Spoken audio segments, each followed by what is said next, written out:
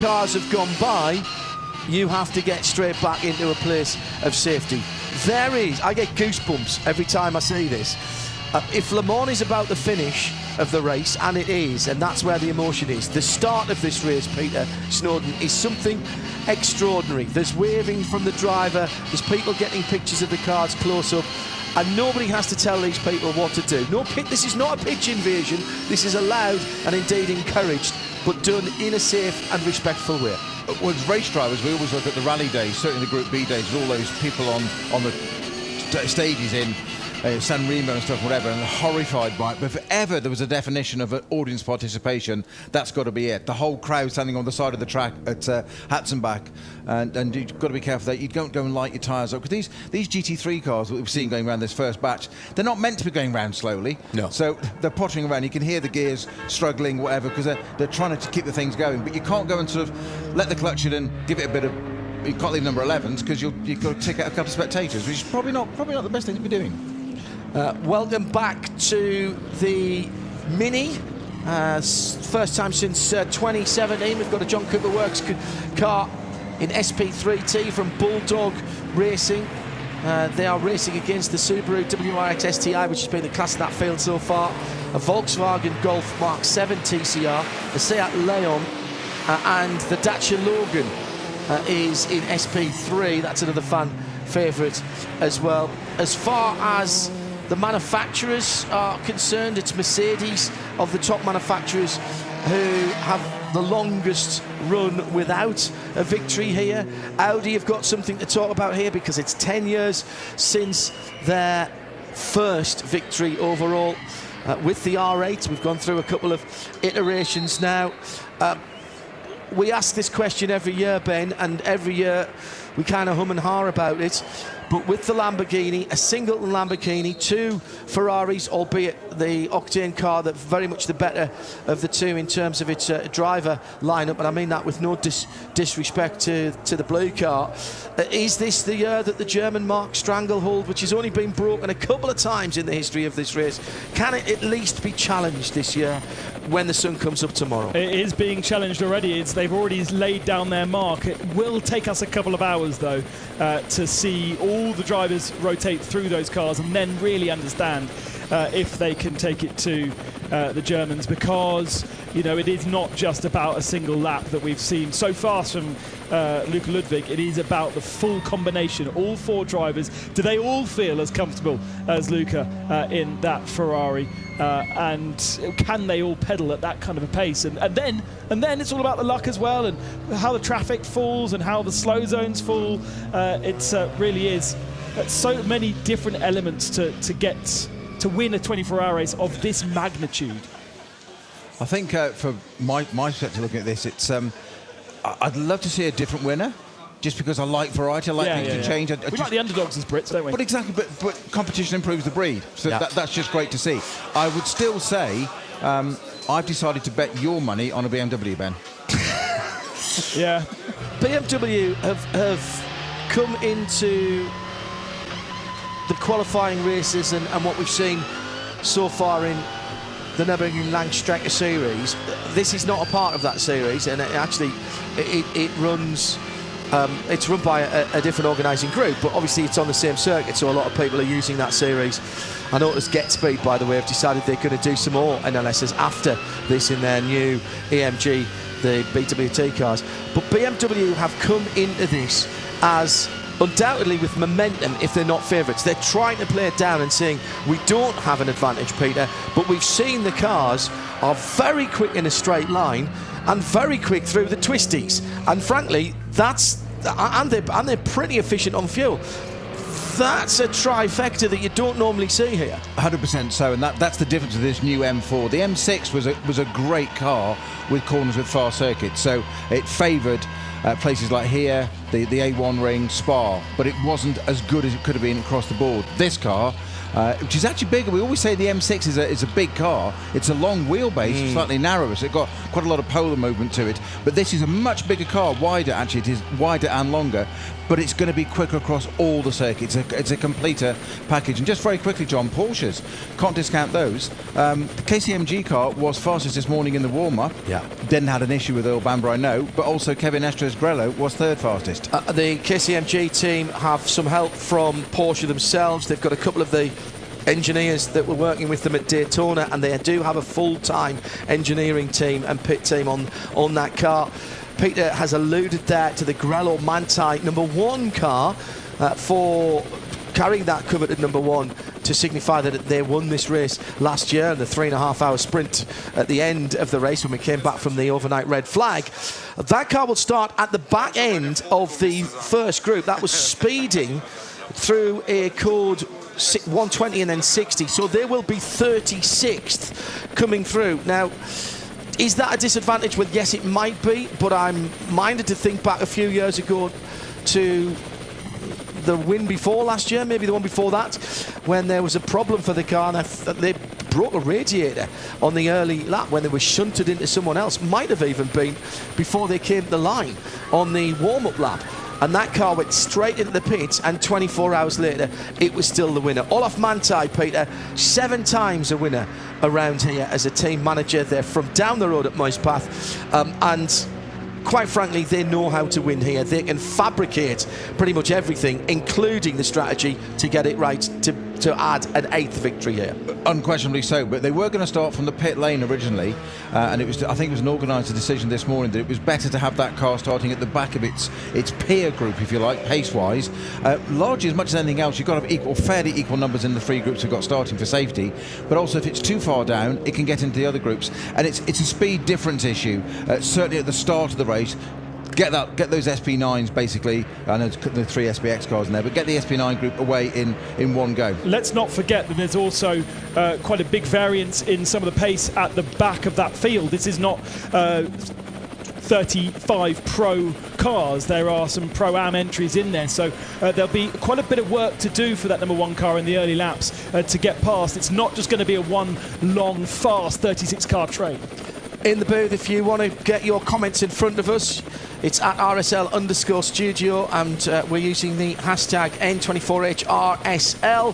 Hello to JG, hello to Matt, and to Dennis Foster, who's in France listening, to Matt G, to Robert Bester, and to everyone who's listening right around the world. Hello to Frank Plasmans and to Race Car Nerd. Dave Alcock tuned in. Hello, Dave. Nice to know you're with us. Fabian Zinnerman has cake almost ready with a coffee in hand and his Grello shirt on.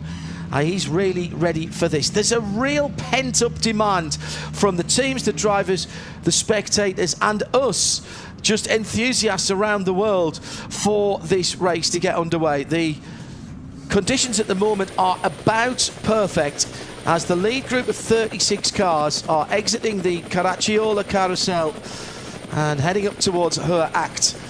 There are 53 cars in the second grid. That's the Singleton SP7, 4 SP8Ts, 8 SP10s, 7 TCR cars, 11 Cup 2 Porsche 992 Carrera Cup cars, 12 Cup 3s, that's the Cayman Club Sport. The alternatively fueled class, which the Dodge Viper is on pole position for, it has 6 cars this year, and Cup X, the Crossbow class, has 4 cars.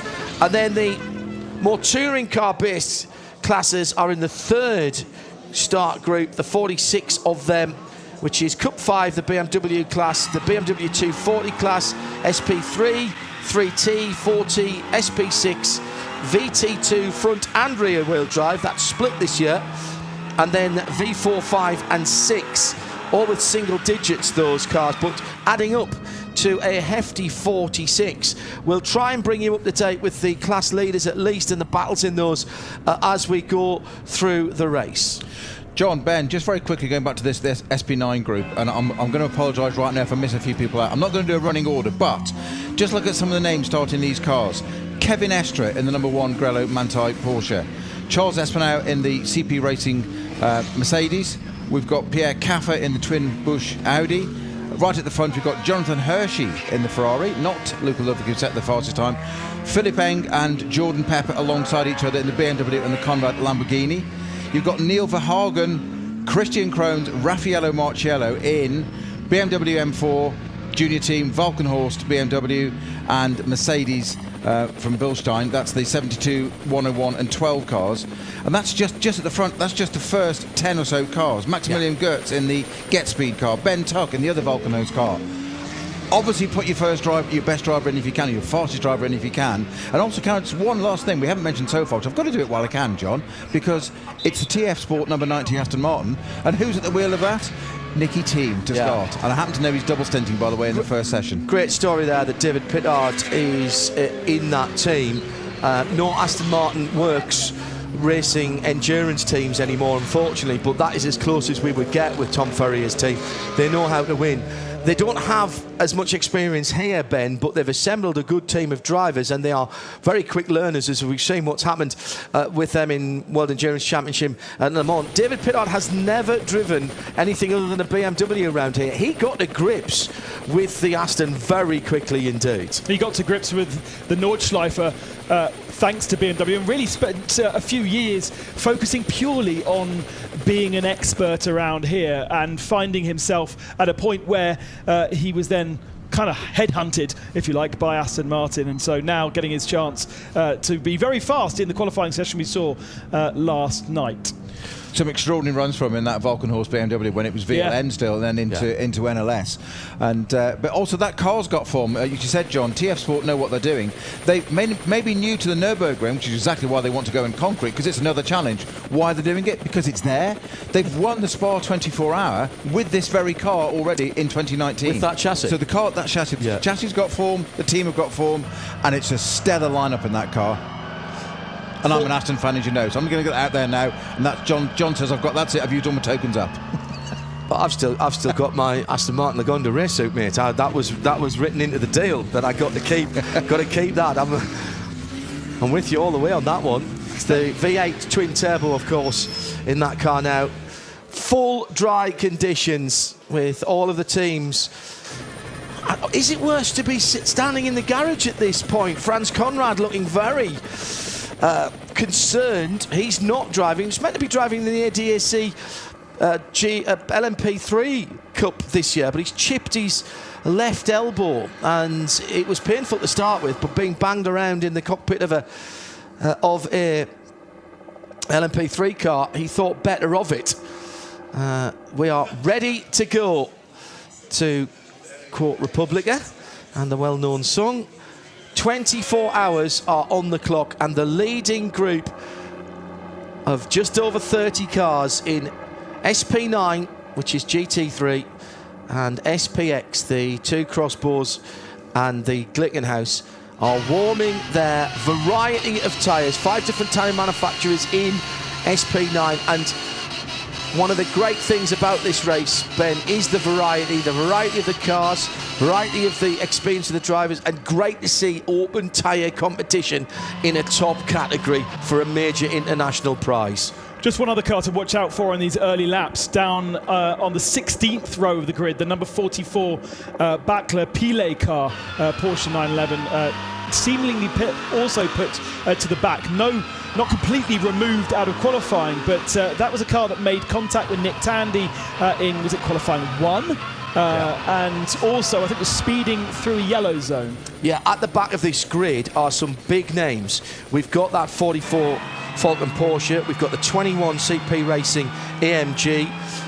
The problems in qualifying for the Glickenhaus has put that on the 17th row here.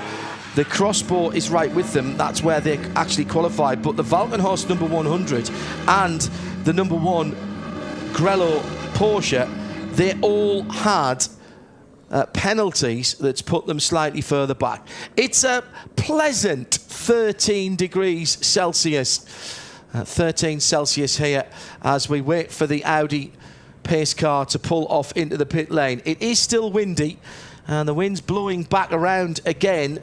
When it blows from the north here, it gets very cold very quickly, even when the sun is out. I can see that Rover car wanting to get ahead of the Ferrari straight away, almost desperate to have a clear track ahead of them because it's going to be so useful in those early laps. I was thinking the same, and I thought, surely not right now.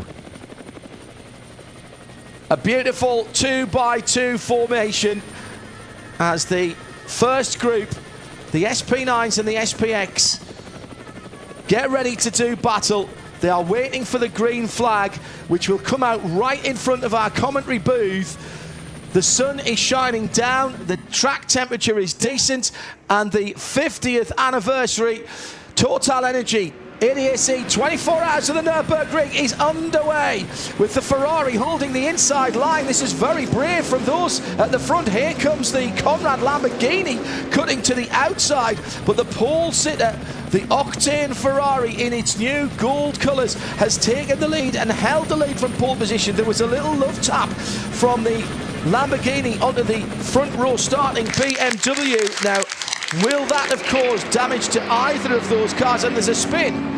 No, third position, BMW up into third, so the Lamborghini losing ground on the exit of that chicane, and Verhagen's got ahead of the Conrad Lamborghini.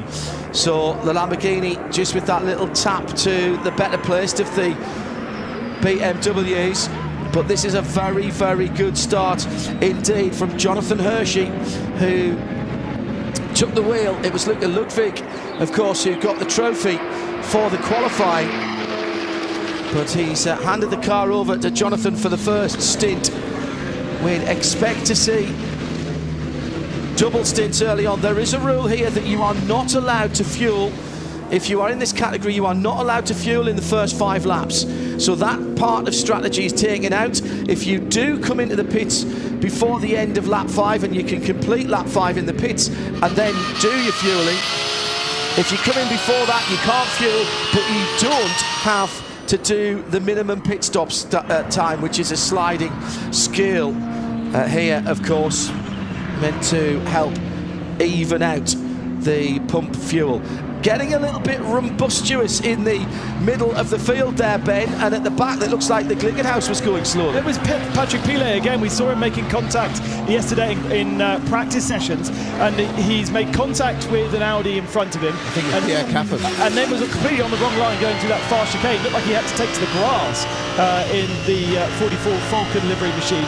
So Pilet getting his elbows out. He's been fiery and feisty all weekend, and once again doing the same thing on these opening laps. I'm not sure how much actual progress though he's been making. I'm going to say I'm not sure it's actually helped him at all at the moment. It's the opening lap. It's a 24-hour race, but you've also it is flat out. I did ask Tom Ferrier before the race thoughts on strategy, and just said to keep moving forward.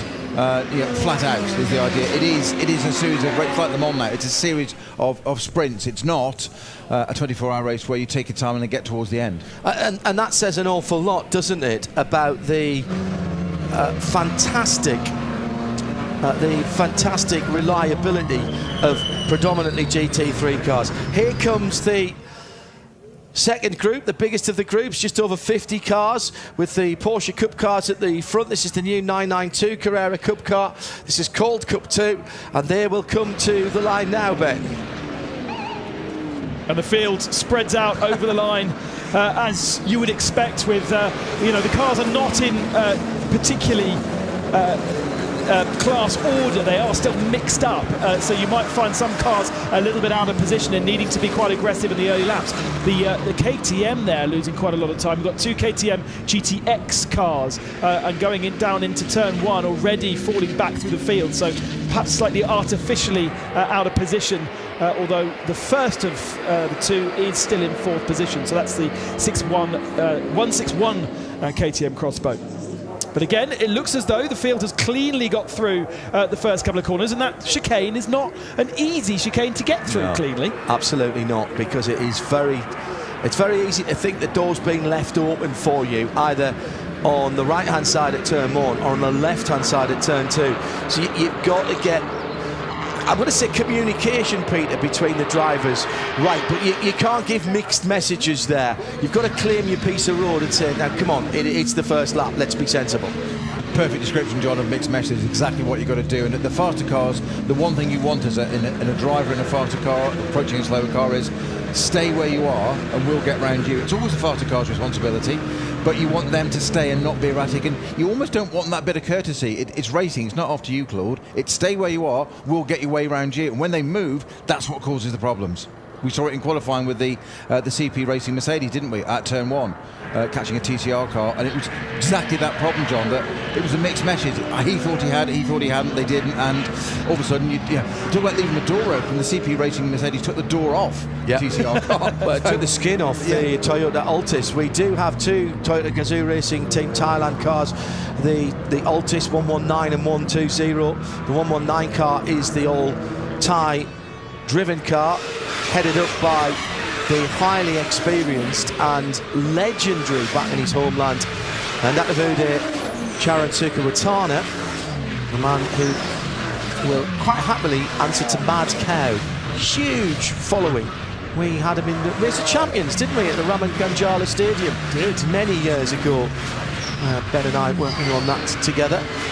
One thing to note in this second group of cars is we did have, like in the first group, a couple of cars put to the back of the field for various discretions, including the car that would have usually been on the pole position, and also our winner from last year, the TCR Elantra, the Hyundai Elantra of Ashkona, Lauk and Bassing. That got put to the tail of this starting group, so we just saw him already making some ground up through the field.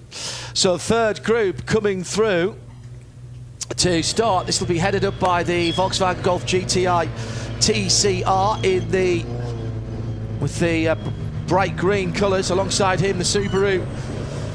In fact, it's the Subaru that's on pole, isn't it, on the right-hand side of the group. That is the SP3T pole sitter, the WRX STI. Behind them, there's some names that you'll know if you follow us on endurance racing. The family crawl. Chantel Prince now with her husband, and the rest of the family in an E46 GTR. Fantastic, that's the number 200 car. But it is the Golf trying to go around the outside. That's the number 10 car. The Volkswagen Golf trying to get around that Subaru in the very traditional STI colours. Behind them, Yasmin Presik, part of the team of the 310 Volkswagen Golf GTI TCR. The Stankos are right in there as well with their 113 Seat Leon. And there's always a moment here where I'm just holding my breath for a second, Peter, to make sure everybody gets through that little flick-flack, that little kink, and gets down the road. And the Subaru's done exactly that. That's a perfect run for the number 114, converting pole position very nicely. Thank you very much indeed. And of course, as I say that, the 880, now that car got a penalty earlier on in the weekend. It's one of the BMWs, and I think that is the highest start number that we have, by the way, the 880 Schubert Motorsport, with Torsten Schubert, with Stefan von Zabienski and Michael van Zabienski in the Club Sport. That's a Cup, the CS Competition Sport BMW M2. Cup 5 is for those new cars. Now the leaders, I said it would be just a lap and a half before the leaders came up on that traffic. They've just started, and the leading cars are already heading down the Dottiger underneath the bridge through the kink and into the newly resurfaced end of that lap, and they are braking so late nowadays at the end of the lap that they're barely scrubbing any speed off. It's still the Ferrari that's leading from the Rover Racing BMW in second position, got ahead of Neil Verhagen, so that's going to be Hershey from Eng in second place, then Verhagen, then Jordan Pepper, then Müller, Winkelhoff, Jules Gounon for Mercedes, the Get Speed cars in their new BWT colours. There's not been a lot of shuffling around, and there's been nobody, Peter Snowden, who's broken away on that first lap. No, but the Rover Racing entry did try that, exactly that, doing around the outside. We've seen this in NLS, John, with these BMWs, these M4s. 3 different teams at one point, all line astern, running the same product. 3 different teams, obviously got their different ideas, but they were still so equally matched. And the BMW tried to get past, that's Neil Verhagen, the junior BMW, tried to get past on the kink of the Dottinger, but it didn't quite manage to pull it off. But I think Jordan Pepper now has popped up to third, hasn't he? Neil Verhagen tried to get past his more more experienced elder statesman in the Rover Racing machine for second position, put himself offline, and that allowed the Lamborghini to sneak through. So actually he has ended up dropping down to 4th spot. But he's looking racy. He was looking very fiery across the stripe for the first time. The progress of the defending race winners from last season, Manthey Racing, Kevin Estre is in the mid-20s as he went across the line in the number 1 car. Started in 36th position, so he's made up the sharp end of 10 spots. No mean feat with these cars all being GT3s, and therefore BOP'd to be roughly similar in terms of full performance potential. At the start of the race, I thought it was a really good start by Jonathan Hershey, Ben. He claimed his position on the road. Nobody dived up the inside, but there was just a couple of little taps from Jordan Pepper on the BMW ahead of him, which was the Rover Racing car. I think the key thing here is that Ferrari made it very clear where he was going to be into the first turn.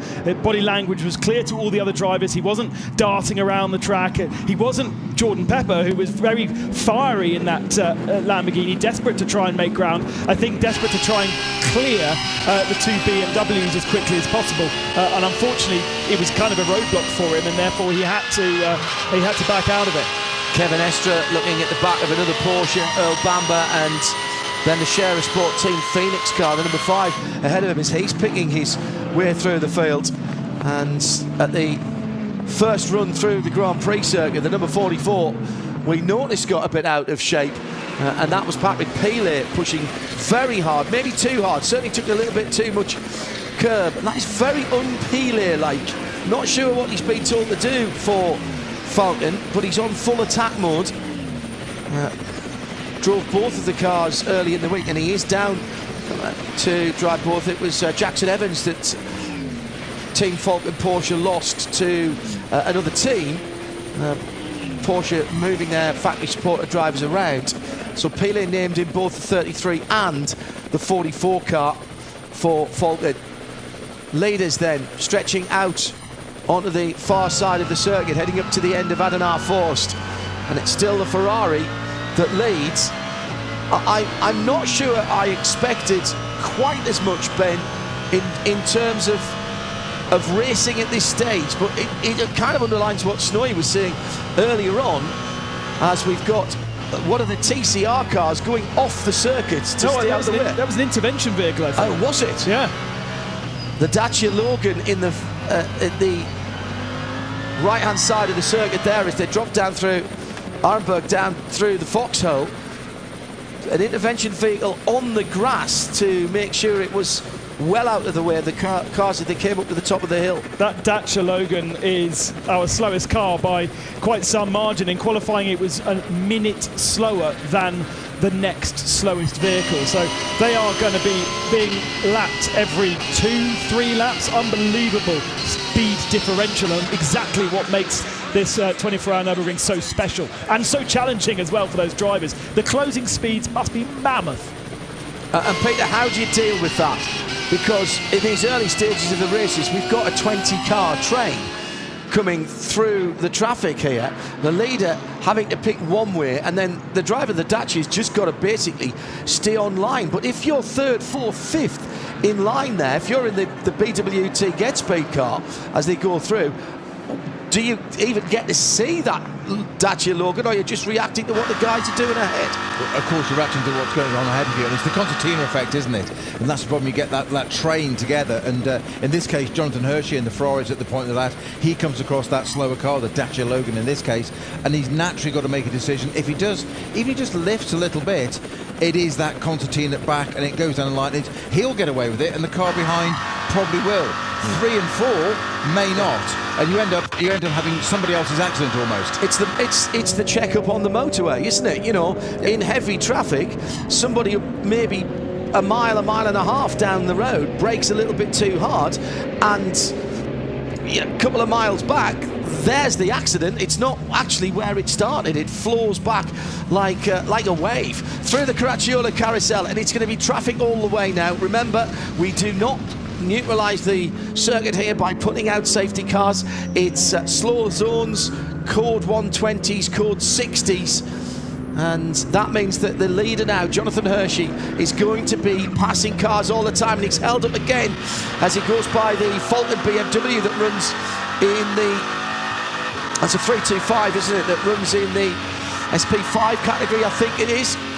And that has closed everybody back up again. At the moment, the traffic is sort of one car by one car. They don't seem to be in too many big packs fighting with each other. That's going to be the real challenge when they start coming up on 3 or 4 cars that are locked together that can't be getting out of the way in one singular movement like we're seeing with the cars right now. And Jonathan Hershey's got the hardest job on the track here now, because he's got to arrive at everything first, and everything he does can affect everybody else, but it can cost time. We saw it going up to the carousel there. There was a slower car on the way, stayed to the left-hand side, but then he's in the way at the carousel. Through the ice curve after Brunchen and the Toyota Altis. That's the 120 car of Toyota Team Thailand that they're going by there. And they're sweeping into this middle section of the circuit, which is super, super quick. Airborne 4 times on this lap for GT3 cars, which are aero cars. They're meant to be pushed on the ground, but even the sophisticated aero of the second and sometimes third generation GT3 cars, the SP9 category, can't keep the cars on the ground. And they don't even try at this point. That's why you have a suspension setup here on a GT3 car that is unique to this place. You can't run it to its optimum flat to the ground as you would do anywhere else. You need to have some suspension travel through the Galvin-Koff. Almost a triple pressure in bobsleigh terms, triple apex corner that brings you onto the long Dottinger Höhe. And this is where we'll see the speed differential simply going very slowly on the right-hand side of the track as they come to the tourist area, the tourist foreign area where you can drive your own car onto the Nürburgring. It hasn't been available this week, and the leaders having to come through. And here comes the Rover BMW. We know they are fast in a straight line. Is there enough room on the road? That would be the question here. Into Tiergarten, end of the lap, and Jonathan Hershey still has Philip Eng right behind him as they are battling through a variety of cars, and Eng just has to ease out of it there as he comes back onto the Grand Prix circuit. Jordan Pepper straight back in touch with the BMW again. That's exactly what it is. Ebb and flow, the Nürburgring, it giveth and it taketh, and we saw it there. Jonathan Hershey read it right. Philip Eng just had to hesitate a moment, and Jordan Pepper straight back in, looking for a ride down the outside. He's got the job done. Can he keep it around the outside? He's got traffic in the way. I'm not sure he can. Oh, no, I think he can. No, there's a back marker going to one each side. So Enger down to the right-hand side. Jordan Pepper down the inside. Jordan Pepper's got the job done. And Neil Verhagen says, I fancy a bit of that as well. That was the 119 Toyota Altis that they went by. But it's not over yet, Ben, because all of that started effectively at the Tiergarten. Yeah, Philip Eng having to get himself out of the throttle because the BMW that they were passing was kind of coming across him, so he got a little bit insecure of what he was doing, out the throttle. The Lambo behind had full throttle down, momentum across the stripe, and then got the pass done. It is exactly the driver I would want to have in the car at the start of a 24-hour race like this. Philip Eng is such a measured, level-headed driver, and it's actually quite good to see how well behaved those boys are being at the front of the field. Into the pit lane for the Falcon number 33. Now, this wasn't the car that we saw sideways earlier on, and that was a single. Was that a single tyre change? Front left. They're not allowed, because we haven't completed the 5 laps yet. They are not allowed to put any fuel into that. So was that side-by-side contact earlier on for the number 33? It's the only thing that I can. It's the only thing that was number 5 Audi, number 15 Audi, sorry. So that is the Phoenix, one of the Phoenix cars, and that was in the scrap earlier on. So the 33 has lost a lot of time and had to come down the pit lane. Who started the 33, fellas? It was Peely in the 44. Sven Muller. It was Sven, was it? Audi Sport Team Phoenix was the 15 car involved there. Net winner of that is Kevin Estra. We've had a couple of places out of that, thank you very much. We've got damage to Grello on the left front. He had a little bit of contact on the Grand Prix circuit at the start of this particular lap. Didn't see exactly which car it was with, but he was fighting with the KCMG Porsche, and there were 2 car collection Audis in there, one of which he's had contact with. We saw that kind of damage in qualifying 2 days ago, which does need to be repaired because things start splitting off the car at speed. And this is such a fast track. The aero deficiency that you'll have there will kill you down the dot to go. It's Kevin Estre started in 36th. He worked his way up the line up to 24th position. He was in a battle with that number 15 Phoenix Audi. He's got Fred Vervich behind him, and he's put him behind him now. That's Earl Bamber in the KCMG Porsche ahead of him. Then Ricardo Feller for the number 5 Scherer Sport Team Audi. That's the little battle in just outside the top 20 at the moment, with the Schnitzelarm Racing GmbH, the Mercedes AMG GT3. And that is the 34 car in 20th position right in there as well. John, you know how I was saying how well behaved they were being. They were at the front of the field, but that was a really frenetic battle that is still raging between the 2 Porsches and the 2 Audis a bit further back. There's a lot of side-by-side action and desperation to get those positions changed in a way that we haven't yet really seen at the very head of the field. They seem to be a little bit more measured with their moves, and the Lamborghini still ahead of the BMW. So Pepper staying ahead of Eng. So what they're doing down at Manthey is preparing the replacement parts. Now, there was contact with the back of the KCMG car. Oh no, but he got hit down the inside by the Porsche number 29 of Dynamic Motorsport. And that would be Matteo Caroli who started that car from memory. On the list, but it changed as soon as they started racing to Christian Engelhardt. Oh, did it? Right, okay. Thank you. There was a couple of driver changes without pit stops, just as various people get themselves sorted out. Coming down to the bottom of the circuit, over the bridge, and the top 3 certainly still very much in touch. Easy pick out the Octane 126 Ferrari. First, second and third together. It's the Conrad Lamborghini behind them, the number 99 Rover BMW in second, Rover Racing BMW. So that's Jonathan Hershey, Jordan Pepper, Philippe Eng. Then a little bit further back, Neil Verhagen for BMW Junior Team. Very well thought of by BMW is Neil. And Jeremy Shaw, my co-commentator for the IMSA events. I'll be working with him next weekend for the Detroit event. He thinks very highly of him too. On the grass, the outside wheels on the grass, and makes the pass. The Conrad Lamborghini going through, finding grip on the dirt. The pass on the grass is made, and the Ferrari shuffled back just a little bit, and for a moment had to defend as they were climbing the hill. That was up by Mudcurve, and that is a very, very brave place to go through indeed, because you are climbing all the time, Peter, there, and you can't lift off, because even a moment's hesitation there is going to slow you down. And I'm not sure if Jonathan Hershey saw how much he saw of the Lambo coming through, but when somebody's on the grass alongside you, you might have just had a little flicker on the throttle, because he could not have known whether that Lamborghini was going to keep going straight. Well, so much for common sense and picking a slower part of the circuit, taking a lunge and sending it down the inside at a tight part like for turns 1 and 2. Wait until you've got the fastest part of the circuit and stick it on the grass and go for the lead and take it and make it stick. Superb driving from Jordan Pepper there. Of course, that's now put the what was the leading car, the pole sitting car now, the Ferrari, into the clutches of that man Eng in the BMW. Momentum-wise on this second half of the lap doesn't look quite as strong as he has done. No.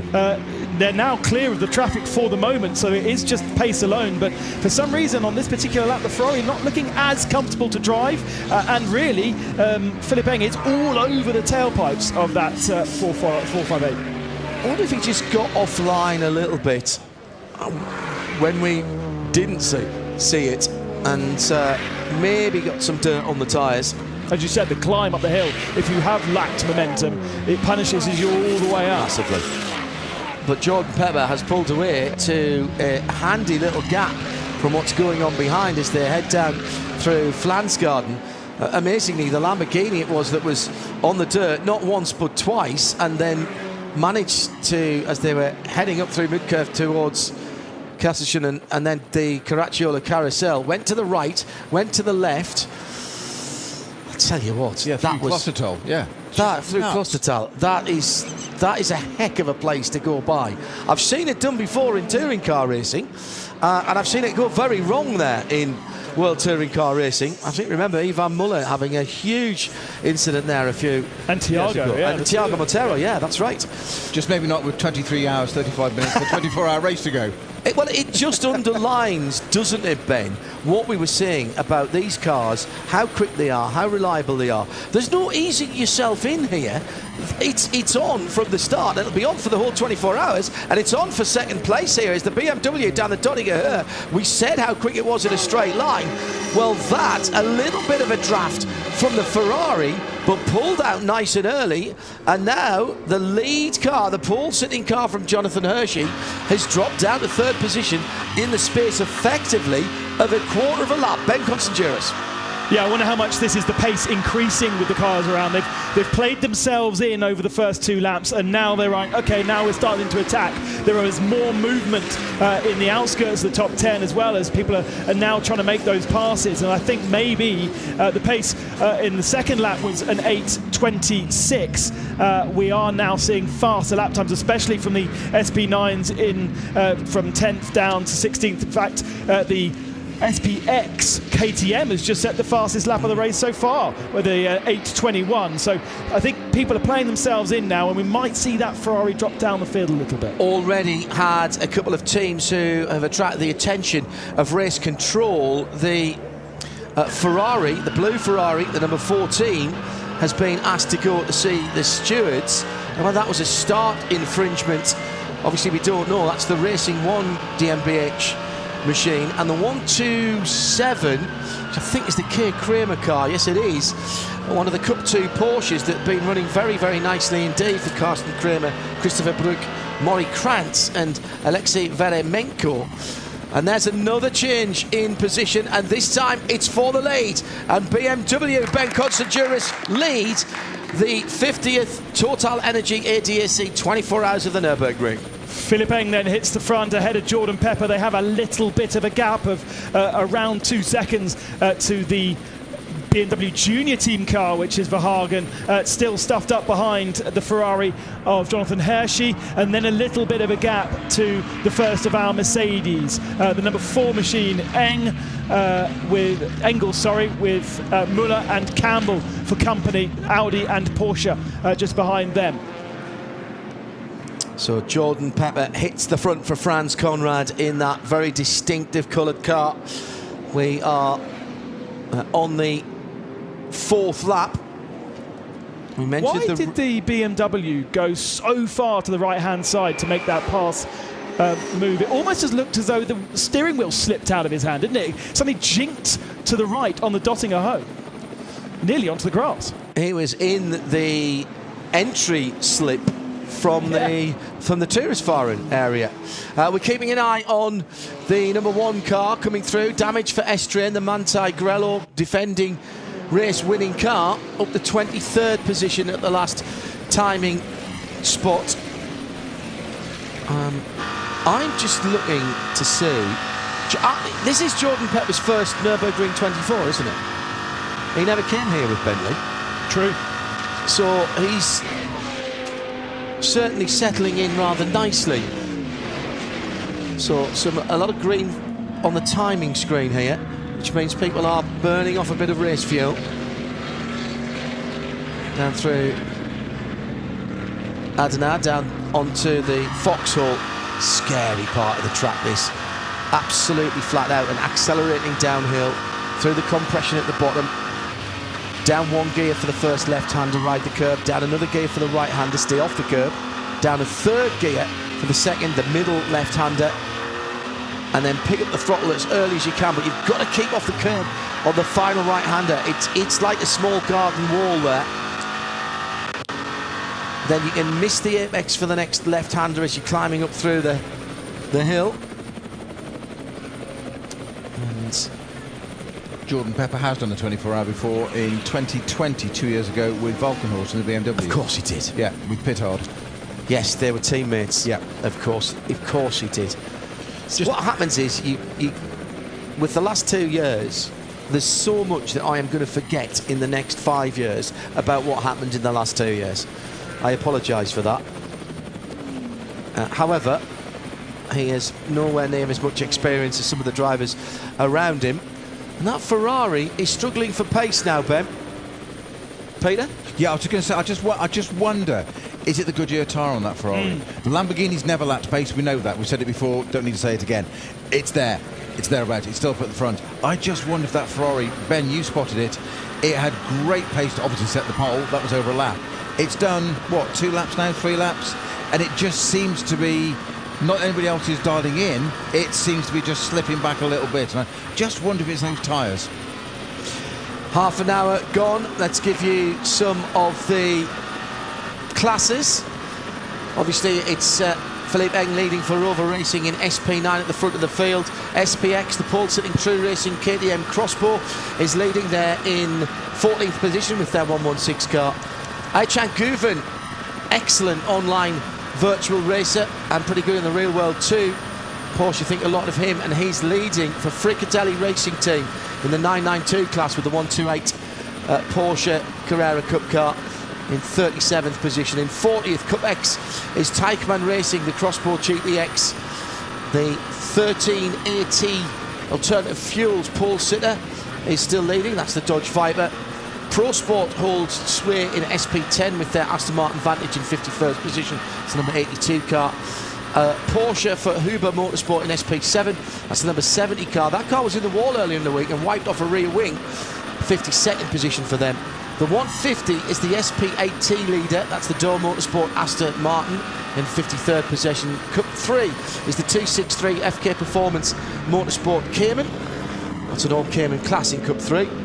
It is the 811 Max Kreuzer Racing Audi that was on pole position for TCR that continues to lead in 59th position. Then we're all the way down to 87th for SP3T. Sorry, I keep hearing the La Cucaracha air horns in the background, and it makes me giggle every time when the cars go past that. SP3T, that's the Subaru WRX that started on pole position. 871 is leading Cup 5 for the BMW M2 Racing Cup for Adrenaline Motorsport. The privately entered number 181 Porsche Cayman leads SP4T. Adrenaline have the lead with their number 240 in the BMW 240 class. VT3 is Team Mathol's number 300. That car was behind the barriers yesterday afternoon with a technical problem, but managed to hold on to pole position in VT3. V6 is Adrenaline Motorsport and their Cayman 981S, that's the 396 car. The rear drive version of VT2 is the 330 Adrenaline Motorsports 330i, and that's not their final class leader. Hoffer Racing with the E46 GTR lead SP6, that's the number 200 car. The front wheel drive part of VT2 is held at the moment, the lead is at least by the Hyundai i30N, that's the Hyundai Driving Experience. That is not a TCR car, that's the number 332. V5 is Adrenaline, and the 444 Toyota Gazoo Racing, started by Natavudia Charansuka Watana, the 119 Altis, and finally the V4 FK Performance BMW 325i is leading that category. Pit call over there as I was running through that. 5 cars already into the pits, 2 of which are still in the pits. The Volkswagen Golf in SP3, the number 143.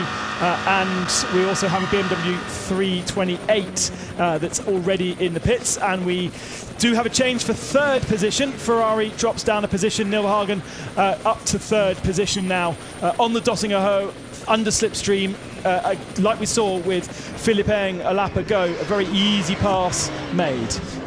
Those cars you've mentioned coming into the pits, they are not bound by the same rules as at the front of the field, so they can do a fuel stop here. You might find that they're doing that to get off strategy with some of the teams that they are sharing pit boxes. Remember, there is one fuel pump. There is one fuel pump with 2 nozzles on per 2 pits, and there's anything between 4 and 6 cars per garage area. So you have to work, Ben, with the people around you here. Yeah, the Volkswagen did a 17-minute lap, so I think there might be an issue for the Volkswagen 3. There's a couple of other cars that also have pitted and gone back out again. Black Falcon's Porsche 718 in SP10. That's the 85 car, was a pit visitor on lap 1. And there was a Door Motorsport Aston Martin that's been in and out of door number 95 again. A slow 12-minute lap for the first lap, and now they're out on circuit. Jean-François Bruno also for Krymer Porsche has been in and out. New fastest lap in SP9, and therefore for the front of the field, an 8:16.752 in traffic for Matteo Cairoli for Dynamic Motorsport and the number 28 car. So he now... I clearly led you astray earlier then, John, didn't I? No, I think... Engelhardt was in that car and now he's changed to I think he's in the other car. I think it's the 29. You told me that Engelhardt started. 25 is Engelhardt, yeah. 25. 20, no, 29. You're 29. right first time. Yeah. In 25th position. They've swapped Engelhardt and Cairoli. Well, Cairoli's in both, but I think they've swapped Christian into the 29 car. Com Ledegaard and Thomas Pleining, the Polish driver, in the 28 car with Matteo. So that's the fastest lap, and he's down in 18th position in traffic at the moment, sitting in between Maxi Goertz for Team Get Speed, the number 3, and the Schubert Motorsport BMW GT4. Peter, just set the fastest lap of the race though, 8:16.7. Yeah, that's what we're talking about. Yeah, that's exactly why we mentioned. Not bad, is it, down there? Which compares to the Ferrari's pace of an 8:22. Yeah. So that Ferrari is definitely struggling now in the clutches of Rafael Marcello in the Bill Stein number 12 Mercedes, and Rafael Lello will be trying to find a way past quickly, because it does seem as though the front two who are clear of the Ferrari for a lap did a 17 and an 18. So Philipp Eng in 17s, Jordan Pepper in the 18s, and on that last lap, of course, Neil Verhagen was behind the Ferrari and therefore did a 21. It was only at the very end of the lap where he got past.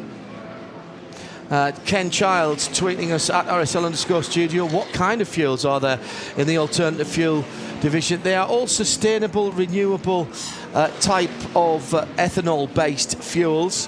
And there are 6 cars in the AT class this year. We have seen various other fuels, including LPG cars, running in the past, but they're all running on the TotalEnergies fuels. Now, I was wondering why Rafael Marcello had managed to get himself 5 cars ahead, and with on that previous trip up the Dottingerhoe, there was a lot of slightly slower or compromised SP3 cars, and Marcello did about 5, didn't he, along the Dottingerhoe, because he had the momentum.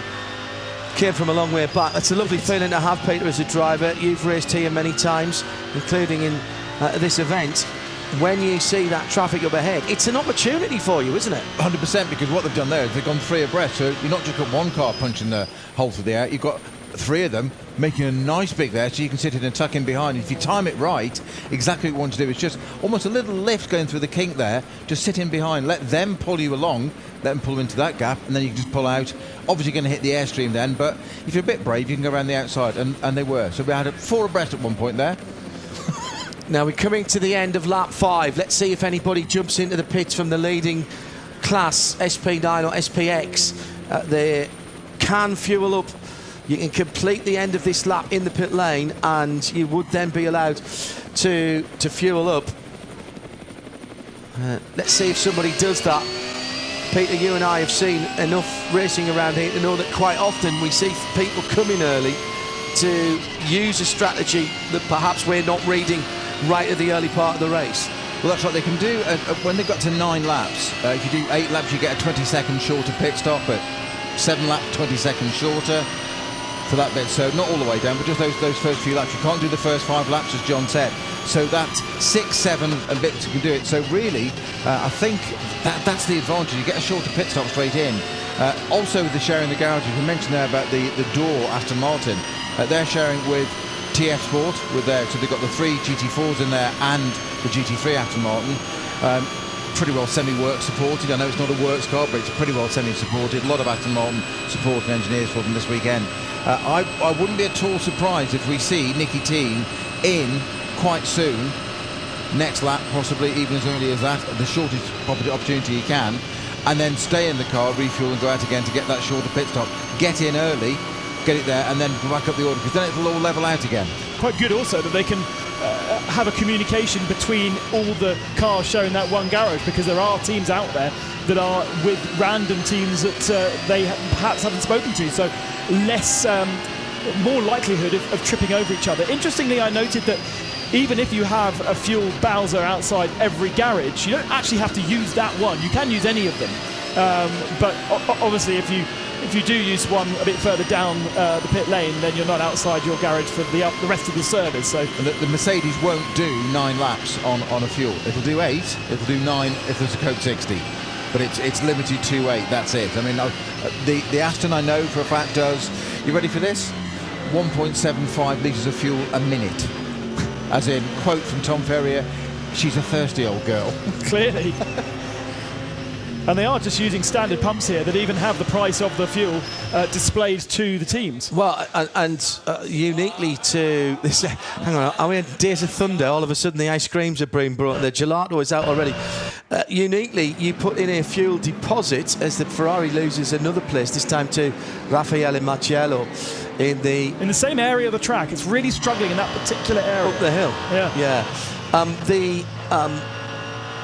They put you put in touch a moment or two ago. Patrick Pilet is in the barriers with the left rear, having had a side swipe with the right rear. Excuse me. This is the number 44 Falcon car, and this was a couple of moments ago.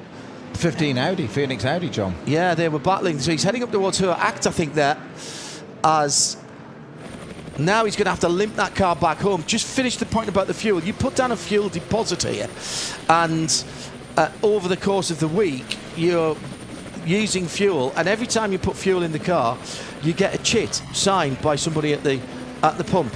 And during the race, it's the same. There's a person on each of the pumps. You come in, number 44 car, yeah, okay, 100 litres, 100 litres, sign there, please. You get the pink one, I'll take the green one.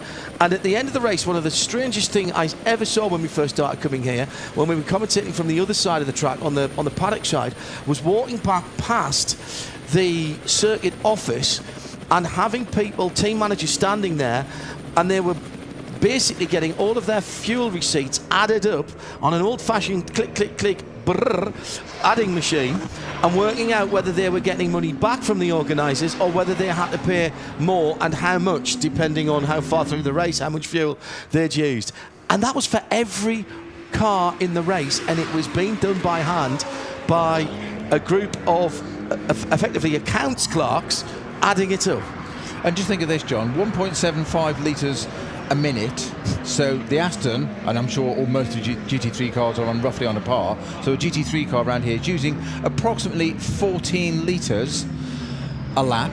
Yeah. Okay. It's priced cheaper than WEC. It's €7 a litre at WEC. In this, it's €4. So it's 56 euros of fuel a lap. It's a 24-hour race, and you're looking to do 159, 160 laps, you're saying, John? Yeah. For more interesting facts later, I'll tell you about the cost of tyres. We do have pit visitors from outside the top 20, but we've already got 6 SP9s coming in for services. First opportunity to put fuel in here at the end of lap 5, Ben. Yeah, who's coming? So it includes a change of front bumper for the number 1 machine that had that damage at the very, very start of the race. Kevin Estra bringing that car in. We've got Nicky Team with TF Sport coming in, as you mentioned, that was going to happen. We've got an Audi from Car Collection in, Christopher Mies, and the Rover 98 has come in with Marco Wittmann driving that car. Also Scherer Team Phoenix with the number 5 fella. That was kind of been beaten up a little bit in those first couple of laps as well. So they removed themselves out of one battle, but once they come back onto the circuit, that battle will be resumed, because they were all kind of fighting for track 3 cars within a second of each other. So they were on the same piece of tarmac. I think Nicky Team will be staying in the TF Sport number 90 Aston. I'm sure he will be. There won't be a driver change there. Gredo obviously going to have some work done on that front right-hand side. I was hoping they could do what they have, which is, despite that bit of damage, and John was quite right, aero is so important around here, but if they could just not let it affect their strategy at the moment, have to come in with an extra pit stop, because if they came in too early, they couldn't fuel or take on tyres or whatever, or they can't refuel. They managed to get around that, but of course, Grello, defending champion, so they've got some work to do, yeah? And do you remember we were having that conversation with Dan Munns from KCMG about how easy it is to change various parts on the Porsche. The Porsche is designed to be able to kind of clip a bumper on quickly. Some other cars in GT3, you would need a lot longer to just change that front bumper, but KCMG actually rehearse it. Yeah, and Porsche actually, when they revised the GT Le Mans car, the GTE car, one of the things that they did was to make it easier to change some of the body parts, and that mindset has trickled down into the GT3s. I'm told by the guys at Porsche Motorsport at Weissach that the new GT3R, which is the GT3 category car, everything in Porsche is called a GT3, that car, based on the 992 body shape of the venerable 911, that they've taken it even further on that car. That is a new generation GT3 cars built with an eye on the regulations that will be coming into force in 2024 for the FIA and for the ACO. I have strong feelings about GT3 cars going to Le Mans, and I don't think they have any place there, if I'm quite honest. But that's the current set of GT3s. Stefan Rattel and I agree about that entirely. And that's one of the few things I think that Stefan and I probably would agree on, but we've had many chats about it. But there's a new set of GT3 regulations. I actually think they should have called it something else rather than GT3, because it is significantly different and has much more of a technical aspect to it than the old BOP that we have at the moment. So we'll see how that plays out. And of course that will affect this race as well. Aston Martin getting feisty on the Grand Prix circuit there, Ben, going past the GT4 version of the Audi, is it not? No, actually, no, that is a GT3 car. I think it's for place, that was. Yeah, that was. Position. Those were two cars that have just been in the pits, I think. So that is Nicky Team for TF Sport. They're now well down our timing screen because they've just exited pit lane. And is it the number 15? If it's number 15 Phoenix, that would be the Phoenix car. I don't think it was. Is it car collection? It's a car collection Lion Speed car, wasn't it? 2022 then.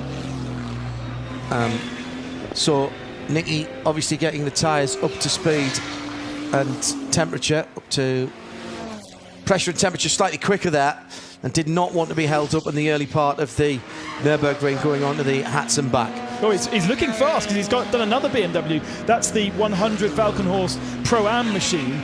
So that will also be for position, but I don't think we've seen that car in pit lane. What his real target is Marco Wittmann up the road in the 98 Rover BMW. He wants to stick with him, knowing that that car should be on pace with the leaders. Yeah, and these were the leading pit stoppers that we're talking about here. It's in the 98 car at the moment. That is being driven by Sheldon van der Linde. And in front of that car, Pierre Caffer hasn't stopped, so there's the big gap. The leading car that stopped, I reckon, is the Falcon Motorsports number 33 car. But that was the car that came in for a single tyre, so that didn't get any fuel. So that actually isn't the leading car that's had a service when Sven Muller brought that in.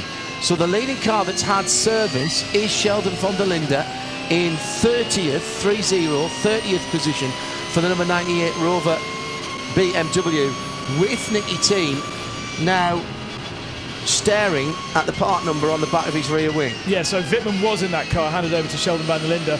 We did see a change of driver there. We also saw Christopher Mies hand over the 24 to Kolb. So that was the car that we just saw being passed then. Yeah, correct. New driver getting up to speed, whereas Nicky Team already at speed, having done 5 laps. Yeah, the very bright coloured car was Patrick Kolb.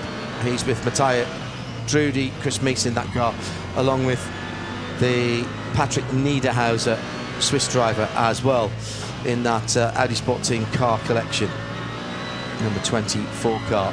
not the Lions Bay car, my apologies. That's just a little further up the road, having not yet stopped the 23 car, and that was started by Dennis Fetzer. So Neil Verhagen's just set the fastest lap of the race so far of 15.6, but he's 6 seconds back from the front two now because he spent that extra lap behind the Ferrari and lost 6 seconds in doing so. Yes. The Ferrari is really, really struggling. He's got a big queue of SP9 cars behind him now around the back end of the circuit, all desperately trying to get past. Is that Marcello, who's actually... No, it's the second Bilstein car, which is Nico Bastien. It's now for 7th position, this Ferrari. But there's 7th, 8th, 9th, 10th, 11th, 12th, 13th, 14th, 15th, all in a queue trying to get past. So, unfortunately, the pace of Hershey hasn't got much below an 8:20. And as I said, the guys at the front are doing 15.16s. So, pit stop strategy already coming into play, Peter, with a decent set of cars, and some of those have got two entries coming in after 5 laps. The drafting battles on the Dottinger rivaling anything we'll see later on tonight from the Indianapolis 500. Almost a side-by-side contact there between the Castrol Audi and the AMG it was going by. This is the Ferrari losing all of those positions that I just listed. That's 4 places gone. He's now in the middle of the pack. Unbelievable that car, it might be the tyres, but it doesn't seem to have straight line speed, which it did have in qualifying. A double draft there because Nico Bastien got by in the Mercedes. Ferrari to the pitch. And the Audi then took that draft and went with it and did the Ferrari and then took that as well. Ferrari has peeled off into the pits there, as has Raffaele Marciello, and the AMG team get speed number 4 comes in. Actually, the Ferrari hasn't pitted, has it? Well, it did. I thought I saw it come in. Yeah, it has. Yeah, it's in. Yeah. Okay. Oh yes, just popped up on my screen there. There we are. Thought it's right in front of us, and is that they push it to a 45-degree angle? Don't panic if you're watching here trackside or further afield and you see the dolly jacks go underneath. Think, oh, hang on, it's going back into the garage. No, they'll just swivel it around at the 45-degree angle. Still gets me. I go, oh, every time. It's being refueled, yeah. Yeah, every time. You'll notice in the pits that there's not a huge amount of speed in what's going on, and that's because of the mandatory pit stop times. Depending on how many laps that you've done out on the circuit, it's to balance out the flow rates in the pumps up and down the pit lane, and also for safety to make sure everyone has plenty of time to get buckled up and sorted out. So you don't see, Ben, the sort of dashing around that you would do in a Le Mans pit stop, or certainly not in a Formula 1 pit stop. I know they don't change the drivers in Formula 1, there's no point in attempting it. But this is all down to the regulations, Peter, and it just makes life a little more calm in what is a very busy pit lane, and I think that's quite smart. Yeah, it's safety as much as anything else, isn't it? Everybody, if you're rushing, it's not going to help, and it's just so much safer. It's exactly how this series is organised. Though we could talk in some great detail later in the show about how you get your licence to race here. You can't just tip up and go and race the Nürburgring. So, we're going to put a team together and go and race the Nürburgring. You could have an F1 super licence. You can't come here and race. And quite rightly so, because it is totally different to any other race circuit on the planet. One thing, and thanks to producer Rob up in London, looking after our radio audio broadcast for the first part of the race, reminding us of something we talked about in the countdown to green, is that 2020 spec Ferrari, Ben, did get a 10 kilogram balance of performance change. It is heavier than when it qualified. 10 kilos is going to do that? I can feel 10 kilos. Yes. When I lost 10 kilos, I could feel it, definitely. Let's see what it does now. New driver in that Ferrari. New tyres. We saw it was there, because I know that they were looking at it, but I don't think I saw them change it. I'd be surprised because most people were, and we saw the Audi being changed, and we could hear the guns going. But I'm not sure we saw a change of Goodyear tyres on that Ferrari. I might be wrong. Surely. I can't imagine that they didn't. Right, we've got some penalties coming in. Let's rattle through these for you quickly on the screen. Coming in from race control from the early laps, and some of these refer back to offences that were committed during qualifying, and they've been carried through into the race, and that's certainly the case for this first one. This is the number 331, the Adrenaline Motorsport VT2 rear drive BMW. So the 331 will have a time penalty of 2 minutes. There is a penalty box on the way in to the pit lane. It says non-respect of code 60 in qualifying. 1-2-1, exactly the same, and that's the Black Falcon Team Identica Cup 2 Porsche. That's a Carrera Cup car. The 85, don't get sucked into thinking that's CP Racing. That's another Black Falcon car. That is the Karsten Palluth, among others, car. That's the Cup GT4 version of the 718 Cayman. And whilst we're on penalties, it might not be a good day already for Racing One Ferrari. They have been asked to go to the clerk of the course again. So whether they just ignored the first one 20 odd minutes ago, or whether that's a second call for the blue Ferrari team manager, the 488 2018 car, I can't tell you. But it's now immediate, please. Let's get them in and have a chat with them. So coming through to the end of the first hour, already some strategy playing out. Let's take a look at some of the classes. In SP3, it's Toyota Gazoo Racing's Altis that leads there. That's the 119. In V4, the 324 BMW 324 5i. Adrenaline Motorsport have V5 under control at the moment with the 444 Porsche Cayman. Team Mathol's 300 car is leading VT3. That's another Cayman. Hyundai with the Hyundai driver experience for VT2 front 332. SP4T Porsche leading the 718 car, the privately entered car, just coming in the pits from the lead of V6, one of the GT Tyre Motorsport cars. That's their Cayman, number 221. Cup 5 is Konishi driving the Adrenaline Motorsport BMW M2 Cup car. 330 is the VT2 rear drive Adrenaline BMW 330. BMW also leading SP6 for Hoffer Racing, the number 200 car. 240i class Adrenaline Motorsport, and that is their number 240 car. 114 Subaru Technica International with the STI in SP3T. 831 Jean-Carl Venet now leading in the TCR class, and they've had to fight their way through the field. Anti-birdie in that car as well. In Cup 3, the 263 FK Motorsport Cayman leads Cup 3 for the All Cayman class. In SP10 for GT4, FK Performance again with their GT4 Porsche Cayman, the 263.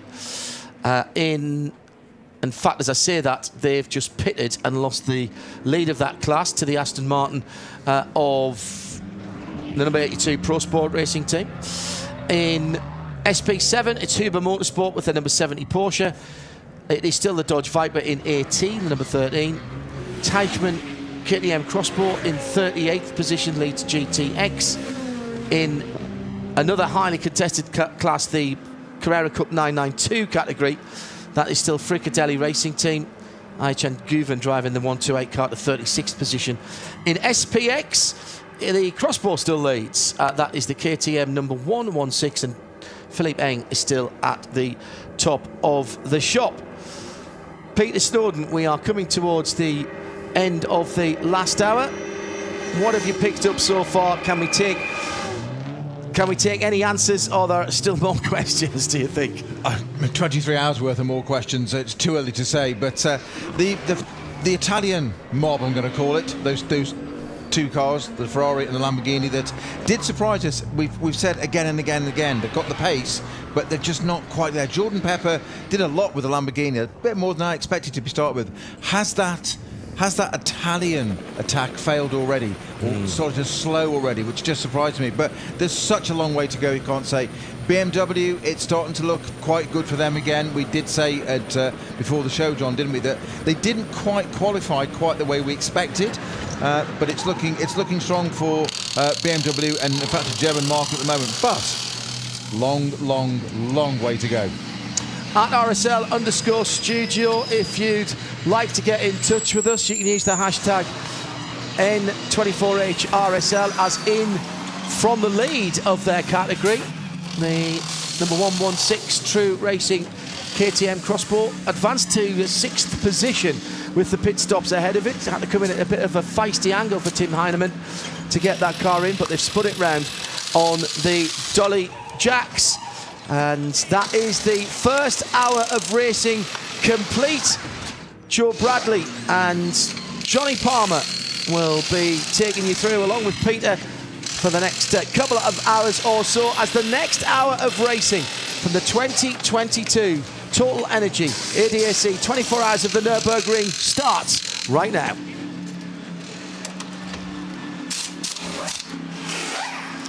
Afternoon, guys. The thing that strikes me about these early laps and the franticness of the racing and the slipstreaming that we've seen going on, this is what it's going to be like till tomorrow afternoon. This is what this race is like all the way to the checkered flag. I want to ask you a question, Snowy. The Ferrari, the pole-sitting Ferrari, looked like the tyres went off. Now, I'm wondering that 10 kilograms of weight, all right, what's 10 kilograms, the argument is, but it might have had something, that might have had an influence and a knock-on effect to the tyre wear. You've got to put that 10k somewhere. It is a heavier car slightly. It's gone out on heavy tanks to start this race. Yeah, a car can be quick over one lap here at the Nürburgring, but it came as no surprise to see that Ferrari ebb away. It didn't, and the point is, 10 kilos, as you say, it's going to make a difference. It's got to. We scrimp and save as engineers and technicians and designers and manufacturers for every last gram where possible, not just in drivers but in cars everywhere. You know, there's bits made of different materials, there's holes drilled here. If you don't need it, don't carry it, because it's just got to carry it around. So 10 kilos does make a lot of difference, and the pertinent point here is it was added this morning as a balance of performance, so it qualified without it. It's been added since. We've got a bit of a question mark over the Goodyear tyres already. Not saying there's anything wrong with them, but compared to us in terms of performance, nothing else. So is it that? And what really highlighted it for me was the body language of Jonathan Hershey getting out of that car. Normally they get out, whilst there's as John said, it's a set amount of pit stops, so there's no rush. But they do get on with it. They get out, a seat insert comes out, it's usually thrown across the roof of the car into the pit, somebody catches it, and we go. Jonathan Hershey got out and he just dumped it in the pit lane. It was he just looked, his shoulders were down, he looked dejected, he looked utterly disillusioned of this car we had yesterday. What is it now? And like you said, the balance of performance, the extra 10 kilograms, they'll have gotten the slide rules out, the calculators have tried to calculate that in with formulas and mathematics. It's not the same as getting out there and testing that tyre with that setup. Well, no, when we say setup, I mean caster camber, tyre pressure, you know, with the extra 10 kgs. You're breaking that extra weight, you're accelerating that extra weight numerous amounts of time here. Yeah, and it's going to make a huge difference. It's 10 kilograms there. We just the Conrad Lamborghini just being in, that had a little tap on the nose with one of the BMWs at the very, very first turn, and I do mean the very first turn of the race. I don't just mean turn one, I mean turn one of the race. Had a little tap there, and that's being investigated now. Franz Conrad has got photographs of it already on his phone, which we've just seen highlighted. I'm sure that's for insurance purposes. He's going to wire that off across to the insurance company and just say, what's my excess on this? And which driver to invoice. Exactly, which driver to invoice. What who started the race. But I mean, you know what? I heard you say earlier when the race started, it's a first lap of a 24-hour race, but there is so little margin in this race. Like I say, we're going to see this kind of tight racing, the slipstreaming effect on the Dottinger Hohe. We're going to see that throughout this race, and the thing is, if you are too complacent or too hesitant, let's say, on those on the very early stages of that first lap, then you've got someone behind you who isn't going to be as hesitant, and you can end up going backwards. And that's why we see these little errors of margin creeping in, because it's such a small, it's a very fine line, isn't it, between 0 and 0. It's you've got to get the balance of the car right, as in chassis setup and all that. That's your balance. But your balance as the driver of where do you go, is there a gap and whatever. It's a rolling start here, which means you're going into that first corner at a much greater pace than a standing start. Really obvious to say, but it's a tight right. The right isn't the issue, it's the left, because there's a barrier that just sticks out there, and the problem is it's such a wide run into turn one. You can be lowered into this false sense of security and think there's a massive safety net over there. I can go around the left hand side and go past a load of people and send it on the outside of a corner, which you don't normally do. Well, you can't, because you get so far around and all of a sudden you're like, oh, and you don't just run out of road, there's a barrier, and it's like you have to suddenly come back, and then you try and get back into the group, and you can't, no room. And that's why cars get turned around, and that's exactly what happened to the Lamborghini Jordan Pepper at the start. He went so and made a good run, but he kept out of that left-hand side, but just he had to stay in position somewhere, and I think John called it, he was a kiss. I think he just kissed the Rover BMW in front. Johnny Palmer, you're back with us. Yeah, I was about to say, that's the voice of Peter Snowden. Joe Bradley sitting next to me, Johnny Palmer. So a little bit of a shift change in the main commentary box. Hope you're enjoying this as much as I am, because it has been a frantic start around the 25 kilometres of the Nürburgring Nordschleife. The glorious sound of that flat 6 4-litre Porsche engine, which is in the rear of Kevin Estra's number 1 car. They're here defending their title from 2021, and already a nose change on that number 1 car as well, running in 3rd place. But it is Nicky Thiem who is one of the early stoppers on, I think, after lap 5 for the Dane, for that Aston Martin of TF Sport number 90. So they could, because it was a relatively short stint, do a shorter pit stop. However, speaking of Nicky Thiem and the car that follows him, the 98 Rover Racing BMW for Sheldon van der Linde, this is not the expected speed, Joe Bradley, that they will be circulating the Nordschleife in. We're going to see lap times drop off. We've got a slow zone down to 60 Ks at Bergwerk. That's because the number 88, the Young Motorsport Opel Astra, has off to the right-hand side, driver's right, just coming out of the right-hander at Bergwerk. That car is currently being collected by a recovery vehicle, and that car will be recovered back to the paddock. Not sure what the problem is, and from what I can tell, not sure if there's any damage or whether it's a mechanical fault, but that's why we're seeing lap times drop off, slow zone at Bergwerk for the number 88. Yeah, and I'm just trying to work out whether that was the area that the number 1 Porsche was going through. We've got cars on the dirt, which included Nicky Thiem. Now, he was doing a lot of that on the outlap as well, showing that he meant business, leaving and rejoining the race, almost slotting up the inside of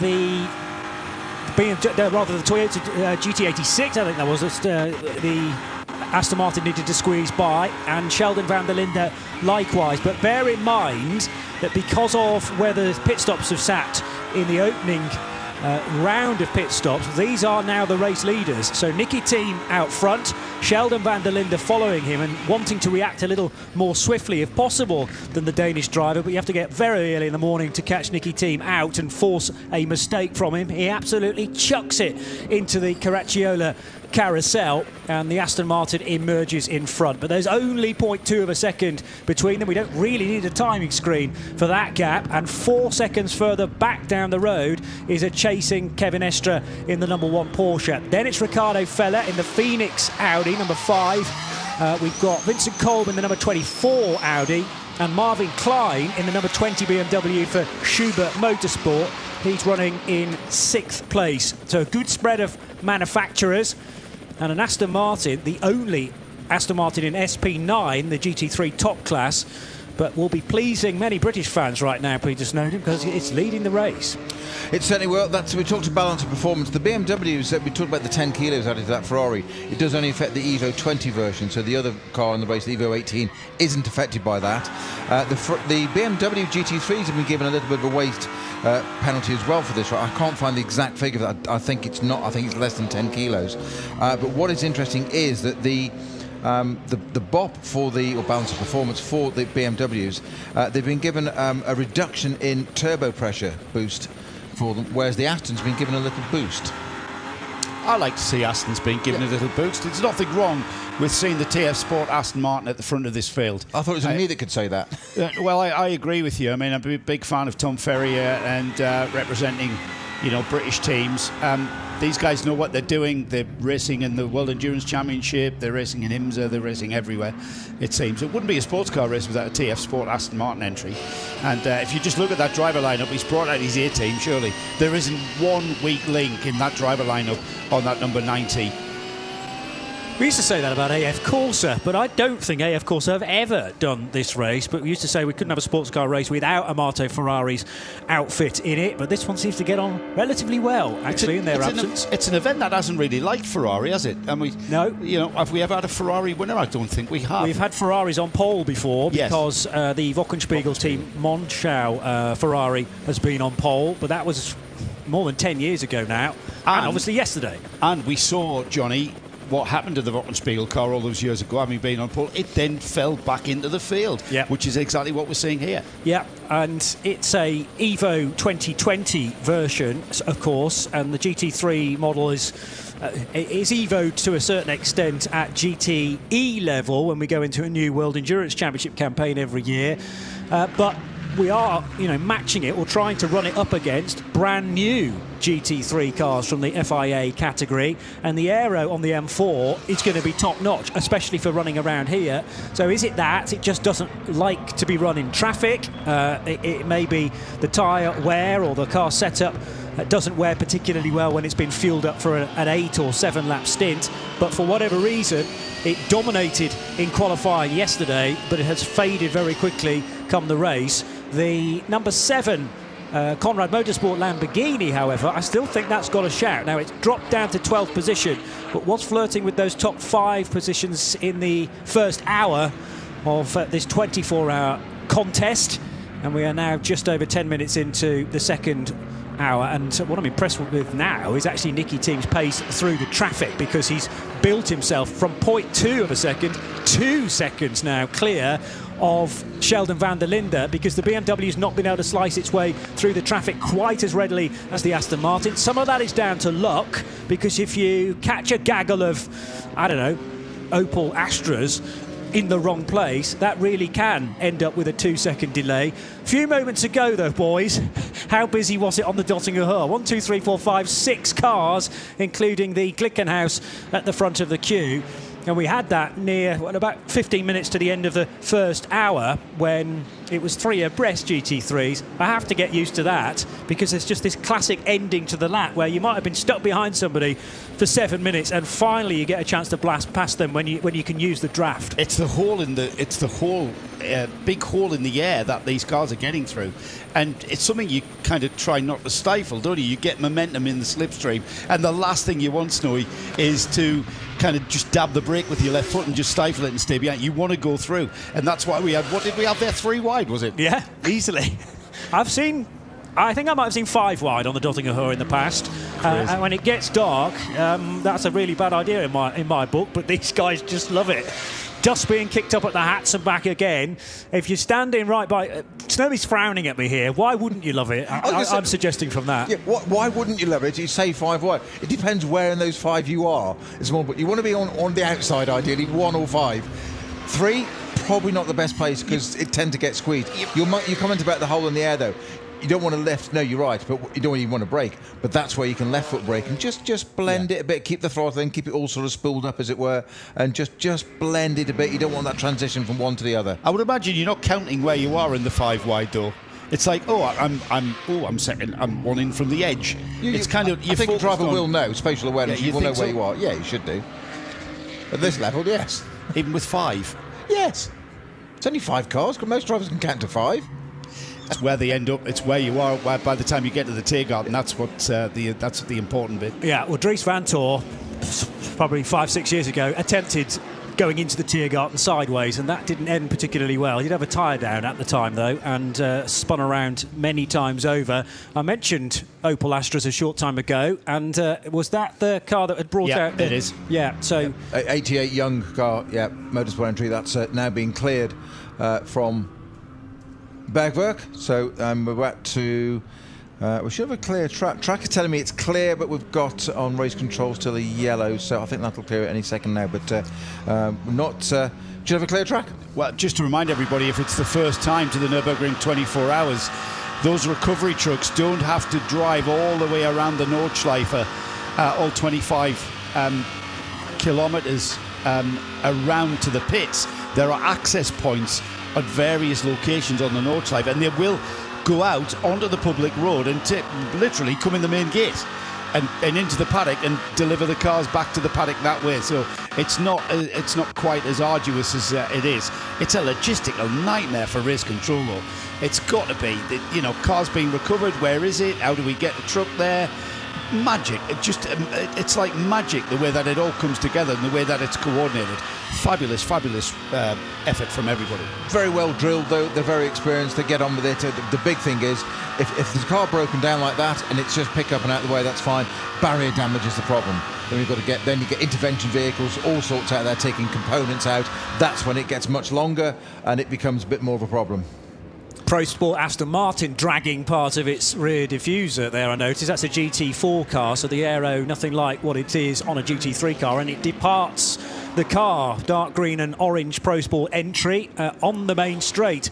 A significant chunk of probably carbon fibre has gone for a Burton and ended up on the grass. That'll probably be tended to by the marshals next time that area is affected by yellow flags, or they might even decide to do a bit of track maintenance later on in the race, but it can stay there fairly safely for the time being. I just want to give Andreas Winterwerber a name check.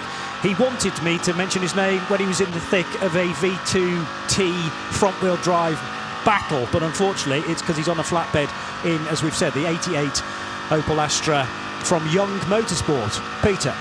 Yeah, I'm just glad you said it was the rear diffuser that came off on the Aston, not the front one, because that's more important. Is that like a front nose? Exactly. Yeah. The front nose or a rear brake light. That rear under tray, that rear diffuser on that GT4 spec Aston Martin, though, it's not quite as important as on a GT3. On a GT3 car, you really are sucking that car to the rear of that car, being sucked to the ground by those diffusers. Not so much on the GT4, though. No, not as much. It's much more a sort of a customer, gentleman driver car being a GT4. I'm pretty sure the Pro Sport engineer will totally disagree with me. Of course, they'll want it back, and it's also quite expensive as well. You say it's not that important. I imagine the invoice from Aston Martin to go and get a rear diffuser for a GT4 Aston, it's got a few noughts on it, I bet. Yeah, still a costly piece of bodywork. Daniel Harper is a driver that has certainly caught my attention. He's in the BMW Junior team. He's in the BMW M4 GT3, which is I'm in love with that car. I don't know what it is. I think it reminds me of the old the BMWs that Tommy Milner's team in the American Le Mans. It's like you've taken the road car and pumped it full of steroids, and it just looks like a bodybuilder, doesn't it? It just looks like so aggressive. And young Daniel Harper, who I know he's what? Is he 17? No, he's 20 now. He's 20. He looks 21, about 12, though. I think he's 21, actually, yeah. Yeah, and he's well placed in that junior BMW Junior team lineup. He's currently running 16th. He's just behind he was behind the Glick. Yes, he still is behind the Glickenhaus, and that's yet to show up on the timing screen. But, I mean, with the combination of young drivers, as the name would suggest, BMW Junior team, they're going to have to go around the outside of an intervention vehicle. I see this every year at this race, but it still boggles my mind because of the weight of that truck if a car were to hit it. Now, it's perfectly well protected by flags that move along the marshal post at the speed that the truck's doing. There's also sometimes an additional intervention vehicle. Dan Harper's pulled off an outstanding manoeuvre there on the Glickenhaus because the Glickenhaus got wedged behind the Dacia Logan, and there was Dan ready to pounce. And it is about reading these situations, never switching off, because as you emerge from the outside of a pickup truck, massive HGV, He just goes right round the inside, in fact, of Felipe Fernandez-Laza, who just for a split second chosen the wrong side of the Logan to go, and Harper was through. Absolute poetry there, that was. Just beautiful. Just read it there. You were just saying about this team. Don't forget, they effectively won both the qualifier races for this a couple of weekends ago.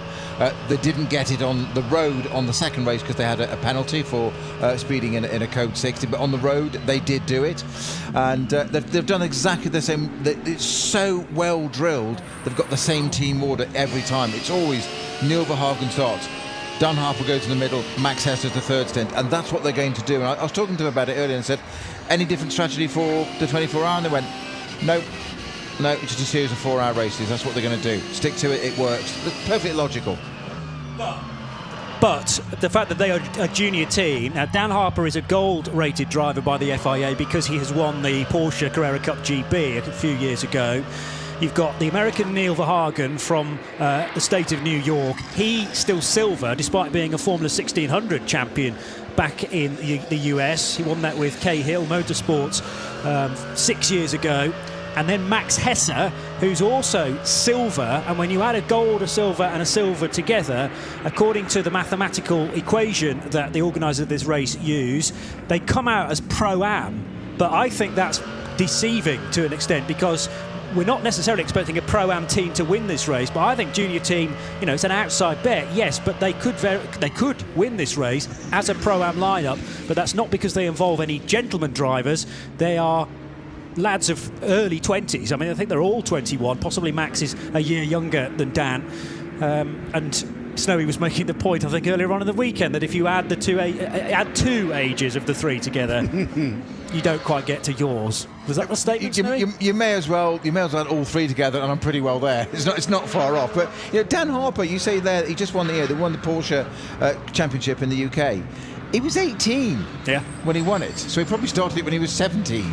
Most of us aren't driving on the roads at Centover 17 in the UK, and he's going and winning championships. He also drove the legendary Porsche 935 Moby Dick as part of a Porsche deal when he was 16 at the Goodwood members meeting. He was straight into cars as well. I was talking to his father yesterday.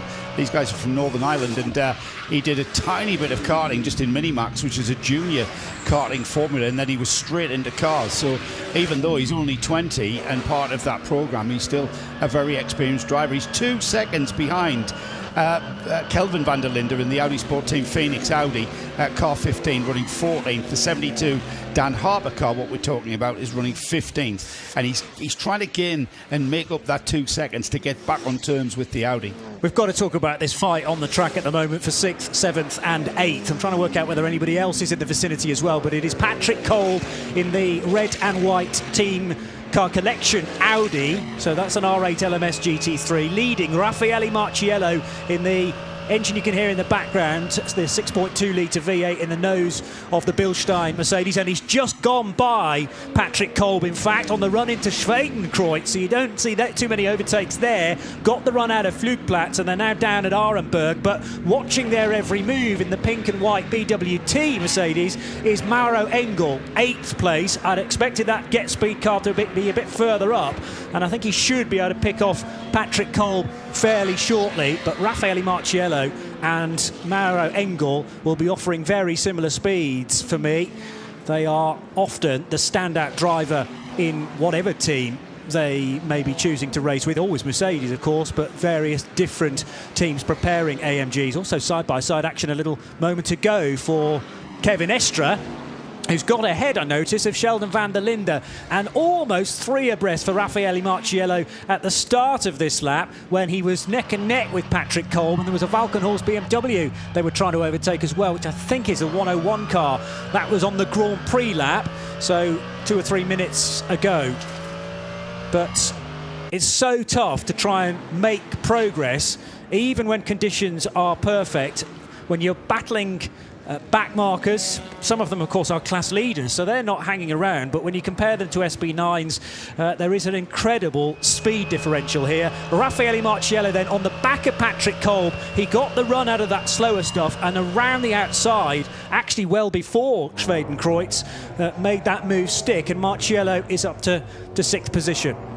Yeah, some everywhere you look, Johnny, there are massive battles going on, and I get the feeling that this race still hasn't settled in to where the chunk of the race, the heart of the race is going to be.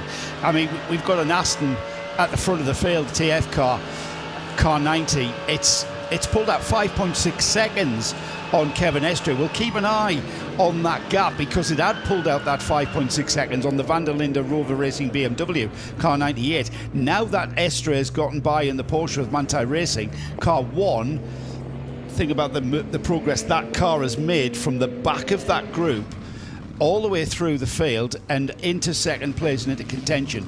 Personal best lap time at 8:16.739 last time by. So Estre is on a bit of a mission. Yeah, and he's got 5 and a bit seconds to try and find, eating away at that all the time. I think it will have helped him to get in front of the Rover Racing BMW M4 because he knows Sheldon Van der Linde is setting 8:19s last time around. His best was at 8:17. The last time for Kevin Estre was even quicker than that. And he needed to get through and by Sheldon Van der Linde. Nicky Thiem's going to be a tougher test, though, you sense, in the Aston Martin once he catches him. I mean, obviously, at this stage, I mean, Nicky Thiem did start at the TF Sport number 90 Aston Martin in 25th place on the grid, so not like they're right up the grid either. So these two cars have been way down the order, in reality, outside of where they'd like to be. I know they really wanted that Aston. Ideally, within the top 10, they thought that was enough. Within the top 15 was their outer limit to that. So 25th was another 10 places down from now, really not in their comfort zone. It's leading the race now. My concern, as somebody that's done this before, would be this: it's too early to be leading. Yeah. You almost don't want it to be there that soon, because the pressure's always at the front. We said it with Jonathan Hershey starting the Octane Ferrari. He was a man that got to do all the work when he had that train of cars behind him when the tyres were still good. He'd got to do all the work. You're defending now, but you've got Greta coming up behind you. On a pure racer's note, I would love to see Nicky Thiem in an Aston and Kevin Estre in the Porsche just duking it out. Just from a pure racer point of view. You've got that now, mate. Don't worry. Sit back, relax, light up a cigar if you want, because that's exactly what we're going to see now. Just waiting for them to come through and cross the line, and we'll tell you exactly where the gap is. Last time through, 5.6 seconds. I just want to mention, we've had a couple of tweets from the Manta Foxtail just commenting on the 5 wide comment. 5 wide is fine for the drivers, but from the top of an antenna, it's terrifying. For all of you stalwarts of this race, the Manta Foxtail had an accident and has been severely damaged in a garage fire, the workshop fire. I'm pretty sure that car has been prepped and ready for next year's event and will be back. 100%. Absolutely, yeah. He also mentions that really should be an award for the most graceful pit stop. The way that the cars are being pirouetted around. Yeah. Maybe we will. It's a bit subjective, I know, but ballet. Not a bad idea. Not a bad idea. It's a nighttime conversation, I think. Night ballet. Yes. New to 24-hour racing. We'll get some cards made up with big numbers on it. When Jonathan Hershey was getting out of his Ferrari, it was almost as if he needed a separate pair of roller skates because the car was being rotated as he was climbing out. Now, a very good run for Patrick Niederhauser on, is that Maro Engel? Yes, he's being caught by one Audi, and he will sweep by. So Maro Engel is overtaken by Patrick Niederhauser just about, as there is a concern now about Nicky Thiem. Yeah. He's dropped back to 3rd position and dropped a long way back. So we'll try and work out what's gone on there. Kevin Estre and Sheldon Van der Linde come through, and then this great long line of GT cars which involve actually Maxi Goertz, yes, and Maro Engel's further up the road. So the two Get Speed Mercedes have more or less found one another. And Maxi Goertz is overtaking Patrick Kolb. There was almost a coming together as they crossed the start line there, and that was just a bit of side draft. Oh, both wide at the first corner, and that is Maro Engel making a very uncharacteristic mistake, getting muddled up with Patrick Niederhauser, and the two Get Speed Mercedes now leave as pretty much one from the Yokohama S. Got to be careful not to bang door handles with your teammate. A big squirrely moment behind as well for Patrick Kolb in the car collection Audi. And also involved in this is a Rover Racing BMW. That has to be Augusto Farfus in the 99 car. So not Sheldon van der Linde, who's still running in second, but we've got Kevin Estre leading after 10 laps. Van der Linde is third, and a peculiar lap time for Nicky Thiem. 8:35.547 drops him to third, Joe. Clearly problems. And I feel kind of responsible for that, because we said to Snowy, settle in, you've got what you want. Nicky Thiem against Kevin Estre. And then Estre off into the lead. Van der Linde through into second in the Rover BMW. That's car 98. The number 90 Aston Martin of Nicky Thiem, though. Problems there for him on lap number 9 as he's dropped all the way back. He's lost 10 seconds. So he had 5 seconds. He's dropped 15 seconds. And now we've got him 10 seconds behind the leader. He is only 4 seconds behind Van der Linde. And I've just checked the location. The car's out and it's progressing round the lap. So not a problem. So maybe being held spin. Up quite That's somewhat. where he lost the time. It was a spin for the 90 car, and I'm trying to work out what part of the circuit that is. But maybe an unprovoked spin, feeling the pressure from Kevin Estre. Tom Ferrier and his team will have been keeping him up to date as to how close that Porsche was. But I didn't see the start of that incident and would like to see it again, actually, to be able to describe it to you. Whether he's got tangled up with some slower traffic and then made a mistake. But partway up the curb, that could have been a lot more nasty than it was, because he wasn't very far away from that very hard metal railing, Joe. That does explain 15 seconds lost there. A kind of relatively harmless spin. I'm sure that's not what Nicky Thiem's underwear perhaps agrees with me, because that looked very, very close indeed to the barrier. Well, it's put him out of the lead, and he's definitely used up his tokens for the weekend now, hasn't he? That's it. No more of that, thank you very much, Nicky. Yeah, and unfortunately, the roll of the dice from the team's perspective, because they had qualified in 25th, I think they realised overnight, well, we'll go for an early pit stop after only 5 laps. Another car off the road. Is that a Huber Motorsport Porsche number 25? One of the GT3 cars within that class. Or is it 125? No, I think it's 125, which is... Yeah, 125 it is, Johnny. In the barrier. So 125 got the right team. Hats and back. It's a Cup 2 car, though, rather than the Huber Motorsport GT3, which is numbered 75. And that car, or rather 25, yes, the 25 car Huber Motorsport is trying to break its way further up the order as we speak. That's the Nico Menzel car. He qualified it, and Lars Kern getting a fairly late call-up. So it meant that he couldn't race for Falcon Motorsport, instead taken away to the customer team Huber Motorsport. But Lars Kern, very much a Nürburgring Nordschleife specialist, having tested all sorts of different cars and mainly racing with Porsche these days. So it's a spin for Nicky Thiem. He's partway across the road, drops the rear wheels into the gravel, and amazingly didn't get it beached or left there in the gravel entirely.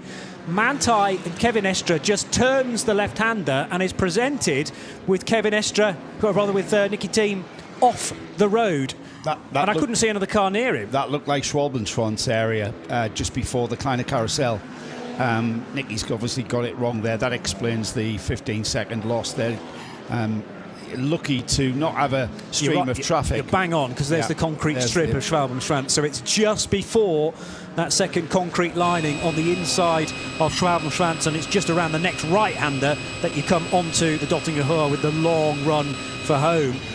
Well, I didn't see another car and had another chance to view that incident from a KTM with an awful lot of dirt being thrown into the air. Marshall's doing a cracking job of frantically waving the yellow flags as well to all those getting through, and thankfully I don't think it delayed Kevin Estre one jot. No, it hasn't. I think it just he's dropped that right rear, as you say, and it's just swapped ends on him, and mercifully it's stayed between all the barriers, and it's alt control, reset, and spin it round and carry on again, and just sorry Tom on the radio. But the car's still straight, crucially, Exactly, yeah. and it's not coming back in a bag of bits. So they've avoided a massive issue there, but there is a slight problem in that the car's lost about 30-odd seconds and slipped back to third position. Well, up until that point, and this might be cause or effect, up until that point, he was by far the fastest car on the track, wasn't Yes. he? Now, whether he's been pushing with risk rather than pushing without risk is kind of not out of character for Nicky Thiem. But I do think this is the team throwing the dice, because they would have expected a better qualifying yesterday, so they're down in 25th. You go for the shortest stint possible, which was only 5 laps. Remember, as your opening stint, you can really only make 7 because there's the formation lap to think about as well. So it's generally a 7-lap stint to start. The advantage of taking a 5-lap stint is you can be quicker in the pits. From point to point. Remember the pit stop is timed as the Nicky team's not reining back at all. He's just gone right round the outside at Brunchen of a Cayman, which is in one of the lower or slower classes. Nice to see he's put the trauma behind him. Yes, and he's driving much more carefully now, Nicky. Classic Nicky team response there. As you say, it's the car's in the way, it's sitting there doing exactly what it should have done, but rather than going to the right of it, it'll just go around over the rumble strip and just carry on down there. Yeah. But just to finish the point, I think they wanted to get him out of all of that traffic down in the early to mid-20s where he started. Get him in for an early stop, a shorter stop than if you come in after 7 laps, and then put him out in a little bit of a lead, hopefully into clear air, and it actually gave him the lead, and then you can really motor on. The disadvantage is you're going to be pitting before everybody else for the rest of the race. There is that, but look at it a slightly different way. They started 25th. We're an hour and a half in, and they're P3. Mm-hmm. If you'd have said that to them before the start of the race, they'd have said, very happy. The fact that they got to the lead and spun it away, it's kind of, don't let that bother you. It's there. You're still P3. Literally, no pun intended, park it, carry on. It's done. I understand that because you can't get too hung up with what you've just done. Correct. Because there's so much ahead of you to do. Yeah. So you've got to put that out of your mind. 22 and a half hours to go yet. Psychologically, as a driver, though, when you've made a mistake like that and you've been very, very close to putting it in the wall, quite literally there, to overcome that psychologically, that's why these guys get paid the big bucks, isn't it? You know, these pro drivers, especially the likes of Nicky T, who are at the highest level of GT drivers. Yeah, recalibrate, just get on with it. Yeah. Done. Doesn't it also remind us, though, these days, how much of a sprint this race is from flag to flag? You can't afford to make a mistake like that. I mean, it feels like a 24-hour race will sort of forgive you, swallow it up a little bit, but 30 seconds, easily going to win or lose you the race, that, and will take some coming back from. We're probably talking many stints down the line, 6 hours, 8 hours before they're perhaps back on an even keel with Porsche and Manthey. And it's something we take for granted. I think we take for granted the human element because we become complacent because these guys don't put a foot wrong.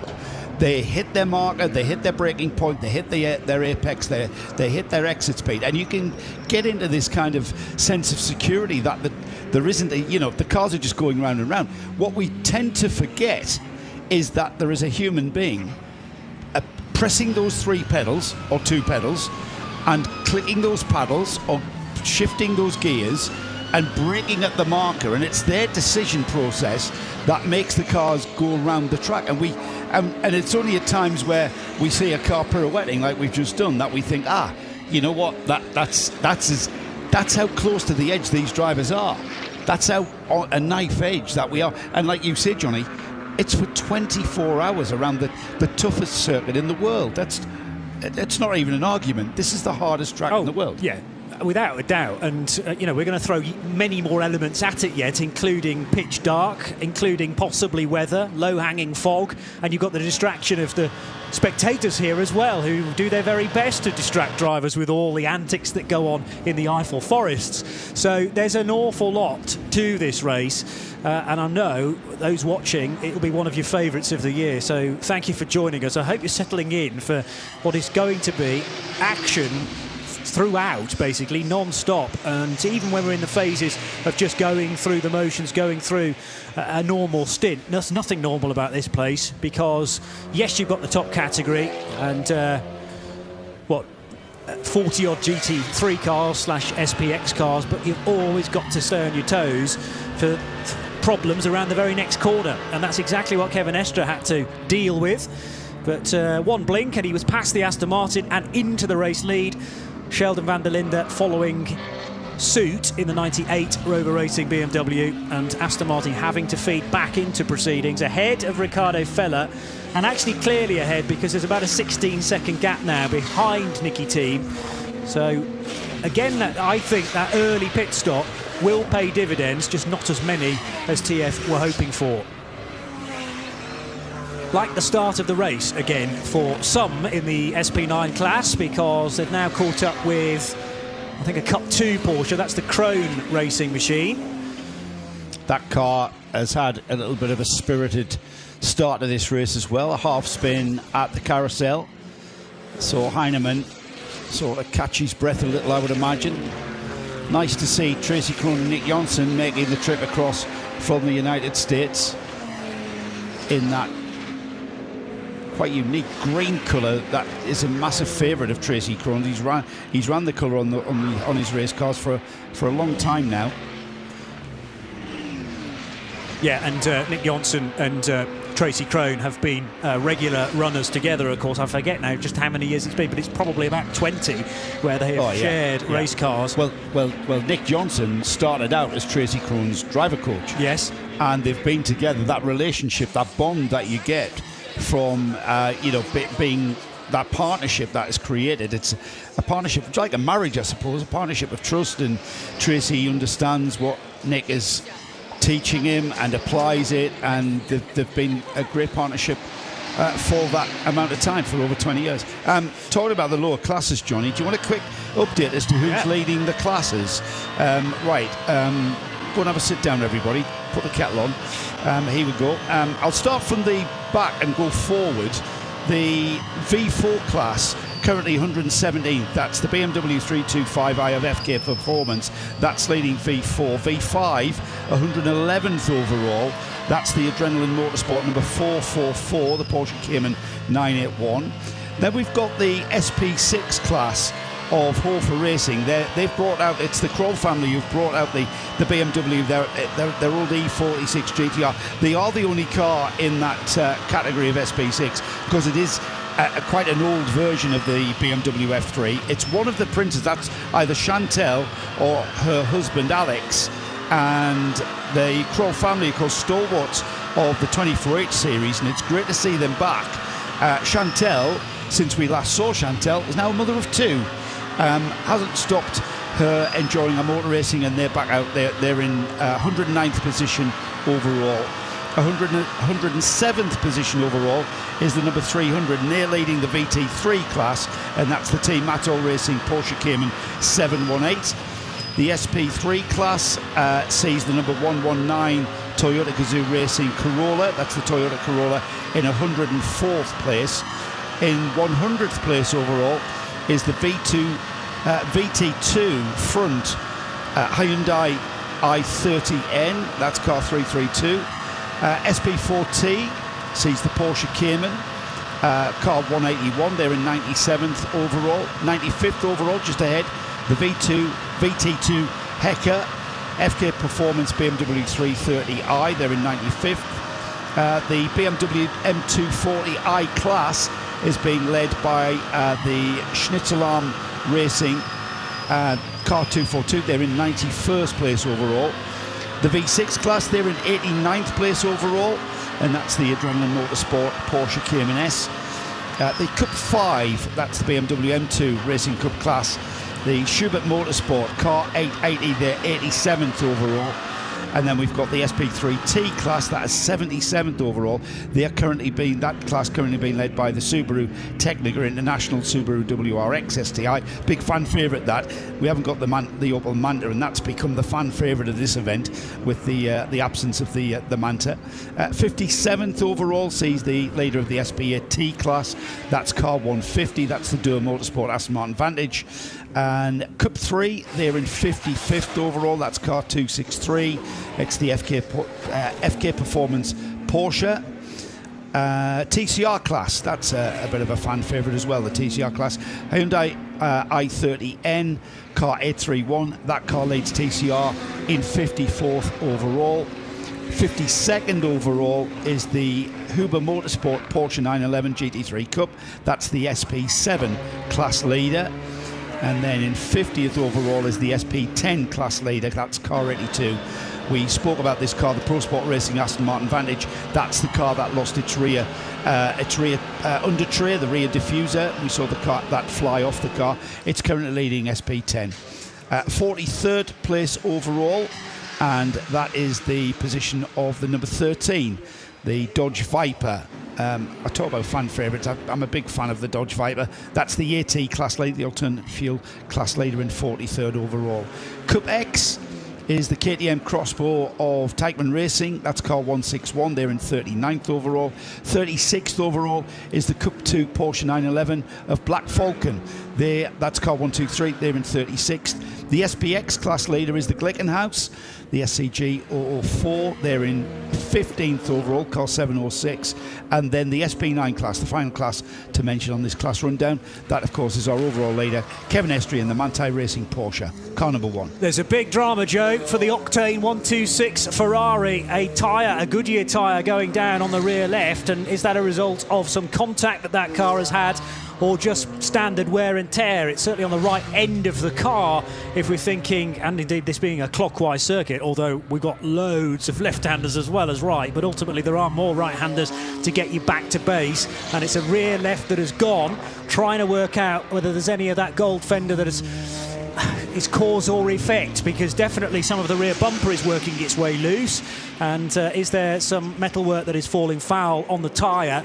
But either way, that is a long way back, because the car is only at Brunchen, and I'm not really sure where the puncture struck. I mean, I can have a look at the sector times to try and find that out, or indeed, oh well, Snowy, you can tell me exactly where the Ferrari is, I think, on the track right now. Yeah, I was going to do that. Just very quickly, we've got the 29 Dynamic Motorsport Porsche off at Bergwerk as well, so I just hope the two aren't related. Johnny, I will find out where that car is on track for you exactly as we speak. It is at Flansgarten now, on its way through, and you just wonder, is it...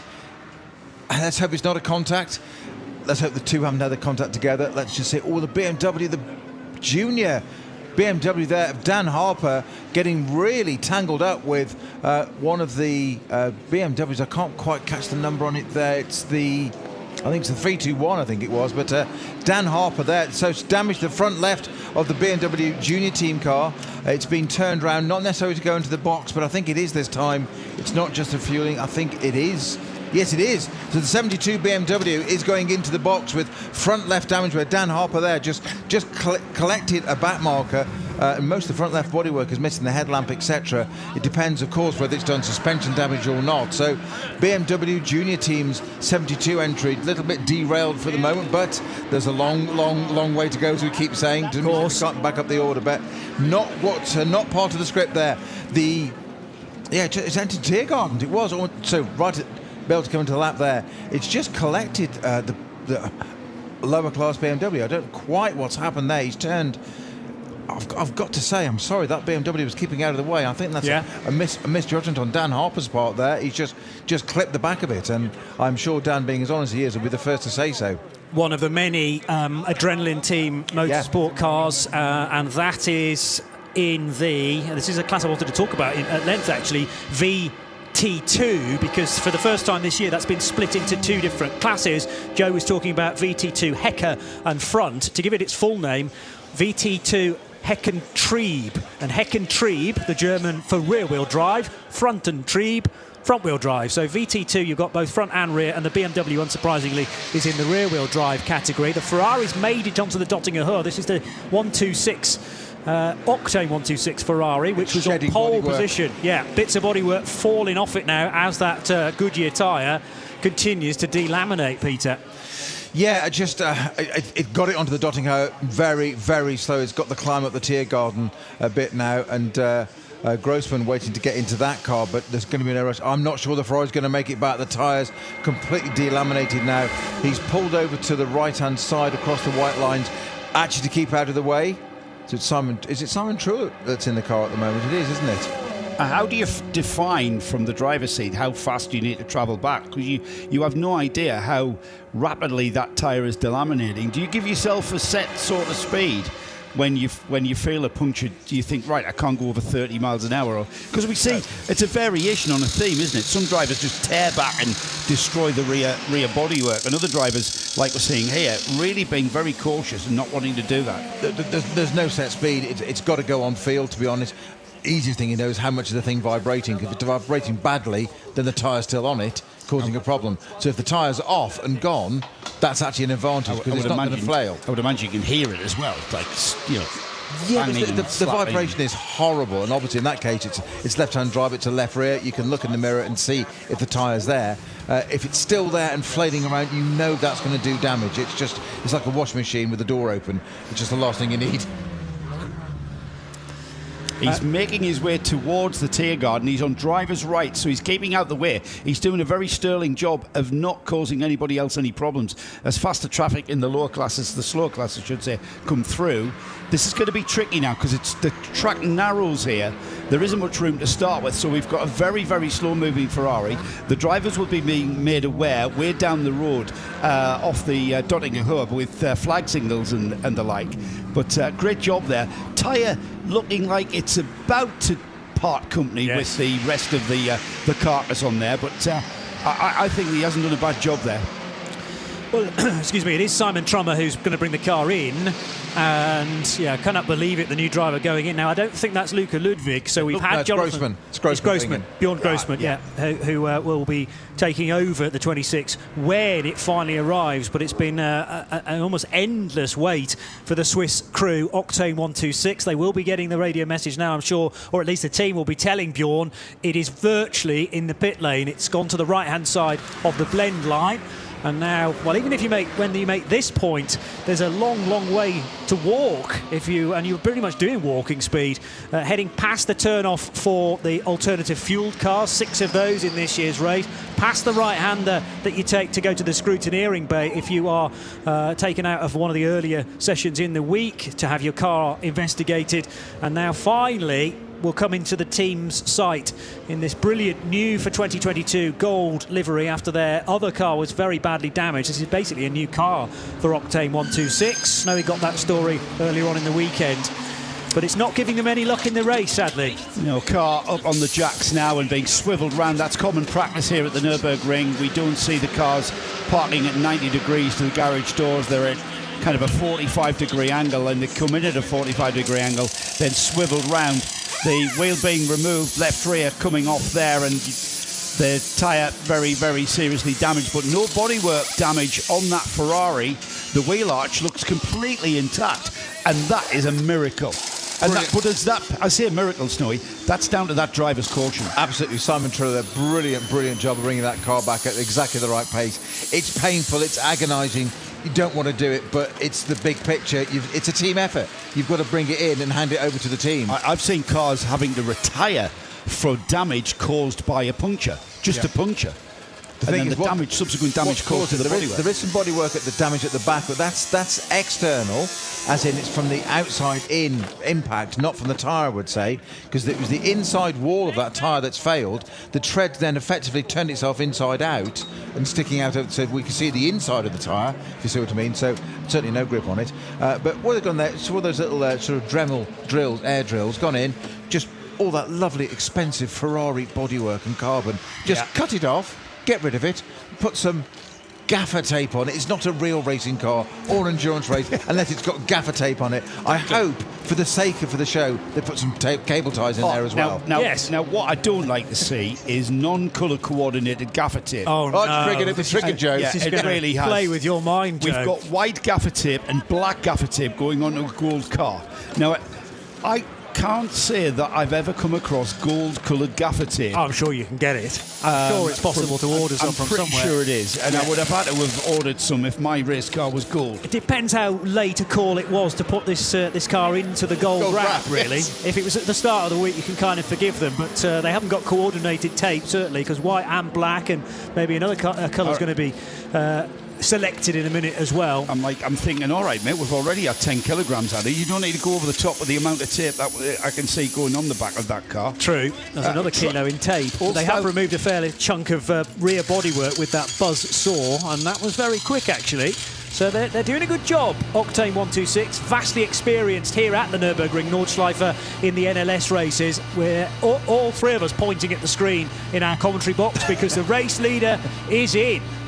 The race leader is indeed in. Kevin Estrie pulls that and Porsche. Second and third as well. Sheldon van der Linde, the Rover, and TF Sports, Aston Martin in. Sorry, Joe. So everybody at the front of the field and all the main players into the pits for what looks like a scheduled stop.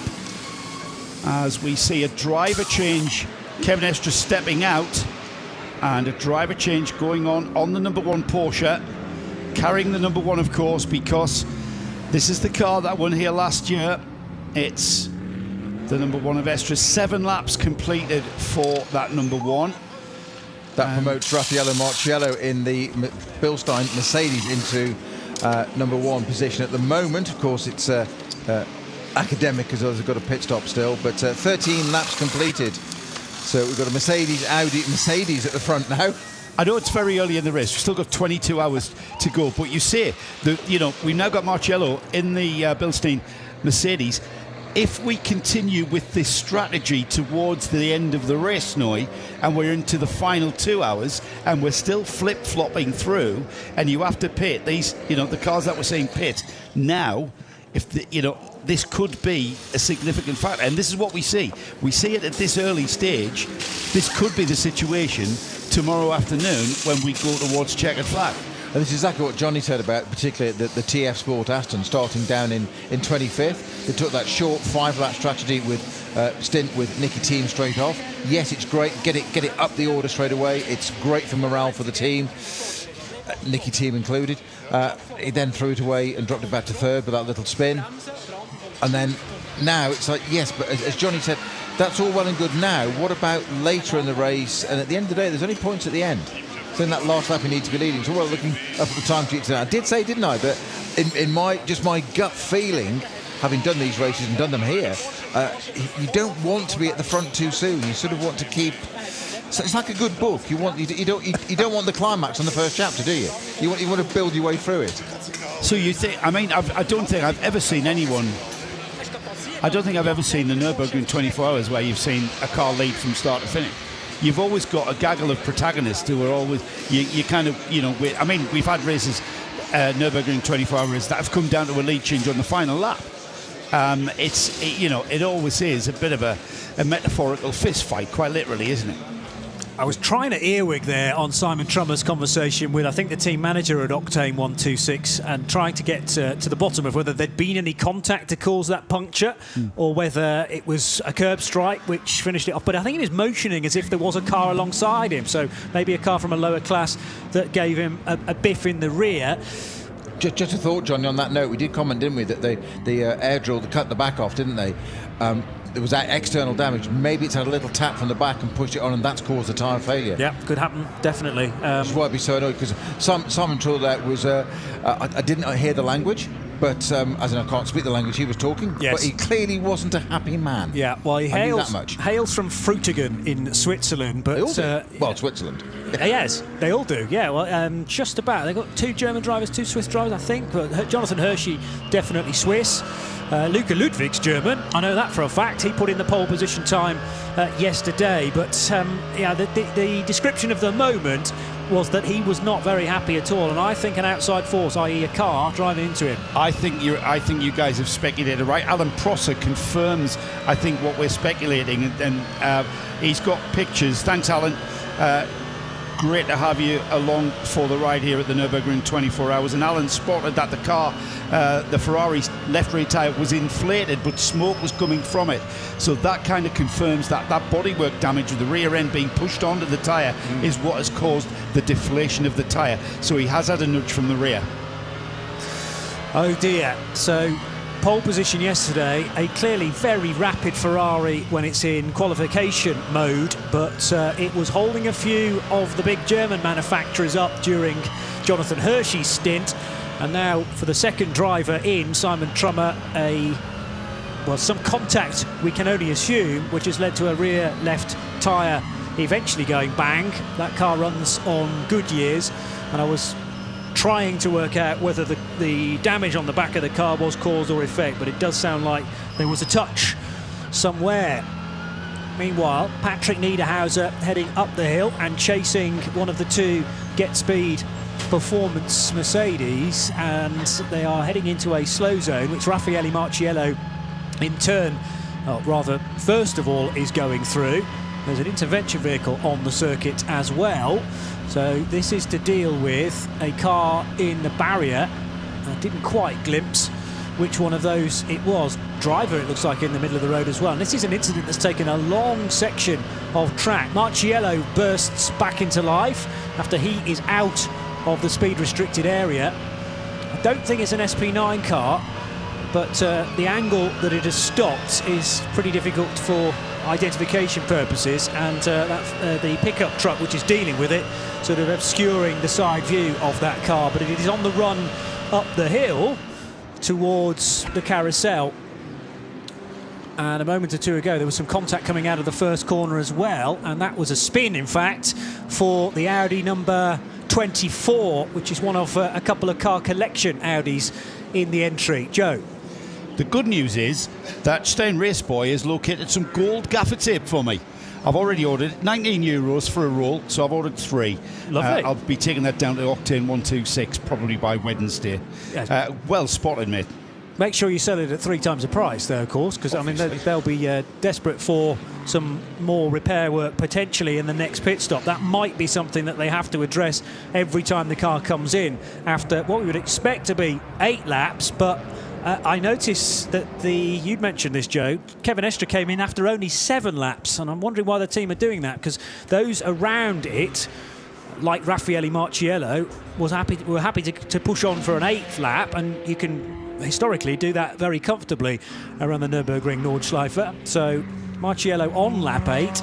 Kevin Estre's done a 5 to start things off, like Nicky Team, and then I think a 7. So is that again to buy yourself a bit more time, because a stop after 7 laps in a stint is marginally quicker, can be quicker than a stop after 8 laps. He'd actually done 8, Johnny. He had done 8? Yeah, it showed 7, and then right, when he's gone out of the pits, it's clicked over the lap, so he's actually, it's an 8-lap stint. So that's a glitch to do with where the team are based in the pit lane, and when they go through the timing loop. So remember, you're still ticking off a lap, even though you're the pit lane side of the wall, but you sometimes do that before your stop, sometimes after the stop. So it's the 2022 edition of the Nürburgring 24 Hours. We're celebrating the 50th year that this race has been run, and at the moment the conditions in the Eifel Mountains are perfect.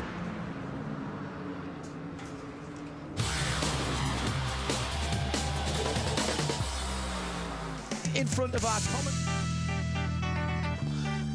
Bang on 4 o'clock, the race got underway with the Octane 126 Ferrari in pole position, the Rover Racing BMW car 98 alongside, and everybody else in Startgruppe 1 getting their race underway. It was 4 and 5 abreast in the midfield, but these are the stages of the race where you need to take things a little easy. There has to be an insurance policy. Going to be racing in a very different vein with 2 and 1 hour to go tomorrow, but thankfully in the first group of SP9s and SPXs, everybody was able to get through the Yokohama S safely, and the thunder downhill towards the Dunlop hairpin is the first task in front of a massive crowd which is assembled not only on the Grand Prix track here at the Nürburgring, but also in the more dense forest areas of the Nordschleife. You can hear the rumble of the SP9 cars from a long distance away, and for a fleeting moment they will blast in front of each of the spectators assembled here. Frantic to get in this morning, and many will have been here since midweek, being a bank holiday weekend. But it was a great getaway for the starting driver Jonathan Hershey, at least initially, and everybody else working their way through on the Grand Prix track. Not a good start for Patrick Pilet in the number 44 Porsche. He just then rattling the curb, coming over the rise and on towards the NKG chicane. Then they turn left, of course, rather than right, where some of the support categories did this morning, and on to the Hatzenbach for the first proper lap of the Nordschleife. Having done the formation lap, everyone would have been able to know that the conditions were more or less perfect. But when you're in amongst traffic, you have to be mindful of those around you. And of course, with incident vehicles left, right and centre, including on the opening lap at Metzgersfeld. Dacia Logan having a drama on its formation lap, dropping back a little, so the GT leaders needing to get by that, and the Ferrari, after a couple of thoughts whether to go to the right, eventually went to the left, but that meant that the rest of the SP9 field were all over the back of Jonathan Hershey and trying to find a good position to pass. They headed for Brunchen, fully off the road was the Octane 126, a couple of feet in the air. And the stragglers from Start Group 3 caught on the first lap. There's so many of these cars on the first lap leaving the ground, as I say, at Brunchen, that famous, iconic shot right here at the Nordschleife. Busy on the Dottinger Höhe for the first time of asking as well. It was nose to tail between the two then leaders, and Rover Racing wanting to get by, heading into the Hohenrhein. Tiergarten and Hohenrhein that end the lap, with BMW Cup cars to go to the right and to the left of. The Rover Racing BMW closing in car number 99 and eventually getting out in front. But it was a tough task to know precisely where to make that move. And in the end, it was done coming out of the sequence of Grand Prix corners. Down the inside, Jordan Pepper started his number 7 Lamborghini like lightning. And we had 2 abreast cars again going either side of a Toyota Corolla Altis. The inside line being taken by the Conrad Motorsport Lamborghini. That, at the time, was for 2nd position. And if you were fans of Italian cars, all was looking rosy, with the Ferrari first and the Conrad Motorsport Lamborghini of Jordan Pepper in 2nd place. But the story has changed complexion a great deal now. 98 car, by the way, started by Marco Wittmann, and the 99 Philipp Eng, who enjoyed some time at the front of the field early doors. Back onto the Nordschleife they went for a 2nd time, and the number 1 Porsche, last year's defending champions, with Kevin Estre at the wheel, picking up damage. I was mightily impressed with how quickly they changed the front guard of that car. The fender just unclipped, basically, and the new parts offered up. Jordan Pepper drawing alongside Jonathan Hershey, 2 wheels on the grass to do it, but the Lambo getting ahead of the Ferrari, and that gap made by the Raging Bull was about to be plugged by the BMW as well. 2 BMWs, in fact, ganging up on the Octane 126 Ferrari. This all in the opening hour. So if you're just heading back to us after a breakaway, a neat little update. But then we fast forward to the latest drama for Octane 126. We think as a result of contact on the rear of now Simon Trummer's car, that bent some bodywork and punctured the rear left tyre. It's the 50th anniversary of the Nürburgring 24 hours, and we are now in to hour 3 of this year's race. A chance to look at the order then after 2 and a bit hours. Although before we do that, what happened a moment or 2 ago between the Tok Sport WRT Porsche and the number 7 Lamborghini? They arriving on the Grand Prix track more or less together, and the 7 car muscling its way by. Also, problems now for the 116 True Racing KTM. Rear right has gone down. I think that's just a tyre rather than buckled suspension. So it's a BMW with Augusto Farfus leading after just over 2 hours, as I say. That stopped once so far, ahead of the Jordan Pepper still driven Lamborghini Huracan of Conrad Motorsport. Matty Campbell for Tok Sport, he's just been overtaken by Jordan Pepper, is in 3rd, car 27. And then it is the Bilstein Mercedes of Nico Bastian, who was put into that car for qualifying purposes yesterday. A little bit of a change around in our commentary box as well, as we say goodbye for the moment to Peter Snowden. And welcome to Nick Damon. Hello, Johnny, hello. So Joe Bradley's sticking with us as well. Hello to Joe Bradley, sticking with us as well. How are everybody? Lovely to see you. The sun is out, the sun is shining, there's a bit of a brisk breeze running sort of straight up the Rain Straight. It's lovely to be here at the Nürburgring 24 hours. It's a great time to be spectating, certainly, but if you're involved with some of the teams that have hit strife and drama lately, they're having to put a brave face on matters. Cars that have been well placed, struck, as they so often are, on the Nordschleife, Joe. Did you pick up the problem with the 29 car? No. Which is the Caroli Engelhardt Porsche. Dynamic Motorsport. That is the car which caused that big Code 60 up at Bergerac. And it's now fallen down the field. It's completed 11 laps. It looks like that was the car which you saw parked on the side of the road. And it doesn't look like it's been rescued yet. That's all clear now. There was a huge slow zone from into and out of Exmüller all the way towards Bergwerk. Which stayed out for quite a considerable amount of time, so there must have been some barrier repairs that went on there. Yeah. But that's now clear now. I've got the information that is all clear. So we've got, I think what I can see, in fact I don't think I can tell you quite categorically, we've got a clear racetrack. Wow. Excellent. Yeah, that's confirmed on an additional screen I have over to my left as well. I thought about Dynamic Motorsport. Now, probably deliberately, they have named Matteo Cairoli in both of their cars. They've done the same with Christian Engelhardt. So 4 drivers for each, but Engelhardt and Cairoli feature against the 28 and the 29. So there might be some driver lineup shuffling done now to make one car certainly the strongest. Much as you say, when your team gets knocked out of the Cup, they can concentrate on the league now, can't they? They can. They can just concentrate on the 28 because there's no issue with the 29 because it's stuck at the side of the road in pieces. Yes, and I don't think there is any rule about getting a car back into the race, even if it's been returned via the internal and external roads on the back of a flatbed. But they're going to lose so much time. You don't get credited the lap you only did half of course. So, yeah, well off the lead lap, and that is so tricky to get back again because it is such a long lap around here, even though it is possible in small bits to close maybe even a 20-second gap on a single lap if you catch the cautions correctly. But we don't have any yellow flags at the moment. Apart from that one. There is one now, is there? Yes. Okay, well, I knew I didn't have to wait too long. You don't have to wait too long. Nick mentioned the weather and the fact that it is sunny. Don't let that fool you into thinking that it's a beautiful spring day here at the Nordschleife. It's barely over 10 degrees. I think we saw highs of 13. That's not warm. And so we've got a track temperature that's barely getting towards 20, 22 degrees. So that's going to help tyre life. The forecast is for the temperature to drop overnight to down towards 3 degrees. And that, I'm not a qualified weatherman, but that can sometimes cause fog. Another battle for the lead. It's so cold. Another battle for the lead going on the Doddinger Hoe. It's again, seeing this BMW's got a little bit more basic straight line pace, haven't they? The Augusto Farfus, despite the fact that right in his stitching with Jordan Pepper, couldn't gain them. Now action elsewhere in the track.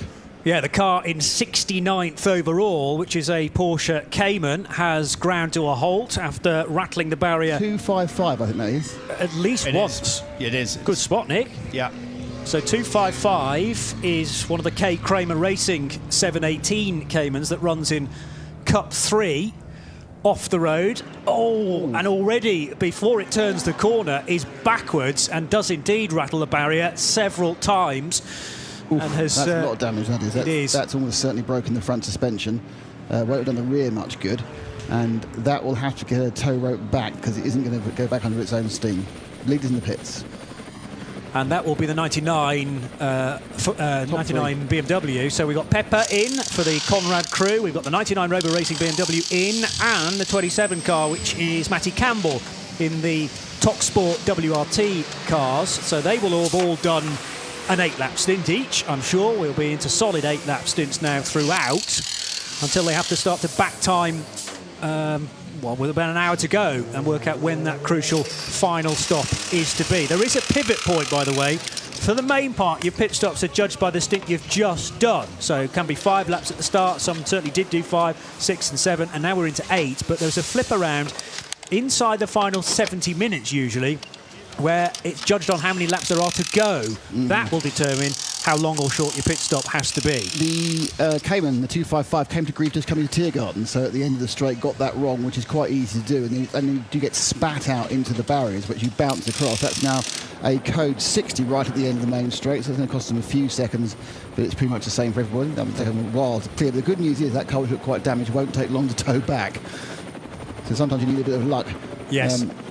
If you're going to actually find a chance, if you're going to have an accident, have it towards the end of the lap, otherwise it could be a very long time. Yeah, you do not want a crash on, Hatson back, really. If you go on pre-track, it's OK, because you can just forget about that lap and duck in the pits. It's right in front of the leaders, and actually there was a lead change because of it.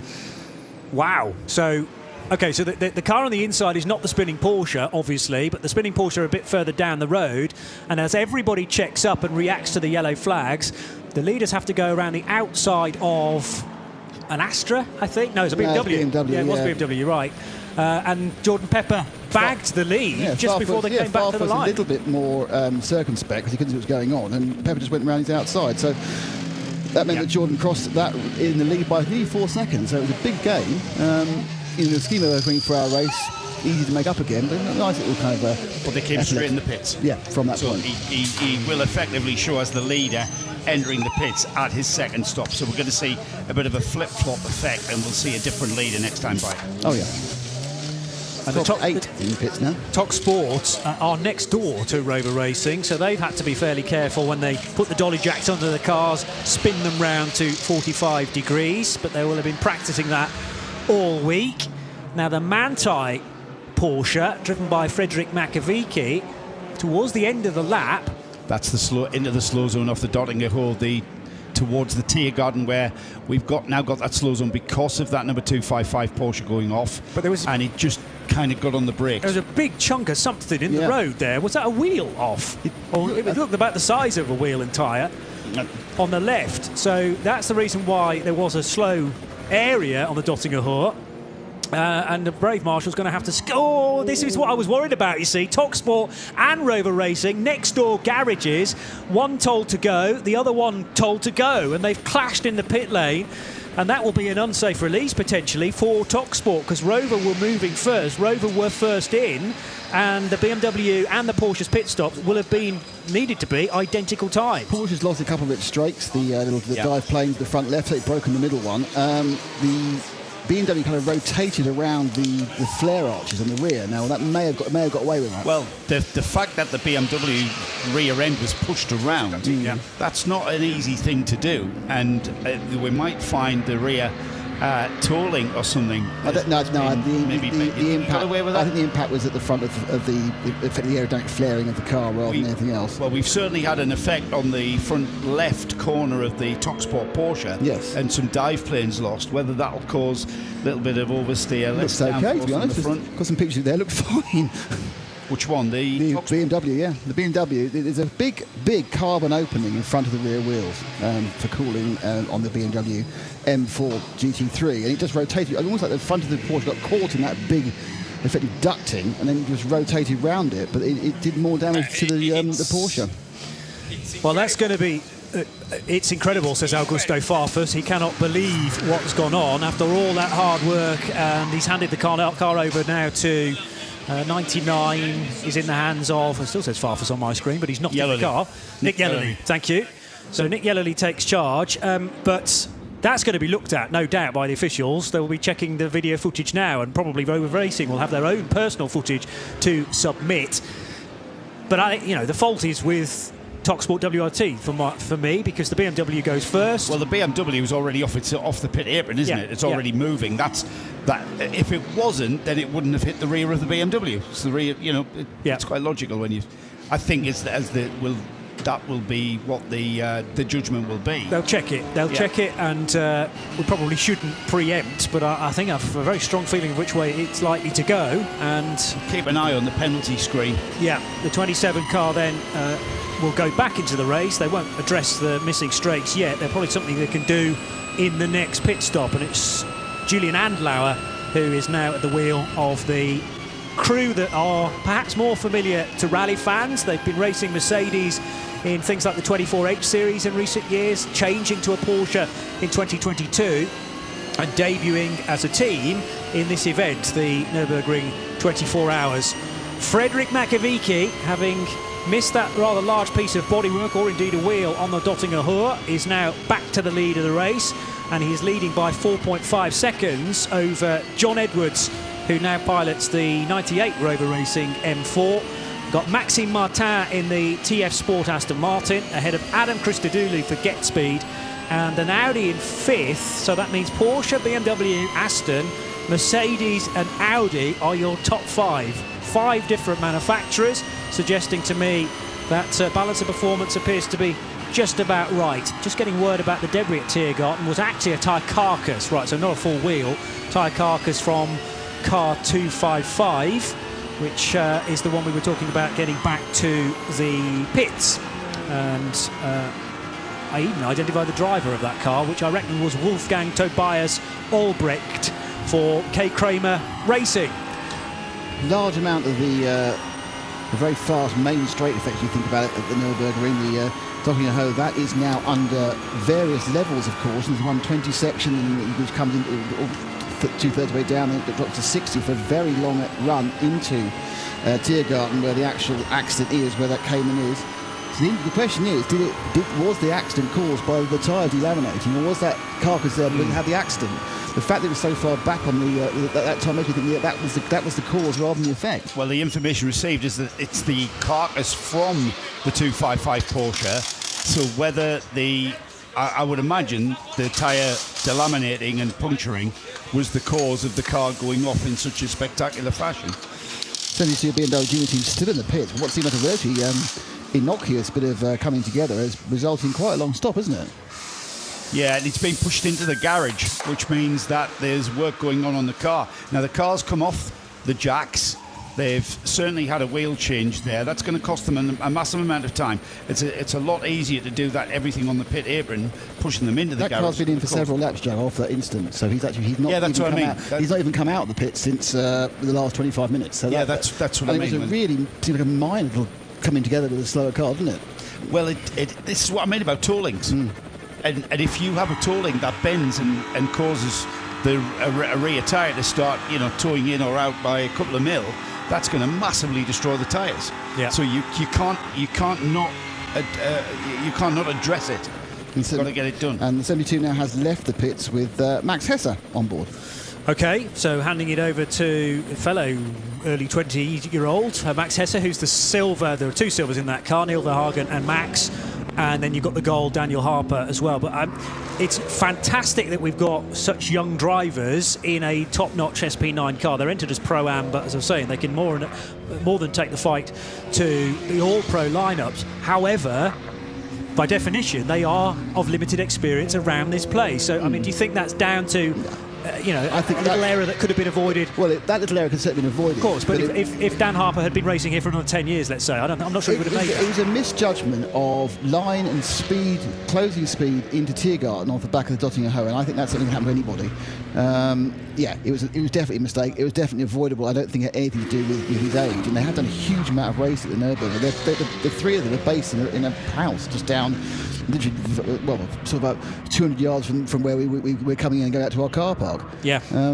So they are so heavily embedded in this circuit. They're here almost every day. So are they down at the other end of the Dottinger Ho, the main road there at Montschau, is it? Or if you go down to Adenau. Adenau, yeah.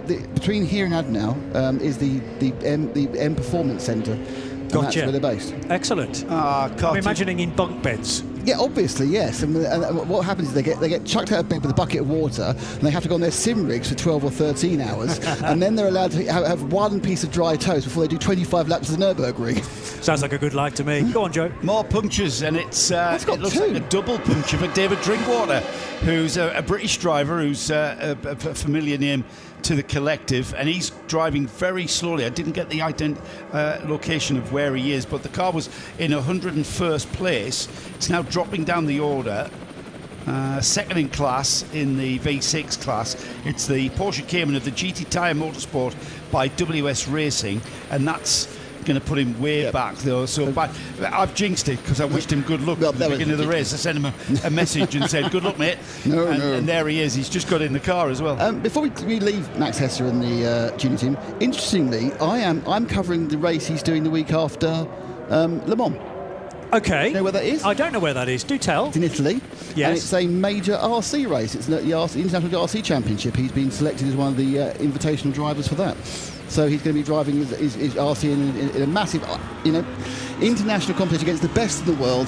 I'm very easy to fall out with people like Max Hesse, isn't it? Because they're based in this lovely part of Germany, in the Eifel Mountains. They get to race huge GT3 cars around the Nürburgring Nordschleife, and then on their weekends off, effectively, go to Italy to race RC cars. Live on the RC TV channel. There it is, the unadulterated self-promotion there from RC TV, RC Racing TV. Hey, that's also quite live TV, mate. Same channel. There you go, there he is. He's on a roll. There's the battle with that I was going to mention between the cars in second and third place. Maxime Martin now at the wheel of the Aston Martin, and he's gotten by John Edwards in the Rover Racing BMW. So the Aston Martin making his way back up the order and gaining ground on McAvicky in the Manthey Porsche, down to 2.8 seconds last time by. So this is the battle for the lead. The overall lead is turning into to be becoming a bit dramatic But here. it's the battle for the lead part B, because these guys will come in 3 laps before the other selection of leaders. Yeah, I know. And then those 9 cars will be ahead, and they're currently enjoying these 5 cars ahead. And I mean, the gap. That's the gaggle that pitted after only 5 laps, Yeah. isn't it, to kind of give them track position. Side by side a moment or two ago between TalkSport WRT, that would have been the race to come into pit lane, I would imagine, and those 2 cars afterwards. Or are we talking after the pit stop for that? Those are the 2 cars that clashed in the pit lane, and they're now going hard at it, as they should do, on the racetrack, but thankfully avoiding a touch on this occasion. And that's Andlauer now at the wheel of the TalkSport WRT. Car 27 running in 9th. And Nick Yellerly in the Rover Racing BMW car 99 running in 10th. Those 2 cars having had that coming together in the pits and now coming together out on track. Yeah. Fabulous. So BMW released first. The Porsche had to check up with Andlauer freshly installed and lost some time. And there's the message. Unsurprisingly, at just before 20 past 6 local time, cars 27 and car 99 under investigation for an unsafe release. But it doesn't suggest which way that's going to go just yet. There's only one way it's going to go. Well, no, there's I 2 agree. ways. It's either going to be NFA or it's the TalkSport car. It's the TalkSport's fault, yeah, because the BMW was already in the fast lane when it got hit. Down at Arenberg, race leader Fred Makovici was foot to the boards a moment or 2 ago, getting it slowed well, though, for the right-hander at Arenberg. And a bit further back, Adam Christodoulou is only just ahead of the number 15 car of Kelvin van der Linde. So that is the Phoenix entry, number 15, chasing the Get Speed Mercedes that had already pre-qualified for top Q2 last night. And Adam Christodoulou, who is another Brit who really does know his way around this place. I wouldn't be surprised if he was living in this part of Germany for a good period of his career, but originally from the West Midlands in the UK, and threading his way now through Adenauer Forst. Not very far away from the race lead. Fourth position for that Mercedes, and top car for that manufacturer. But still we have 5 huge manufacturers represented in that top 5, and it's a Porsche versus Aston scrap at the head of it. These cars about 5 minutes away from completing their current lap. A reminder that in the TCR category, it is the 831 machine that leads its class, which is the Hyundai Motorsport i30N for Anti-Bullery. Now, Aston's getting caught here, isn't it, Joe, by John Edwards in the 98 BMW. Yeah, it's a battle that's going to continue. I'm afraid I'm all for it. This is fantastic, and both of these cars last time by gained ground on the leading Porsche, the Manthey Porsche of car number 1, Fred Makovici. We'll see. We'll get more representative lap time, I think, this time by. But these 3 cars, first, second, and third, are about to sort of concertina up and start coming together, and you can't discount the car running in 4th place. That's the number 3 Mercedes Get Speed Mercedes of Adam Christodoulou, who's just over 13 seconds behind them and lapping roughly in the same sort of area of lap time that the 3 cars ahead of him are. Oh, and I forgot to mention van der Linde in the Audi, in the Team Phoenix Audi in 5th. Also, he's only 7/10 behind Christodoulou. Oh, and let's not forget Frank Stipler in the Shearer Sport Team Phoenix. Oh, where do we stop? I know. Pick a winner at this stage. Impossible. What I'm pleased about is it does seem, I know we've had so many balance of performance adjustments through the week, and there was another one last night or this morning for the Ferrari, but you've got 5 contenders there effectively, still in with a shout, and there are others outside the top 5 that we mustn't forget about either. But the organisation of this, to try and get 5 very different cars all performing about the same around a 25-kilometre circuit, is such a tough thing to do. But at the moment it seems to be bob on. Kelvin van der Linde, we mentioned there on the rear of Christodoulou's Mercedes, 7/10 last time by. Now they're going to have to slow through a slow zone. He didn't slow enough. Kelvin van der Linde didn't slow enough. Rear-ended the that's David Drinkwater's car. It is David Drinkwater making his way out of the carousel and up towards Hoeracht. That's where we've now got the slow zone, while the 221 Porsche Cayman of David Drinkwater is being now recovered. He stopped trying to get back round to the pits. He was miles away. Might as well pull in and get recovered off a truck. I'm not sure how much damage was done there. It looks like the 10 mile an hour impact barrier bumpers, as a mandated obviously by the US federal agency, seems to be okay. But Christian himself, very nearly, yes, it's a triple love tab. This is the sort of thing. The N25 thing. This is the thing. It happened on the N25. We'd have all the highway wombles over there, and the road would be closed for a fortnight, and there'd be a 95 mile tailback. But it's never in 24 hours. So just carry on going at full speed. That was the G-Tech competition Porsche Cayman, number 253. I don't know whether it's Patrick Grutter or Fabio Grosser driving that, but as they slowed, Christodoulou didn't slow sufficiently. He will say the Porsche stopped too sharp or dipped to too low a speed, and consequently Kelvin van der Linde and his Audi clattered the back of the Get Speed Mercedes. I mentioned a short while ago, gentlemen, that the three leaders, the cars at the front of this field, first, second and third, were beginning to concertina up. We don't really need a stopwatch to tell us how close Maxime Martin is now on the tail of the Manthey Racing Maggio-Vecchi-driven Porsche 911. This car's 1 and 90 coming together there, and the Aston Martin almost under the rear wing, out of the Kleiner carousel, and towards the end of this lap they'll just be coming through the right-hander that sweeps onto the Dottinger Hohe. And this, I think, guys, we're going to see that Aston get into the slipstream on the Dottinger Hohe. Here we go, down the Dottinger Hohe, and we'll see those cars come together. The gap between Martin in the Aston and the Porsche almost non-existent. The Aston becoming one with the Porsche. Just slips out of the slipstream now. We'll see the momentum, and look how close he keeps the car. Now he pushes the car away and off towards the Tiergarten. Now what can happen here is the Porsche can get back behind the Aston and then get a bit of slipstream and get back on terms before the Tiergarten. I'm not sure that's going to happen. Maxime Martin is kind of disappearing away from the Porsche.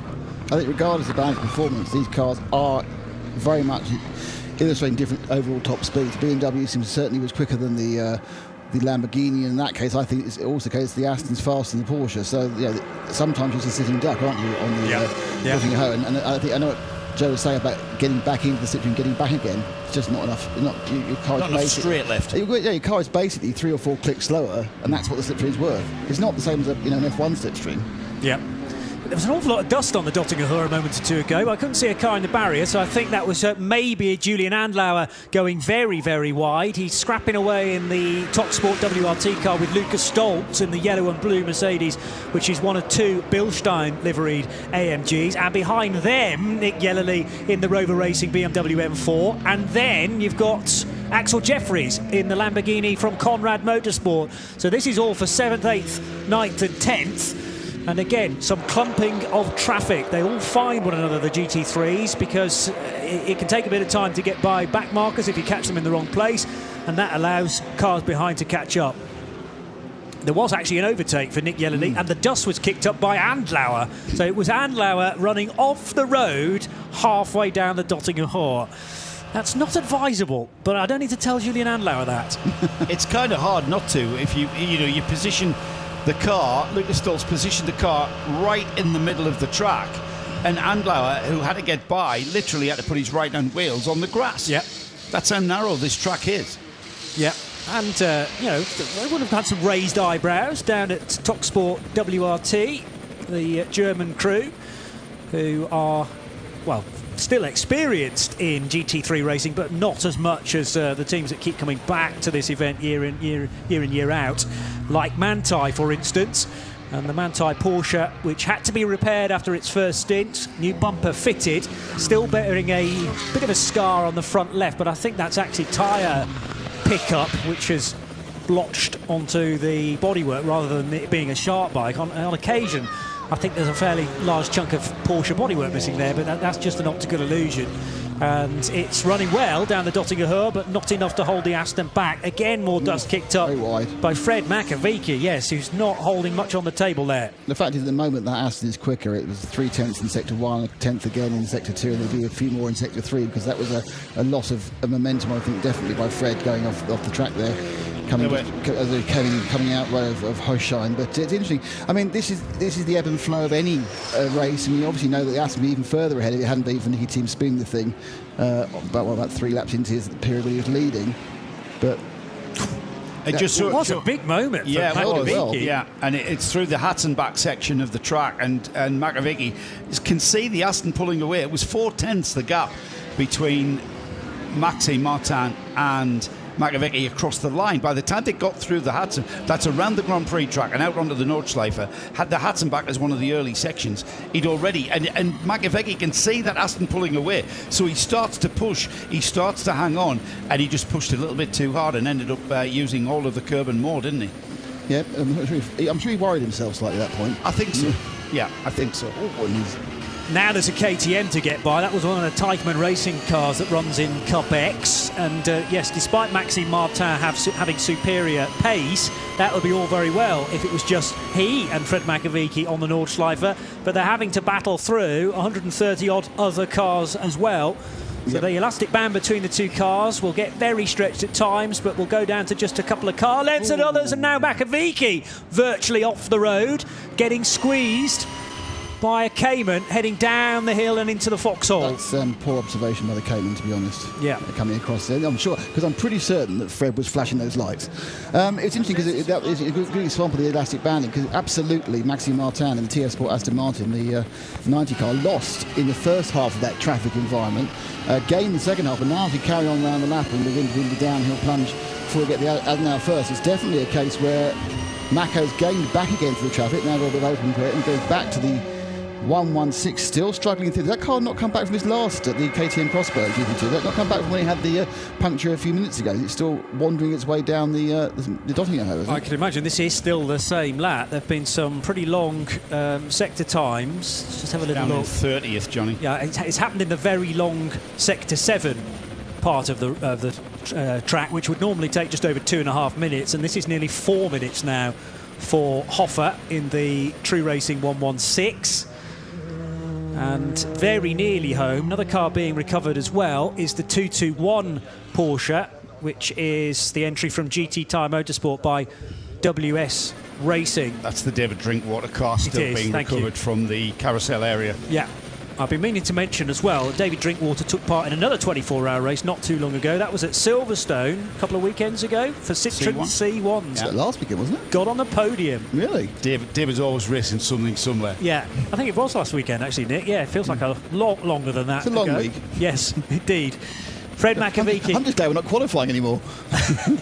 Well, yeah, I mean, that's quite a long process, and also to follow as a fan, you need to have read your regulations. Guess who did, fellas? Me, a bit. Half a page or so. You still couldn't explain them to us, though. No, that's very true. Takes one thing to understand and another thing to portray. Only half of them apply, but when there was a full moon or not, it was a big thing. Oof. 2 parts top qualifying was put into place for the first time this year, and you had to qualify from one session by being in the top 4 to get into the ultimate showdown, which eventually put a Ferrari on pole position, but unfortunately the Octane 126 has dropped significantly down the order now. 2 Audi circulating together, Frank Stippler in the 5, and that's the sister Phoenix car up ahead, the number 15 of Kelvin van der Linde. So Audi, of the top 6 cars, the more numerous, as in they've got 2 there, but the problem is they're down in 5th and 6th places, with an Aston Martin leading and a Porsche in 2nd. What's going on there? What on earth's going on here?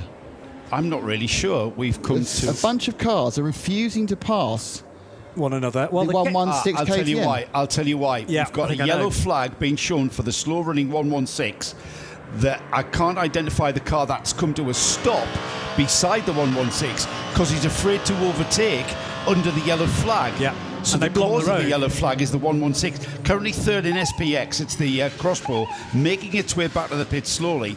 We almost had a very, very nasty situation so what there. It should have had was a white flag, not a yellow flag. Yes. So there's been a marshalling error. Yes. We've had it's a kind of a slow zone in... Oh, it's a progressive slow zone of the slower classes getting all scrunched up with each other. I think they avoided contact with the barrier, which is just out of my view on driver's right. But big question marks there from many down on the pit lane. And unfortunately, there was a Golf at the end of that got wedged in behind the KTM so close it couldn't get the required turning circle to pull out of the parking space. And that's into the Tiergarten off the Dottinger Hook. It's a very, very tricky piece of racetrack to start with, yes, let alone everyone in front of you coming literally to a stop. And you're coming over the rise, through the kink at Antonius Bucher, and then down into Tiergarten and Hohenrhein. Thankfully, I think that's all been cleared up now, although peering out of our right side window, the commentary box, looking for a much slower than normal KTM, as now Frank Stippler is right on the tail of not the Phoenix car. What's that? Which Mercedes is that? It's Christodoulou that they've found, the number 3 car, and both Phoenix Audis sweep by the Brit in the Get Speed Mercedes. He just cannot hold them back, and again, that is the power of the slipstream. Yeah, and Mercedes obviously also not right up there in the top speed kilometre wise. Both the Audis got past, one punched a hole for the other one. Thank you very much, both went through. But you know, it is what it is. You can't do anything about it. You can't defend that. You can't put the car in, you can't block. Which is in effect, I suppose, the only way to stop a car coming by you is to block them. You know, you're not going to do that. It's one of the features of the Dottinger Hook Straight. The cars punch such a hole. They do create a lot of slipstreaming, and that is one of the major passing places that you'll see with these cars so evenly matched in the GT3 category. That's how you said it, Johnny. You follow everybody around. You follow them through the Schwalben-Swans area, and then you know the Dottinger Hook's coming up, and you just think, right, I just need to be where I need to be now, because if you do pass through Brunchen or somewhere, you know that it's just going to slipstream by you when you do get out onto the straight. Yeah. What's noticeable is Fred Macco really is missing a bit of pace there, man. Fred Macovizzi in the Manthey number 1, because he was 3 seconds slower in the last lap than Maxime Martin. We saw they were nailed together over halfway around the circuit, so he lost about 3 seconds in that second remember, part. he put his wheel off and caused himself... No, that was after that, because they got back together again during traffic. Okay. So and he lost another half second in the first sector of this lap. So I don't think at the moment, for ultimate pace, that Manthey Porsche is particularly working well. Could be temperature, could be tyres, could be where they are. Doesn't mean they won't streak away by 15 seconds a lap during the night time, but at the moment he's not enjoying the conditions quite as much as the TF Sport Aston Martin. And Christodoulou was looking to try and just get over to the left, I think, to provide space for the Audi to get through, and there was a big jink, or is that just side drag? He was trying just to lose one position. Yes. And he was hoping if he got out of gap, that lane, he'd break the toe from the car behind, the second Audi, but the second Audi was using the first Audi, and that was it, and they were through. Moment or two ago, that's not the prescribed line, unfortunately, for David Thelenius in the Snitzelarm Racing BMW. 245 his car, and it is able to rejoin, but it went straight on at the Dunlop Carer. Snitzelarm Racing have at least one car in the BMW 240i Racing Cup division. Now, that used to be Cup 5, but Cup 5 now has a couple of BMW M2s in it. Hotspot taken out. And wow. Big accident as the Rower BMW takes the Hotspot off going into the chicane, which is before you go onto the Nordschleife. So that's Andlauer being overlapped by about half a car length by, which of the BMWs was it? Lucas Stoltz. Must be the 99. Oh, no, 99, yeah. Wrong colour. Right so, colour, wrong car. 99 has come into the pit. Yeah. So Nick Yellerly has done a Grand Prix lap and ducked into by the back door. Well, not a full Nordschleife lap. He'll lose a Grand Prix lap, yes, but that's... it's about 1:20. Those two cars have been magnetically attractive, which is odd for carbon fibre machines over the past few minutes, because they came together in the pit lane. Now they come together on the track, and that's bad news for both of them, because that's quite a big hit in the corner. It was the Vidal chicane was where that happened. I can't remember what it's called. Before the... Never forgot the name of the chicane. Yeah, the Vidal chicane there. I don't know what Nick's doing there, because he is a supreme talent usually for Rover Racing, but this early on in the race, yes, you're trying to get by, I appreciate that, and maybe he felt he was being held up by Andlauer. But he wasn't anywhere near to being fully alongside there. All around the Grand Prix track, it's much wider, isn't it? There's much more open space. I think the urgency there that he showed to get by, causing that, was to get by him before they went out onto the Nordschleife. True. Because he may have felt, I can pull a gap to the Porsche. So the BMW driver was thinking perhaps along those lines. I assume that Andlauer is stranded because it's now a code 60 around that Vidal chicane. So my guess is that Andlauer is stuck. But he hasn't even had the chance to go back in the Grand Prix pits. They were both overtaking Lucas Stoltz in the Mercedes. Andlauer's Porsche. Well, Stoltz was there in the fight as well. I mean, Yeah. he was that was for position. So They've gone round either side of the Mercedes, and they've come together when they've passed the Mercedes going into the Vidal chicane. That's where the coming together's happened. Yeah. The Porsches sat there losing time all this time because he needs to be recovered. I don't know whether he stalled it or whatever. Or The rear wheels wrecked, and that's what I was going to say. Well, it's been damaged. Yeah. it's been damaged. So it's going to have to be a crane or a flatbed to take that Julian Andlauer car away, and thankfully not too far a trip to get it into the pits. But TalkSport are going to have a look at that and think it's going to be an hour at least to fix it up again. Arguably, Johnny, two cars that were in contention for the win. Yes, because when we had the cars currently running in positions 1 to 6 coming for their fuel stop, because they obviously out of sequence, those were the cars which were going to go into the top 3 positions. Now it's just Lucas Stoltz who's left of those 3. You mentioned earlier, Nick, that Machiavecchia, just a short, literally seconds ago, that Machiavecchia is losing time. He's losing time to the John Edwards Rover Racing BMW cars. 1 and 98 is the battle that we're talking about. Second and third on the road. It was 1.6 seconds across the line. It's not that now, it's actually bumper to bumper. And I'm just trying to get a location on the Nordschleife of where they are. It's the stretch towards the carousel, that flat out stretch, as they turn right now and go up the I call that a wiggle woggle, isn't it? You straight line them through. The road goes right, left, and it's kind of like a straight line entrance into the carousel. The banked concrete on the inside is where the two drivers put the cars. The BMW sliding around on the concrete. They've kind of the carousel spits the cars out. Getting in on the act as well of this two-car battle is Van der Linde in the Audi Sport Team Phoenix Audi R8. That's car number 15. So it's a 3-car battle now coming together for that battle for second place. But now 7.5 seconds up the road is Maxime Martin in the Aston Martin. So is it a case that Martin's going incredibly quickly, or has Fred Machiavecchia now become a cork in a bottle of GT3 cars? In two minds, one of the car collection Audis, which side of a Porsche Cayman does it go on the exit of Arenberg? That was Patrick Niederhauser for car collection, catching one of the Avia Zorg Rennsport cars. And there was a scrape down the left-hand side of the Cayman for Niederhauser. Just about gets away with that. 3 cars could very easily be about 5 very shortly for second position, because Adam Christodoulou just a few car lengths back, and also involved is that's Frank Stippler in the number 5. That vindicates what Nick's just said. Yeah. Machiavecchia becoming a cork in the bottle, because he is definitely holding Edwards up, who's been caught by Van der Linde, who's been caught by Stippler, who's been caught by Christodoulou, who's been caught by Stoltz. And before we know it, we're going to have a 5-car battle for this second place. And of course, this could have involved as well a Rover Racing BMW and the TalkSport WRT car of Julian Andlauer. So we're kind of 2 cars down of what would then have been a 7-car train for second place.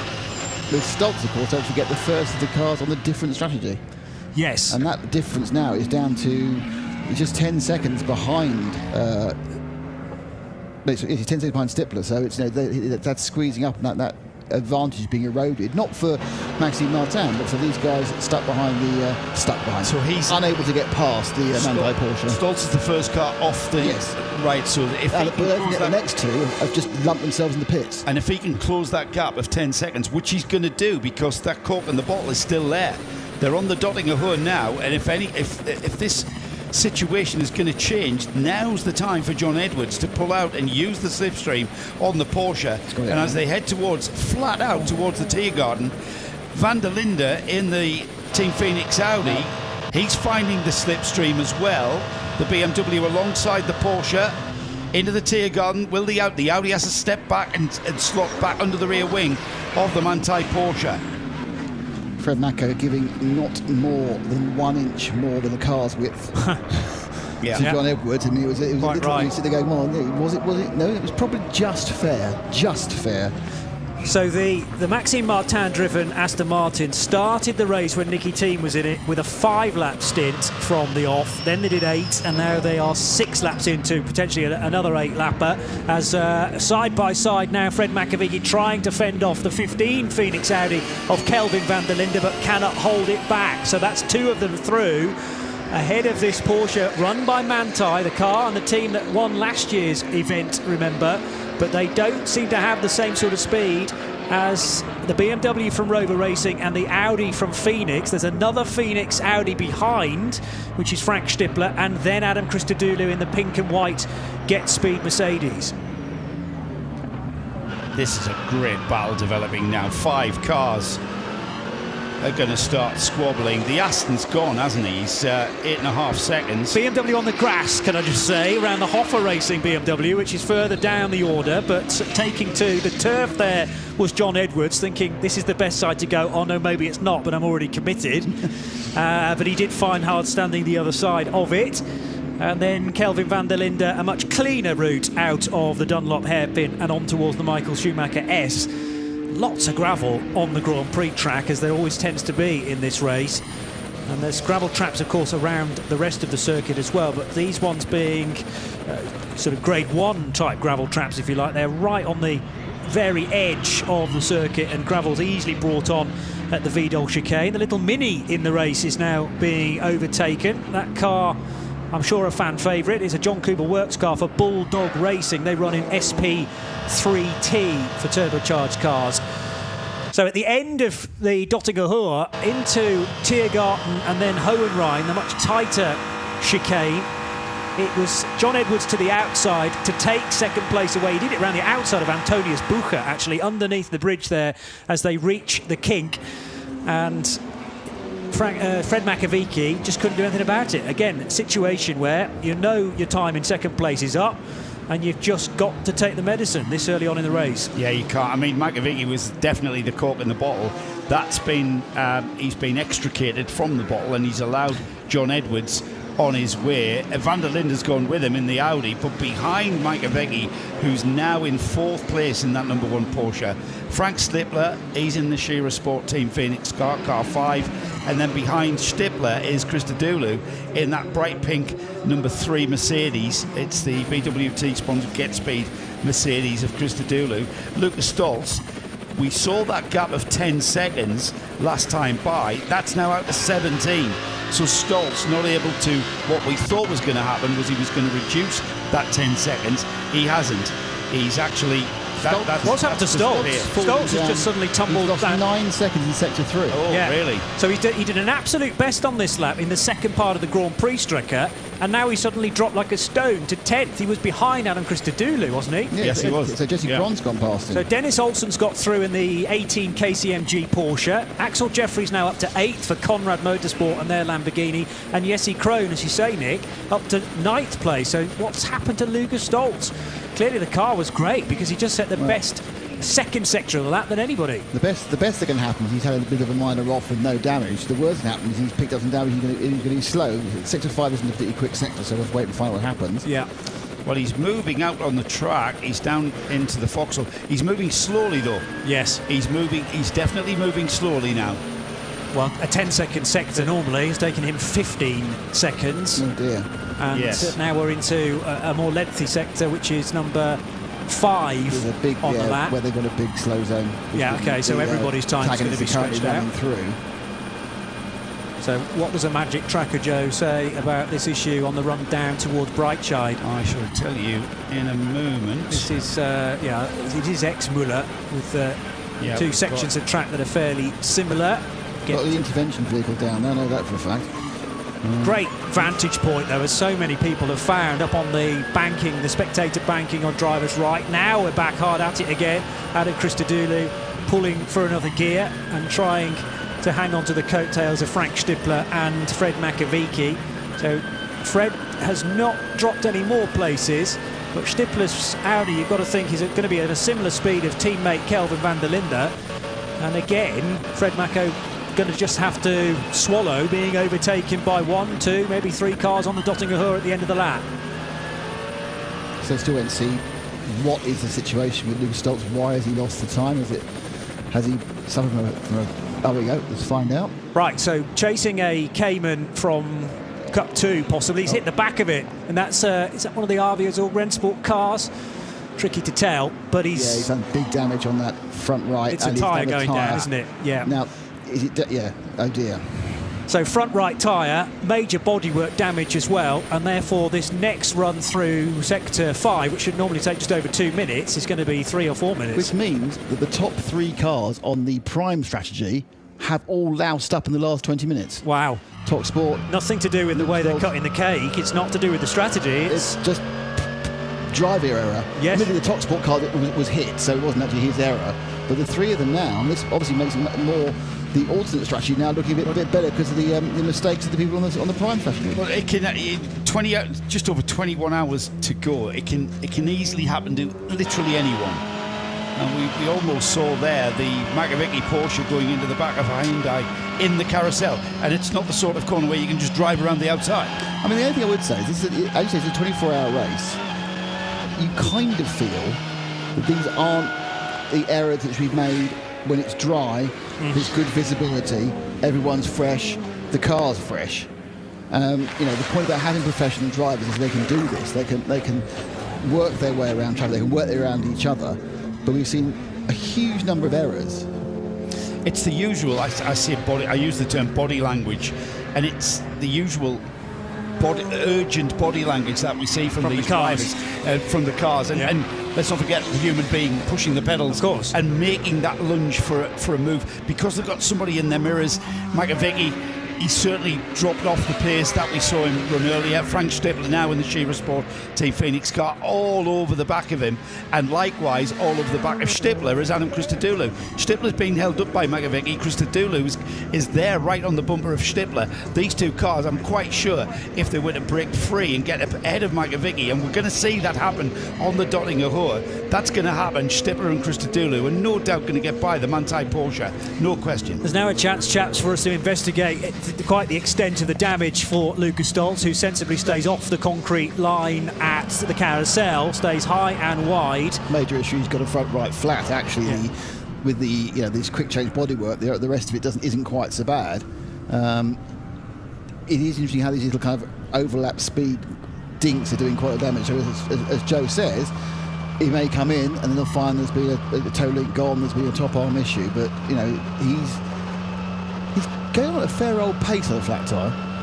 Yeah, well, you want to try and stay on the lead lap with the work included. The team at Bilstein should be able to turn it around as quickly as possible. But effectively, you've only got 8 minutes. You want to try and do it in, 16 minutes, I suppose, to try and stay on that lead lap. It shouldn't take anything near like that. Now, Adam Christodoulou, side by side with the Phoenix Racing Audi of Frank Stippler, and sweeping around both of them is Fred Makovic for Manthey. So Fred is going to get some of those places back again. It's exactly as I described. They made the move before they got on the Dottinger Hohe. They got ahead of Makovic. Yeah. Now they're on the Dottinger Hohe. Makovic comes back at them with the use of the slipstream. They're going to have to follow him back round for another lap. But what also happened was Stippler came into the side of Christodoulou and they both lost speed because of it. Yes, so they lost about 3 or 4 together, clicks, and that was all that Fred Mako needed to get past again. And it's the turbulence from one car affecting the turbulence of another car, the side draft effect, and that actually slowed them down consequently. And Fred Makovic sweeps by in the Grello livery Porsche, but now they're back on the Grand Prix part of the, still side by side behind Fred Makovic are Frank Stippler and Adam Christodoulou. Frank's secretly loving this, but not the fact that he's lost 2 places now.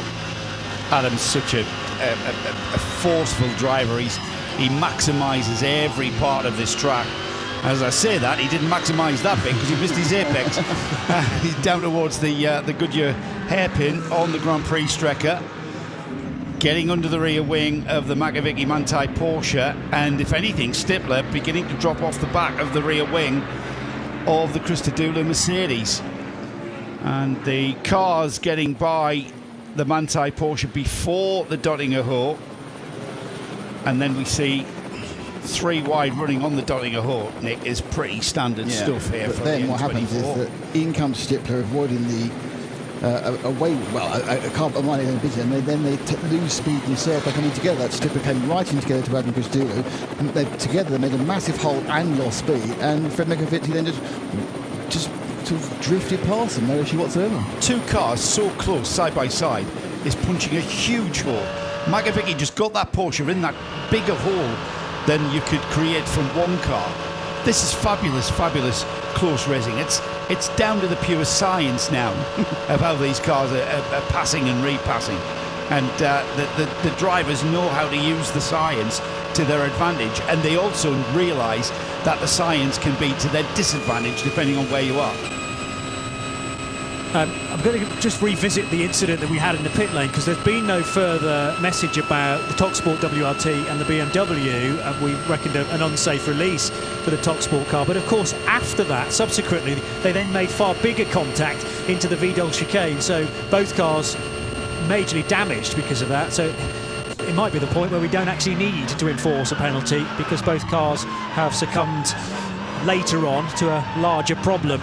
What about this scrapping, though, on the Dottinger Rohr, where you had Adam Christodoulou and Frank Stippler side by side. They remained locked with locked door handles heading out of the Yokohama S, and Fred McAvicky back up to 4th position as a result of that. So it is still Maxime Martin that leads the motor race for Aston Martin, car number 90, ahead of John Edwards and the 15 of Kelvin van der Linde. But the jostle for 4th position continued all the way around the Grand Prix lap after these cars had entered Tiergarten pretty much together. And Fred McAvicky, the big winner for now, but pendulum swing in lots of different directions in very short spaces of time for this race. As Adam Christodoulou then heading out of the Dunlop hairpin, or rather into the NKG chicane, and allowing Fred McAvicky back through. There is, to a degree, Joe, some give and take to be done here. You don't need to be racing as if it all matters every single lap, you know. And if you realise a car behind you's got a good run, as was the case there, to avoid contact, Adam's just allowed the Porsche some space. You've got to know when to give up the corner, and that's the sign of a great driver. All of these guys, McAvicky, Christodoulou, Frank Stippler, they are very experienced race drivers, and they know when and where they can place their car, and then also when and where to give up and just allow the corner back to McAvicky. Adams, a former winner here, won this race in 2016, and he certainly knows how to get the car to the finish. Lucas Stoltz has made his way back to the pits, everybody. He's in the pits. That front right corner is pretty much destroyed. It's going to need a new a front right wing on that car, or will they just gaffer tape the gap up? It's going to need a few rules, I think. It is. Some of your gold tape might fit quite nicely now. It means to be more yellow on a Bilstein car. The issue we have, it's not an issue now, but in 4 or 5 hours' time it's going to get dark. Yeah. And that's the light. If the light's still working, is it pointing in any sort of direction they want it to be? Yes. So they have to start thinking about actually reconstructing that front end as it should be, just for the vision elements, when when you actually finally lose the light in about 4 hours time.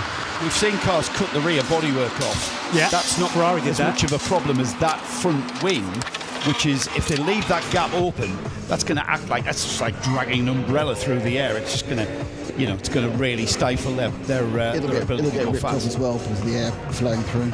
We're 3 hours in, boys, of the 50th anniversary, the 2022 Nürburgring 24 hours, and it has been certainly cut and thrust action from the off, as expected is always the case around the Nürburgring Nordschleife. We are heading then into the 4th hour of the race, and yet more intense racing starts right now.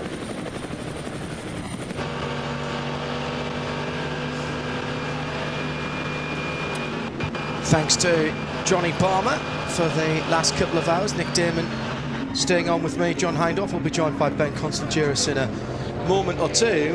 Well, we've had... So we're going... This is the last lap now, Nick, isn't it? Yeah, that's it. We've had as much excitement as anyone could take over this race already.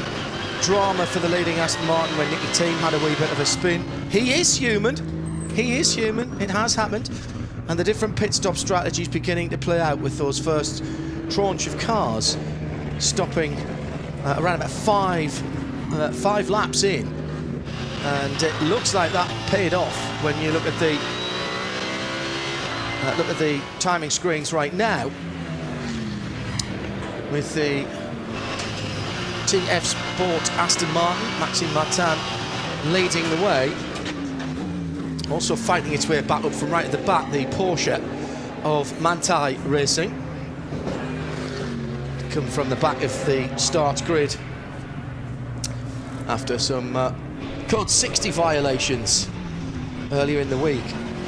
Ben Constantinos joining us as well for this next couple of hours. I do like the way, Ben, that the indiscretions from earlier on in the week, the ones that couldn't be punished, have moved into the race, and it just underlines how important it is to keep your wits about you and to respect the flag signals and the other drivers around here. And if not, the penalties are fairly draconian, and on a circuit like the Nordschleife, or as some people would prefer it to be, the Nordschleife. I used to call it the Nordschleife until a German driver told me that wasn't the right way to say it. So have it whichever way you will. This is a circuit that demands respect, and the race control attitude towards what's going on has cost some people in the early part of the race. Yeah, I think it was very impressive to see how large the penalties were, even in qualifying, to make sure that rules were adhered to, and make sure that there is a respect, as you say, for the track and for the rules, because it's an incredibly dangerous situation to have recovery vehicles on a live track, even if it is down at 60 kilometers an hour. And if you don't respect those particular zones, whether it be covered under yellow flags, whether it be covered under speed zones, then you really put yourself in and the guys working on in huge danger. So I'm happy to see those penalties being very, very strong. I'm curious, and Nick and I were trying to work this out as we left our first stint, because of course we left with the Lamborghini right there at the field and the 99 BMW. There hasn't been huge dramas for either of those two cars, but I think what we basically established, Nick, was that the way that the pit stops fell when the code 60s were out on track gave a benefit to some and not others. And we've got pit stops now. This is the early stoppers, as they call them. The guys in lap 5. We're 16 laps on from that. It's lap 21, so they'll all be running in.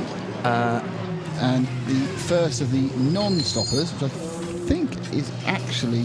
So this is going to be an 8-lap stint for Max Martin, for Jonathan Edwards, for... Did we have both the Van der Lindes out at once in the last stint? Yes, we did, excellent. For the 15 Phoenix Audi, for Fred Makovic. Has a Porsche gone through? No, he's come in. No, they'll come. For Frank Stippler, for Adam Christodoulou, for Jesse Krohn, for Schubert, and for Dennis Olsen. So that's the first 9 cars taking their third stop. The car that hasn't come in is the Conrad Lamborghini that you were just talking about there, Ben. And Axel Jeffries, who was on the front row here last year, has gone through, as has Daniel Juncadella. Because he was a late stopper in the first round, so he's part of that late team. So he's only starting his 7th lap now. But the thing to remember is, just for people joining now, the fastest 3 cars on this longer strategy all caused problems or had problems in the last 3 or 4 laps. So the top sport car was hit by the Rover BMW. Yep. And then we had an issue for Lewis Stoltz in one of the Bilstone Mercedes. So those 3 cars, which should have been actually ahead of Axel Jeffries now, are all in the pits feeling sorry for themselves. The number 99 BMW has got 2 investigations pending on it at the moment. One for unsafe release, and it's just got another one. Yes. With the Top Sport car. Hit it really hard. It was his fault. In the Vietnam chicane, it was entirely his fault. Well, it certainly wasn't the Top Sport's fault, put it that way. Slam and dunk. Okay, thank you. That's bringing everybody up to date there with what's going on at race control. But has that car had Rover Racing? Has that car had issues as well? What, the BMW? Yeah. The BMW damaged itself and had to come in the short loop, so it actually came in and so lost. Had a little shunt on the Grand Prix circuit. So it lost the Grand Prix circuit run. Yeah. The Top Sport car needed a tow, and I assume that took a lot longer. It should have then been towed in the pits, but it had a big impact on the rear left. So quickly run through some of the class leaders for you further down the field. 20, I think we said 23 classes, didn't we? VT3 leader is in the pits for Team Mathol AV. That's the number 300 car. They've had a third warning for a noisy car from race control. We've got the SP3 leader as the other Toyota Corolla Altis. The Japanese drivers in that car, Jan Hong at the wheel of the 120 at the moment. They lead SP3. V4 is FK Performance, BMW 325i, number 324. 444 Adrenaline leads V5 in their Porsche Cayman. The number 200 BMW M3 E46 GTR leads SP6, and that's the Hoffa racing car. The VT2 front-wheel drive is the Hyundai Driving Experience i30N 332. Cup 5, which is the M2 Racing Cup cars, is the 880, still leading that in 90th position, moving up. In VT2 rear drive, it's the 330 BMW of Adrenaline. The 240 I-Cup class is also Adrenaline, the 240 car. And in the V6 is also Adrenaline, the 396. And they're running at 86th, 87th and 88th position. The three of the Adrenaline class leaders in the overall standing, all in different categories. V6 has Adrenaline... sorry, we've done that one. Yeah, we've done that one. That was the V6 one, excuse me. SP4T, Porsche Cayman 718 is the privately entered 181. STI, Subaru, leading SP3T. Huber Motorsports, number 70, leads SP7. That's the only car in that class, isn't it, this year? The SP8T Aston Martin from Door Motorsport leads its class in position 49. That's the 150 car. Cup 3 Hyundai Motorsport is Antti Burri now behind the wheel of the TCR leader, the 831, as the BMW M4 GT3. That is the 99 car with the, which we said had damage earlier on, and it's back in the garage again. Keep an eye on that. Ford Motors Bio concept car, Porsche GT3, leads the alternative fuel class. Now that was led early on, and for quite a lot of the week it's been the quickest, been the domain of the Viper or the Mustang. So that's a change around there. Chris Meese is at the wheel of the Pro Sport Aston Martin that leads SP10, the 82 car. Just outside the top 30, Cup X Teichmann Racing, KTM Crossbow GTX, the 161 car. The Black Fulton Porsche now leads the Carrera Cup 992 class in 28th position. It's a 123 car. It's been a change since I last looked at that. SPX, it's still the True Racing KTM Crossbow that leads in 20th position. The Glickenhaus did, I think, on pace get by into the lead of that class for a little while, but has now dropped back to 21st position, so just 22nd position, excuse me. So just off the lead in SPX, and of course Axel Jeffries at the head of the head of the field with the Conrad Motorsport. John, I think that's pretty significant. The 99 machine, there is very little work going on the road for BMW, and there is lots of crossed arms and shrugging in the garage. Unfortunately, we can't actually go down there and speak to them, but it does feel as though that could be a full-on retirement, Nick. It was a big hit into the back of the TotalEnergies car. If they derange the front suspension, and they know they're looking at a 45-minute repair, with the competitiveness of this GT3 field and the fact they're only really here to win. Yep. And do they want to put 20 hours more on their engines and gearboxes and everything else? You kind of go, probably they may well scratch it. And they are scratching it, absolutely. Back of the garage. Yeah. That's it. Either they want to clear the garage and do more work on it, or that is it could be something even more serious, though, Nick. It could be a catastrophic failure. Well, they made it back to the pits. They had the accident. My guess is they've patched it and it's not fixed. Yeah. And they've worked out that, yeah, absolutely right, by taking it out the back there to where they have more space, they had to do like a gearbox or an engine, that's where you do it. But the driver's giving the impression that they were going to get back in the car again. I'm not sure whether the BMW M4 GT3 is new, so perhaps you want to put some miles in it. Not sure, but they have got the sister car, so that's doing the work for them as well. Well, they're pretty new, all of those cars, launched at the start of this year, so that is the new weapon of choice for BMW M. Motorsport celebrating their 50th year this year. Could be just the drivers in the team want to go and watch the Champions League final. Really good point, actually. Yeah, 50 minutes away. No, I think that's the point. We do have quite a large Code 60 area at the moment around Exmuller and Bergwerk. It seems to be two separate incidents, one of which is the 242 BMW, which is run, I think, one of the many Adrenaline motorsport cars. Yeah, Leppard is aboard that machine. There are two, and I'm not sure which one it is, but in the BMW M2 class, and unfortunately stationary out the back of the circuit. We actually haven't had the team car's the 240 that's leading that class.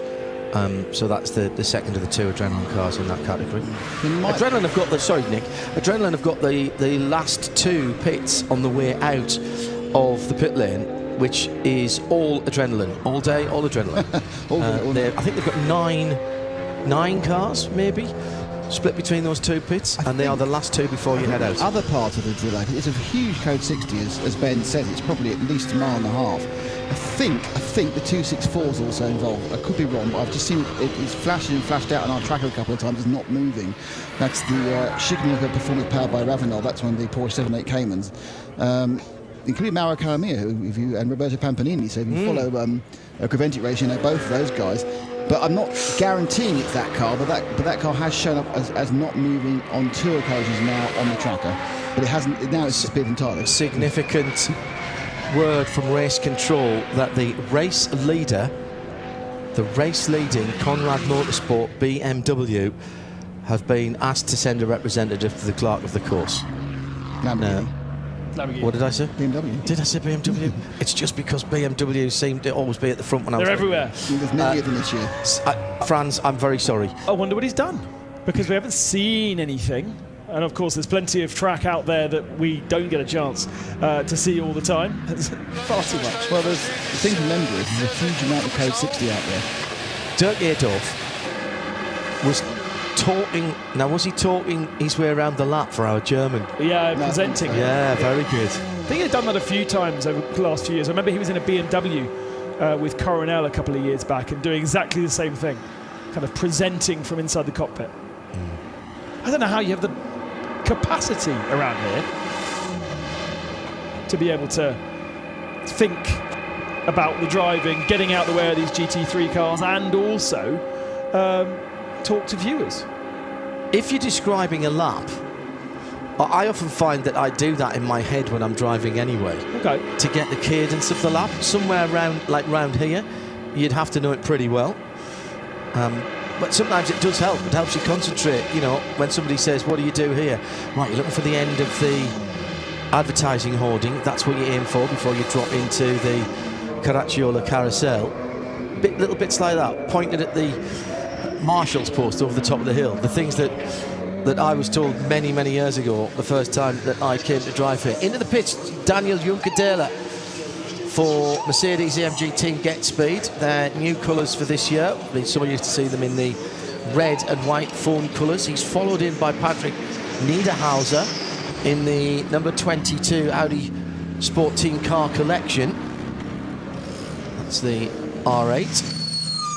Comes to a squeaky halt, turns off the engine, and they'll just spin the car around on the dolly jacks. 7-lap stints for both those two drivers. Right. Which is a bit weird, because you can certainly do 8 on the fuel, so why they've been short gone for a lap, I've no idea. Tyre performance? No, it's the strategy hasn't caught quite up. They have done 8, so they started with 6. They had 3 different strategies at the start. A number of cars started with 5 laps, including the TF Sport. These two cars, the number 4 Mercedes-AMG and the 22 Audi Sport R8, they both started with 6. But Axel Jeffrey's team, the Conrad Motorsport, they started with 7, so they'll be coming in next time. It was passing under yellow for the number 7. Made a pass for the lead. Oh, wow. Meantime, and just to give you an idea what that might cost them, the number 123, which was being investigated earlier on, has been found guilty of non-respect of flag signal, and that has been assessed to have a 1 minute 32 second penalty for the Black Falcon Cup 2 car, the 123. So if that is upheld, that will be a major penalty for the leading car. And it was down the, looks like it was down the TotalEnergies that where it went past under the yellows.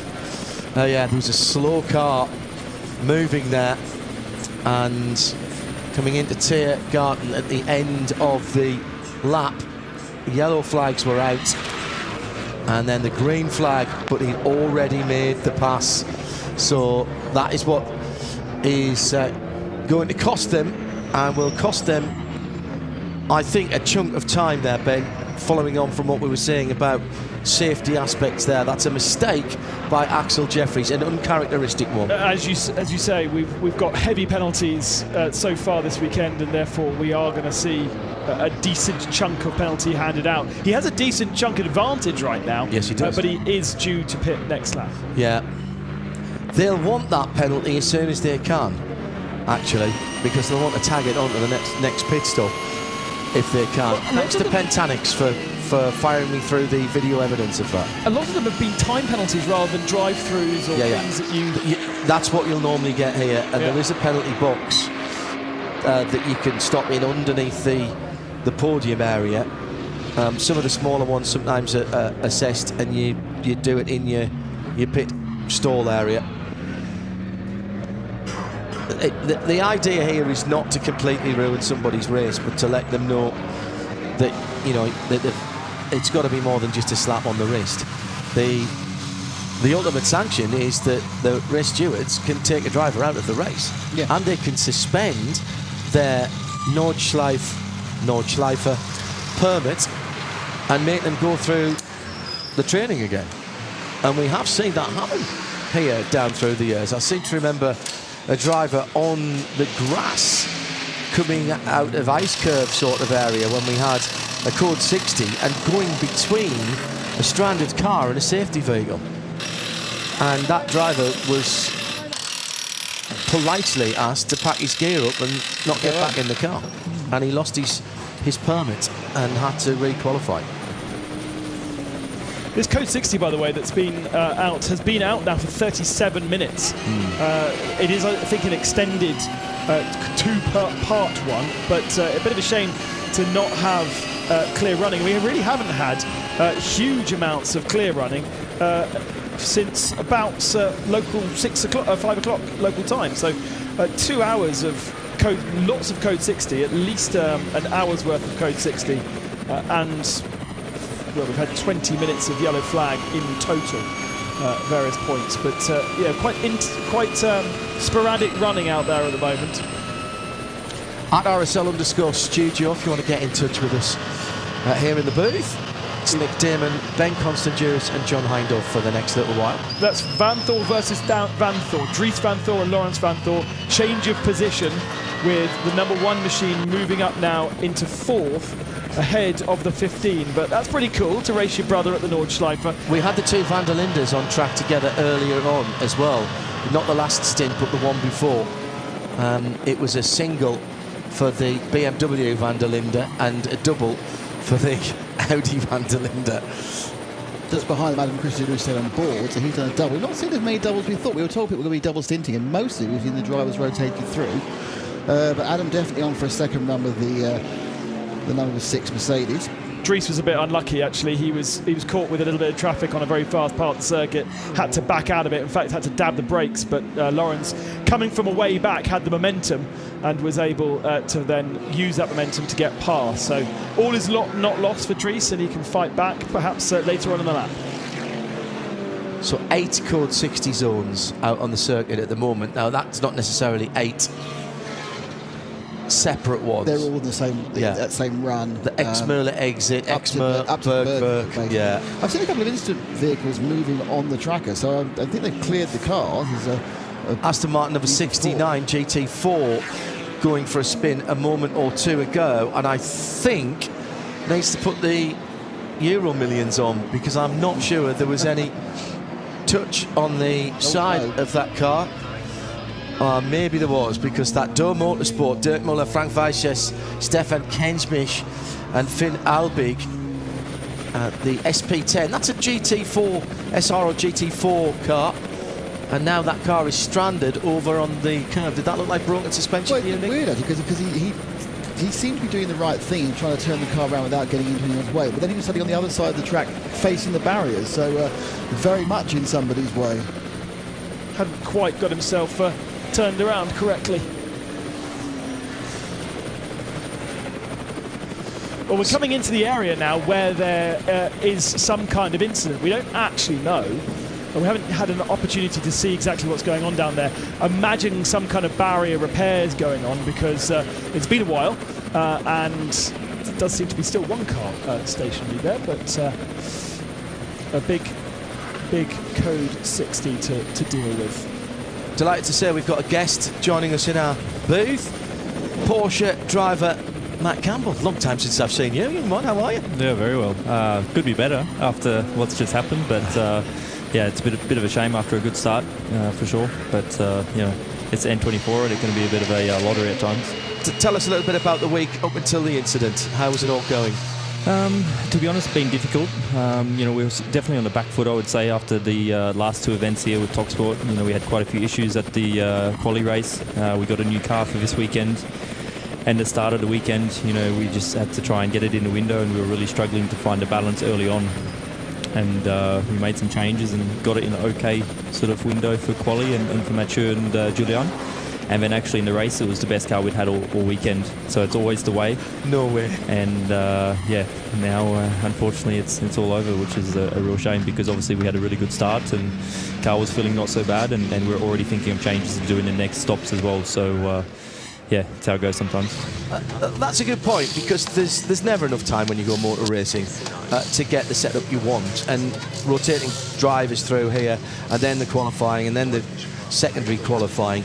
How much can you change stint to stint, and how is the decision to do that work arrived upon by the drivers in concert with the engineers? Yeah, I think, you know, with our car at least, you know, only being 3 drivers, it makes it a lot easier to be able to manage our track time, make decisions and everything like that, because we can really rely on the feedback. Because in one particular session, instead of running all 3 drivers, we might only run 1 or 2, which has been the case this weekend, to be able to improve and work on the car and be as productive as possible. You know, we don't want to be getting someone else in the car on a used tyre and just made a change, because we aren't really, you know, making, let's say, positive steps all the time necessarily. So this is always a big thing, trying to manage this, trying to be as smart as possible with time management, because, you know, you're really restricted. Even though there's a lot of practice time, it goes quickly. You know, even for myself, I only did about 4 laps and then I started the race. So it's such a compact weekend, and it's just trying to obviously maximise your time and think ahead as far as possible. And we've got the leader, what was the leading car, Axel Jeffries, into the pit lane.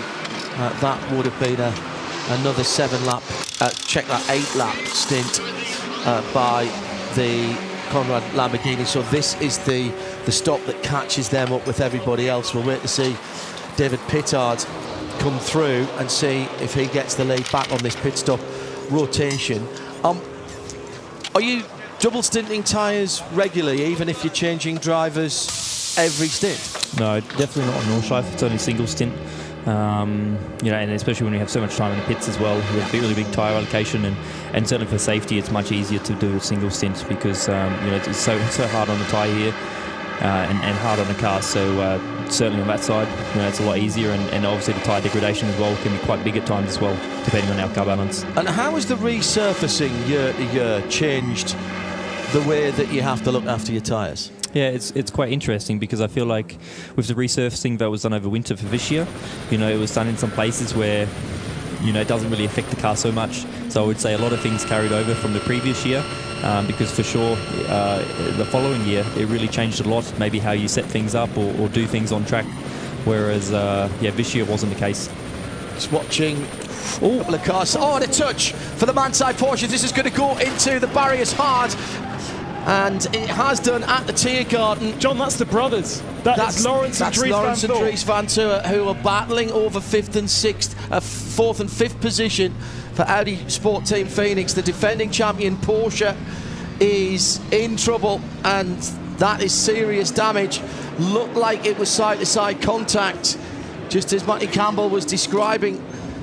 the new areas. That is one of the new areas of tarmac that has made the approach down to the compression at the end of the TotalEnergies so quickly. And Matty, you brake so late there now that really you well up the upslope before you even think about getting off the throttle. Yeah, 100%. And also that with the way the camber changes there now as well, it's a lot easier, and it is actually easy to go too wide, but it's still very difficult, which we've just seen now. You know, it's still very, very challenging at times, and you know, obviously here it's such a high-speed part of the track. Bit of side drafting going on, trying to slow down the opposition car. It was the Porsche that was just ahead. Then the Audi came back and got on to the dirt on the right-hand side as they're coming into that kink, and they are well through the right-handed part. And the Manthey car can, I'm afraid, wave goodbye to a defence and an 8th win for Olaf Manthey. There was a tiny little touch there through that right-handed portion as they were coming up the hill. Good job by one of the Get Speed cars coming up behind. That must have been Daniel Juncadella, who was following in behind.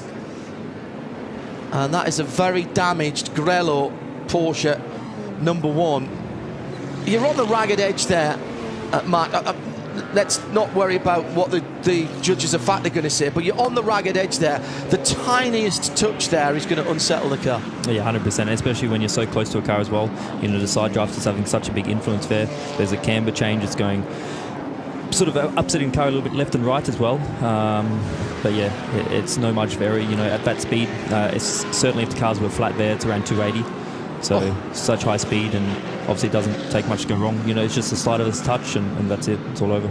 It was, I think it was Adam Christos-Doulou actually in the Team Get Speed. The other team car, Axel Jeffries, came along to the scene later on. Testament to the strength of these GT3 cars that Porsche took a big hit there, and yet the driver is getting out, Ben Constanduras, unaided. Lawrence Van Thor then retiring the winning car from last year, the winning crew, and great to see him getting out the car first of all, because 2 big impacts for that machine. And what's it going to be like at the family dinner table? Difficult. Tense. Says Mac. Well, you know both of them well, don't you? Yeah, exactly. I mean, they're both really good guys off track. You know, I think they're quite different in person, for sure. They have different ways of going about it. But, you know, spend a bit of time with each of them. Obviously, fantastic blokes. Both very, very hard racers, which we've just seen. You know, but even though they're brothers, they don't leave each other any room either. You know, so they're it's just another competitor when you're out there. You can't think of anything else. 100%, exactly. You might not even know, actually. Could also be the case. Yeah, it was tight racing. We've seen a couple of the NLS races, the Nürburgring Langstrecke Series this year, that have come down to last lap lunges at that very part of the circuit. It is now an overtaking opportunity there now, Matt, isn't it? Yeah, exactly. But it's just extremely high risk. You know, it doesn't take much to go wrong. It's certainly made it a lot easier with, you know, the changes that have been made. But yeah, still very, very thin lines to be able to get through there. Well, it's not far to take that car back to the workshop, but that'll be scant consolation for the Manthey team from just round the corner at Moist Path. Race Control are investigating that. They'll be investigating both cars. Correct. To try and understand exactly the situation. So, Matt, what's next for you then? Are the guys going to continue? Are you going to continue? Are you going to get the keep on racing here today? Actually, it was quite funny because I was walking up to get a bit of physio done, and then that's when everything happened. So I haven't actually been able to make it back to the pits yet. But it looks like, from what I understand, speaking to Mathieu over message, I'm pretty sure it's finished. It was quite a hard hit, and you know, that area of the car, it's very easy to be able to damage the gearbox and things like this. So. Yeah. It's a shame. Obviously, you know, they pulled him out of gravel, but he wouldn't be able to drive forward, and they had to pull him back. So, you know, it had to be something major, but big shame. This is how it goes sometimes at the 24. It can be a bit of a lottery, but on to the next 24. That's the next one for me, being Le Mans, joining Michael Fassbender and Zachary Robichon in the 93 for Dempsey. Zachary Robichon, we know from his exploits in GT3 Challenge and IMSA Racing. Michael Fassbender has taken a goodly amount of time to get himself up to speed, and has been mentored by a number of Porsche drivers. He's done the ladder, and I've watched him develop over it seems like, is it 4 years? It must be about 4 years now. Yeah, certainly. Obviously moving from the Cup, now being in ELMS for a couple of years as well, gaining the experience, and I think it's been really good they've been able to take their time, not rush into getting to Le Mans. Obviously it would be nice to go to Le Mans a little bit earlier, but really do the progression, learn as much as possible, because even though Le Mans you have the same cars and everything like that, I think the race is very, very different style, and this will take a lot of adjusting for him, for both Zach and him. I'm sure Zach will get up to speed no problem at all and feel very comfortable, but certainly I think we'll be working very closely with Michael to be able to manage this over the weekend. It's getting towards the swan song for those GTE cars. We're not going to have them very much longer. You're going to miss them? Very much so. Yeah, even as I started seeing that, there was a smile on your face, Mark. I mean, obviously I really enjoy driving GT3R, but for me the RSR is just so much nicer, more downforce overall. It's a little bit more manual car to drive. It's a little bit digital. Obviously we have TC and ABS here, whereas the RSR we only have TC. But it's, for me, a little bit more of a rewarding car to drive. We've got a selection of tyres we can use as well in any given championship. And, it's just a completely different style. I think the racing in the categories for GT3R is really enjoyable, if not a better level. But RSR is just a different beast. Man, you look at the entry for GT this year at Le Mans. Yeah. It's phenomenal. Pretty much every car, you'll go, yeah. Oh, yes, there must... We've been talking about doing our Haggerty Radio Le Mans previews for that. That's going to be a tough class to get any kind of result in. 100%, especially in the last couple of years. It's been the biggest contingent in the whole field. I think last year there was 25 GTM cars or something like that, so really incredible amount, and obviously this year's up there and around the same number.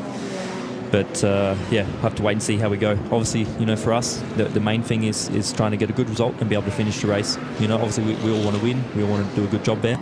But, we're trying to be smart, sensible. It's Michael's first time, and we want to try and be able to get to the end. I was just going to ask you if you thought there was actually a touch between the two cars, but the onboard from Lawrence Mantor's point of view shows that was just a little nudge from the 15 Phoenix Audi. And by the looks of it as well, maybe Lawrence was obviously you can't see where the car is on the right side in relation to the curb, and obviously he was right against the curb, and maybe Lawrence was just a little bit early in anticipating, but unfortunately judged it a little bit wrong. And that's one of the places here, and there are a few places like it, where there really is no runoff area. There's barely a car's width, Ben Constantinos, between the white line and the Armco there. Yeah, absolutely, which obviously heightens the impacts. Big impact on the right-hand side, which is the inside of the last corner, and then car resting in the barriers on the left-hand side. About another 5 or 10 metres down the road, and he could have gone straight across. He would have spun straight across the grass, rather than hitting the right-hand barrier. It's fine margins here. Lawrence Vanthoor out of the car. He's fine. His brother Dries driving the Audi that was involved, and that incident is under investigation. Here comes his brother round next time around. I suspect there might be some hand signals between Lawrence on the side of the track and his brother as he goes through, and they might not be too friendly. I mean, they're driving at 60 kilometres an hour. He'll see it. Yeah, exactly. They've got time to look around, right? Yeah, absolutely. We did see the two team bosses down in pit lane having a discussion, and that was quite mild-mannered and a kind of a sorry, I think, tap on the shoulder. Is it the case, Mark, that these GT3 cars, it's a balance of performance category. You've got very different styles of cars in some respect. The 911, the Porsche 911, you've got the Audi, the Lamborghini, all right, they're a bit similar. You've got the front engine cars with the Aston Martins and the BMWs. But performance-wise, they do have some strengths and weaknesses, but there's not that much difference, is there? So you've got to take your chance when it's there. Yeah, 100%. That's for sure. I mean, all the cars are making their speed in such different, obviously, parts of the track and areas, different strengths.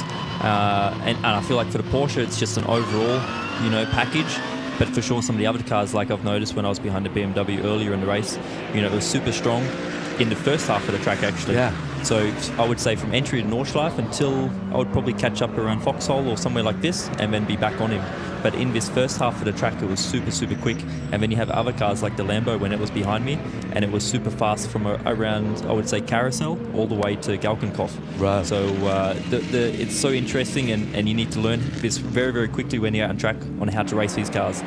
So where to defend and where to push. Exactly. Right, yeah. And it's a case here, of course, of just you move half a metre one way or the other. It's without going on the grass, as we've seen there, it makes it very difficult for anybody, even if they do have an advantage. Very much so. You know, you've got to be really smart with your car placement. Sometimes a little bit of an ask to be able to, let's say, you know, maintain a position or be a little bit smart with traffic management. And for sure, that was such a big part of it in the first half of the race. You know, it was so busy, so many people taking massive risk, but really there was a few passes that I made where, you know, you're just able to use the traffic to your advantage and not having to take risk in certain parts of the track because it just happened quite easily. Well, I'm sorry to hear what happened with the TalkSport guys. They're a great team. Quick learners as well, aren't they? I mean, they've been very successful in European rallying, and coming into circuit racing, they've made their mark. 100%. I mean, they've done a fantastic job. Obviously, the first events were quite difficult, but you know, this was no issue. We were able to solve it and move on. But you know, very high-level team. I think going forward, you know, they've got for sure still learn a lot with the Porsche. But considering, you know, they've only done 3 events with it, and what we did today, you know, very, very strong, and they've done a fantastic job. So I think moving forward, if they continue with the Porsche, I think they can be a massive threat in any series, to be honest. Obviously, we're broadcasting live. We're the only people who are broadcasting live from the test day on Sunday next weekend at Le Mans. What's the plan for that? Do you get some laps in and then let Zachary and Michael get some laps in? Yeah, not 100% too sure yet. I'll already get to Le Mans on Thursday evening with the team and everything, but it's always tough at Le Mans when you get there for the test. You know, the track's always so dirty. Yeah. It's very hard to be able to really improve the car a lot and make big steps. Obviously, you've got to utilise your time, but I feel like for us, it'll be just getting Zach laps, and especially Michael, getting used to the traffic, the cars around him, the circuit, getting up to speed and just trying to make him feel as comfortable as possible. And then I feel like once we start getting into race week, we'll really start tuning the car for the race and qualifying and everything like this. But we just need to be able to make a nice, safe car, easy to get up to speed, give good confidence. And yeah, as you can see, it's very busy out on track there as well. So yeah, you saw my eyes widen there as Frank Stippler's right up the back of the Get Speed AMG. Matt Campbell, thank you for taking time out. I know you've got to come over to see us. We're not on the same side as you, so thank you very much indeed, and I'll see you next week. Yeah, absolutely. Thank you, guys. Appreciate it. Cheers, man. Say hi to the team for us as well. So Ben, that is another one of what you've got to say, one of the major contenders that is now out of contention completely. That car hasn't even been moved yet. No. Damage to the front end. Waiting for a flatbed, I think, to lift that back to pit lane. Okay, here are some more penalties coming through. The major one is causing a collision for the number 99, which is retired. Which is retired. But it's been given a time penalty. Now, the reason they do that, Nick Damon, is to send a message to everybody else. I mean, and absolutely, he was completely responsible for that collision and deserved a penalty. Yeah. I do not think the most recent incident between the Van Toor brothers is going to result in a penalty, because that, to me, was the definition of a racing incident. You could see that Lawrence kind of came across, Dries had nowhere to go because of where the curbs were, and the kind of a side-by-side impact, and it was pretty much that was it, really. We do have a great battle that has come out of the Van Toor contact with Dries Van Toor. Van Toor versus Van Toor. It was. Is that a new movie? It was. Part 2. Van Toor, Christo and Stippler for third position. Yeah. Locked together in a really good-looking battle. Let's not forget that we've got David Pittard out in front by some 20-odd seconds, depending on where that's been measured around the track and whether you're in the code 60s or not. We could have remade in the old days. If we had a couple of K3s out there, we could have had Kramer versus Kramer, couldn't we? It's good Kramer. Well, they were Kramer brothers. We've got some... Dave? We've got some corns out on the circuit. They must be doing barrier repair. Yeah. repairs, yeah. You could see it just under the trees. Yeah. And that is the code 60 that is around Exmuller and Bergwerk. That's the reason. So we have had something pretty heavily into the wall over there. Did we see the John Cooper Works Mini, the Bulldog racing car, off at the side of the road as well there? Yeah, that's earlier on, isn't it? And that, I don't know if that's a new one. I haven't clocked that before, Ben, so Yeah, if it is but off, it'll be new. Yeah. Or recent anyway. Since I saw a red. Anyway. Yeah, I saw a red, black, and white car. I'm pretty certain. I thought it was a course car. No, there was a car behind Okay, it. right, okay. And was that at Callanhall? Because we do have a code 60 in that part of the circuit as well. It's the first time we've had mini back since I think 2017, as my notes said at the start of the show. But now I've put those to one side, but I think it was the Bulldog racing car. Frank Stippler then still looking at the back of Adam Christodoulou. A little bit further up is the remaining Vantor, Dries Vantor. They're all within a second, and that's third, fourth and fifth overall and in SP9. Stippler looking at the back of these two cars as they head up to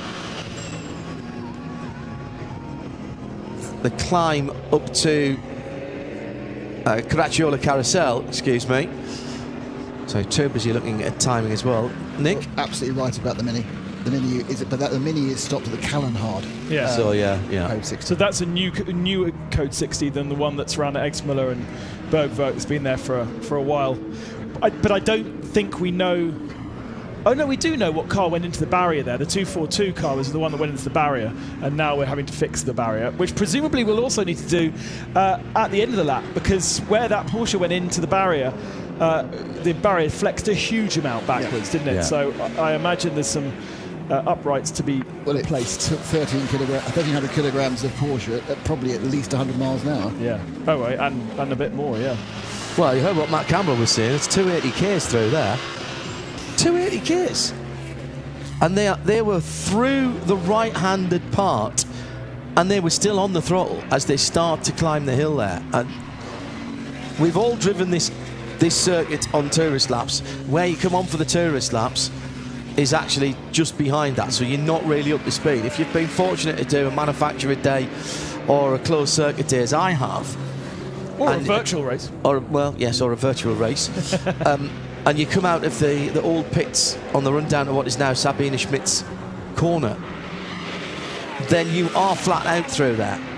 And even before that was resurfaced, you were all the way through into the dip, even in a road car, before you started thinking about lifting. You're not jumping on the brakes there. If you're in a road car, you're not trying to break lap records, of course, particularly if you've got someone on board and you're showing them around.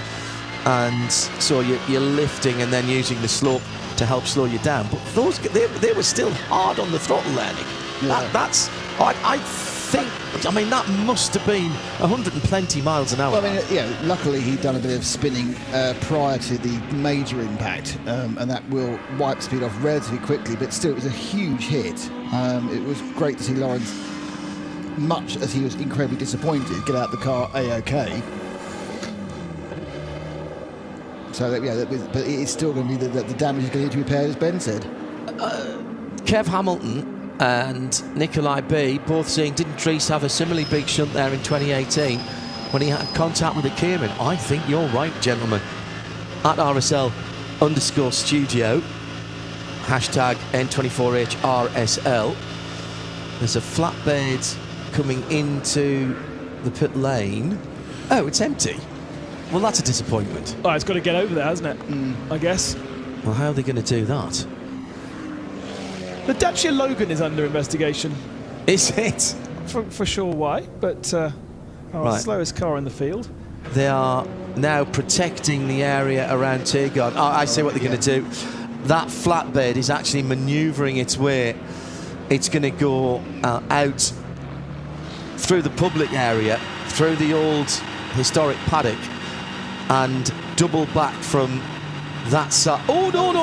Nicky Katzberg went between one of the Audi Avant intervention vehicles and the marshals. that was just confusion. Whether he'll get called for it, I don't know. As he came up, you saw a wiggle of the steering wheel. He went one way and then the next. He was at the right speed. That wasn't speed affected. Have to say that. For Katzberg in second place for Rover Racing. It feels like, I suppose, foreshortened because of the Code 60 area, but the battle for third position that we've been focusing on over the last couple of laps feels like it is catching Katzberg, who is in second spot. The gap last time was registered at 11 seconds, but that was at slow speed. So I think it is more like 5 seconds when they're back up to full racing speed again. And it is getting closer, whilst Pittard has a different part of the circuit to himself and a comfortable advantage in the Aston. I would think as well that this is the two Code 60s that are on the circuit at the moment is massively extending a fuel run. Will we see anybody try to go for 9? I'm not sure. That will probably come down to tyre performance. And we do have 5 different tyre suppliers in SP9 in the GT3 category. Somebody asking earlier on about why is it called SP9 and not just GT3. It's just part of the category system. There's SP9, there's SP10, SP8, SP8T, SP4, etc, etc. SP10 is the SRO GT4 category. It's not dissimilar to IMSA in Pilot Challenge and in the WeatherTech Championship, having a GS class and a GT Daytona class, which respectively are GT4 and GT3. Yeah. It's just the nomenclature of the series of the event. It's been SPs here, Nick, as far back as I can remember when we first came here in 07. And in fact, for quite a while, Creventic followed a very similar, but now they do call the top class GT3. Yeah, I think that they were very much following this kind of Germanic model of, and I think that because they were looking to attract people who would regularly run in VLM races and of course the 24. And so what they decided to do is, we'll copy that, but now they've absolutely adopted the more usual, Rattel versions of GT3, GT4 and such like. I don't know if it's TCR, which is another international standard global class. Yeah, global formula. So let's give you a heads up on who's doing what in terms of fuel. The top 5 cars all pitted 4 and a bit laps ago. They're on their 5th lap out of the pits. Axel Jeffries is at least 1 lap to the good. Actually, might be 2. Yes. So he's only done 2 laps since he came out the pits. Juncker Deller's done 3 laps since he came out the pits. And Schubert Motorsport, who's the next one up in 8th position with his Jesse Krohn, did an 8 lap, a 3 lap, and then he's been out from that for just a lap. So why was the Schubert Motorsport in so many times? We picked up another Code 60 area just in the entry to the Rudolf Caricatura Carousel, probably the most famous landmark on the Nordschleife, but that's now also under a reducing 120 to 60 kilometre speed limit. I'm not sure how much faster than 60 you do rally, without falling out the top of it, but we are getting, the track now is mostly Code 60. But actually, no, it's insane that they have actually cleared the large run from Exmüller to Bergwerk. That's gone now. So that's now been replaced by the carousel. You hear Adam Christodoulou in the background of the onboard shouting, "Come on," to the Toyota that is ahead of him, because the Toyota being very relaxed about its treatment of the Code 60 and 120, whereas obviously Adam, trying to maximise it and attack it as much as possible, wants to do 120 in the 120, wants to do 60 in the 60, and so trying to speed up the Toyota Team Thailand car just ahead of him by shouting, "Come on!" I'm not sure how effective that is from one racing car to the other. Needs one of those American police cruiser style bullhorns on the top, and to be able to pipe his mic from his helmet for him. Move over! Move over! It has allowed Dries van Thor with a bit of breathing space now. The three of them were really locked together, but Dries has just got away slightly from Adam. Yeah, that's the luck of the draw. You get stuck behind someone whose limiter is set in a more limited way than yours. You're not allowed to overtake. You have to sit there just shouting at them, really, and lose 1 or 2 seconds. We've all done it in traffic, haven't we? Oh, gosh, yes. When you're following somebody down a road that's 100k and they're doing 48k, and you don't want to go by, or there's a white line down the middle of the road so you can't go by. Oh, do get on with it. I think, in fairness, it's pretty lucky we didn't need a bleep machine there, to be honest. But, It's Adam, he's pretty good, actually. Yeah. He's very savvy. Frank Stippler climbing the hill through mid curve. All of this run up from Bergwerk, all going uphill. Oh, and a big dab of the brakes for Christodoulou, and there was a little trade of paint there. Oh, into an area where there's course vehicles there. Now, I didn't see yellow flags there. it's coming into this Code 60 area, into the carousel, but that was a course vehicle which you just get a white flag for. The carousel now appears to be no longer under a Code 60. There's a Green flags flying on the exit there. Well, were they on the entry to it? Because if not, Stippler overtook a car on the high side of the carousel, decided to stay on the flat part of the carousel and not drop onto the concrete, the banked area. That was a tad dicey. Yeah, it must be very frustrating around him there. He just got the wrong side of a car he was trying to get past, and Frank just found super speed. No, it goes past a marshal post that is clear. Before then, the next marshal post showing a yellow flag. Right. So he's now in a yellow flag zone. So he's overtaken that car around the outside of the carousel was under green. It was green. Yeah. All the carousel. So right. the yellow flag was simply covering the area in which the course so he did just at the exit of Klostertal. So Klostertal, yeah. So. Through Brunchen.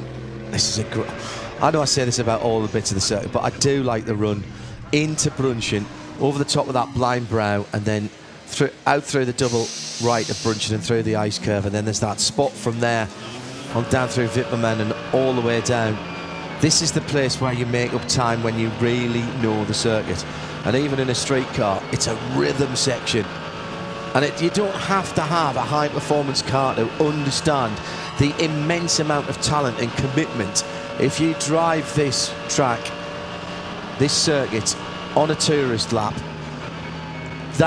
those sort of areas, Ben, where there's no runoff either side, as I say, even at moderate speeds in a road car, it is very, very impressive when you then consider what's going on. Still got the full slow zone down at the entrance to the Tiergarten, where I don't think we've yet got the Manthey Porsche pulled away, Ben.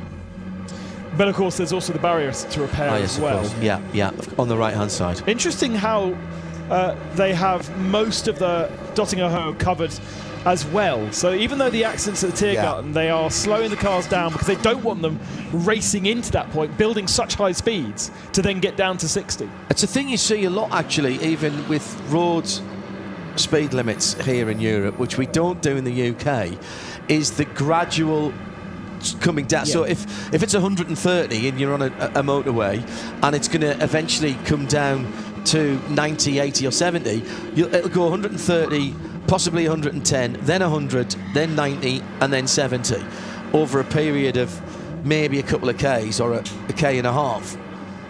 And I do think that's quite sensible. So green at the very start of the Dottinger Ho, overtake, and then you're going to come into waved yellow flags. And don't forget, of course, the team will be telling them, so single waved yellow, starting to slow down, no overtaking. So for Axel Jeffries in the number 7 Conrad Lamborghini, he can't go past the BMW ahead of him, so he matches his speed. Then we're coming into double yellows, waved on the right hand side, and then we come down into the purple flags for code 60.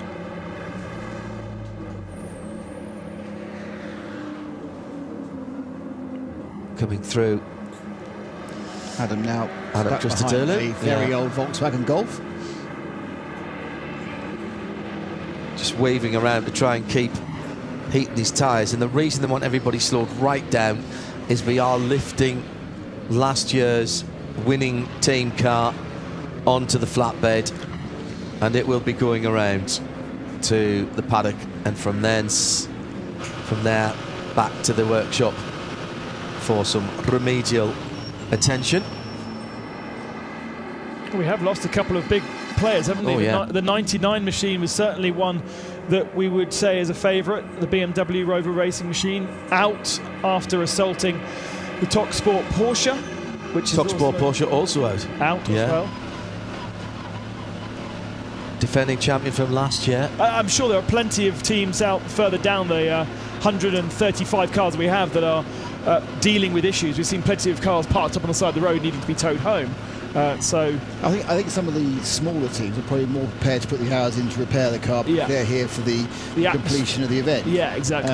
The top GT3 teams are here to win, and therefore the desire to fix bits is less ingrained into them. I know it's the spirit of endurance, but even so, you think, do I want to do 20 hours around the Nürburgring, most of it in the dark, with a car we've already smacked 10,000 or 15,000 worth of euros of damage into? And the answer is probably no.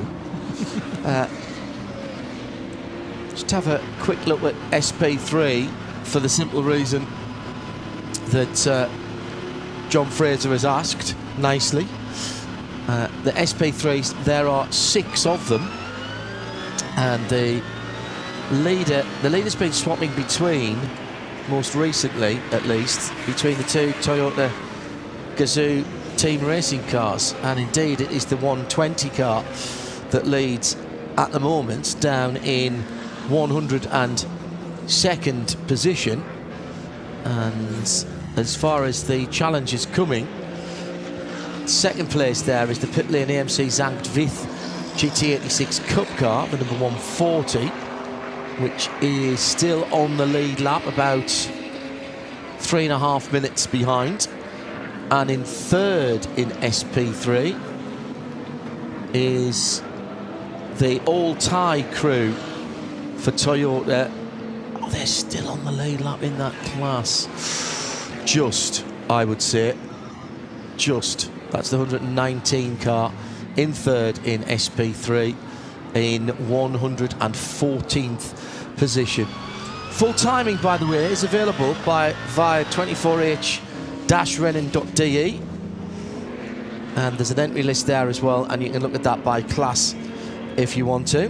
Most classes have decent gaps between our top runners, but we do have a 30-second gap between our top 2 in Cup 3, which, as you said, was led by FK Performance, but Team Sorg Rennsport are just 29 seconds back. That's the Cayman class, isn't it? Yeah. That's our friend Peter Cates, who was in earlier on to deliver us, as tradition dictates, some Tregothnan tea to keep us going through the night. Thank you, Peter. He's in the 261 Mathol car in that class, hoping to make his 20th consecutive race at the Nürburgring 24. Another successful one. Was the last class winner for Aston Martin, along with Alex Brundle and Jamie Chadwick back in 18. Yeah. Oh, yeah. Only other interesting bit of class news, I think, before I hand over to Peter, is that the SBX has now the Glickenhaus racing car in the lead. So Richard Westbrook's taken over by a bit of a distance from Marcus Patala in the KTM KTM Crossbow. It's about 1.5 minutes he's ahead, and I think they're on the similar strategy. So that car is finally getting some decent running up, having all sorts of bitty problems during the 7.5 weeks of qualifying earlier. And they did, in fact, change the engine on that car overnight. Another hour of racing about to get underway.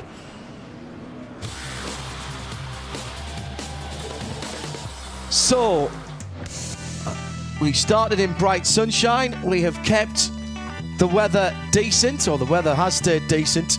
It was the Ferrari, of course, that led off. Lucas Stoltz had planted it on pole position. Jonathan Hershey took the car to the lead, and for a while it looked very much like all things were going to plan for Octane 126 and the new gold livery of that Ferrari. Wasn't exactly bossing it at the head of the field, but there was certainly a pace advantage in the opening 3 or 4 laps. The usual nip and tuck, shoulder and elbow, hip and thigh, everything being used in the early laps, particularly on the Grand Prix circuit. One or two liberties being taken on the Grand Prix circuit early on.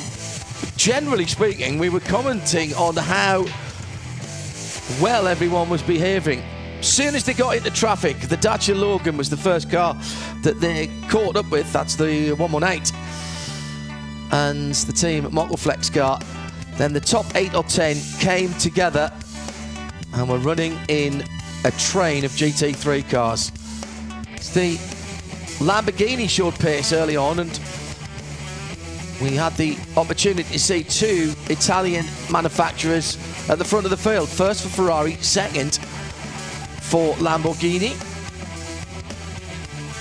And then an audacious move with 2 left side tyres on the dirt coming up to Canhard, coming up to through Mudskurv, excuse me. Franz Conrad delighted to see his driver go through and take the lead of the race. Round about lap 5 when the first runners came in. You're not allowed to fuel before lap 5, and that started the opportunity for people to go onto different strategies.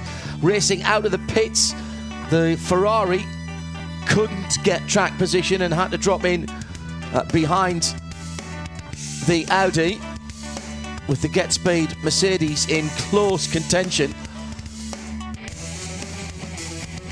They dropped down into the mid-20s by making those early stops. Then disaster for the pole-sitting car, left rear puncture. The Goodyear tyre that had served them so well in qualifying, with a problem that brought them into the pits. We had cars stopping after 5, 6 and 7 laps after the start of the race. Manthey, that started right at the back of the lead group in 36th position, fought their way back up to the sharp end of the field, and then the 2 Vanthoor brothers battling for position at the end of the Dottinger Herd, going into the Tiergarten. Dries in the Audi and Lawrence in the Grello Porsche. Just thrown up on the right hand side by Dries, but they were still side by side and still flat on the gas going through the right-handed portion coming into Tiergarten. A slight touch, but at those speeds, Matt Campbell telling us here in the booth as it was happening that that's 280 kilometres an hour going through there on that newly resurfaced part of the track. And that was the defending race winner out of the race. The slightest touch side by side, you can get through there 2 abreast, and we've seen NLS racers decided there in the early part of this season. A violent accident that has taken the number 1 car out. The best news is that Lawrence Vanthoor was able to exit the car under his own steam. I reckon another 5 metres, you know, he would have just slid across that grass and gone straight on. He probably still would have had contact with the barrier at some stage. Marshall's having to scatter there. Well done to them for keeping their wits about them, doing exactly the right thing and looking back down, always having somebody looking both ways, one person looking one and one the way. And the Manthey Team Grello mechanics knew that that was it. Right, that's it, lads, start packing up. A thoughtful Dries Vanthoor, Lawrence Vanthoor at the side of the circuit, and another favourite car out, having joined the Top Sport Porsche and the 99 Rover BMW. They came together, and the BMW, the Rover Racing BMW, was penalised for it, but in fact will not serve the penalty because that car is already being packed away. Peter Snowden joins us after an action-packed first 4 hours of the race, and you've got to say, Peter, 3 very strong contenders in Top Sport, the Rover Racing number 99, and particularly the Manthey number 1, the Grello Porsche, out of the race in incidents that potentially in the first 4 hours of the race were avoidable. I was going to use the phrase unnecessary, if I'm absolutely honest. First of all, everybody's okay. That's the most important thing. There's one seriously damaged Grello, of course. The Audi's in one piece. There's various dynamics to it, John. My first thoughts are, at this point in the race, as defending champion, at some point into the tear garden at 280 clicks, somebody's got to give. Cars don't just disappear. And I'm not sure going around the outside was the place to be there. Dries van Doors had nowhere to go. He was right on the curbs anyway. I'm not sure it was a racing incident. It shouldn't have really happened. But it's there. It's done. I think what is sad is that the defending champion, Grello, is now out. And the only other dynamic I can possibly add to it, John, is those two are brothers, as you've said. So do you want to be a fly on the wall on Christmas Day lunch when those two are together? Because I'd got myself confused when it was Van Tor, because I know Dries Van Tor was in the Audi. I was thinking, it can't be. It can't be. And exactly, I was like, I know it is, but it can't be Laurens Van Tor in Grello, and it is. You're sitting there thinking, oh, so Christmas card list in the Van Tor household, a lot of money saved this year. So Sunday or Monday lunch might be a little bit difficult. You know when you have those times when it's like right face but wrong place? I've got that right now with John Edwards alongside me, who I'm much more used to speaking to when we're in the US, but great to see you here again, driving for BMW Rover Racing. A tale of two cars from the 98 and the 99. Yeah, well, it's really interesting to see you in person here during the middle of a race. I mean, I've had the pleasure to speak to Shea Adam a number of times back in the US during the IMSA races, but it feels a bit like going to the principal's office, showing up here, and I don't know if I've done something incredible to deserve this or done something horribly wrong. A-star pupil. A-star pupil. Now, how's the mood in the team? Because it is literally the highs and lows of the Nürburgring are within your garage at the moment. Yeah, I mean, Philip drove an amazing first stint there to work himself to the lead. And, just by virtue of the pit stop strategy, that's one of the unique things about this place is we didn't have a great qualifying. We weren't pre-qualified for the top 20, so, Sheldon had all the practice, jumped in, did an amazing job to get us through, but Nicky had to go into qualifying with no prep, no qual sims, and did a solid job to put us kind of in the middle of that pack, but, we were running down in 14th or 15th, so we went off strategy. Turns out that's worked amazing for us. So we are 2 laps early, which will put us 2 laps early at the end of the race. But even just with the luck you have with some Code 60s and stuff, it's nicer to run up front and be in that clean air right now at this point in the race. Clean air is relative here, in fairness, and I'll come back to that in a moment. There will be people watching and listening now to our World TV feed and on RS1, part of the Radio Show Limited network of channels, who will be seeing, we're 2 laps short at the end of the race. That's 20 hours away. But the brains trust that is on the wall and in the garage has already planned that out, haven't they? You know, roughly speaking, it's going to be eight lap stints right now to 4 o'clock tomorrow afternoon. Yeah, of course. I mean, there's no reason to not do 8 laps right now. So everybody's going to be doing 8 laps unless you have a problem. But it just works that way. So if if we go off strategy in the first stint of the race, that jumps you up because you have the 20-second or so advantage on the pit stop time. It gets you in clean air. It gives you that sort of leader's luck that you have with the Code 60s. In general, if you're at the front of the pack, you're out of the traffic, you're out of the mess, and you tend to get better luck with Code 60s. And we saw that even before our sister car had the wreck. We had overtaken them even with the pit stop delta. So you see that work sometimes when you take that risky strategy. So actually for us, qualifying mid-pack, going off strategy turned out to be the right way. So it opened the window up, actually. It made you have to do something different. Exactly. And I mean, to your point, really sad to see that car out. That's a really great group of guys. They did get it back to the pits, and it looked like they did get back to the pits. They're ready to go test it, but I think they're planning to retire the car after they do a check. They'll probably go back out just to do some checks, maybe run a couple of laps. Of course, if we have some rain, they sometimes leave the car out to try to run alternate tires, get information for us since we're still in the race. But as the track looks dry, at least until the end of the race, I think they are planning to retire the car. Now, keen-eared listeners will have noticed that you're not from around these parts. So I'm not, although I did spend 1.5 years living in Germany, and my German should be a bit better, but have been back in the US for a good 10 or 15 years. So. All right, so settle an argument, because I always used to call this place the Nordschleife, and then I was told by a German driver it's the Nordschleife. So which way is it? Nordschleife? Nordschleife. Okay, so I'm now going to slap that German driver for telling me the wrong way around. Thank you, Britta. Yeah, well, I mean, it's a bit like Porsche, right? It's Porsche. It's Porsche. Yeah, it's Porsche, but you even hear a lot of Germans say Porsche, so I don't think you can go wrong. So what brings an American lad like you to race here in Germany at what is now a totally international, global race, but for quite a long time, and even when I first started coming here to do the English language commentary in 2007, was still quite a German national affair. Yeah, I mean, you spend all 24 hours watching the race. This place is unlike anything in the world. I mean, we drive GT3 cars all around the world. I do the full IMSA schedule. I've done Spa. This place is just unlike anything else. I mean, when you watch here, Nicky going over Flansgarden, we're watching the camera shot from the first lap, all the cars sailing over there from between the gap in the wall. That's such a cool shot. And such a cool shot. And I said, who in their right minds decided to put GT3 cars on here?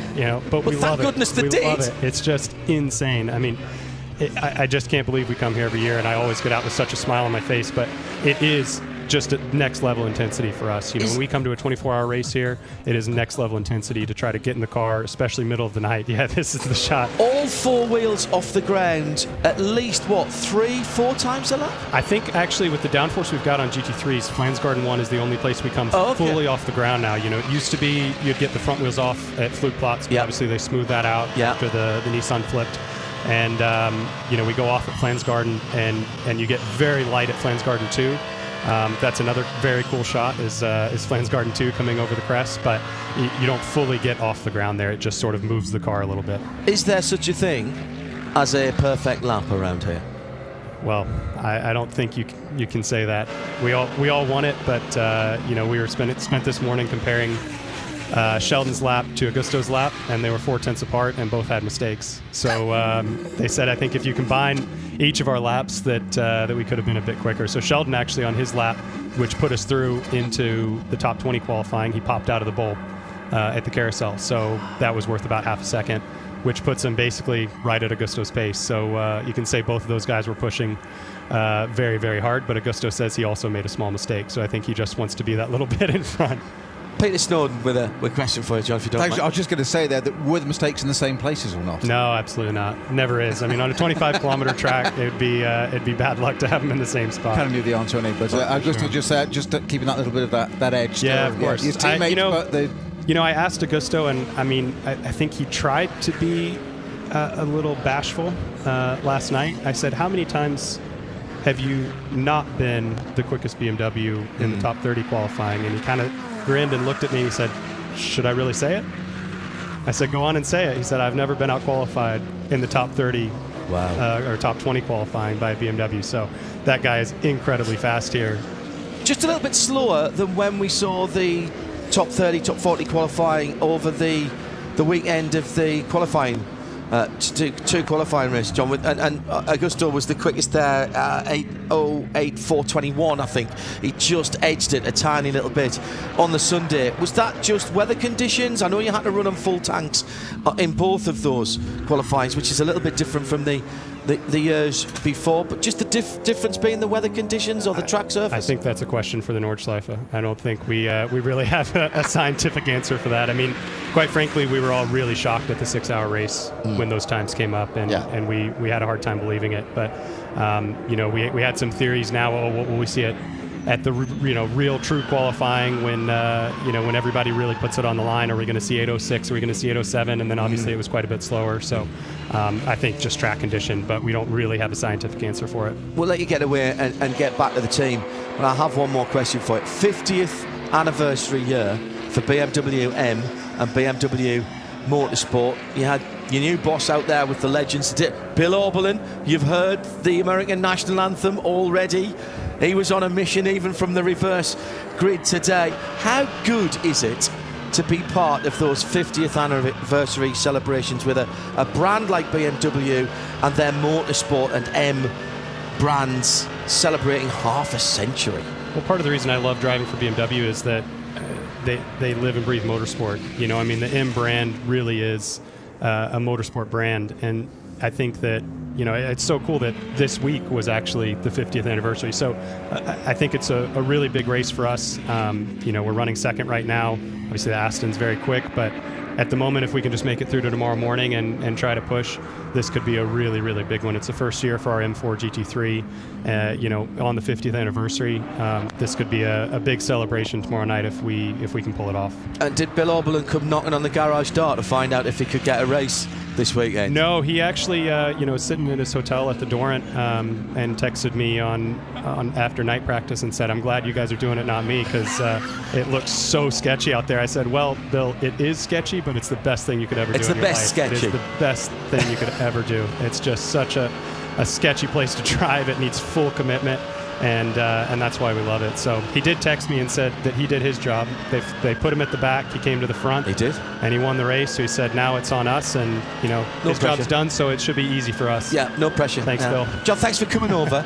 Really good to see you again, my friend. Pass on all of our best to your teammates and everybody down in the paddock, and commiserations to the sister car. If you've got time, you're welcome up here anytime. Thanks very much. Hopefully talk to you guys tomorrow afternoon. Cheers, man. Bye-bye. Thank you, Britta, for sorting that out as well. We have to always say thank you to all of the team PRs for helping us out. It's not the easiest place to get to now that we're running on the TV side of things on driver's left. Good to see John Edwards with us there from the remaining Rover BMW, the 98 car. Interesting to hear there, Snowy, that they might get that car back out if they need it to run, not interference, but to gather data. If it was wet and then got dry again, when's the right time to change tyres, for example? Yeah, exactly. And we've Team game, fella. Team game. Just what I was going to say, John. We've said so many times it's a team sport, and just that attitude of, okay, it just proves the car works again. That's fine. It does that, but they're not going out there, as you say, to get in the way. They go out there and gather data, not just for that car, but for the other car that's got a chance of still winning it. So that's it. Collect and move forward as a team, as a collective. And that's one of the things that I absolutely love and drew me to endurance racing and sports car racing in the first place. That mentality. You work as a team, you win as a team, you lose as a team. It doesn't matter. It's a team effort. A couple of cars that are under investigation at the moment. The JJ Racing number 79 car. The Manthey number 1 car. Representative asked to go up the cart of the course. The number 811, which was the pole-sitting TCR from memory. Once the Hyundai lost all its laps. Yeah, Max Kreuzer Racing. I thought so. And the Dacia Logan as well under investigation. We'll keep our eye on that in terms of what time penalties or other sanction might be applied. Great to hear, Ben, the dulcet American tones of John Edwards there. This is truly an international race now. It isn't just the little German gem that it was for such a long time. In its 30th year, but for so many years, kind of hidden secret, wasn't it? And I think the Germans do like to keep it that way. It's still very German. It still feels very German. There are certain things about it that are very specific to, and very different to other big endurance events around the world. And the way it feels, the way it's run, certainly around the campsite areas you are in Germany, 100%, that's for sure. I get the feeling, John, that we would actually get some pretty fast laps in if we could have this track back to full green conditions, because we're seeing a lot of green sectors out there. Actually, Neil Verhagen's 8:15.6 is still the fastest lap of the race from lap 3 or 4, I think. Obviously, we've got that big code 60 at the end of the lap where they are repairing the barriers. That should nearly be finished. And there are a couple of localised yellow flags that are fluttering around, like budgerigars, around the circuit. But actually, for the moment, there is none. So once we can clear the Dottinger, then we might well have a bit of green flag running to see if we can really get some faster laps in. And we will be having the leading cars, the early stoppers, the 5-lap stoppers, coming in at the end of this lap. So TF Sport, Rover Racing, first and second. The Audi Sport team Phoenix car, the 15, that's the Dries van Turkot, that stopped 1 lap later on its first stint, but then balanced up with a 7-lap stint on its second. So they should be due in. Frank Stibler at the end of a double stint for Share a Sport team at Phoenix as well. Then who else? And Adam Christodoulou, all due in. That'll leave Axel Jeffries at the front of the field for Conrad for 2 more laps before he comes in for the same stop. We were mentioning earlier about tweets, John. Just a very quick one now I've got to read out. I'm going to read out the tweet first and then tell you who it's from after, because it's quite pertinent regarding that Grello and Audi incident a little bit earlier on. Next dinner in the Vantor family, I want to be there. Raffaello Marciello.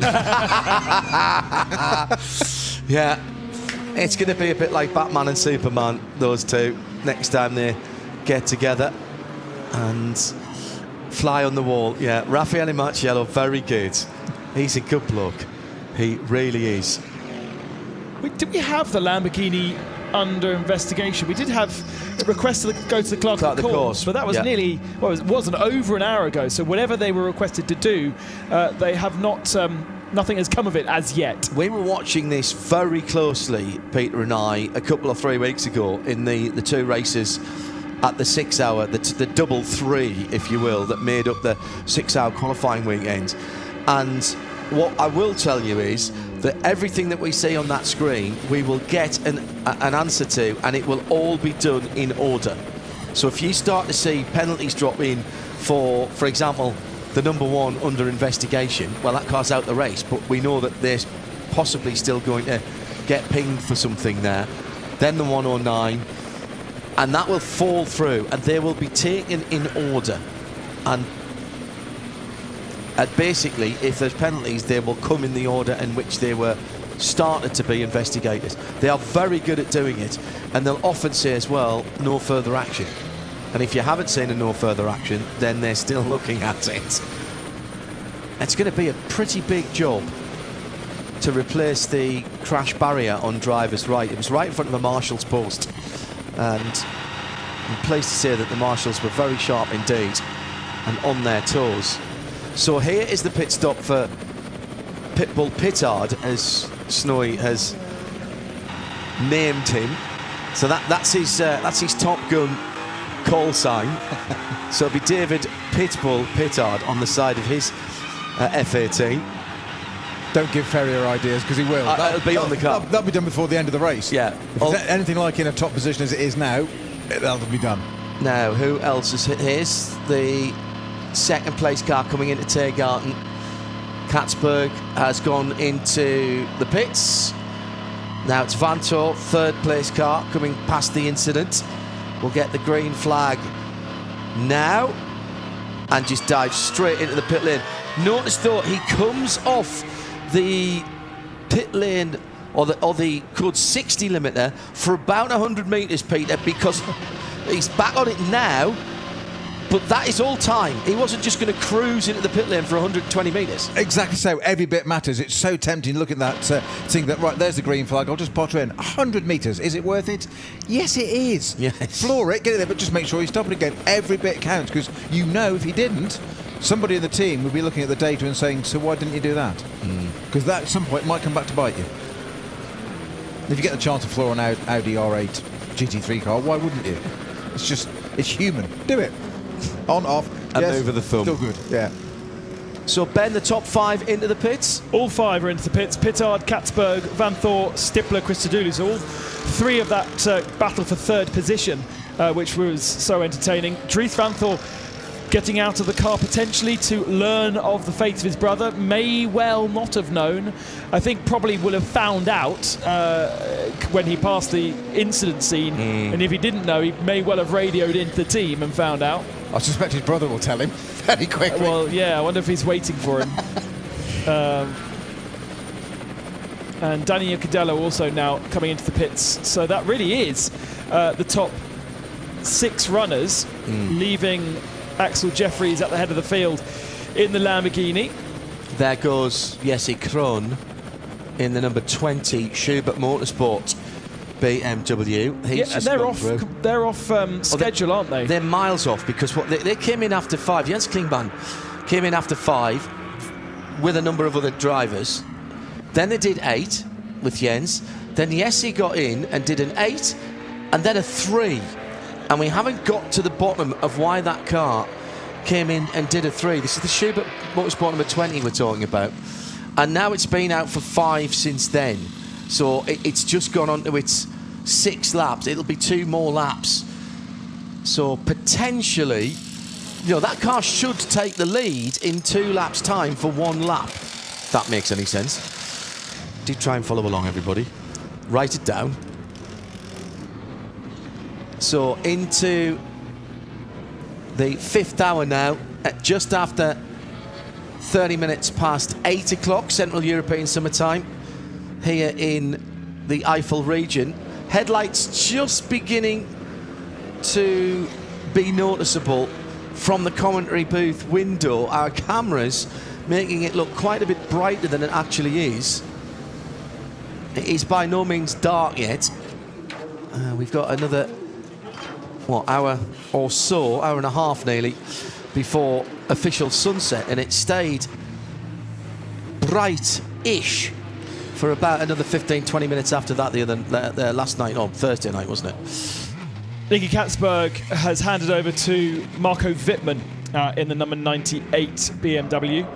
Haven't yet seen any other driver updates. Robin Freins is in the 15 machine, so he's taken over from Lawrence Fanthor. And Stippler has handed over to Kolb. Chris Dudulu has handed over to Schiller. Yeah. Although our graphics just a little bit tardy. Yeah. I mean, he literally was coming out the pit, so fair enough. Pro Sport Aston Martin are under investigation. This is the number 81 car. It's their team car that's leading SP10 for the SRO GT4 category cars at the moment. Just wait for the number 4 Daniel Juncadella Mercedes to pull out. It's Juncadella that brought it in. Now, is he doing a double stint? Right. Gunnar now aboard that. Right. Jules Gunnar. Double Bathurst, Liquid Moly Bathurst 12-hour winner. Ooh, spin for the Pro Sport Aston. That's so at the end of Hatzenbach, isn't it? Is that further back, further round? Now, I presume that's the 81 car then that is under investigation, because their team cars, I say, was leading that SP10 category, the number 82, and that car is still circulating as far as I'm aware. Well, the 81 car is so is the 82 according to our tracker. Well, it's possible that it was a spin and a rejoin. Continue, yeah, absolutely. It didn't look like it, did it? But I hope it is, because there was lots of it looked like it was in the barrier. But it'd be great if it's actually just swapped ends and hasn't touched. But 86, there's 3 of those, isn't there? There's 80, 81 and 82. All 3 are circulating still. Christoph Breuer, German driver, in that car at the moment. No further action between the incident between the 2 Vanthors. Right. So the judges of fact have decided that nobody is to blame, that it was a racing incident, and therefore no punishment. I can say that. Yeah, I can say that. I mean, do I think it was avoidable? Yes, I do. Yeah. And ill-advised, possibly, in the first 4 hours of a race. But then again, these guys, Peter, are factory drivers. And how many times have we heard them say, hey, look, I get judged on my average lap time and I can't be snoozing. You come off the button, come off the speed limiter button, and these cars are reliable and quick enough now to drive them flat out for 8 laps around here.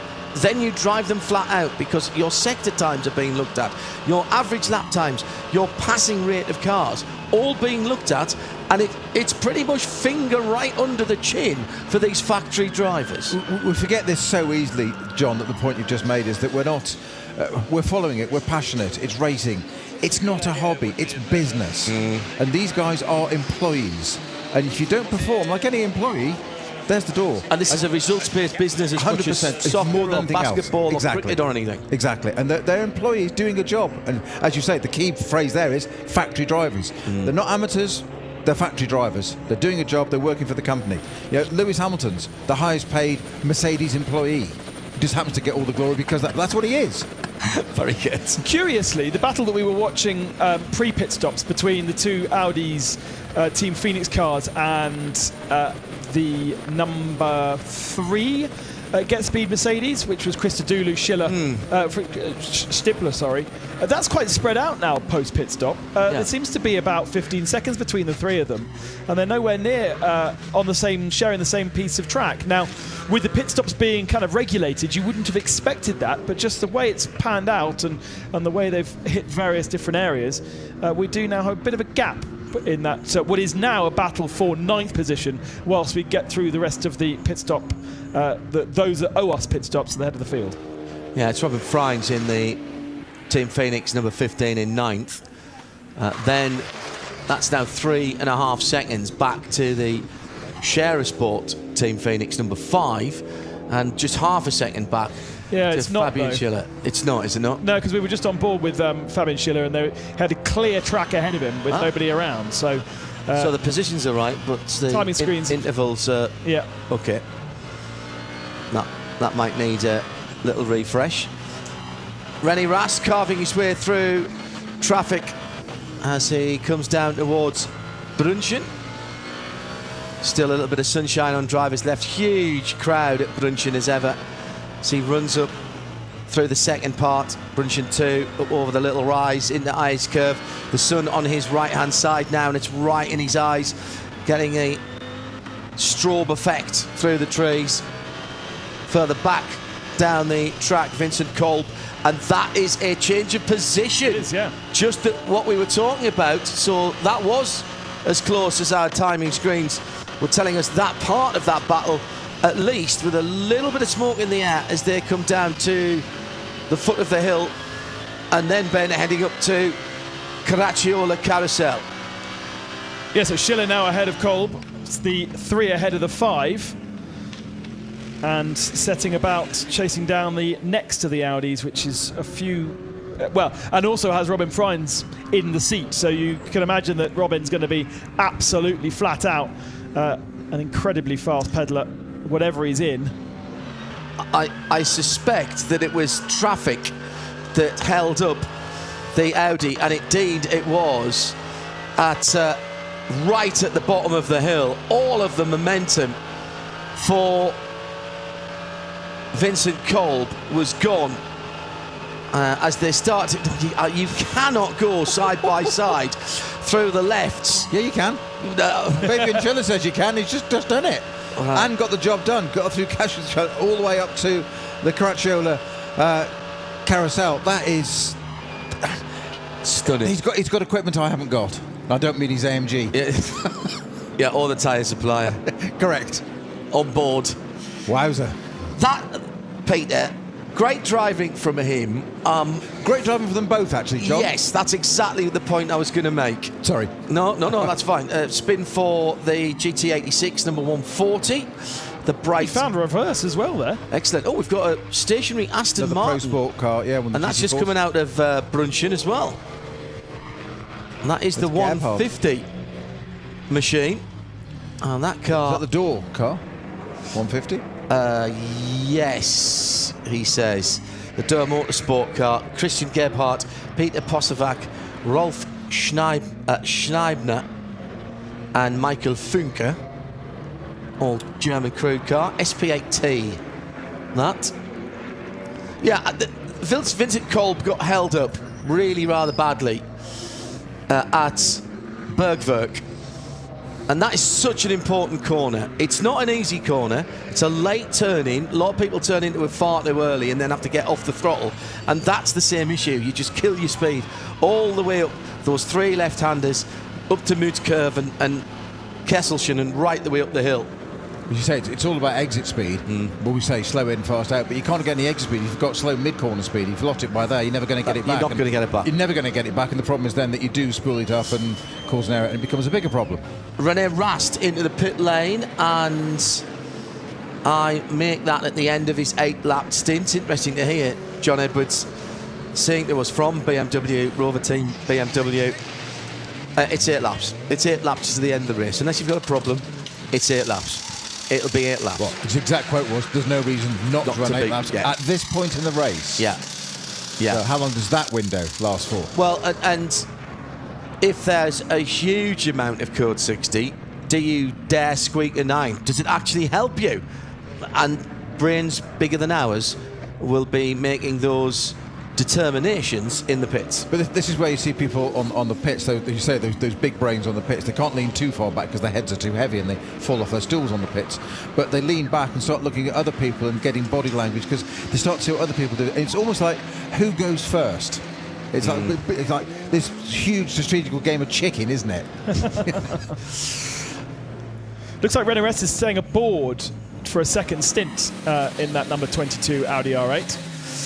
The rest of the servicing is being done, and actually, you know, it does seem to take a long time because we are restricted, and so fuel's going in now. A pump fuel says 98 on it. Not sure if it is 98.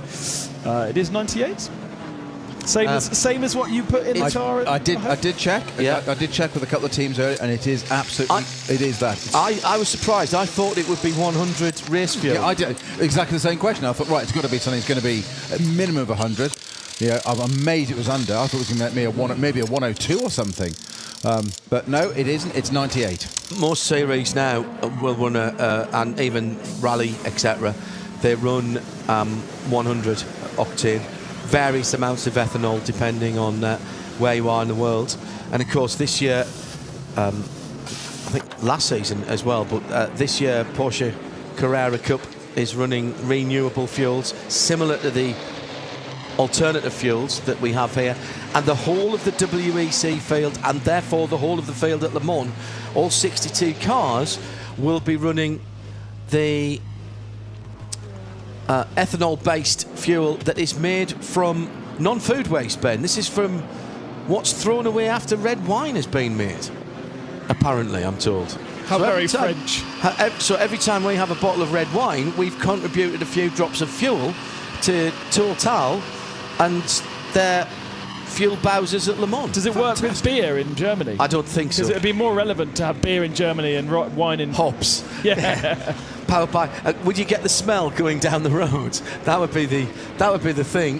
Why are you asking about beer in Germany? You live in France. Well, no, exactly, but... Just man up and drink some red wine. I'm saying be a bit for the planet. Red wine for the Le Mans 24 hours, but as we're here for the Nürburgring 24 hours... Trying to help you out there. I see what you're doing there, Ben. Yeah. I don't know what... Sake in for the 10 hours of Suzuka? Yeah, could be. The Schloss, the castle, in bas relief with the sun going down behind it at the moment as the teams are running through their strategy now. We've talked about those 8 laps. Track has now been cleared at Schwalbenschwanz. It's Stefan Bellof S.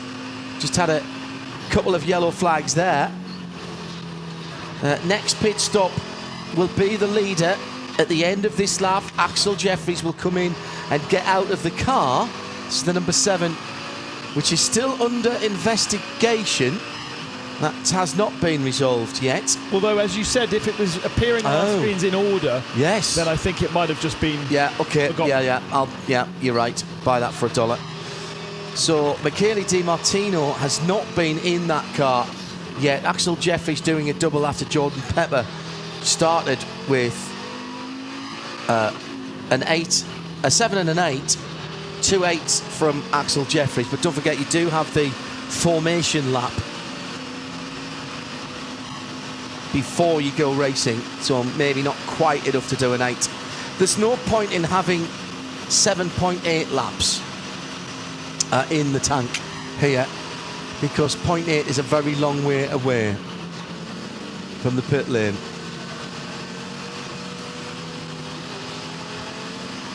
Three KTM Expos in the Cup X category, the GTX version of that car.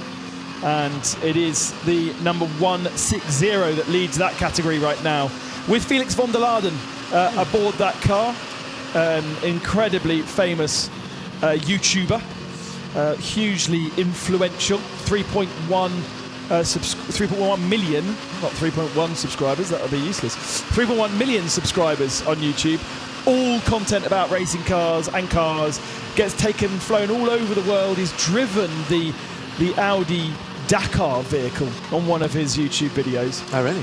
Which I'm particularly jealous about. Envious. Now, despite my advanced years that John has alluded to already, and quite rightly so, I understand. I'm going to be down with the kids here. My 11-year-old daughter Zara, quick name check for you there. Apparently the phrase is YouTuber. YouTuber. Right. That's what you have to say. Like a tuber? Correct. Ah. Yes. Depends on what part of the country Yes. you're from, I think. Yes. Axel, it's a foreign language to me, but this is what I understand. So, 20 minutes before 9 o'clock here in the Eiffel, Axel Jeffries for once has a clear run through Flansgarden and down towards the Stefan Beloff S. Monaco Grand Prix this weekend. Stefan Beloff in that rain-affected race that everyone remembers for Ayrton Senna catching the leader. Well, he was catching the pair of them at the time. The last time we had a fully cleared track was at 6:41 this evening. So a good few hours ago. In fact, bang on 2 hours ago. We've had 2 hours of Code 60s around the circuit in various places, which is quite interesting because we did basically have green flag running for almost the first hour. Yeah. No, all the first hour. I don't think we saw anything from the start until I walked away, and then I left it to you lot, and it all went horribly wrong. Max Kreisler Racing, non-respect of pit time, so they did not do their bracket in the pits. They'll get a 33-second penalty, exactly the same for the 263. Meantime, we've got the Gebhardt Vantage that we saw stuck on track earlier on. This is the Durr Racing number 150. It's crawled back to the pit lane, but it's still not happy. Looked like another Control Alt Delete there, and it is now in the pit lane. 263, by the way, sorry, I should have said, is the FK Performance Porsche Cayman, which had been running very nicely. And that's another time penalty. Next time into the pits, 33 seconds. Sorry, Peter, go ahead. No, it's fine. I interrupted. I may have got the wrong car, but one of the GT4 Astons, and I think it was one of the... There's more than the two Durr cars, isn't there? Yeah. One of them had an issue in first sessions back on Thursday, and it was an intermittent battery issue, where they said it was bizarre because it was charged and it was connected, but it wasn't putting power to the system. They put the laptop in and everything was right in saying it did, but the car didn't. And that's where it gets into the wonderful world of electronics, where you just go, but it says it's doing, computer says no. Ben.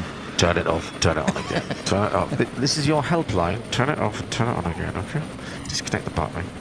Axel Jeffries into the pits from the lead of the race, handing over the lead back, presumably to our Aston Martin. Because no, it'll be Schubert. Schubert will yes, because they're off sequence, aren't they? Yeah, they're a little bit off sequence because of that 3-lap stint. We've still got to get to the bottom of, and through goes Jesse Krohn into the lead. First time that car has led, I believe. Running the 50th anniversary livery, celebrating 50 years of the Nürburgring 24 hours this year. Axel Jeffries jumping out of the Conrad Lamborghini. Who will he be handing over to? Michele has not been in the car, and neither has Hackländer. Oh, wow. Now, Hackländer was a late addition to that car. And it's Hackländer who's now in that car. Is it? Yeah, just had a quick glimpse of his groin. And you know him from that team. I was going to say I go by helmet colours normally. That's probably even worse, though, isn't it? It's only 8:45. I think we probably should. Now I've got to the water check, John. Move on very quickly from that. Yeah, Hackländer was not on the original list. It was just a 3-driver team: Axel Jeffries, John Pepper, and Michele Di Martino. Through goes the number 90, and that is Marco Sørensen, and therefore up into second place, and still having taken over from David Pittard. Only Nicky Thiem has done more than a stint there. He's done a stint and 5 laps. Sørensen going on to his 3rd lap, as is Marco Wittmann. who is back in the Rover racing car. He started that car, so they've cycled through all of their drivers rather quickly in the 98. So it's probably a good job that we let John Edwards go, because he's not far away from getting back in. No, that's not true, because he didn't do the second stint, did he? That was done by Sheldon van der Linde. So it went Wittmann, van der Linde, Edwards, Katzberg, Wittmann. Lamborghini's all serviced, tyres, fuel, new driver, but obviously having to adhere to its pit stop time, being held until that has elapsed, and then Hacklander can get himself out back onto circuit.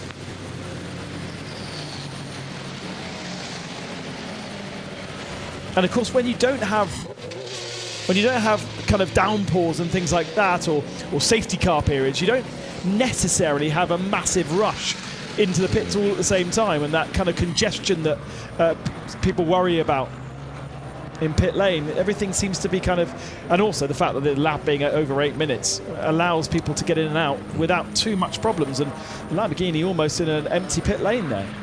And comes out into space, and they had space on the way in as well. Maxi Hacklander has done some NLS in lower classes, ADAC GT Masters as well, going back a few more years, and was in the qualifying race and the 24 hours in 2016 when he drove for Audi Race Experience, which I have to say I wouldn't have been able to tell you that without looking it up. Also driven in SP8 back in 15, Cup 1 class in 14, and an Opel Astra OPC Cup, and Seat Mark II as well. So he's got some experience around here.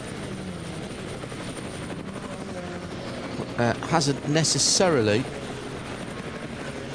been in the top class for a wee while. He's been driving in the ADAC GT Masters in 2020 in an R8 LMS.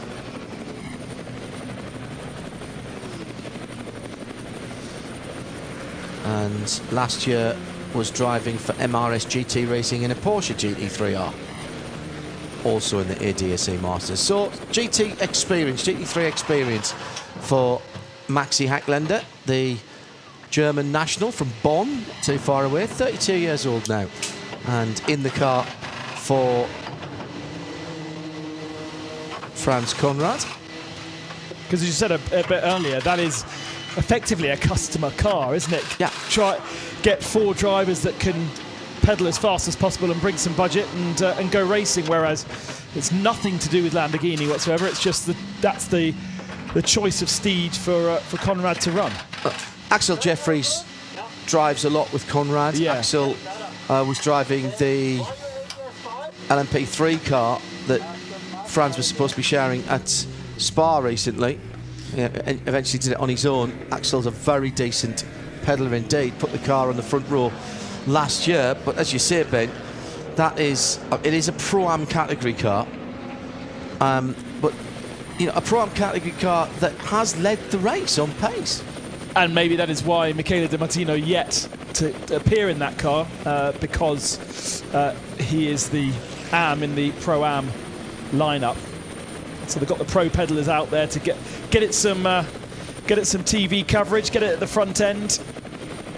Well, Jordan Pepper is a real star. Yeah.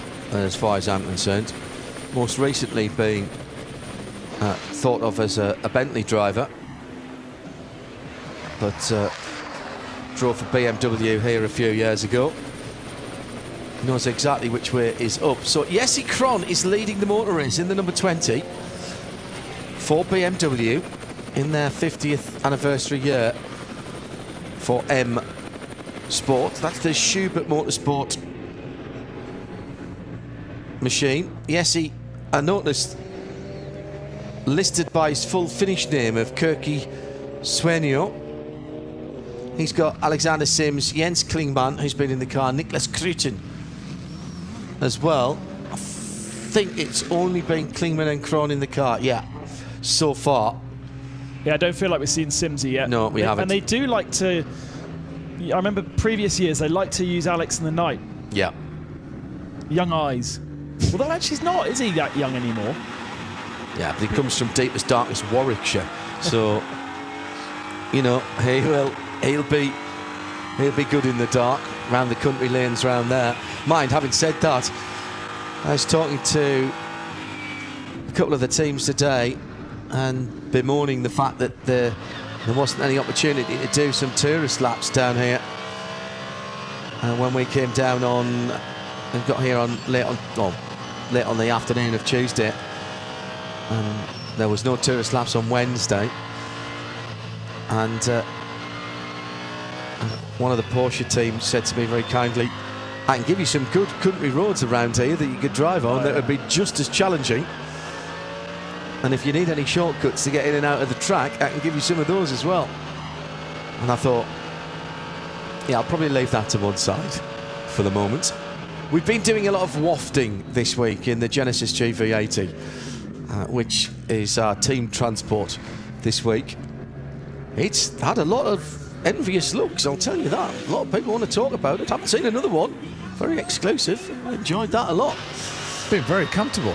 Very comfortable indeed. Heated seats in the back, heated and cooled seats in the... I'd say more importantly, heated seats is one thing. Cooled seats in the back. It's lovely. You never know sit in the back, frozen assets. Never know what you've missed if you haven't had it, but once you've had it, you've got to have it. Vincent Kolb is in the 5. This is the Scherer Sport team Phoenix Audi in 6th position. Yeah, and crucially lost touch completely with Robin Freins. The gap now 16 seconds, and previous drivers in those cars were locked together in a battle. So, as we expected, Robin absolutely pedalling to the metal.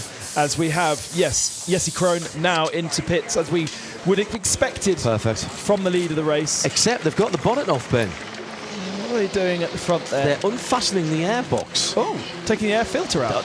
That is exactly what it looked like. So are they putting in... They're changing the air filter. That was a quick release air filter.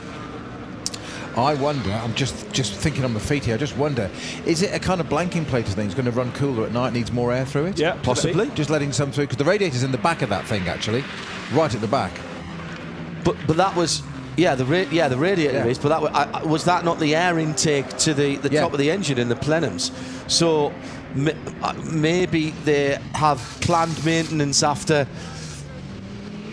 coming up to 5 hours into the race. It's got big nostrils, hasn't it? It has got a big nose, yeah. So it could Who are you calling big nose? Take a few flies in there. Yeah, I see that Machiavellian look in your eye, John, where it's like, I know what he's doing. It's like, snowy, task for the forward in your brake, find out what that was. Yeah. I know. Through then goes I'll get my coat. The Aston Martin of Marco Sorensen into the lead by about 20 seconds. Wittmann has gone through into 2nd place. And John, we are nearly full green flag again. I think we might actually be green flag. We are. My timing screen is slow, which is great news. So they've fixed the barriers at the Tiergarten, and all is well there. We had a few little yellow flags over the last couple of moments, but we now have a fully clear track. Let's see who can set some faster lap times. 2 Marcos at the head of the field, Sorensen and Wittmann in Aston Martin and BMWs respectively. Another 18.5 seconds further back, Robin Freins for Audi Sport Team Phoenix in the number 15. Then Fabian Schiller for Mercedes Team Get Speed in the number 3 guys, another 20 seconds further back. 12 further back, Vincent Kolb in the Audi R8 LMS GT3 Evo 2 of Scherer Sport Team Phoenix. The number 5 car is in 5th. And we'll just see where the Schubert Motorsport number 20 BMW pulls out. Is it just me, or has that Schubert car run just a little bit under the radar this week? Yeah. We haven't seen too much of it, have we, in pictures? And I've seen the name, I've watched the times, I've watched Jesse Krohn race for quite a long time, so I've seen the name, but I can't remember seeing a lot of that livery, which is the 50th anniversary liveries Ben mentioned early on. Did it do the fast shootout Not sure it did. So it would have been therefore starting outside the top 19. Don't remember seeing Jens Klingman, perhaps. No, it didn't. Our resident expert of all things qualifying, Johnny Palmer. So it was outside the top 19 at the start. I found the right piece of paper. I just couldn't read it quick enough. I found all the right words, just not in the right order. Pretty much, yeah. Another investigation for a top car. And this time it is the Huber Motorsport 991 Gen 2. This is one of the Pro-Am SP9 GT3 cars. So Joachim Theissen, Klaus Rader, Nico Menzel and Lars Kern.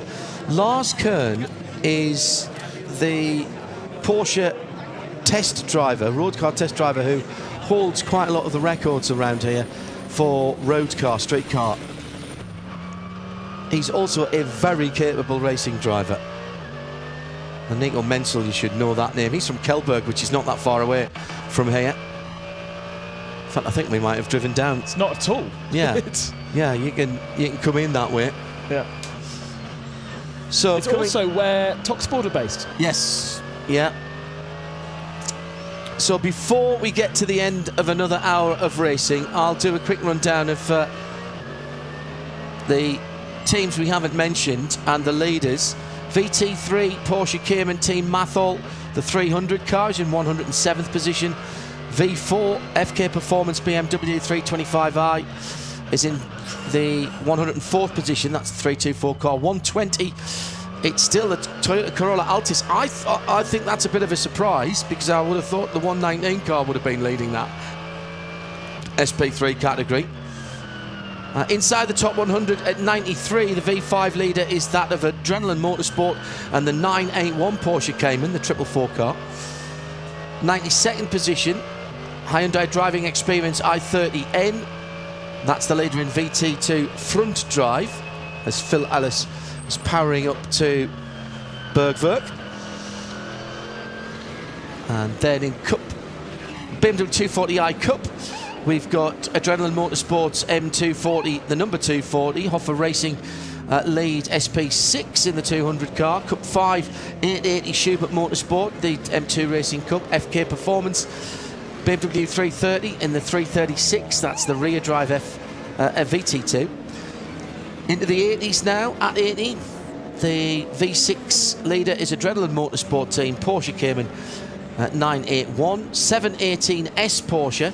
GTS Porsche, should I say, privately entered 181 car, leads SP4T, 8T, SP8T, Pro Sports number 80 Aston Martin Vantage, GT4, 54th position, Subaru still leading the SP3T category, it's number 114, Huber Motorsport leading the 991 SP7 class, literally in a class of their own there. Really interesting to see how many people have transitioned to the 992 Carrera Cup class. The Cup 3 category, with a lot of Porsche 718 Cayman GT4 Club Sports. It's Zorg Rennsport now, the 257 car, that leads that in 44th position. 4 Motors Bio Concept, Porsche GT3 Cup 991 is now leading the alternatively fueled category. That's the 320 in 42nd position. 41st is the 82, and that leads SP10 for Aston Martin and for Pro Sport. Jean-Carl Vernet is behind the wheel of the leading TCR car, which is the i30N Fastback, which is the 831 TCR leader in 39th position. Cup X is the Teichmann Racing machine. That's the KTM Cross Pro GTX, the number 160 in 36th. Towards the top, inside the top 30 for the best of the Carrera Cup cars. I'll tell you now, the Cup 2 winner will be knocking on the door of the top 10 by 4 o'clock tomorrow. It's the K. Kramer Racing, the number 127. It is Glickenhaus back at the front of SCG with their SCG 004C and SPX, and they've climbed to 14th position. Marcus Paltala trying to stay with them in the True Racing KTM Crossbow, but after a few problems and an engine change overnight, the Glickenhaus running rather well at the moment. And of course it's Marco Sorensen in TF Sports number 90 that leads overall. There's your rundown, and we are spot on 9 o'clock in the evening. Another racing hour completed, and the next 60 minutes of action from the TotalEnergies 24 hours of the Nürburgring starts right now. And one last note before we go off and grab our dinner. We are already seeing the timing screens lighting up with a new fastest lap of the race from Thomas Musch in the Glickenhaus, down in 14th position right now. We've got plenty of green sectors coming in. We've got a couple of purples as well. So that is something for our next commentary team to be monitoring over the next couple of laps. It's perfect conditions. It's beautiful, clearish skies. The sun is going down. The air is getting cooler. The track is rubbered in. And it is what we would usually call golden hour. And it will soon become golden hour. It's exactly the kind of conditions we had qualifying in 2 nights ago. Or was it last night? And we saw great fun, fast times at that point. And 8:12 is the lap record from last year. So we're away 3 seconds off that at the moment, Snowy. But it's going to continue because for the moment we've just got a couple of yellow flag zones, but just very localised. Now's probably the time to set that record. If it's Evans going to do it this part of the race, it's the coolest bit.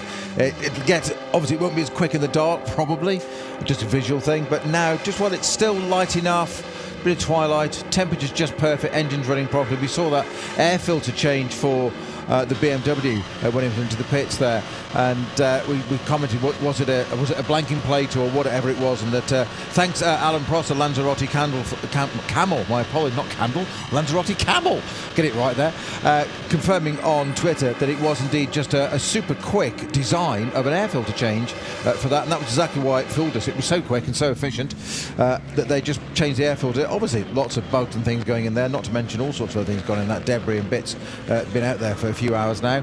So clean fresh air going into that BMW engine. So 8:12 it is, the record for the time set last year in the race. So we're going to see if we can beat that. That's a lap record in the race. Correct. Rather than the qualifying record that we were talking about. Correct. Sorry, I shouldn't say record. It's the fastest lap of the race last year was an 8:12. Ah, okay. Yeah. But it's still my mistake leading by saying a record. Still not hanging about though around the Nordschleife, and we will have on record somewhere the lap record for this particular race, which is probably only a few years ago. At RSL_studio, if you know the answer to that. KTM in. This is one of the Teichmann Racing cars that runs in Cup X. By the way, I'm Johnny Palmer. I brought Joe Bradley with me, and we will keep Peter Snowden company for an hour, and then we'll have another change over there. What? And then and then you'll have to go. And then he'll have to go. But this is very nicely overlapped because although I've been paying close attention to some dramatic moments in the race, you can certainly answer some questions as we go in the next hour, just really to test you. For the last 60 minutes. It's dinner time, Snowy. I've been called many things in a time, but nicely overlapped. I like that. You can't miss a meal, mate. Good point. People in glass houses. Well, yeah. We didn't get our shit by missing meals, do we? Certainly not. I'm including myself in that. I'm going to move on. Quickly. I think it was Adam Christodoulou who said there are so many favourites that have either hit a little bump in the road, should we say, or are completely out of this event. Look at Sir Lawrence Vantor at Tiergarten, and he actually, I've heard this quote many times about this race. Adam Christodoulou said the first 20 hours of this race are about surviving it. You've got to stay on the black stuff and just keep going round, not even necessarily at relentless pace, because he says certainly at 4 hours, possibly for some at 2 hours, that's when the race really starts to spice up, and you've got to make sure you're somewhere in the mixture to that point, and then it goes up a level when you hit that 4 hours to go marker, Joe. It's all about staying in contention, isn't it? It's a bit like a basketball game. It's all down to the final quarter. Yeah, and it's about staying in contention and trying to, as that renowned engineer Lena Gade once said, push without risk. Yeah, the Nürburgring without risk, though, is kind of like sort of, you know, Laurel without Hardy, isn't it? It's just lapping here is risky. There's very little runoff. The slightest error, the slightest nudge. We saw the Vantor Porsche. It was the slightest of nudges, and it was catastrophic, wasn't it? Because of the lack of runoff. You know, he struck the barrier hard. I'm so glad to see Lawrence getting out of the car and looking relatively fit and well. In relative terms to what we saw and how that car destroyed itself. It wasn't nice, I have to say, although he was fit and well physically. It actually took him a while, I think, to process what exactly had happened, and you could see the various stages of that by his facial expression changing. And then there was a moment he slumped to the ground, because this is a bit, I mean, it's Mantai's biggest race of the year, isn't it? It's the one they've won so many times. They've come back to defend their title, and to be out in hour 4 is just a shocker. Where would you rather go out? Would you rather go out in hour 4 or hour 23? Yeah. You know, it is like that, isn't it? It's 4 hours in or 4 hours to go. Yeah, I'm not sure which is the more painful, but it's. Hugh Chamberlain used to say before the bars close. It's a great quote. I mean, Hugh Chamberlain did say, you know, he doesn't want to ever go out in the final hour of the race. First hour, no problem, because you can just start packing up and go home and forget it ever happened. But if you are in contention for 23 and a bit hours, that really does take probably the whole of the following year to get over before you can come back to the same track and try it again. Very interesting as well from Chris Dudula to say that Get Speed have sort of taken a different approach to the race this year. They found themselves in barriers in the past far too early on in the race, and maybe just slightly more measured from the number 3 and the number 4 cars in this year's race. They're running 4th and 6th, but by no means out of it. Just going through their programme, waiting for the more crucial times later on in the race.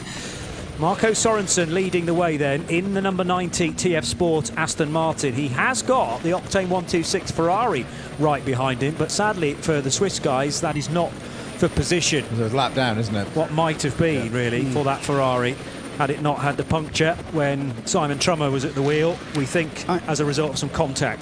We've seen this before with the Ferrari. The Nürburgring doesn't seem to like the Ferrari any year you've been here, and I'm not sure that Ferrari, albeit it certainly had the pace over a lap as it proved in qualifying, but I'm really not sure whether it was ever, in my head, in contention to be there tomorrow afternoon towards the flag. Well, even when this very car with this team won an NLS race, it had it removed afterwards for, would you believe, the most technical administrative errors of the compound tyre that was on the left rear hadn't been signed off to be on the list.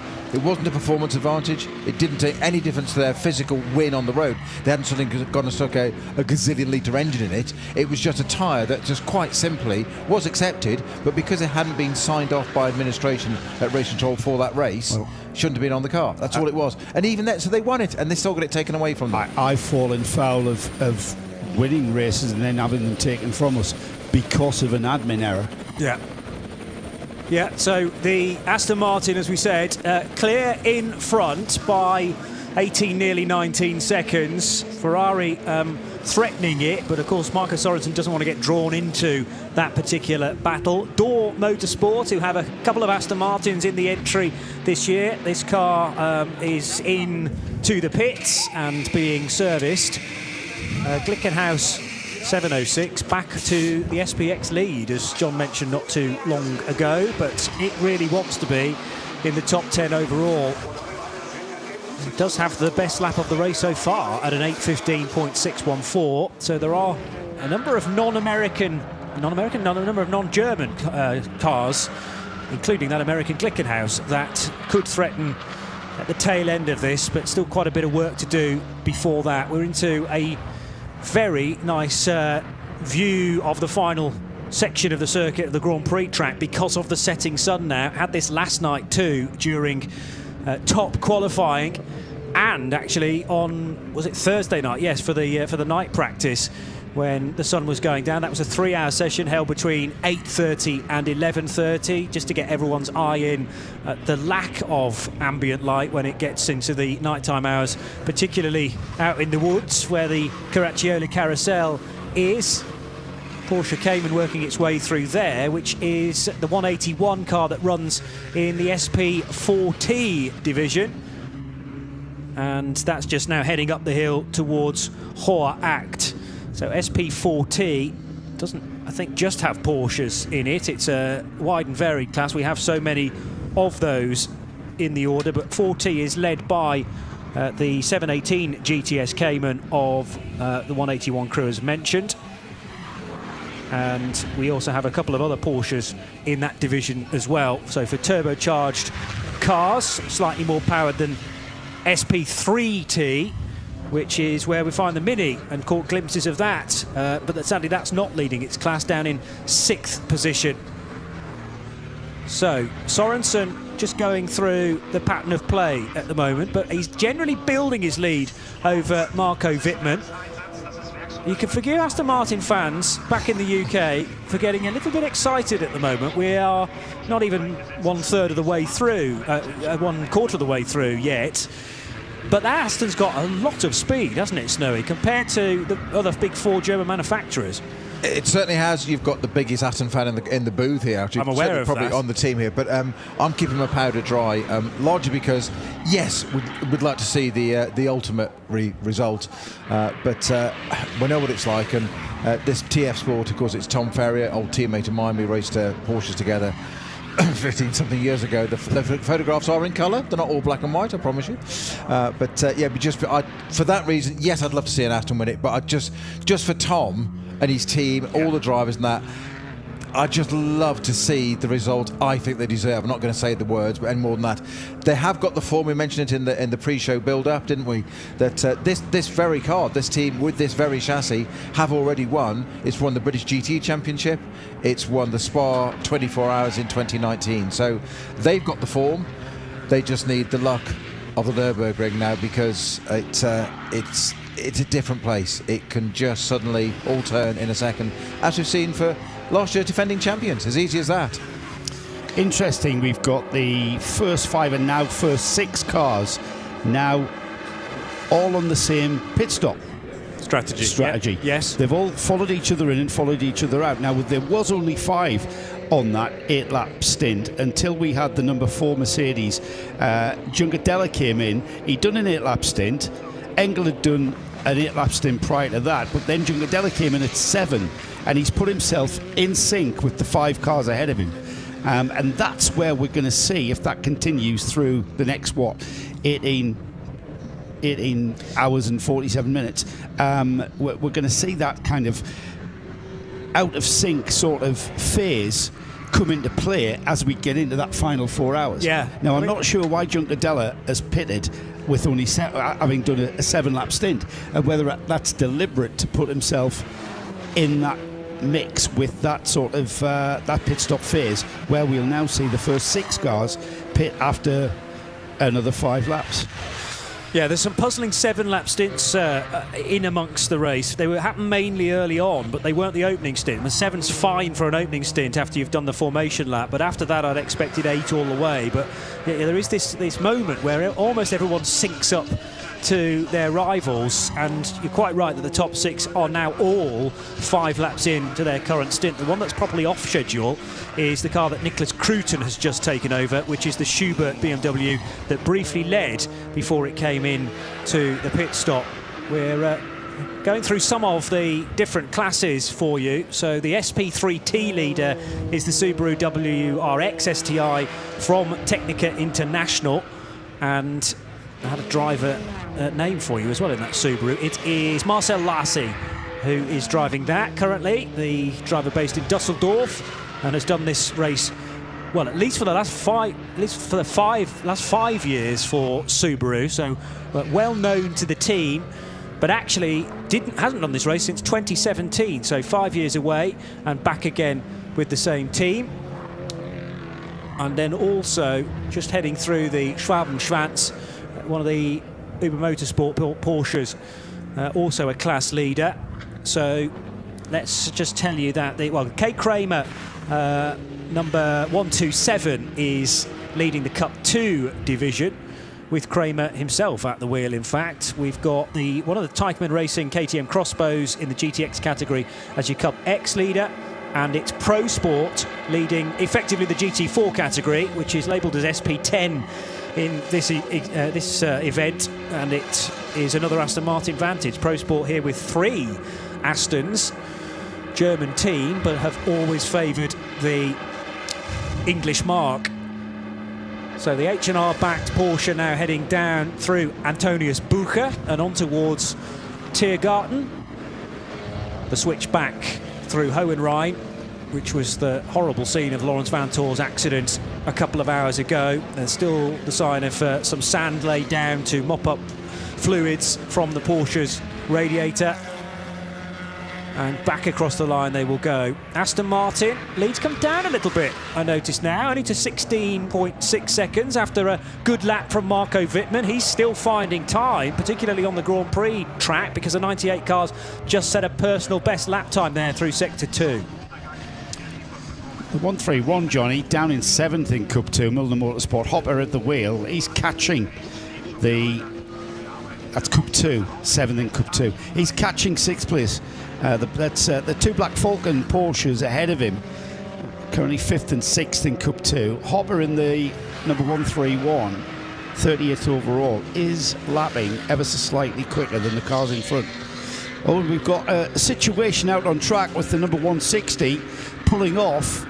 It's the KTM, von der Laden at the wheel, and that is quite a conflagration now. The rear of the car, Arenberg completely engulfed in flames. Now remember, the mid-engine cars, Marshall just getting to assist in trying to put out that fire, and course vehicles already there going for the fire extinguishers. We've got a fire extinguisher on the car. Clamshell opening on this car, and the fire very swiftly put out. Extraordinary efficient. No, not quite. The car rolling forward. I'm not sure why. Out of the reach of the marshals now. Felix out of the car then? He's already clambered out, and now the car is... Oh, he's trying to get back on board to leap on the brakes, but it's already accelerating away from him and down into Adenauer Forst. It's going to disappear into the foxhole, and still a light. So how do the marshals deal with this? Because we've got a car that is now on fire, rolling down the road, and this is one of the steepest parts of the circuit. You couldn't really make this up, guys. No. It's now stopped because it's smacked into the barrier on the left, but that set alight some of the grass, I think, or maybe a component of the car. Which has come off it, yeah.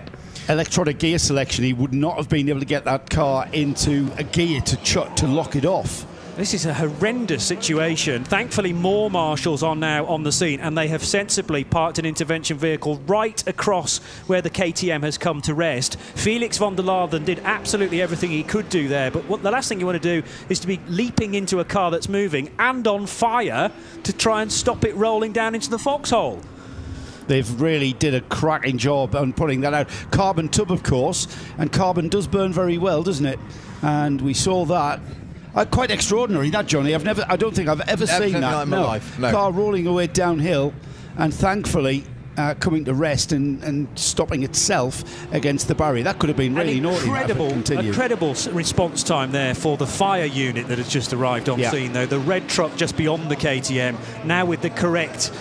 they were using the correct extinguishant a little while ago, too, but now even more extinguishant being applied. Initially, I thought the KTM might be able to get back into the race because the fire was put out so quickly, but now the front section had started to take light as well. Well, the problem was the KTM did want to get back into the race. So much. Sans driver. That was the issue. Yeah. And you guys, you're just ganging up on me. I was about to say at the time there was a code 120 for a Toyota GT86 at Brunchen, and I just got it all up in detail. And you come in with there's a car on fire without a driver in it, and it's rolling down the track. I can't beat that. I'm sorry. This place just has a habit of putting something else in the way of drivers in this that you have never seen before. and had an entertaining evening yesterday watching several bloopers of various crashes on a well-known streaming service. I have a feeling, Snowy... Other platforms are available. Well, I didn't mention it. No, I know. I have a feeling in the next week or so that might be joining it. I have a vague recollection of a BMW under its own power ending up in... Oh, no. Did the driver hit the entry to the pit? He did. He just missed the pit entrance. It was a BMW. And went straight on into the pit. Yeah. So the KTM of Teichmann Racing, by the way, the class leader in Cup X, already on fire heading towards Schwedenkreuz. Those following, thought they could overtake. There was a Porsche trying to get by there before the KTM then slew to the right. And Felix von der Laden doing exactly as he should to pick out a marshal post so that they could put the fire out as quickly as possible. From a driving point of view, I think you're always torn, wanting to put it into a safe place, but equally wanting to just get out of the car as quickly as possible because you don't know how much that fire is going to stretch by. Does the clamshell help or not? Because you really want just a conventional door to open and roll out, whereas the canopy needs to be lifted up and away from the car, and it's always going to be a bit of an awkward exit from one of these cars that are built in Austria. It seems that when the driver had taken his foot off the brake to get out, that's when the car started to roll away. And thankfully, I mean, the driver, bless him, he's trying to hang on to the car and try to stop it, and then he simply can't. Yeah. Most extraordinary scenes here, and it's really steep, that hill, isn't it? It is. Which is why it picked up speed so easily. Mercifully, it did go across to the right-hand side of the track, very narrow strip of grass there, and it actually clattered off the wall hard enough to turn it 90 degrees left, which... Okay, it's damaged the car, but it's nearly taken out a Porsche on the way. A Cayman just gone through thinking there's a car there on fire and it's coming across the track. There's no driver in it at this point. Depending on how the roll cage and system works in that, the safety side of that car, but I would imagine the canopy could be an advantage because it's a much bigger aperture in terms of the door. But then again, inside that door, the doors there really are just access panels. Once you get inside, you've got a whole passenger cell, safety cell, so it actually could be utterly irrelevant if it's got a tiny little bit between roll hoops and whatever. It doesn't matter how much the canopy works. But the most extraordinary scenes I've probably ever seen in a race, to be honest. Yeah. But everybody's fine, but the car isn't, and unfortunately that's the class leader out. Felix van der Laden, only 27. He only started racing in 2017 in the Audi TT Cup. He'll have a story to tell. His grandchildren, I was going to say, grandchildren, yes. I was racing at the Nürburgring. My car caught fire on the way into Schwedenkreuz. I got out, and then it drove off away from me and into the foxhole. Bonkers, this race. Bonkers. I mean, I knew that before coming here this year, but that's just been stressed yet further. Well, there's only 18.5 hours left, so what else could keep them coming? happen? That's what I say. Keep these events coming as long as everybody is safe by the end of it. Right, the class leader for SP3 is now in. This is the Toyota Corolla Altis from Gazoo Racing, and who has brought that car in the 120? Let's just have a little look. Currently in 100th place overall. It's Naoki Kawamura who has brought the car in, back at the ring for a 4th year running, and each of those occasions been racing with Gazoo Racing Team Thailand. So I just wanted last year they managed a 73rd place finish. It's not very often I can say it's in 100th place overall. You know, it's only very rarely can you ever say that. But still nowhere near to being last. Oh, indeed. Yeah, that's almost half midfield, isn't it? Exactly. Yeah. Yeah. By no means last overall, and in fact leading its class, the SP3 leader. So they'll be getting that car turned around as quickly as possible. Again, timed stops for the cars in the lower classes, just like SP9, which is still led by the number 90 TF Sport Aston Martin. BMW in second, Audi in third, and a moment or two ago there was a little bit of a collection of SP9 cars around one of the lower class Caymans. In fact, the car running in 112th position. They just about got through. It was for 7th, 8th and 9th places in GT3. So 7th place, the Schubert Motorsport BMW for Nicholas Cruton. Behind him, Gabriele Piana, the Italian, for Bilstein Mercedes, car 6. And René Rast, who now drives for Car Collection and the Audi R8 LMS, one of the Audi R8 LMSs that they brought to the ring this year, car number 22. That's a fire of a right sort, with the barbecue well ablaze for tonight's eating rather. It is cold out there, I've got to say. It's not even chilly anymore. It's actually cold. So it is going to be, campfires are going to be a requirement. I thought Johnny was talking about the KTM when he said the barbecue. Yeah. Well, yeah, tried to have See their what he own. did there. Very good. Some of the units, the spectating units that are brought here by the fans are phenomenal. There was a trailer there which I think needed some sort of HGV to get it in place, with a lift on the top to take it to a second level. There's basically a nightclub on the lower level there with fans on top with a cracking view. And those that are forward-thinking have brought fairly large TVs with them too, so they can enjoy a bit of personal treatment. There's some very innovative engineering goes into those erections. Phenomenal. And you wonder where they're stored the rest of the year. I suppose you could keep bringing them back to NLS races as well. What exactly? Yeah. Is there one a month of those or something? Or sometimes twice a month? It's not far off. The remarkable thing, I think, when we see the scenes around the Nordschleife, is that by tomorrow night, and indeed Monday morning for definite, they'll all have been removed. Mm-hmm. There's nothing left. And the discipline of the fans is remarkable. The amount of kit, the amount of organisation. I can barely remember to pack a cool box when I go off spectating anywhere. Contra, you never go anywhere, any trip without your cool box.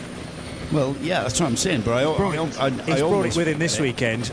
The sun just radiant in the sky at this time of night. We aren't very far away from official sunset time, which is pretty much 9:30, 4 minutes away from that.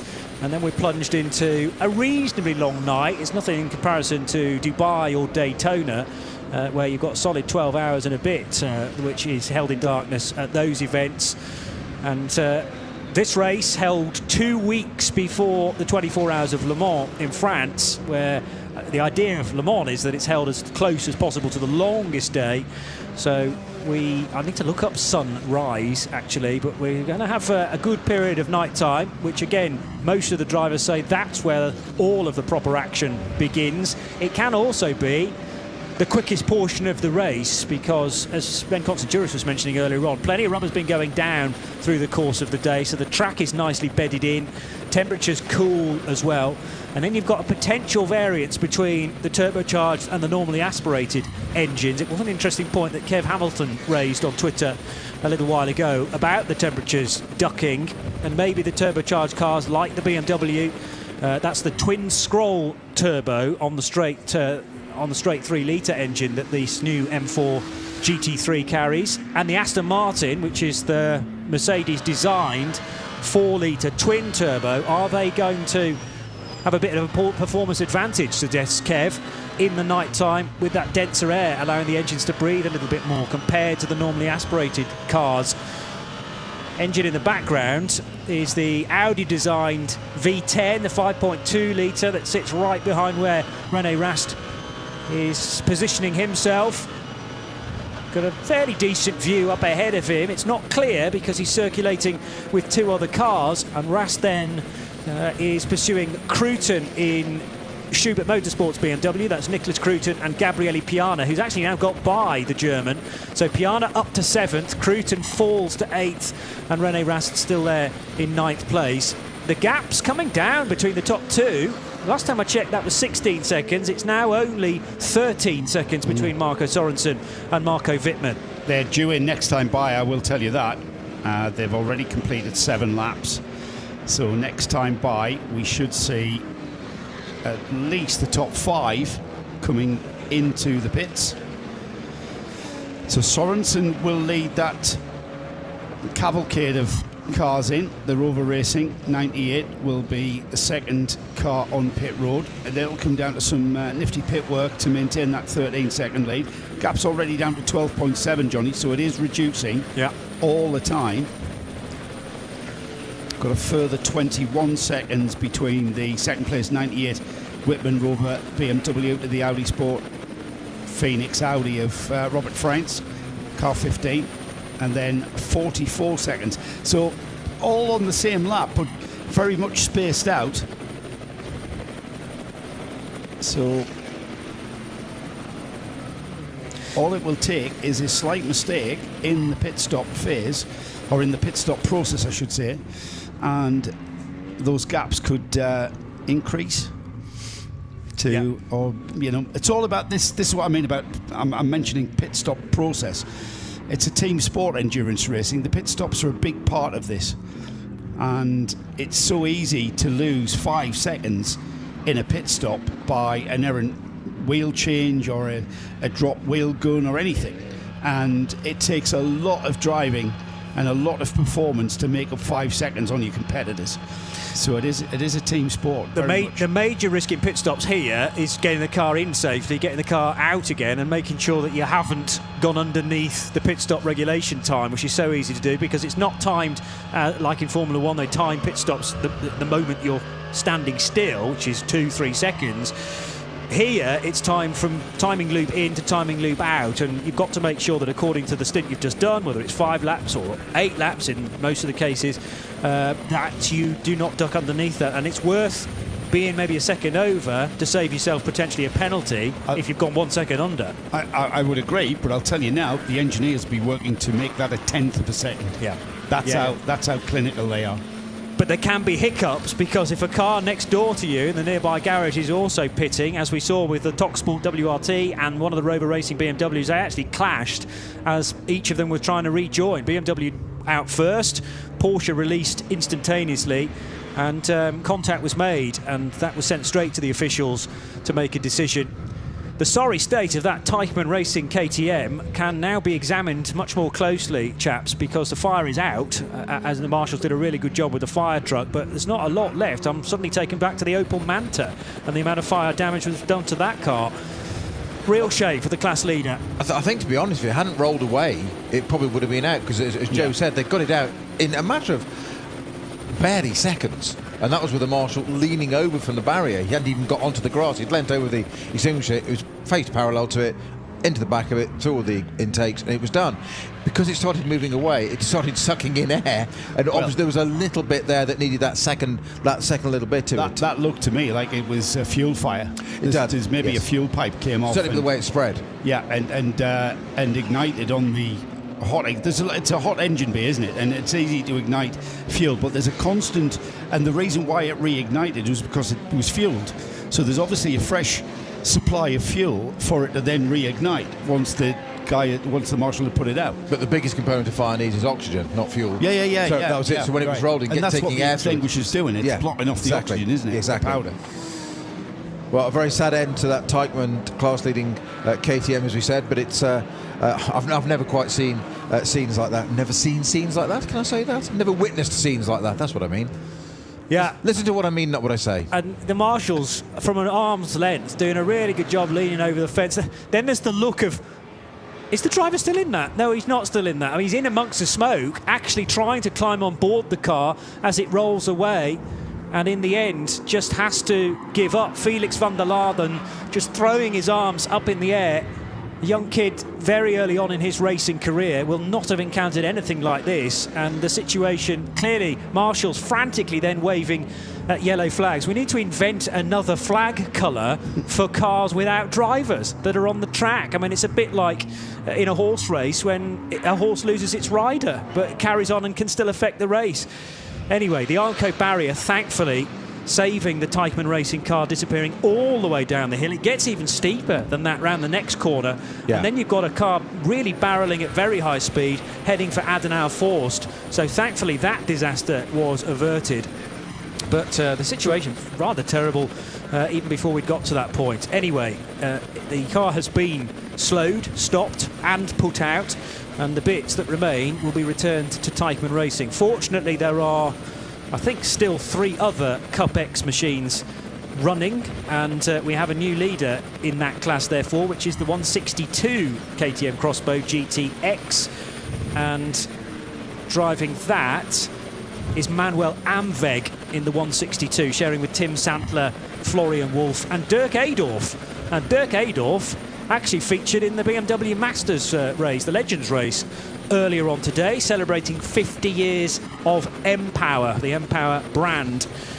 And we might well have a BMW back with back by Empower doing very well in this race, because one car that's probably sneaking beneath people's radar is certainly the number 20 car, carrying all of that 50th anniversary branding. VT3 is currently led by the team Matol Racing Porsche Cayman, with Max Walter at the wheel of that. Elsewhere in the classes, the front-wheel drive, front and Trieb section of VT2 is the GT Tyre Motorsport Volkswagen Golf, the number 223. SP6 is led by Hoffer Racing's BMW M3 E46 GTR, the venerable car that they have rolled out so many times here at the Nürburgring. One of the Kroll family driving that, funnily enough. It's the Kroll and Prince family weekend away, as it so often is. And the SP6 leader is the 200 car. Then in the V5 category, Porsche Cayman 981 leading that from Adrenaline Motorsport, the 444 car. The BMW M240i class, no prizes for guessing which car is eligible for that. It used to be Cup 5, but a brand new class has been developed for 2022, and actually it was in 2021 as well. The Adrenaline Motorsport prepared 240 is out front in that. Cup 5 has become a class entirely for BMW M2s, like the cars that were in the Legends BMW race earlier on today. So the M2 Racing Cup car, a Schubert Motorsport machine, and 880 leading Cup 5. So, Joe, you preempted the fact that the leaders would be coming in at the end of their 8th lap, and that's exactly what happens. So, Marco Sorensen and Marco Wittmann in their TF Sport and Rover Racing BMWs, respectively. TF Sport, Aston Martin, of course. And Robert Frines in as well in the 15. Looking like Whitman staying at the wheel of the car. Didn't see whether the leading Aston team changed drivers. Car still up on the jacks at the moment. They are changing drivers. Yes, yeah, just seeing Marcus Ronson get out of it. Yeah.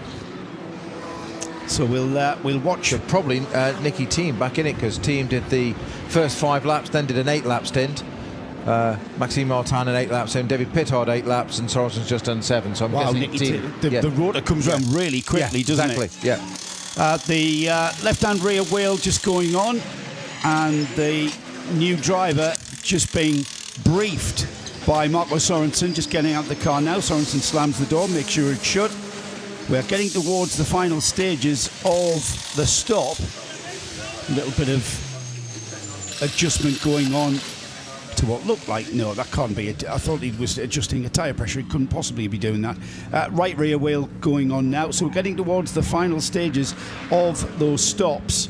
And as I predicted, the only car that stayed out as Jules Gounon brings the number 4 Mercedes into the pits as well.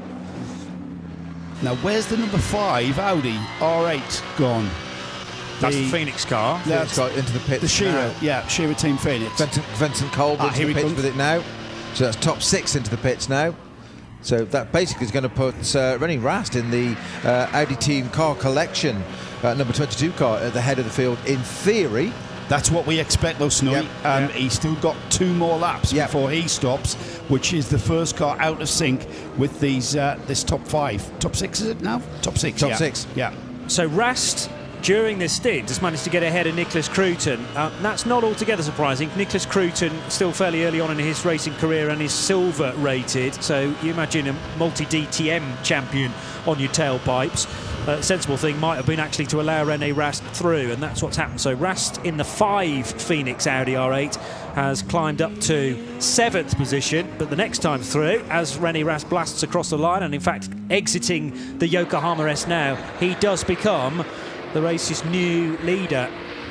And Cruton second in the Schubert M4. Yeah.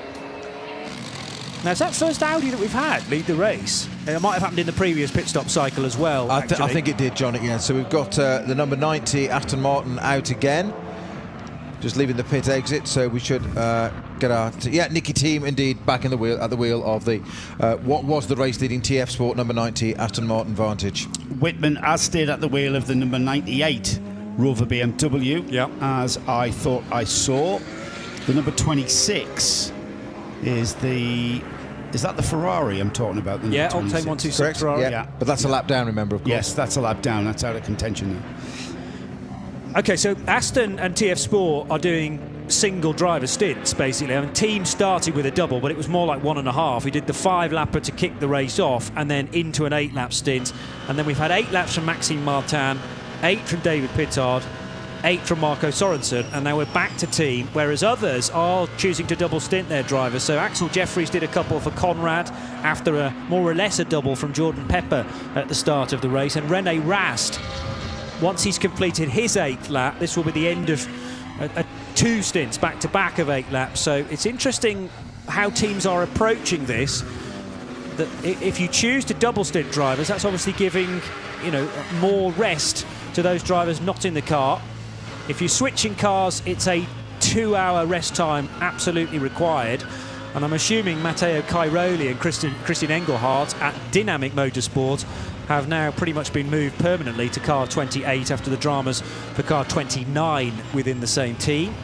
The only Porsches in the race running on Pirelli tyres, being an Italian team, they've gone with their homeland rubber.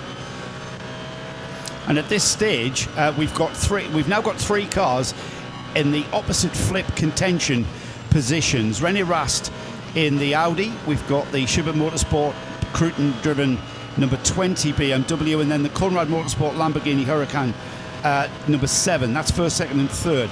They're going to shortly be due a pit stop. But if that projection towards the end of the race, which at this stage is impossible to project where you're going to be, if you could say a definite lap time all the way to the finish, yes, but each in the next 18 plus hours, lap times aren't as defined as we would like. Depends on how many slow zones we have, depends on a lot of things. So it's at this stage, you've just got to stick with your plan, and you've just got to stretch that fuel window and keep to the sequence of pit stops and your driver rotation, and just stay with the plan, not get sucked into anything. Yeah, and Rene Rast there just demonstrating what John was asking earlier about what you do when you come across traffic, and it can just catch you out as easy as that. And there was the last little bit of Hatzenbach is a right-left down to Flugplatz, just as you start to go for it. And coming up to the right there, with Rene Rast, one of the Porsche Caymans in front absolutely correctly took his racing line, and Rene Rast just has to completely back out of it for a moment, wait till the Porsche clears. He's got as much right to be on the track as anybody else, and then go by. But if you don't do that, you can't just keep your foot in and decide you can't go right because it's grass, that ain't going to work, and you can't really go left, that ain't going to work. So you really just have to lift out, and it's not in a driver's mentality want to do that, because as we said earlier, you're paid on your average lap times. It's your job, you're an employee, and you've got to keep it in. And that desire to want to just keep going all the time, and it's a phrase you've used for many years, Joe, is you can't make or train racing drivers to drive slowly. And it goes against your instinct. I could, because I was never fast in the first place, but that's easy. But they couldn't make me go fast. Not the Rene Rast of this world. Exactly. Different calibre. They actually don't know how. And I'm pretty sure it'd be at the forefront of Rene Rast's mind that he can make up ground on the cars that are in the pits, and he's got to make hay while the sun shines, and the sun's shining as long as those competitors are static, and you can make up time, because when it comes to your turn to be static, you can then refine your pit stop and just claw a little bit back. But right there, it's, risk versus reward. Yeah, there's no point. We've seen it in other incidents in the race already. It can be a little risk. I'm not saying a risky move, but if you just miscalculate that tiny bit, and it can all in the blink of an eye suddenly be over. But don't crash. No. Do not crash. Well, it's quite easy. Racing driver's job description is drive fast, don't crash. Don't crash into anyone, or don't go off. Yeah. Simple, isn't it? It's like football. Just score more goals than your team. Easy. Yeah. Give the ball to Clark. Everybody goes. Sporting lessons with the RSLT. Anytime, hit that ball to the boundary every time. Simple. We've got some interesting messages at the bottom of the officials screen, which only popped up at just after 9:30. But please note, teams will be notified about penalties via email. Please report the time of your next pit stop as a reply immediately. Penalties won't be shown on this screen anymore, and they will not be shown on the display at the start-finish tower anymore. So it's all going to be done privately via email. I don't know the reason for that, whether it's just a time of day thing and race control will be slimming down their numbers so that half the team can get rest and half the team stay on. But it's an interesting dynamic. Whether that's just for this year and it's down to a technical glitch or it was always planned, I'm not quite sure. The other thing that's come in at 9:30 and therefore sunset is that reflective boards are now being used around the racetrack. I have to say, when René Rast arrived at Schwedenkreuz and Arenberg, where what remains of that KTM, Teichmann Racing KTM crossbow still being cleaned up, just a great example of, first of all, a single waved yellow flag, perfectly placed as you come over the rise and approach Schwedenkreuz properly. Then around that left-hand kink and getting towards Arenberg, double waved yellows. Then the next marshal post on drivers left was the code 120, so drop your speed to 120 kilometres per hour and no more. And then there's a very brave marshal standing in the middle of the track with a 60 kilometre board, square board, up to all the drivers saying stay left, away from the clear-up process. But they've done that for a few years now here at the Nürburgring. The staggered slowdown for a car that's at racing speed, single yellow, double yellow, 120, 60, and it's working perfectly down at that area of the track. 22 Audi leading the way for car collection and René Rast.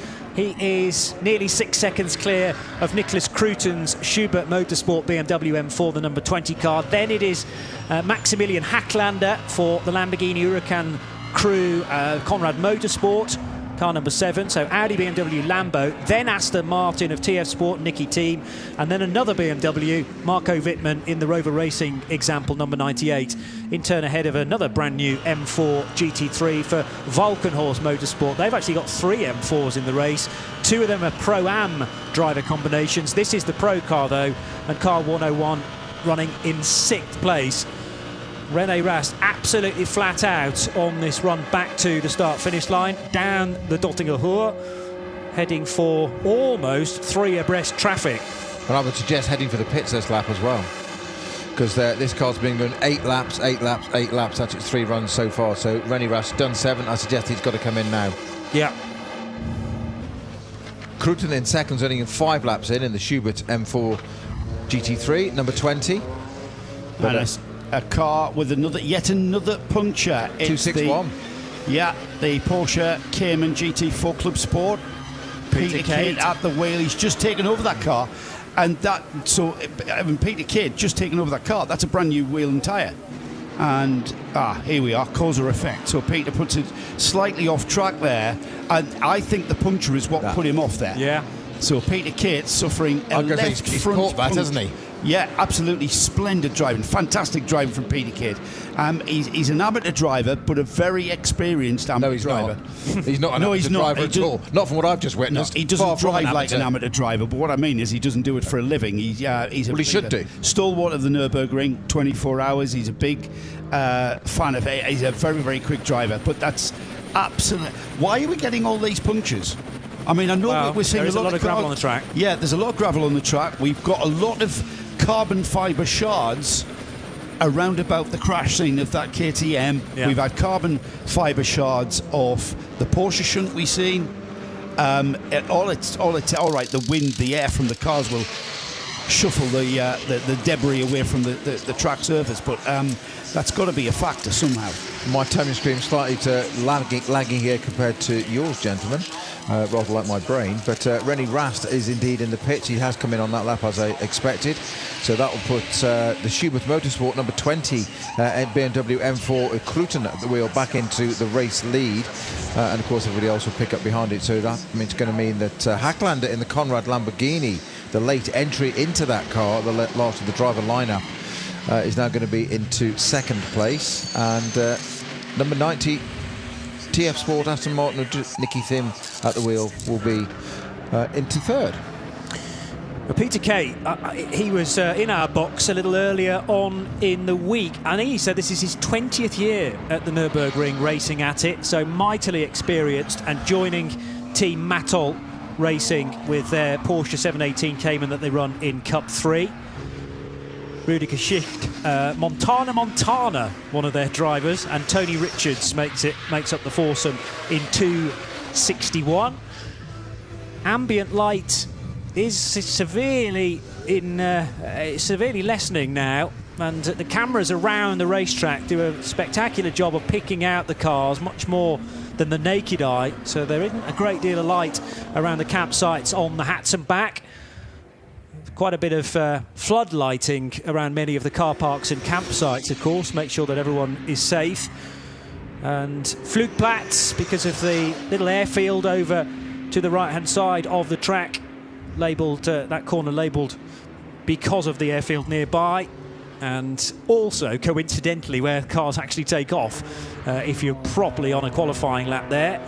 And then you continue the wiggle around down towards Schwedenkreuz, which is a very fast left-hander. We had, I think, Matty Campbell off the road there a few years ago, drilling the barrier, but keeping his foot in, as he always would. And the BMW from Schubert Motorsport now disappearing back into the Foxhöhe and on towards Adenauer Forest. Marco Wittmann is just behind, yes, Hacklander, that's right. So Maximilian Hacklander for Conrad Motorsport driving the Lamborghini, and there's just tenths of seconds for third position this, heading now into Arenberg and underneath the road bridge. Still with lights flashing, so is that the remnants of the KTM? It's all gone, actually. They've done a really good job there. So we are back to, and that's literally happened in the last few moments, Marshall posts 86 to 91, clear again. I did notice there was quite a bit of debris pretty much all the way around here. There's gravel being dragged onto the track from the edges just over the curb line, and that's in no doubt causing some puncture problems. We've seen quite a lot of them, haven't we? Great battle this. Marco Wittmann chasing down that Lamborghini Huracan, and you can just see the commitment, like you mentioned, Snowy, the commitment of how they're getting through the traffic. All of Conrad Lamborghini into Callan-Hart. Sorry, Wittmann. Sorry, mate. Yeah, sorry. Yeah. Yes, we saw it at the same time. I was more focused on trying to... You go first. I was trying to focus where we are. And Callan-Hart was the place where Wittmann, it was the Lamborghini got completely balked, didn't he? I wasn't sure. I had no idea. But these guys are processing this information coming at them. I had no idea where that car came from. But the Lamborghini went to the left. The back marker moved to the left, blocked the Lamborghini out. And as we go over the right towards Callan-Hart, that was where it happened. And Wittmann, like a shot down the inside, and it was pure opportunistic, wasn't it? Absolutely so, and that's all you can do on this circuit. I mean, the Lamborghini did nothing wrong, nor did the Porsche in front. It was just he read that he was going to do one thing, he didn't. He had to get on the brakes and come out of it. And Wittmann, he said, right, thank you very much, have a bit of that. And also perfectly timed as well, because then it's such a short run to the next right-hander. He can stick the BMW in front, and the Lamborghini still can't get past the Cayman. So not only has he gained a place, but he's gained a couple of car lengths as well. You're thinking, happy days, carry on. Yeah, you can so often use traffic to box people in, though, can't you? And you channel them in that direction, and then go for the gap that suddenly opened up. But again, that's down to the amount of laps you've done around this place. Doesn't quite work on a simulator. That it's very hard to simulate it. It happens to happen in real life. But so many times down the Dottinger Höhe as well, just gently guiding a car, your rival, towards a slower machine, and they can't do anything about that. I love that phrase, gently guiding your rival towards a slower machine. I like that. I suppose that's a very, very eloquent way of describing it. Just open out the steering. That's all you're doing, isn't it? Yeah. And the other thing Wittmann was doing was kind of intimidating the Hacklander Lamborghini. He was very present in his mirrors, and being the lead driver, you're having to focus not so much what's ahead of you, but also you're going to watch your mirrors, because he was defending from Wittmann, wasn't he? And that's a twofold issue there, because you're having to, as you say, you're racing and looking ahead. That's fine on an ordinary circuit, on an ordinary track, when you've got a clear road. You haven't here. You can have a clear road for a couple of seconds, or if you get 10 seconds, unbelievable, because there's always going to be another car. It's multi-layer, multi-class race. There's always going to be something in the way, but you then got to defend behind as well. So the hunter gets to be the one that sits there and you just fill the mirrors. And as you said, John, you can just move the car around a little bit from the right to the left. So you're just like, where is he? And that driver in the front, in that case the Lamborghini, is, what do I do? Where am I going to go? And that split second, and it's there. But also now as we said before, about recalibrating your brain as a driver. Okay, it's done. You know, he's got by, it's done now. Forget that, it doesn't matter, don't dwell on it, because you've now got the advantage, because you're now behind and you're hunting. So just play him at his own game. Yeah, and Maxi Hacklander, although nowhere near as experienced as Marco Wittmann, will have learned that very quickly, I'm sure. He has raced GT3s here in the past, but that was back in 2016. Mainly his racing comes from the ADAC GT Masters, which is single class, or it's the same car throughout, and there's much shorter races, so you don't get those instances where you can get boxed in or balked by slower moving traffic. We've got a car that's very slow on the Dottinger Hohe currently, which looks like a Porsche Cayman. Could be in numerous amount of classes, this, and it's tricky to pick it out in the darkness. It's Peter Cate's car, which is still actually trundling its way to the end of the lap. The Team Matol 261 Cayman with the tyre down. So still, I mean, it just shows, doesn't it, how long it takes to come back when you haven't got air in all four of your tyres. Patience game, a mixture of hurrying up but slowing down enough not to do any further damage. But again, an absolute testament to the way the organisers do this. No code 60s, no code 120, it's on the straight there, intervention vehicle behind, protecting it. Peter Cate's bringing that car back perfectly safely, but you've got an intervention vehicle sitting there, so everybody can see it, but the race can continue.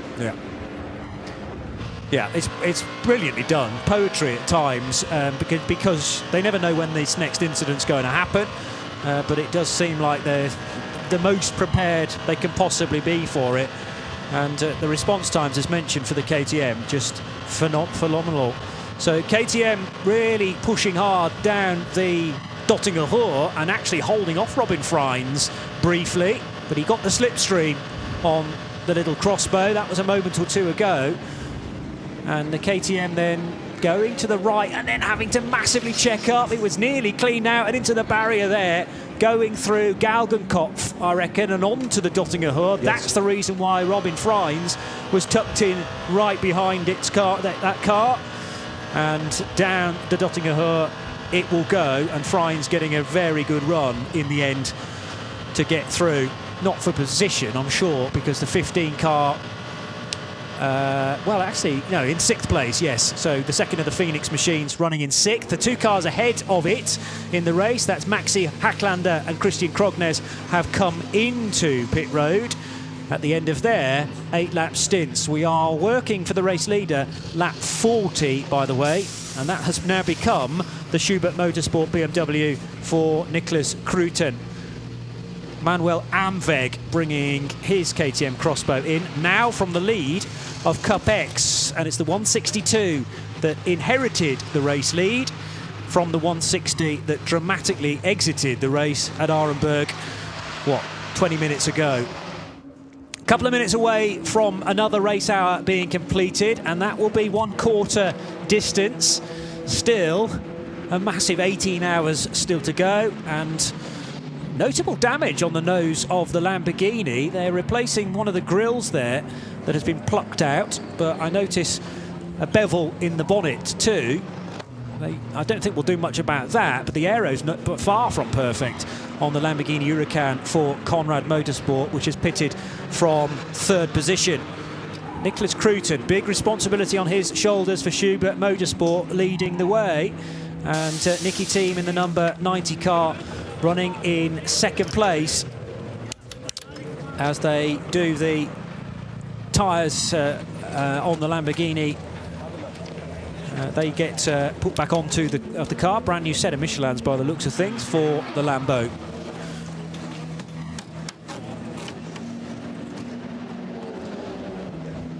So in the various other classes, let's give you a flavour of some of the classes lower down. V6 is the Porsche Cayman S 981 of Adrenaline Motorsport. That's the 396 car. Uber Motorsports Porsche, actually the only car in SPX this year, leading its class by virtue of the fact that it's still pounding round, but we'll be finding a number of other cars to be racing, I'm sure. That's one of the older spec Porsche Cup cars, with Cup 2 for the 992 iteration of the Cup cars, and Cup 2 is led by the 132 Iron Force Racing by Phoenix car. SP8T has the Aston Martin Vantage of Pro Sport Racing leading it, and car number 80, the Dumoulin family, piloting that. And G-Tech Competition, their only car in the race, is leading the class. Crucially, their class is Cup 3 for Porsche 718 Caymans, and 253 still leads Cup 3. So the tyres have been, well, the wheels rather, have been tensioned up on the Lamborghini, and it will return to the racetrack, getting caught up a little bit by somebody else coming back into the pits. That is one of the Porsche Cup cars, I reckon. And speed differential really comes into effect when you're wanting to get back up the speed and pull for another gear before the Yokohama S.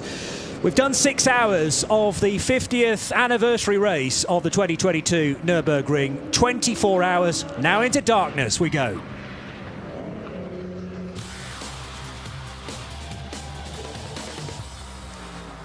So what a race it has been so far, with an electric start. Start Group 1, pounding their way down to the first corner, 4 abreast in the midfield.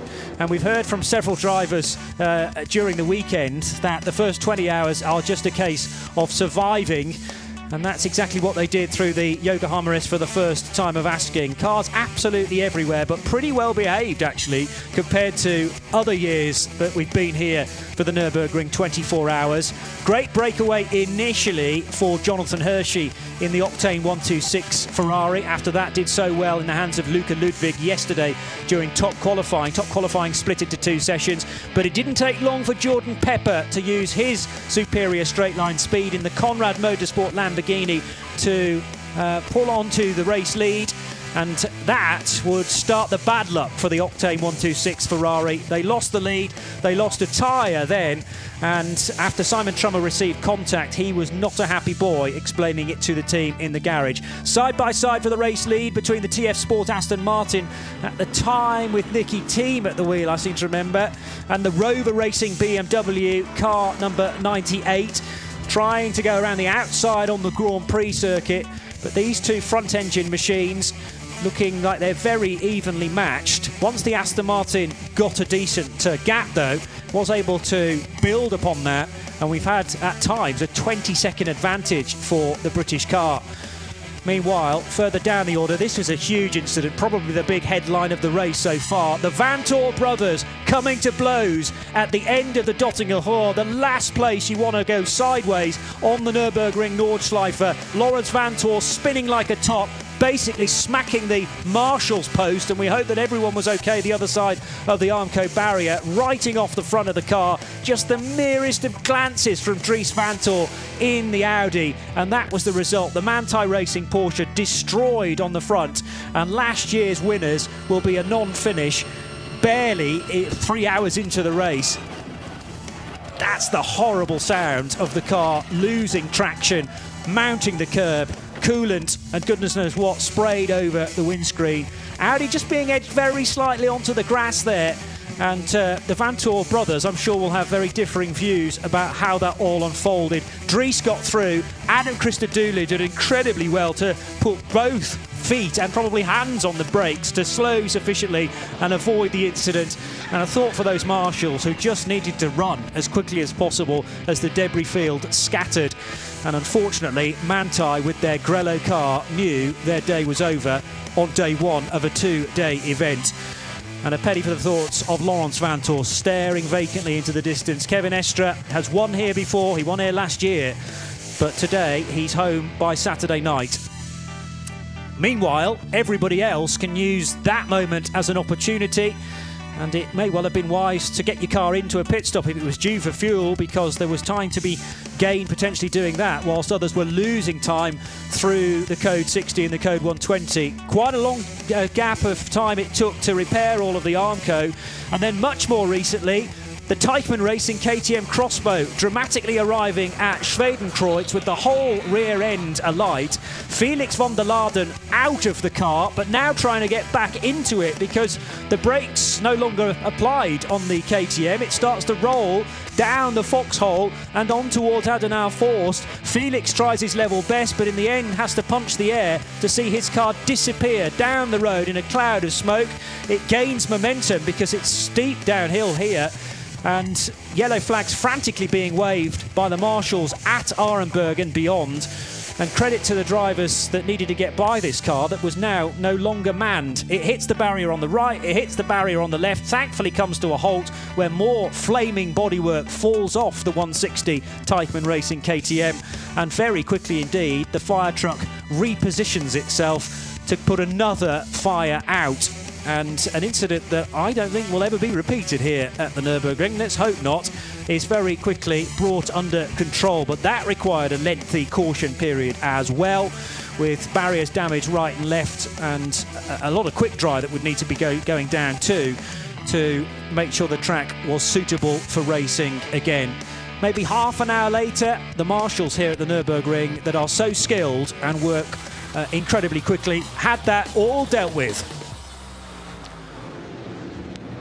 It's the Nürburgring 24 hours for 2022 and the 50th running of this event, with Aston Martin leading the leader has just come in, the Schubert Motorsport BMW, and handed the lead back to Nicky Team. That's Nicholas Cruton, quite possibly at the end of a driving stint. We head now into hour 7 of the race.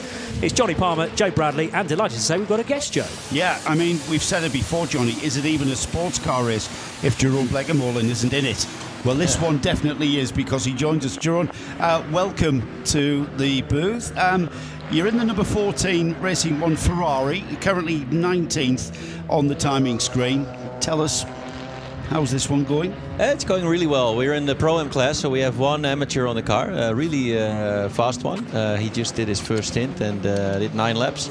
We're making progress. We started 29th into the top 20 now. Obviously, other people have issues, and slowly we're getting to the front, but also the pace is good. So we're really happy. No issues on our end, so hopefully we can keep going. Just under 18 hours to go in a 24-hour race. There's a lot of things out of your control, out of the team's control. Is it at this stage, or indeed any stage of a 24-hour race, where you just stick to a plan, you try not to get dragged into anything? Yeah, I mean, in a way it is trying to stay out of trouble with this race. That's definitely the case for our car. Being in a Pro-Am car, you can't win it overall. So the only thing you can do is try to stay out of trouble. But to win it overall, you need to be flat out from the beginning to the end, which is pretty crazy. I've had some fights with other GT3s, and the risk they need to take to go through traffic is unbelievable. This place is different, isn't it? I mean, I've seen you race all over the world, but here at the Nürburgring, in the 24 hours of the Nürburgring, it's different. Yeah, it is. I mean, you have so many. The speed differences are so high. The track is so quick without any runoff. So the smallest mistake and you're out of the race. And it's very unpredictable in terms of where the slower cars go. Some of them are really good. They are like pros in a slow car. But some of them aren't, and they're really insecure. They drive in the middle of the road, and then you approach them with so much more speed, and you can't afford to lose any time. So it's an amazing race. It's a sprint race over 24 hours. I don't think there's any other race like this. Maybe Dubai 24, because you have Code 60s. It's also about pure pace, but this race is about pure pace. If you're the fastest, you're going to win if you don't hit anything. And it's a good example, actually, because this race, you can never have a safety car. You can never bring the field back to you. You can't hope for a safety car. So you've just got to try and regain any disadvantage or any loss by pure performance. And psychologically, how do you come to terms with that? Well, that's a tricky one, because it's always you're always questioning yourself: should I go for the gap or not? So in our case, sometimes you leave 1 second on the table and wait, because we can make it into the top 10 and we can even win our class, but we can't win overall. So we really have to stay out of trouble, but don't lose too much time. But if you want to go for the overall win, you just got to go for the gap. And as we see, sometimes this goes wrong, and a lot of good cars will hit trouble. Yeah. When are you next back in the car? I will be up in 2 or 3 hours, I think. So it'll be fully dark, and also very cool experience, because you see all the lights next to the track, all the people, all the fans. also one of those races. I mean, we've got Le Mans, which is incredible, and we've got this race. I think these two are kind of standouts, with the fans camping out on the track and the whole experience, a week-long partying for the fans, but also for the drivers. It's just special. What, the drivers get involved with the partying going on the I don't think so. No, not the drivers partying, Yeah. but I mean the whole atmosphere is just it's different than any other race, I would say. You've got a really smart Racing One jacket on there. How long ago did you know you're going to be wearing that? Because I understand this was a really, really late deal. Yeah, I've been going through a bit of a difficult time in my career, because I've been racing 25 years now, and always non-stop, 30, even 40 race weekends a year. But my program in the States was put on hold for now. So I was doing IMSA and some SRO, but at the moment that stopped. So I don't know when we're continuing again. But suddenly I had no racing going on, which is very rare for me. And then the call came on Monday. And obviously it's a Ferrari Nürburgring 24-hour. What's not to like about it? And because I was just checking the Le Mans lineup, you're not there. And of course you would have had a commitment presumably around that. So does that mean too late for Le Mans this year? But had you not had clashing commitments, would there been an opportunity, do you think, for Le Mans? Well, I will keep the story private, but I had a deal at Le Mans, but a couple of weeks ago something changed in that plan. One of my friends was involved, so it's not a pretty story. But that's fine. Anyway, I was going to do Le Mans. I had another car where I could have driven, but in the end, I just got a phone call like, no, it's not happening. So I've done 16 in a row, and it looks like now I'm not going to be there, which is doing this race.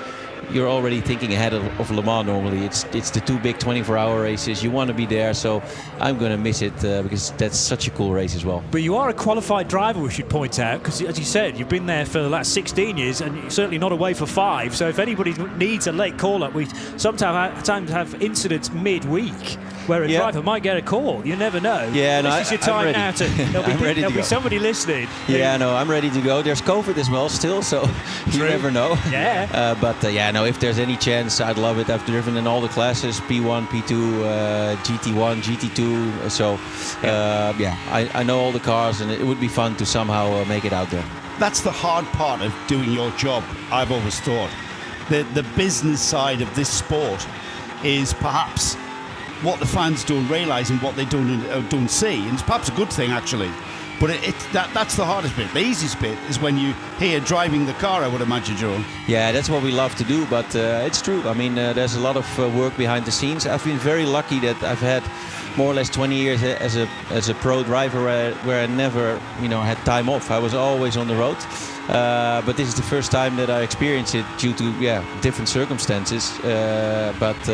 Hopefully that ends soon, because I just love to be driving. I'm sure those empty spaces on the calendar will soon be filled, Jeroen. It's bound to. Now, the AM driver you were talking about, Christian Koolhaas, I think I'm right in saying. So is it kind of his team, Racing One? Because he's raced with those guys certainly last year, maybe the year before. Yeah, his brother is running the team. It's a great team. I didn't really know them yet, but the car is fantastic. And Christian has done this race, I believe, 25 times. So he's really experienced. And he was easy within 20 seconds of the pro guys just now when he got out of the car in the last few laps. So he's a very quick pro. He was fit, he got out of the car, felt great. So a really nice guy to meet and a really good team. Second place car in SP3 coming down pit road to be serviced. We're going to let you go. We're just after one question. I was so intrigued yesterday when not your Ferrari but the other one in the class, which is a 2020 Evo, managed to get pole position. I don't think anybody really predicted that. But now there seems to be a massive change in its performance yesterday to the race speed, driving a similar car. Do you know the answers to that? There's an easy answer. I think all the manufacturers play a bit with the BOP before the race, because you can always get an adjustment. They want to win the race, not the qualifying. So we can see the lap times now. The lap times are very, very close to the qualifying times, which doesn't make sense because there was no traffic in qualifying. So it's not like everybody is completely sandbagging, but everybody is keeping a little bit behind, and the Ferrari was flat out for sure. They still are. They got 10 more kilos, I think, but that's how they play the games, and it's part of racing. I think it's still very impressive how close the BOP is in the last couple of years already, not just here but also in other parts of the world, and it's great racing. So even though BOP is not always the coolest thing for drivers or manufacturers, it's part of it now, and you can't make it too big. You can't sandbag too much because they will see it. So but everybody pushes to the limit, and maybe give up 2 or 3 seconds in qualifying here, which is 2 or 3 seconds on this lap is not so much. I was trying to reserve my cynicism really about yesterday, but it totally fits, that nobody wants to give away quite all that they've got on qualifying day. Jeroen, we wish you well for the rest of the season, and this is a guy, folks, Jeroen Bleekemolen, who is available for your services through the course of the year. You've got a big endurance race. I'm sure that Jeroen will be excited to get involved in it. Thank you for coming across to have a chat with us. It's really nice to catch up with you, and we wish Racing One well. Yeah, thank you. Enjoy the race. Cool. Thank you. Jeroen Bleekemolen joining us here in the booth for the Nürburgring 24 hours, and a car off, I'm afraid to say, in the darkness and in the gravel. Now, is this a Grand Prix track? It's the 245 Schnitzelarm Racing BMW, and I'm just trying to work out where that car has come to grief. It is on the Grand Prix track, I reckon, and yeah, the second sequence of left-right after the Michael Schumacher so it's deep in the gravel. It did look from a distance that it might be a Grand Prix track, gravel track, because they go quite a bit deeper because of the Grade 1 circuit that they need to be, and the tyres are a nice long way away from the edge of the track. Iron Force by Phoenix car in. Confusing me briefly because Iron Force run Porsches, Phoenix tend not to, but this is a Phoenix prepared car, but a Porsche, the 132, which is running in one of the lower order classes. It is a Cup 2 car and 31st overall. Very smart day-glow yellow wheels on this car, and about to rejoin us. Marco Wittmann is dealing with a lot of traffic again on the Hatzenbach, swinging from left to right and left and right, and now dropping away on towards Flugplatz. The cherished thing of a bit of clear road ahead of him now. Robin Freins just a few seconds back, actually. He is still on Hatzenbach itself in that third sector. So the 98 BMW running in second place, half a minute behind Nicky Thiem's TF Sport Aston Martin Vantage.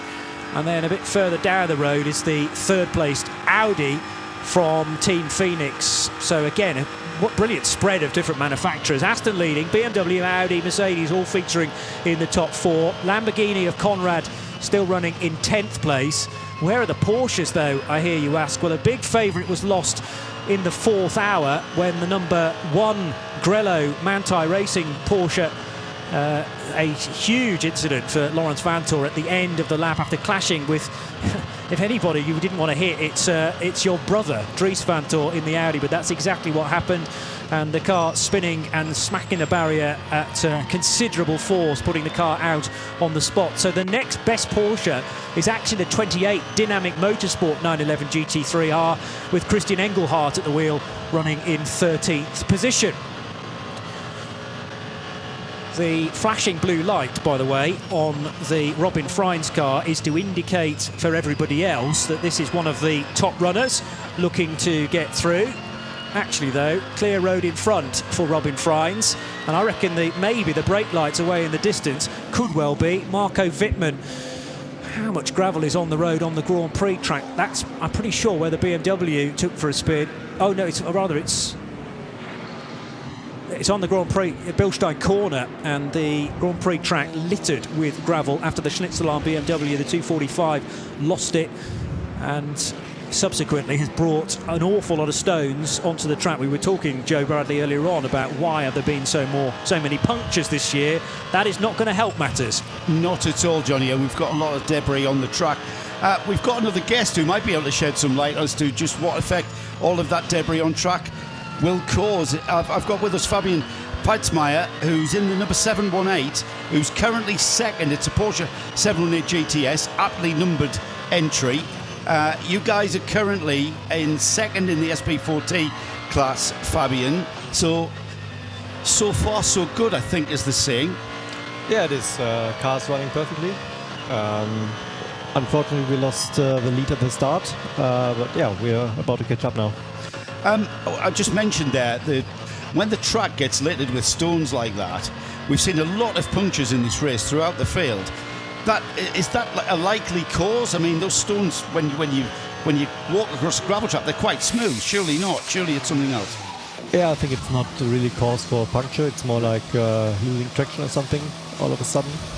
But I think punctures are more like caused by carbon parts or something like this on the track. Right. This is more. Right. Yeah. It's a great opportunity for us for having you pop in like this.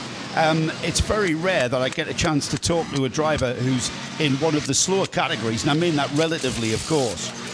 You guys are not only focusing on what's in front of you, but very much what's in the mirrors. What's the closing speeds of these SP9 cars like? Actually, top speed is not so different. Right. So we run in SP4T class, which is 3.5 liters turbocharged, with the 718 Cayman S or GTS model, which from the factory got to like 360 brake horsepower, which is quite a lot. Car's quite narrow, so it has not that much drag. So we're in terms of top speed are quite fast actually. I think the fastest speed I noticed on the dash was like 292 down in Tiergarten.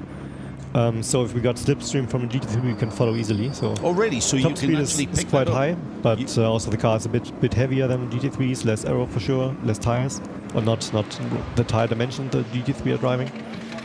So we're obviously not that pace, but it's still cars really fast. So Yeah. So you guys can actually stay with a GT3 spec SP9 yeah, like in the slipstream. on the Wow. Tiger Hill, we can follow them. Yeah. Yeah, wow. So you're right in the middle, performance-wise. Car currently running in 84th place. Is that 84th? Yeah. 84th place overall. So you're right in the middle. So you are overtaking slower traffic and being overtaken by slightly quicker traffic. Very busy for you, I'd imagine. Yeah, you have to always look in front and behind, like in every second, to not oversee someone coming from the back, or also keep on overtaking. Fabian, I know you've got a very interesting day job, which I want to talk to you about as well. So first of all, tell our viewers and listeners how do you make your living then? What's your day job? Yeah, I have the opportunity to combine my hobby as motorsport, racing, but also my professional career as a racing engineer, let's call it like this, working at Toyota Gazoo Racing in Cologne, dealing with topics like the LMH program, but also the WMC and many more, which is super interesting and makes it a bit complete, let's say. So working all week for making cars quicker, and then on the weekends driving cars quicker. How much of an advantage do you feel it gives you with your job as an engineer, being a driver as well, and understanding how a driver races and how to race, in fact? Yeah, I think both parts of it profit from each other. So, for example, it's one thing to see certain behavior in the data and plot and traces, but it's a different story to feel it on the track, and to know both sides is quite a bit like, I would say, unique. Not all the engineers, not all the drivers have the opportunity to know both sides so well. So for sure, I think it's quite an advantage. Yeah, I would think so. Are you involved at the track, or are you involved at the factory? No, I'm not, let's say, not member of the race team. Right. But I do like, preparing and studying certain properties of the car before every race, for example. Yeah, it's more like this. I think we're on the verge of a golden era, certainly in prototype racing with the LMH and LMHD regulations coming. Toyota very serious about what they're doing in those categories, I would imagine. Yeah, I think we're looking forward to very busy times. So there are many competitors in Le Mans starting from next year. Yeah. We will have a lot of fun out on the track. Yeah. I mean, I would imagine you are we're all frustrated racing drivers, aren't we? As a race engineer, I would imagine your interest in the sport was first off to get behind the wheel of a car. Am I right in saying that? Yeah, I think both came together. So when I started, for example, karting, I was always interested in the technical aspects of it. Yeah. Like how engines work, how suspension works, and so on. And this always, goes step by step. And do you find working with your engineer here at the Nürburgring with the Porsche Cayman, again, do you find that does he feel intimidated by having another engineer in the car, or is it a team effort? No, jobs are properly split up. So the engineer can do this engineering stuff and I will do my stuff. But it's very interesting because we also have like development purpose here on the Nürburgring, because we do run specific tires from our sponsor, Nexon Tires from Korea.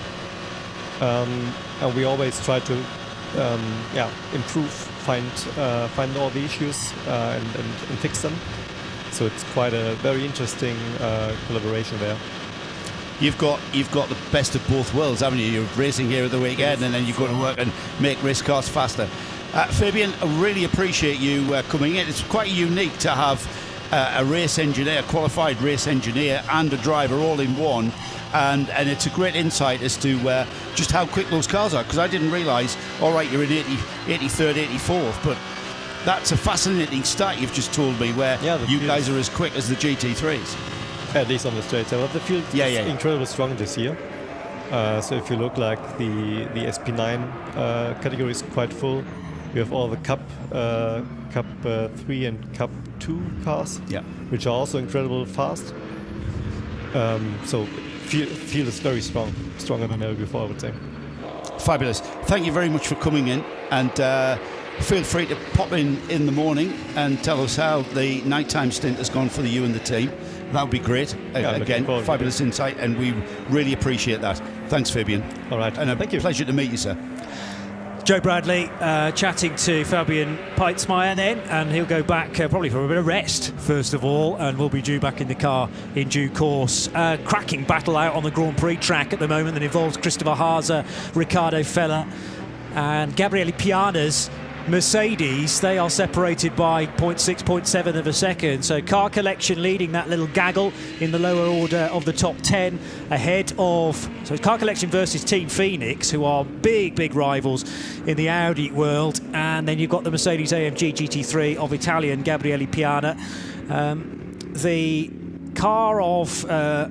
Marcus Winkelhock just a bit further down the order in 10th position, 42 seconds further back. So some time for the German to make up there in the number 16 Audi. Meanwhile, race leader is still Nicky Thiem in the lightning quick Aston Martin from TF Sport. He has got a gap of 23.8 seconds over Marco Wittmann's BMW. And Wittmann's about to emerge out of the 5th sector now, which he does.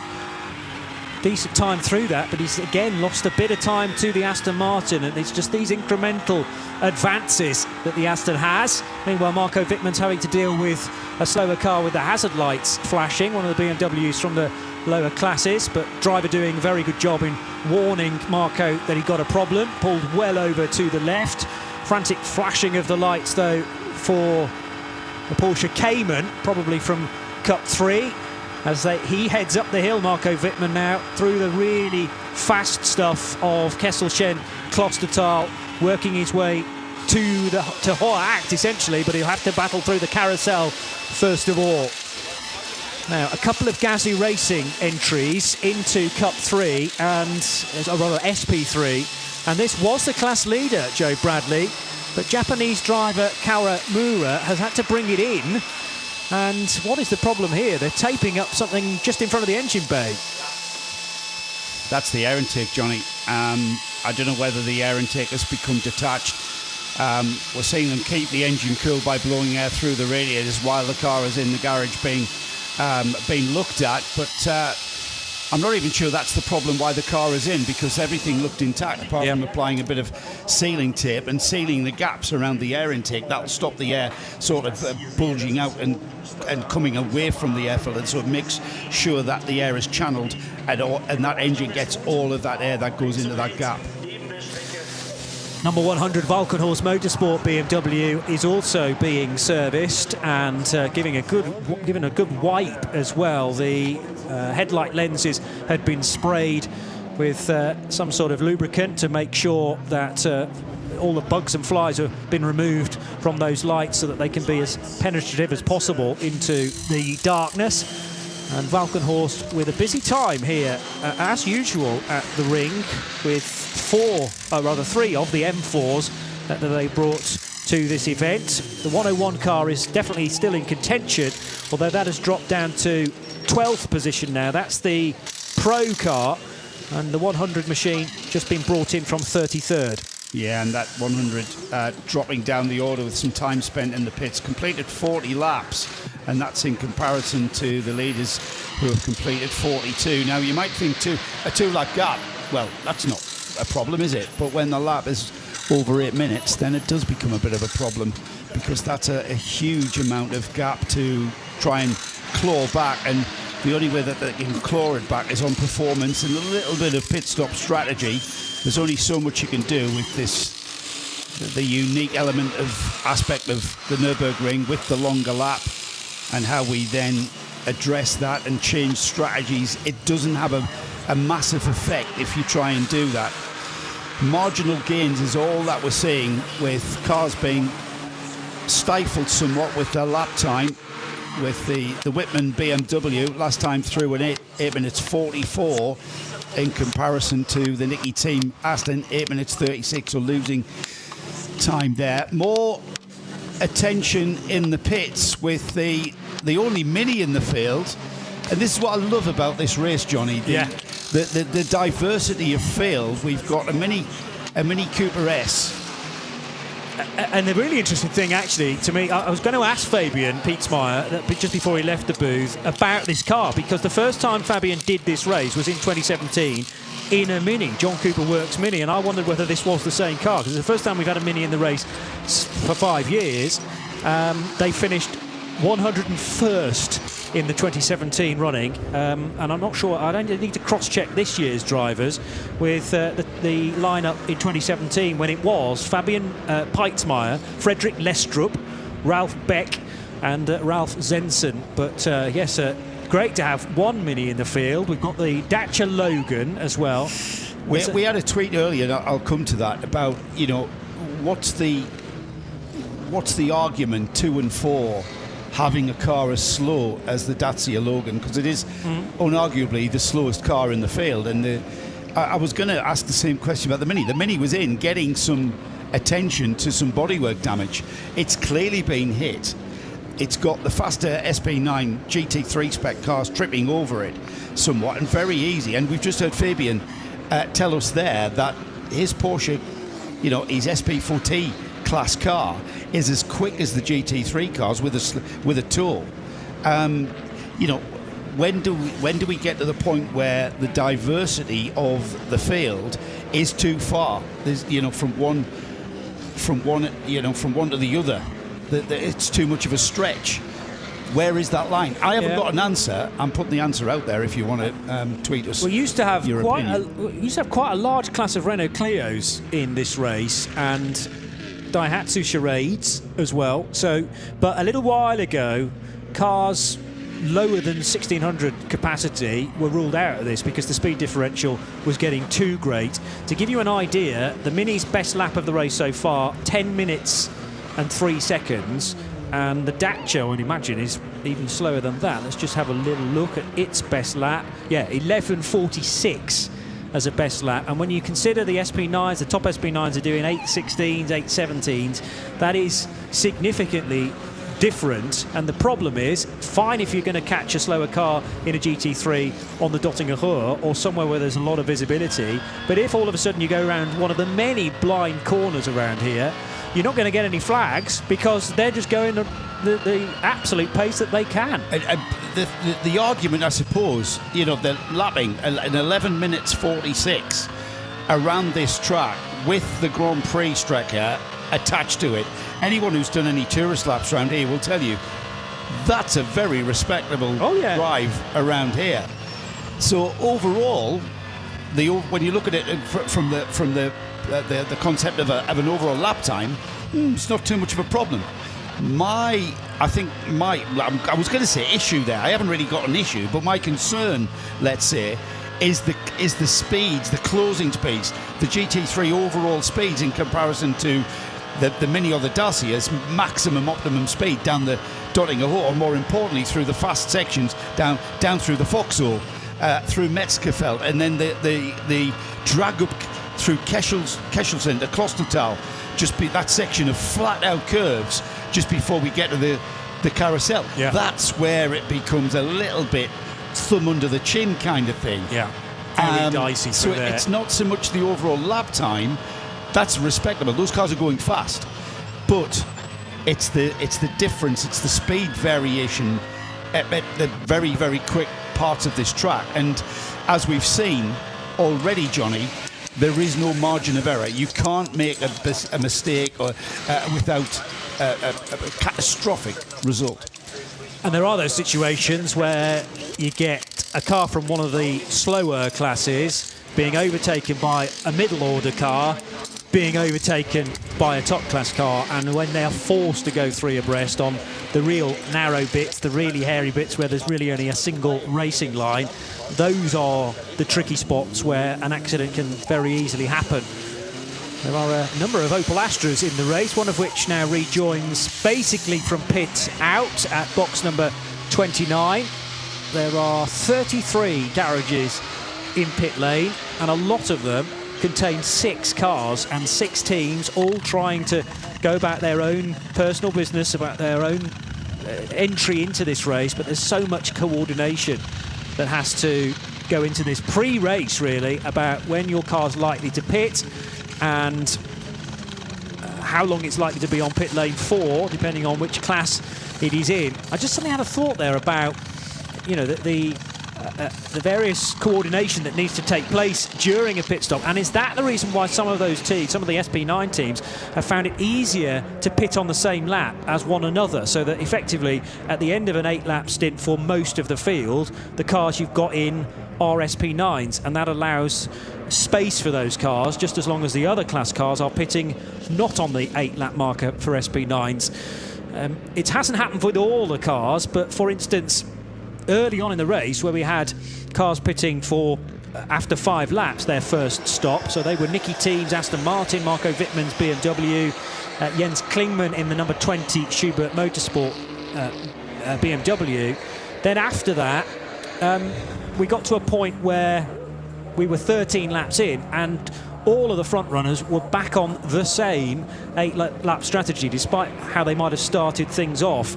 And we have pretty much symmetry now for the top 5 cars. So they being Nicky Teams Aston Martin, Marco Wittmann's Rover Racing BMW, Robin Frein's Audi, the Team Phoenix example, and then the 2 Get Speed Mercedes for Fabian Schiller and Jules Gounon. First car off sequence is Alexander Sims, now aboard the Schubert Motorsport BMW. Now they had, we think, a little hiccup in Jesse Krohn's stint, because he did only 3 laps one time, sandwiched between 2 standard 8-lap stints for the Finnish driver. Now Alexander Sims is at the wheel. This will be his first run in this year's race, having taken over from Nicholas Cruton. And the BMW from Schubert is pitting 3 laps later than the 5 cars ahead of it in the race. Will that pay dividends when we get to the really important part of Sunday? Well, we'll just have to wait and see. But they will just be ticking through their programme. By the way, cars very, very slow at the moment at Ravenel corner and the Michael Schumacher S, which is being displayed with yellow flags. And I haven't yet read a message to the reason why. There's an awful lot of gravel on the road, because a little while ago the 245 BMW from Schnitzelarm Racing dropped off to drivers left into the gravel trap at the Bilstein corner. But now as we join Klaus Bachler onto the Grand Prix track. His engine you can hear in the background. Full chat just about past the grandstands on the left and the Mercedes Arena grandstand that overlooks the area of the track that is normally in use for an NLS round, but for this meeting we used the Yokohama S, sharp right, sharp left, and that spits you out back onto the Grand Prix track. But we might be able to describe in a moment or two Klaus Bachler working his way through this affected area on the Grand Prix lap where there are yellow flags, and there's actually been a code 60 enforced as well. Never met a driver who likes that Yokohama S, Johnny. Nah. I can see why. Yeah, because it can absolutely destroy your lap time. A downhill entry to it, it's almost a hairpin right, followed immediately by a hairpin left. And it's very hard, it's very easy to spin the car on the brakes going in and also on the throttle coming out. It really is a test. I suppose if it was easy, we'd all be doing it.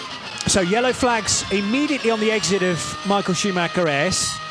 There are tail lights flashing as well from the car in front. That's just to warn that they are on a limiter and to get Klaus Bachler to know that fact. I've been saying a few times earlier on in the week, there is a chance into a yellow flag of gaining an awful lot of time on cars in front of you, and that's exactly what Klaus Bachler did. And there's an intervention vehicle parked on the right-hander at Bilstein Corner itself, where the BMW went into the tyre wall, I reckon, because it left the road at Bilstein Corner, and the tyre wall on the Armco barrier is rather dishevelled. So although the car itself has been recovered by looks of things, tyres still being put back into their rightful positions. Christopher Haase has found the Racing One Ferrari, one of the drivers, Jerome Blekemolen, who we were hearing from just a short time ago. This car is also, the Ferrari, also running on Goodyear tyres, as is the Octane 126 Ferrari. These two cars heading through the right-hander at Arenberg and now down into the Fuchshorre. Trees left and right. This area of the track an absolute nightmare when it is raining and after it stopped raining, because all the water pours off the trees and back onto the track again. But thankfully we have not, fingers crossed, touching wood, been affected by any inclement weather so far.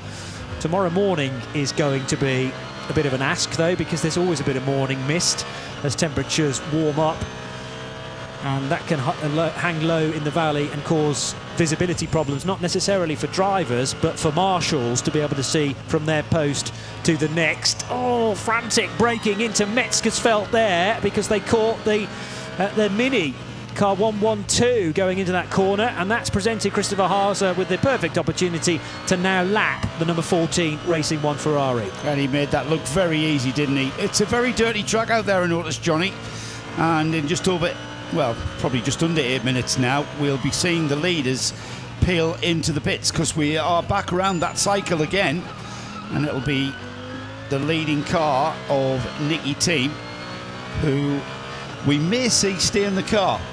He took over the car from Marco Sorensen. We've not seen a double stint from Nicky since the start of the race, and he's the only driver to have been in the car through 2 stints. But the first stint, I'm not really sure we can even count that, because the first stint was 5 laps. It was at the start of the race, and then we've been 8 laps, 8 laps, 8 laps, like clockwork.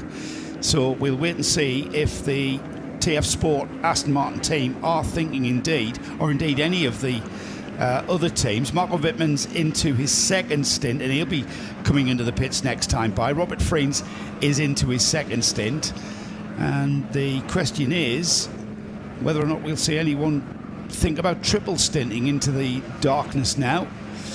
We're still going through a track clear up, and I'm not surprised that we're on the Grand Prix circuit, still clearing that gravel, which was pretty much across the width of the track. But all the way around this circuit, I'm seeing clouds of dust and stones being kicked up by cars, and that's a little bit disconcerting there, because it's a bit of a voyage of discovery if you just happen to go on the brakes and happen to lock up on a cloud of dust and debris.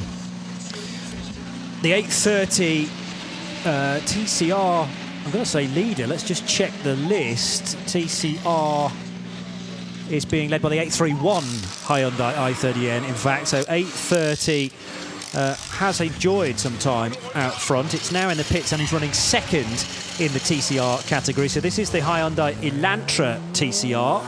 Manuel Lauk bringing it in, and they may well be doing a driver change there as well. The BMW 324 is also a class leader, which has made a pit stop. That's the V4 class leader for a BMW 325i from FK Performance. And I've just had an annual moment in this race for me where I spot a car for the first time and I didn't even know it was taking part. A little Mark III Golf, which is being sported by MSC Sinzig. It's a VW Golf Mark III 16 valve.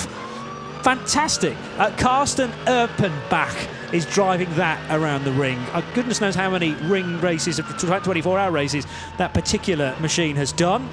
But he's back with MSC. Did you know we've got a Renault Megane in the field as well? No clue. I'm just being told in my ear. Absolutely I no had clue. no clue as well. That's why I love it. That's why, you know, there was a period of time when I used to cover this race and I was convinced that after daybreak they started throwing new cars out there just to pad the field out a little bit because 135 starters isn't enough, you know?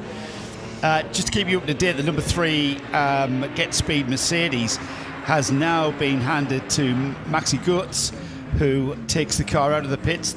They've just finished their pit stop. Car running in 9th place overall, 44 laps completed, so still quite a large number of cars still on the lead lap, which of course is what we expect here at the Nürburgring. Also in the pits is the number 6 Mercedes, that's the Bilstein Mercedes. I'm not sure whether we'll see a driver change there. I'm just going to check the driver rotation on that car. Yeah, it's interesting that some teams are doing single drive stints. They might well stretch them out to doubles for overnight, but then others have been doing doubles pretty much from the start. I'm suspecting we'll see a driver change in the number 6. Piana's been at the wheel for 2 stints now. Yeah. He's in the pits now, having completed his 8th lap. I think generally 2 is a maximum. Jesse Krohn in the number 20 Schubert Motorsport BMW actually did 2 8-lap stints with a little 3-lap stint in the middle, but I'm sure that wasn't planned. They needed to get that car in maybe for a puncture that Jesse reported towards the end of the lap, but it's a mystery. They have weaved that into the strategy fairly well, though, and remain in 5th position now with Alexander Sims at the wheel. Maxi Goetz, blue light flashing on the front of his Mercedes, on the windscreen that is. It's the Lumirac number which flashes in blue to warn the slower speed cars that they've got an SP9 bearing down on them. Tricky part of the track this, with the Armco right on the exit of the link road between the Grand Prix Strecke and Hatzenbach. And during qualifying yesterday there were millimetres between right side doors and that very hard metal. And you've got to be millimetres or else you're not going to get the lap time. Yeah. You know, it literally is optimised. And these drivers that we see in the top classes, and indeed all the way through the field, it absolutely, I find this race remarkable. It's complete nuts, really, when you think about it. It is absolutely nuts. Yeah. The diversity of field, it just makes it crazy. I do feel like we dance around that fact quite a lot during it, but it is. You've nailed it there. What? It's not. The term nuts. It's just not. It is. It's crazy. Yeah. That's why people keep coming back to it, and the crowds, after a 2-year break, pretty much flocking in this morning. Queues all the way around the Nürburgring, all the way around the Nordschleife as well, to find the best spectating point. Those spectators in the know have probably been here since about Monday at the start of the week to get the best positions, particularly with some of the setups that they've brought with them. Take you 7 days to tear them down again the other side. Lots of gravel on the road at Arenberg too, but no need just yet to do the track sweep that we've had going on the Grand Prix track. Very briefly, there was a spin and continue at Hohe Acht, I noticed, because Marshall Post 149 was showing yellows, but then literally 10 seconds later the greens came out again. But it's one of those moments that maybe you're not doing the spinning, but someone spins in front of you and you have to react. You can be minding your own business for several hours and then this race can bite. The number 11 Audi has come into pit lane. This is Pierre Caffer in a Pro-Am entry. So Pro-Am not immediately obvious when you check the timing of this event. It's the entry from Twin Bush by Equipe Vitesse.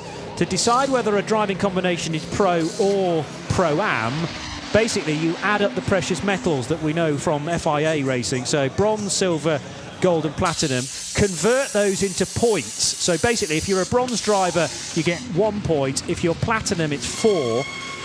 So you add up those numbers, divide by the number of drivers you've got, and if the average is over 2.4, so if you've got 4 platinums, that's 16 already, and obviously divided by 4, you're back to 4 again. But that's easily over 2.4, automatically you become a pro entry. But if you're underneath that 2.4 average, you are in Pro-Am. And I'll work out in a moment who is our leading Pro-Am car, therefore. But, more importantly, we've got a leading SP9 car into the pits, Joe Bradley. Well, both of the leading SP9 cars are into the pits. The leading TF Sport Aston Martin Nicky team, as expected, right on cue, brings the Aston Martin onto pit road, as does Whitman in the Rover Racing BMW M4, and Robert Freins in the Audi Sport Team Phoenix R8. All of the first 3 cars into the pits. I suspect Jules Gounon will be next into pit lane, and everything keeping to a pattern, isn't it? Nothing's out of sync yet. Robert Freins brings the car onto the pit apron, and Sims will be the next car to come in, but we expect the Shearer Sport Team Phoenix car to stay out, as it's the first car that's out of sync in amongst the leaders. I'm just going to confirm that. Whilst you do that... Sims will stay out. The 20 car will be the car that stays out and will take the lead of this race. Yes. By dint of this pit stop phase. Yes, because Schubert Motorsport have worked their way into a position where they go a little deeper into their... Well, they're not going deeper. They've pitted more recently, basically, and they'll still get to 8 laps, but their 8th lap is 3 later laps. than the top 5. Yeah, top 6. 3 laps difference, Johnny. Okay. So he will go 3 laps longer. Yes. And that's the 3 laps that Jesse Krohn inexplicably did between his 2 standard 8 laps. We had this weird moment where on the screen, yes, there it is. There's these 3 laps. So now that car extends a further 3 laps when everybody else is coming in at the end of their fuel stint. I've worked out which is the best Pro-Am driver combination in SP9. It's actually the number 6 Bilstein Mercedes. The driver combination is Hubert Haupt, amazingly now silver because he's north of 50. Marvin Dienst, also silver rated. Nico Bastian, who qualified the car, who is gold. And Gabriele Piana, who is also silver. So that is 2 add 2, add 3, add 2, divided by 4, and you get lower than 2.4. So they go into the Pro-Am part of SP9 and are the highest runners at the moment. They're battling Conrad Motorsports Lamborghini, car number 7. And I reckon the next Pro-Am driver combination will be the Schnitzelarm BMW. That's one of a tranche of cars that we will be expected to pit fairly soon. The Schnitzelarm Mercedes, and at the wheel of that, Johannes Stengel currently. He's joined by Yannick Mettler. Actually drives TCR's Yannick Mettler a lot within the 24H series. Marek Bockman and our good friend Kenneth Heyer, who drives in the 34 car as well. So they're a Pro-Am entry and on course for a Pro-Am podium as things stand, but we do have 17 hours and 8 minutes still to go. Hello to Alan Prosser, who says it's now officially an endurance race. We've already seen the racing tape out, but we've just seen cable ties and a hammer. That was on the Mini, of course. Yeah. So, yeah, we are absolutely... Sarah Rigby has raised a good point. Now that the officials have gone to emailing the teams with regards to the penalties, what happens if you have an issue with your emails? And it's a good point. You know what? Because further on, at Phil Brown says, oh no, it must be in my junk folder. Well, that's my thought. You better have cleared it as a proper contact of yours, because if your email system detects something awry... Do you get a penalty for not doing that then? Which is then emailed to you? Yes, exactly. I've never known that. I've never seen that system be adopted. I would imagine some of the decisions made this week, which don't allow very much tolerance either way, they're not going to be mitigating circumstances to say, well, I didn't get the email because it's ended up in the wrong folder. You're going to have to be properly on that about penalties, and you need to respond with a reply telling the officials when you are next due for a pit stop, because there's a penalty box at the start of the pit lane, and I've seen cars stopping there throughout the week to soak up those time penalties during a scheduled pit stop. The number 4, Jules Gounon. We did expect this, of course. Jules just waiting for the clock to tick down, and then he will be released. Gets that number 4. Very pink in that BWT livery, isn't it? He's handed the car over to his teammate now, so Gounon out of the car. And he did do what I suspected he would do, insofar as he did 8 laps? 8 laps, yeah. I'm just confirming that. He did, yeah. Gounon, another 8 laps. So sharing with Daniel Juncadea and Mauro Engel, just the 3 drivers in each of the Get Speed Mercedes. I did think is that a bold decision ahead of the weekend, but there are quite a number of teams have decided to slim down what is normally a 4-driver event. And it was interesting to me that Manthey went the 4-driver route, something they did not do last year when they won the race. They only had 3 in the lineup. 2 that, well, of course, that car's now out of the race, but last year's winners, Michael Christensen, Kevin Estre and Matteo Cairoli, he's the one that's moved across to Dynamic Motorsport. It's now Mauro Engel at the wheel of the number 4. He took over from Jules Gounon. So I suspect we will see Mauro in the car for what should be 2 stints, 2 8-lap stints. That seems to be the pattern in the number 4, as it is in the number 3. Yeah, because what are we now, time-wise? 5:11 in the evening, and you know this is the point where drivers will be heading off for a reasonable amount of sleep. I mean, when you've got 4 drivers and they're each doing double stints, that's actually quite a chunk of rest time that drivers will be grateful for. But whereas the Aston Martin of TF Sport has been doing single driver stints to this point, I do think they'll get to maybe around about this time, perhaps post midnight, where Nicky Team will be plugged in for a couple. Maxime Martin will do 2, just to allow that rest period to happen. The 981 Porsche Cayman is in. This car has Nexen tyre sponsorship. What I haven't worked out yet is whether it actually runs with Nexen tyres, because we've had Nexen cars in the past that you actually use another company's rubber. The sidewalls aren't immediately obvious. Good tyres. I've had them on my Mercedes before, Nexen. Yeah. Good tyres. And reasonably priced. Well, that's always something to take into consideration. Not necessarily in the motorsport world, it has to be said, but when you're developing a tyre, you know, the stuff that they find out that works around this place, not only are cars tested here, but tyres very much as well. And all the big tyre manufacturers tend to have bases just up the Dottinger Höhe at Moyspart for that very reason. And, you know, the advances that are made very often then end up on the street, as long as they're in the right direction. 9 tyre manufacturers in this race, and I'm told including Nexen. Well, yes, they definitely have a presence in the paddock, because I've walked past their little area of it. Oh dear, fuel pouring down the side of the 241 BMW. A little bit of an overfill. Yes, well, at least they know they've brimmed that for the next number of laps. And of course, if you're in the lower order, slower classes, you can get an awful lot more than 8 laps to a stint. That might pick up a bit of a penalty though, Johnny. I would imagine the officials are pretty hot on overfilling to the extent of what we've just seen. There was quite a bit of spilt fuel on the pit apron, wasn't there? That was for the 241 BMW, which runs in the 240i class. Many of the Adrenaline Motorsport team Altsner automotive cars in that division, and actually running second in class. So if they do pick up a penalty, it could be costly to a potential podium finish. And Sven Eupen, German driver, been racing in VLN, subsequently NLS, since 2019. But this I make his first ever 24-hour race, so another element to think about. Longest VLN race to date has been 6 hours. There's an even longer one planned this year. I think it's a 12-hour regular round of the NLS to look forward to later in the year.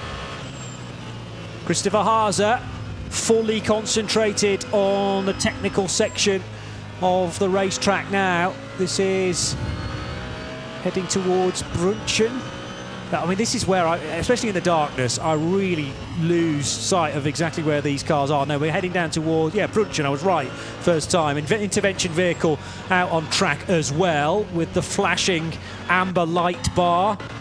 And you have to go door handle to door handle with some of the Marshall's cars here, which is just, again, crazy concept, but something you'd get used to as long as you've got your ring licence and done a number of domestic NLS races. Heavily populated area of the track, Johnny. Lots of fans overlooking that area. Great spectator spot.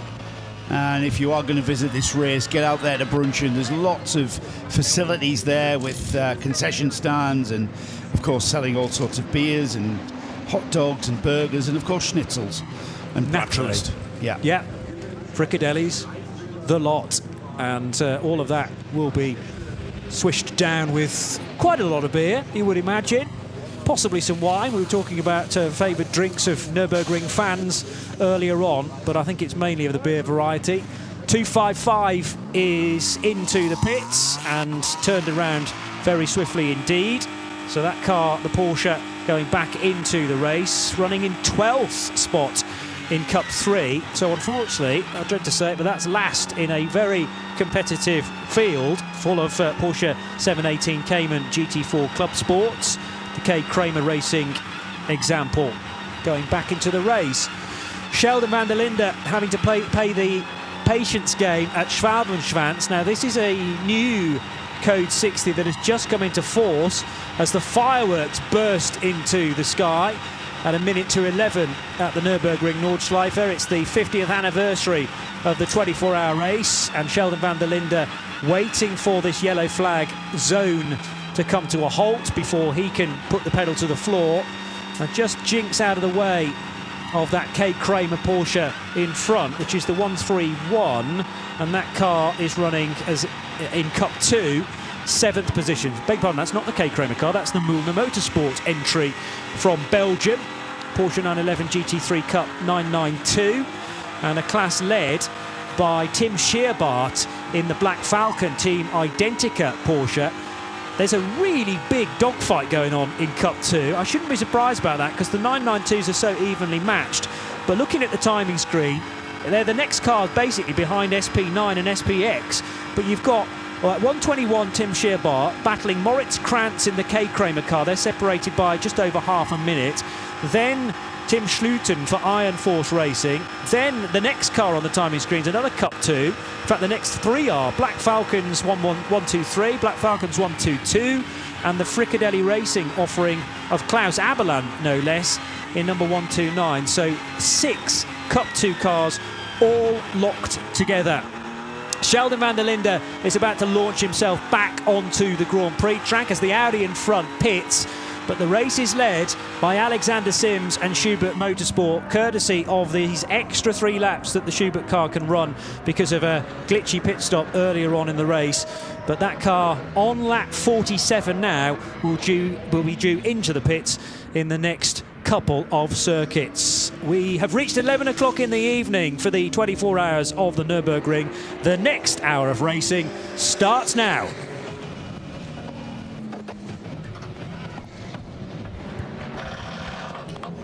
And certainly an action-packed few hours here at the Nürburgring. We are 7 hours in, and we've already had enough action to fill 3 24-hour races. I have to say, I think the race started off with some drivers perhaps not engaging their brains quite as well as they're engaging their gearboxes and their engines, and because of that we've had a number of instances and seen quite a few of the cars that you would consider to be top runners removed from the running. Chief amongst that, of course, is last year's winner, the Manthey Racing Porsche, Laurens van Toor, having a very spectacular accident with his brother Dries. If you haven't seen it, go to your favourite local video sharing system. I'm sure it'll be available somewhere there to see, from about 400 different angles. But prior to that, we've seen a couple of the very competitive BMWs and a very competitive Porsche, the TotalEnergies car and one of the Rover Racing cars, hit each other and twice, once in the pit lane, which wasn't too important, but then unfortunately Rover 99 decided to actually complete Muller.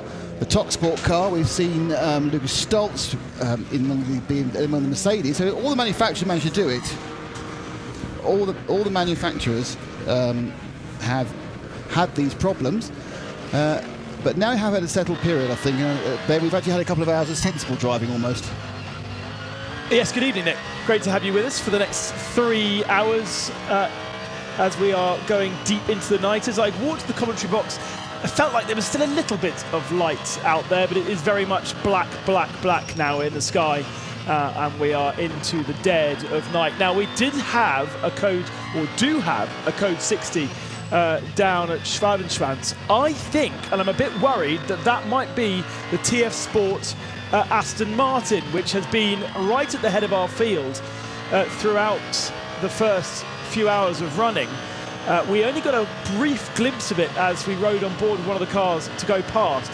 Difficult to see in the darkness what car was pulled up onto the left-hand side of the circuit there, but I believe possibly it is the TF Sport Aston Martin, which will be a great shame because it was. We had the possibility at the start of this race that, it was led away by an Italian-branded machine. We've seen a Lamborghini as well as a Ferrari at the head of the field, and then after the first major Code 60 and major pit stops, the Aston Martin has been at the sharp end ever since. Nicky Team is aboard that car. It has dropped now to 13th position, and I am very concerned that we might have lost our British branded That's great. It's a great spot, Ben, because you're quite right. That car which came into the pit just a couple of laps ago in the lead is tumbling down at the order. Hopefully we'll get a bit of an identification from one of the very many cameras that work. Obviously at this time of the day we haven't got a helicopter cam really. Are you thinking it's got a problem around the Schweinestratz then? It's quite a large Code 60 area actually, all the way through it. It seems to be around on the left-hand side when we did go past that last time, so we'll have to wait. It's actually two separate Code 60s because there's actually a very short amount of open running right around the top just before you come to the Kleiner carousel before it goes back into a controlled speed again. And yet I can't work out what that first part of it is for. No. But often what we have, of course, is you do have this barrier repair that happens, and that just runs on and runs on and runs on until the barriers are repaired, and they'll hold a long period of yellow to keep that safe while they We also have a Code 60 area on the Dottinger, and they've actually upgraded the Code 60 again around the Swallowtail, so that's and they've also upgraded it at your right at Galgenkopf as well. So we're now in a serious situation where they're upgrading the various problems from just slow zones to Code 60s. Klaus Backler in the Falcon Motorsport 911 gets past one of those irritating little Code 60s, puts his foot firmly down, and that is the one which is the exit of Tiergarten, and now accelerates as fast as he can into the pit lane. So that was he managed to get a really good sprint there, about 15 seconds before putting the brakes right on to come down the pit lane in his Porsche 911. The question remains, what is going on in that Dottinger? We saw a car on the right-hand side pulled up in attendance with a intervention vehicle, but didn't quite see what colour it was.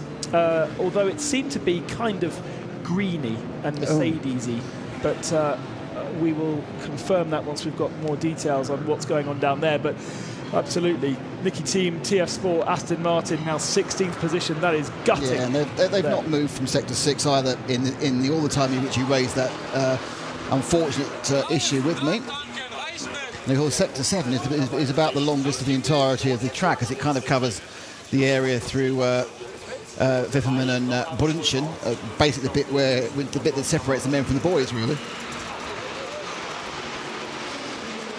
On the weekend that we have the Indy 500, we have many-time Indy 500 entry Pippa Mann aboard an all-female team backed by Gitti tyres, or Gitti tyres. Not only are the driving lineup all-female, but the whole team is female, from the pit crew to the team manager to the catering, and they have been heavily featured on the German broadcast that I've been watching over the last couple of hours. Lots and lots of interviews with Carrie Schreiner, who was also at the 24H series race in Hockenheim a few weeks back. So great to have Pippa Mann with us. Is it not pronounced GT? It's kind of give it like a GT. I genuinely have no idea. I've never heard of him. Marketing-wise, it would have been that's his best to me because Gitti tyres. Perhaps it sounds better in the rest of Europe. Doesn't sound too good to the English language, to be honest. It could be, couldn't it? I genuinely had never heard of them as a me tyre neither. brand. I saw it, and they got one team that's running 4 different cars in 4 different classes with these tyres. So they're giving them a thorough test, in the best amphitheatre possible, the best test tube you can have, which is the Nürburgring, and then of course they're giving even more of a test, the Nürburgring 24.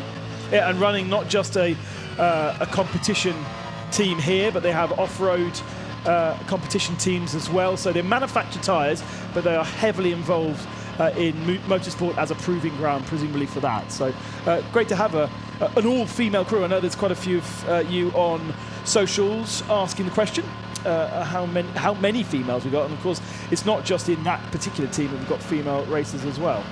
Yeah, there's a good sprinkling. You'll find you've got Laura Cryers in the KTM. You've obviously got Chantal Prins now, who's within the Hoffa team, and a number of drivers, individual lady drivers within quite. I reckon there's probably 20, do you think, in total? Be my guess. It'd be nice to get a list up from the organisers. So the background noise you can hear is an Audi R8 LMS GT3 being forced to do 60 kilometres an hour in a long code 60. It's Freddie Verviche's version, which is the Audi Sport Team Phoenix car, and he's staring at the back of a Porsche, and then on his left-hand side there's a BMW, and he's just crawling around, just about to go past the intervention car. The car on the side, now that had a big yellow stripe on it, which is slightly white. I'm not sure that's a yellow stripe. Was there a yellow stripe on the Aston? That was green with a bit of yellow, wasn't it? I don't think it was bright yellow, I don't think. And as they now go down the straight there. Yes, we have plenty of cars stricken out on circuit right now. Some speculation on Twitter that the TF Aston Martin has had contact with the CF Sport Mercedes. Yeah, there's CP. I think they mean the CP racing. Yeah, I mean the car hasn't. Despite again, so basically that's just Frederick finally put his foot down, but that's a good 600 metres, 800 metres down the Dottinger hole, and he will have a massive period of acceleration till he gets towards the corner before Tiergarten, where they'll stop again. Back down to right now 20 for the damage that still hasn't been repaired from the Van Tor brothers accident. So because there's a barrier repair going on. But that was finished from the Van Tors a few hours ago. Oh, there's another repair, is there? Yeah.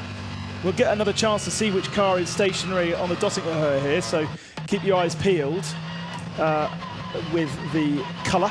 Fires to the right, so you can see the smoke being caught in the red light there.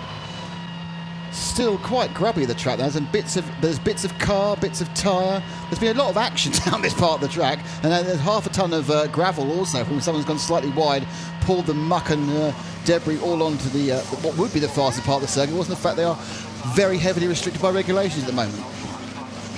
Quite a scary place to have an accident if there was indeed not a failure for what looks to be some kind. I think it's a Mercedes, a green and black Mercedes that was parked up there. And the Lucas Stoltz car was a green machine. I'm not sure that's still running.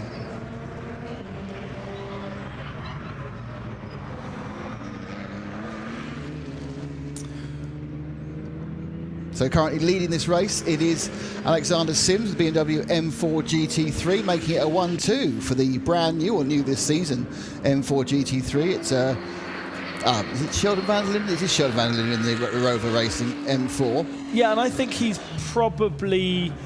That car is probably the actual leader, because I think we rode a pit stop by Schubert. They are out of sync. And I'm not sure... Obviously, it depends on how it plays out at the end of our 24 hours at 4 o'clock tomorrow. But I think at the moment it is advantage Rover rather than advantage Schubert on this one. I think it's advantage both of them, because they kept their car in one piece and pointed in the right direction, which has been a bit of a challenge for some of the other teams. Sheldon Van der Linden running through the Grand Prix circuit. Just gone through the Michael Schumacher-esque.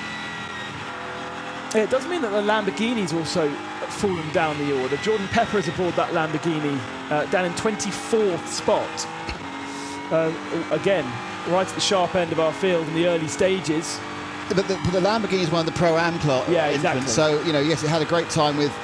They kicked off with their two, faster drivers, and now they're running the hours with the gentleman drivers who are making up the points, which means they can enter in the Pro-Am tournament. So, again, that car stayed mostly in the right direction, which is the absolute key point in any endurance race. 7 1/4 hours down, 16 3/4 to go. Van der Linde leaps onto the Nordschleife in the downhill sections. So through Hatzenbach.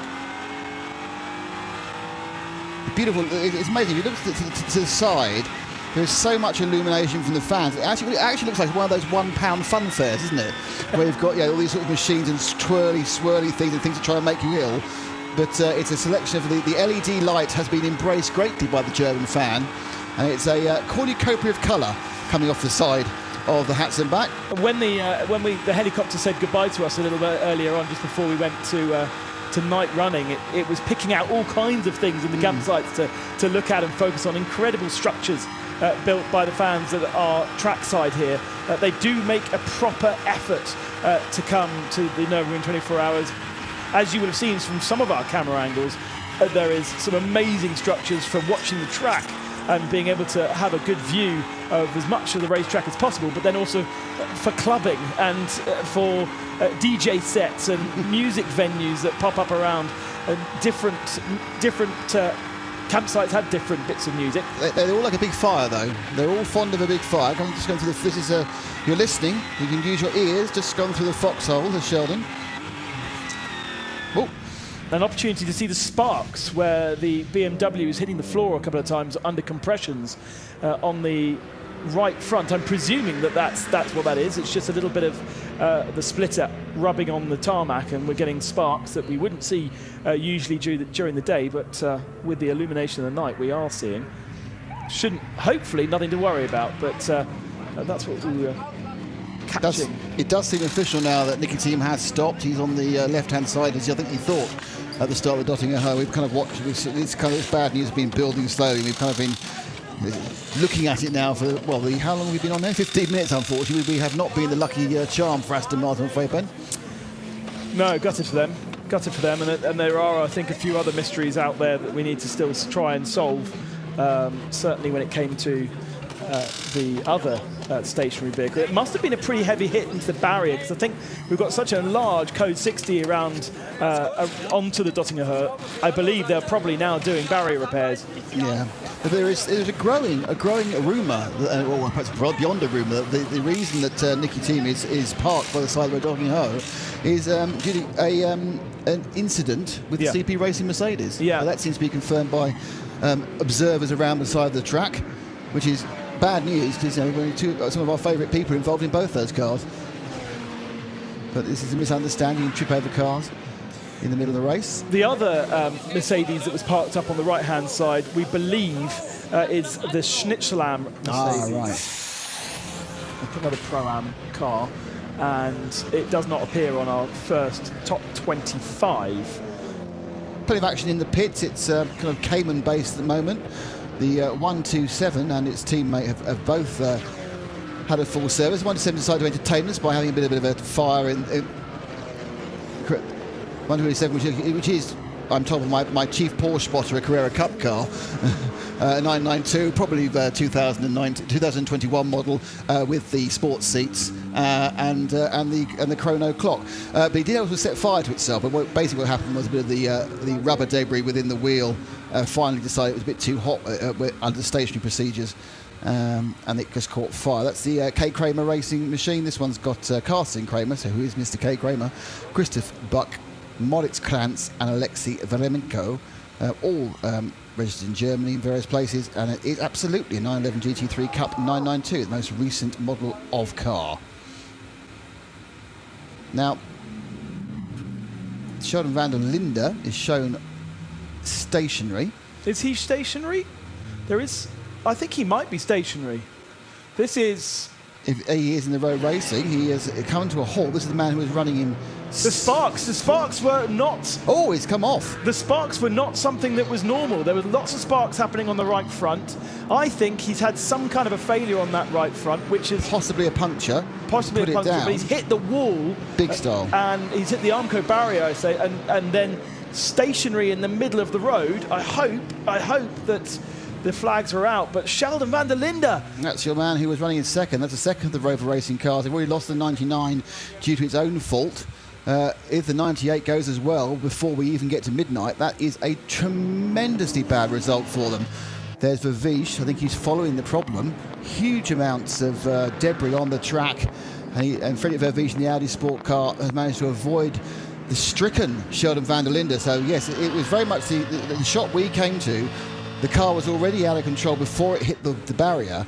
So it's very likely, as you say, it had a failure or a puncture that pitched it off the track and into, well, I would say retirement. It was those sparks, and I know that I've seen those sparks in compressions, going up Eau Rouge and things like that.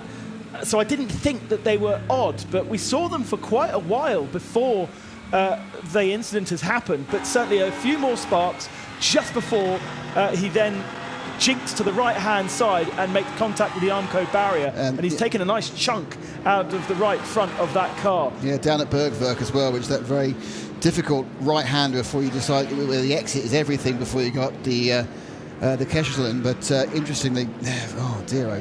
The car was loaded up to go through a fast left-hand turn when it suddenly jinked right. So it's either suspension or tyre that has sent him into the Armco barrier.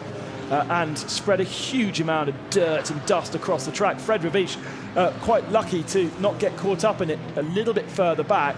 He got a big warning of gravel and dust. Yeah, exactly. But there's a corner off that car now. There's a proper corner, isn't it? Given the fact that they've retired the other car for less, I feel this could be the Rover Racing boys getting themselves a nice night in a hotel rather than having to stay all night on camp beds, because that's the second car. And Sheldon's staying on board. He obviously, waiting for the rescue vehicle, safest place to be.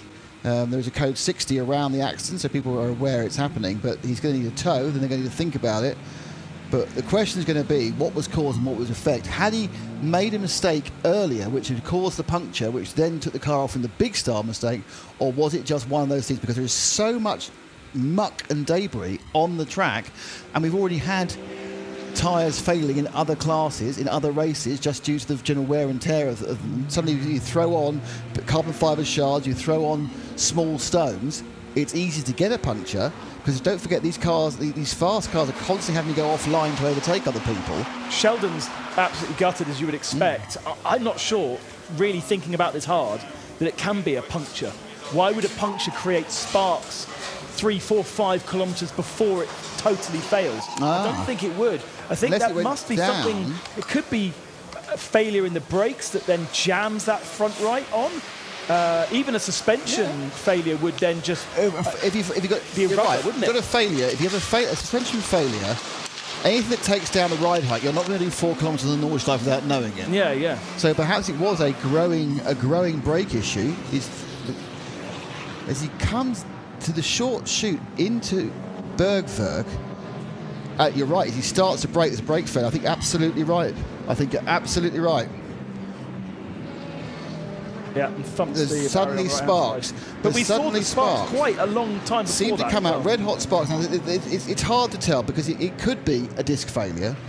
It could be that the tyre has gone down and therefore, but it's gone down in kind of explosive fashion. So suddenly he's sitting on the rim.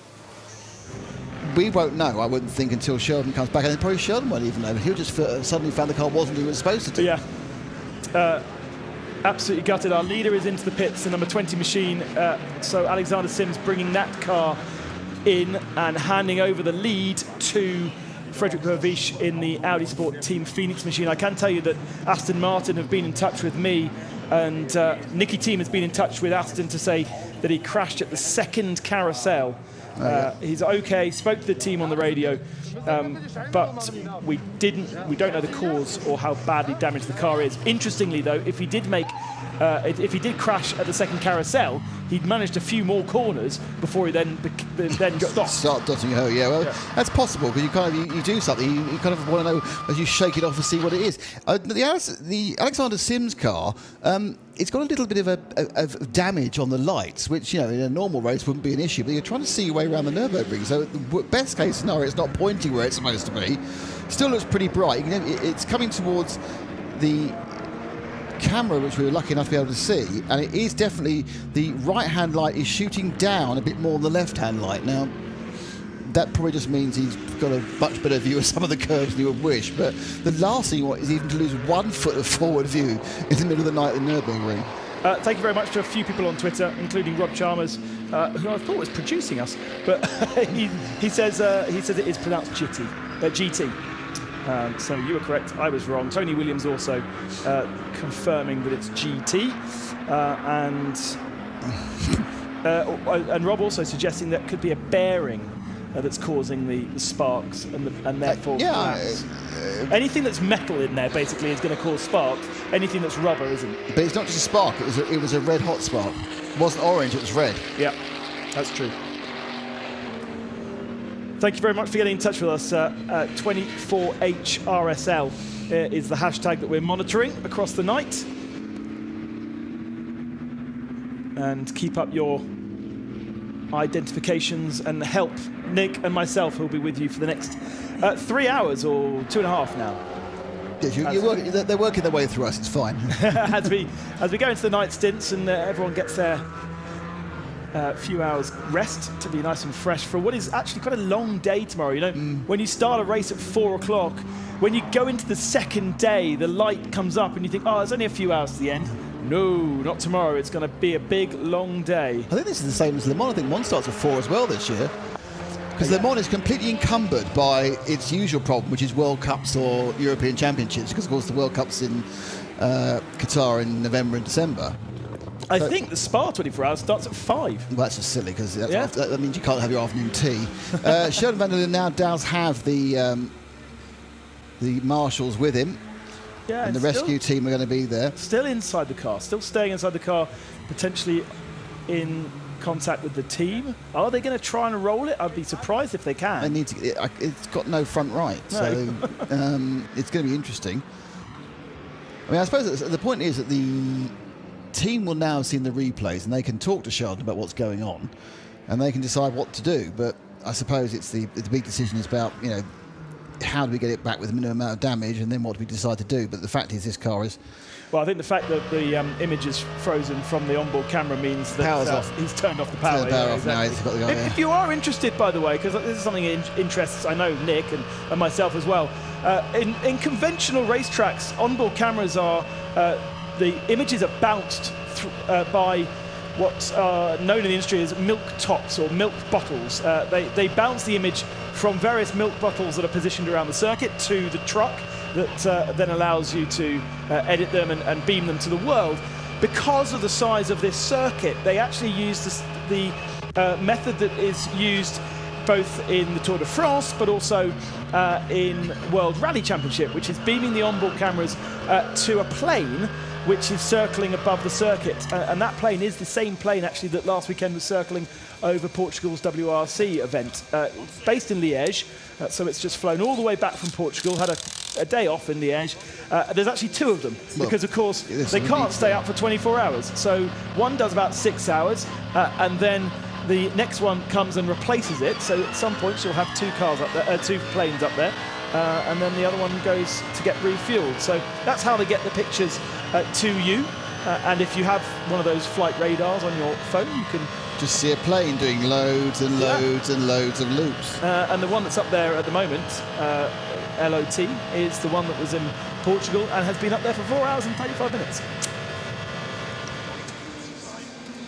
So an Aston in the pits, but it's not our erstwhile previous lead. It's not the 90, it's the 95 car. It's Door Motorsport with a little bit of attention to the rear right wheel arch. Maybe something a little bit damaged in there, catching the tyre. And of course the tyre's under load, deflecting quite a lot, moving around in that arch. So if there is something sticking out, then it could easily get caught and cause an issue. big news for all you Renault Megane fans, and I know there's many of you out there now. We've discovered there is a Renault Megane in the race. They're running in second in VT2 front. So if you are wanting to know more about Renault Megane progress, that's fine. In VT2 front, VT2 front Hecker. Is that the one? No, that's the rear-wheel drive one. I need to find the. Oh, there we go. It's actually one of the GT Tyre Motorsports cars, the GT Tyre Motorsport Volkswagen Golf Mark 7, with GT on the GT Tyre Motorsport team. So they are currently leading that, but they are being chased down by a rabid Renault Megane. Yeah, that's the 223 car, the GT Tyre Motorsport Volkswagen Golf Mark 7. Very late now, aren't we? I have no idea. I think the current production car is the Golf Mark 8. Because there is a couple of much older Golfs in the field. Oh, yeah, it's the Golf Mark 3. It's the Mark 3. I was just trying to cross-check. So the 3 is 1987 to about 94, I think. Yeah, sounds about right. So, seen some big action. It's nearly as old as that light blue BMW we saw at Spa. Yes. The 95 Aston Martin Enduro Motorsport heading back out on the circuit, plus a lot of duct tape on the rear end. So somewhere that's had contact with something, and the rear end needing to be held together by duct tape. Presumably that's also damaged something within the wheel arch. Yeah, I think they're just trying to clear out whether it's the wheel arch liner or a bit of metal. You're right, just bang it a bit. I mean, just try and give it the clearance, which means it won't start wearing the tyre away. But it's very, very easy, where you're being overtaken the whole time, just to pick up a very small tick or bang, and suddenly the bodywork is sitting on the tyre, and that's a recipe for disaster. Interestingly, Race Control are now starting to report again the incidents that are out on circuit, and actually naming the cars that are involved. So it seems to be coming through quite quickly now. 34 car accident at Marshall Point 60. So 34 is the Schlitzlam Racing Mercedes. So that was a great spot from you guys out there. Thank you very much for that. Even though it's being reported to us right at this second, obviously it's coming through delayed, because that's been there for quite a while. They report the TF Sport accident at Marshall Point 187, but the one that we haven't or didn't know about is the FK Performance BMW M4 GT4, which has got Ben Green as part of their lineup.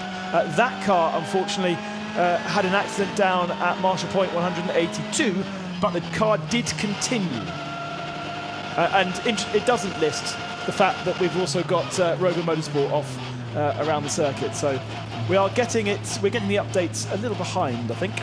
Yeah, I think they're running a few minutes off real time. How dirty the circuit is where the Rover BMW has come off the track. It is absolutely filthy with grass and dirt. Not too much car, actually, but just grass and dirt all over the circuit. There is a lot of muck. If you're wondering what was making that massive noise and sounding incredibly gearboxy, that was actually a TCR car. That was one of the Hyundai TCRs. It was the 831, currently running in second place in TCR behind its teammate, behind another Hyundai. It's Hyundai Elantra TCR leading for Hyundai Motorsport, which is the 830 car. The 831 car, which is a Hyundai i30N TCR car, so mixing matches both of their options in TCR. That's currently running in second, and they are split by almost exactly a minute, actually. So the Elantra is currently a minute ahead of the i30N. But it's the Elantra that took victory last year. Hyundai really the only TCR manufacturer to do a works entry. We did see, I think we saw a Cupra works last year, but Cupra in the world of TCR have almost now turned their back on the normal combustion engine TCR cars and are focusing purely on their e-TCR program, their electric TCR program, rewarding Mattis Ekström's team with the responsibility of running the e-TCR machine this year. He's obviously had great relationship with Cupra, also in the electric off-road championship, the Extreme E championship. So very much a big focus. And interesting from Ricardo Feller, who's... Yes, I'm not sure Ricardo Feller got those flags correct. As they were released from the code 60 at the Harper of the TotalEnergies, he absolutely floored it. Went past many cars who weren't doing that. And you kind of think if you're the one car going full speed, when there's 9 cars not going full speed, there's a very good chance you're the car who's read it wrong. But he's carried on going now. The other thing, of course, in that situation, when you're at 60 kilometres an hour, if all those cars in front of you are GT4 cars and you know, SP2s and old Golfs, they don't have the same acceleration as you either. So they weren't actually going for it, I didn't think. Well, no, but I think because they could see the course vehicles, which are on the right-hand side of the straight, and perhaps that's probably means there's some sort of a linked reduction in speed to that. Ricardo Feller from the Scherer Sport Team Phoenix, currently running in 5th place, thought, no, it's my chance to go past 8 cars without any sort of comeback, really. Though I feel that we may find that he has got some penalties. Oh, the penalties are back on again, by the way, as well. Yeah, we've got a couple of penalties coming through. We've got one for the 21 car.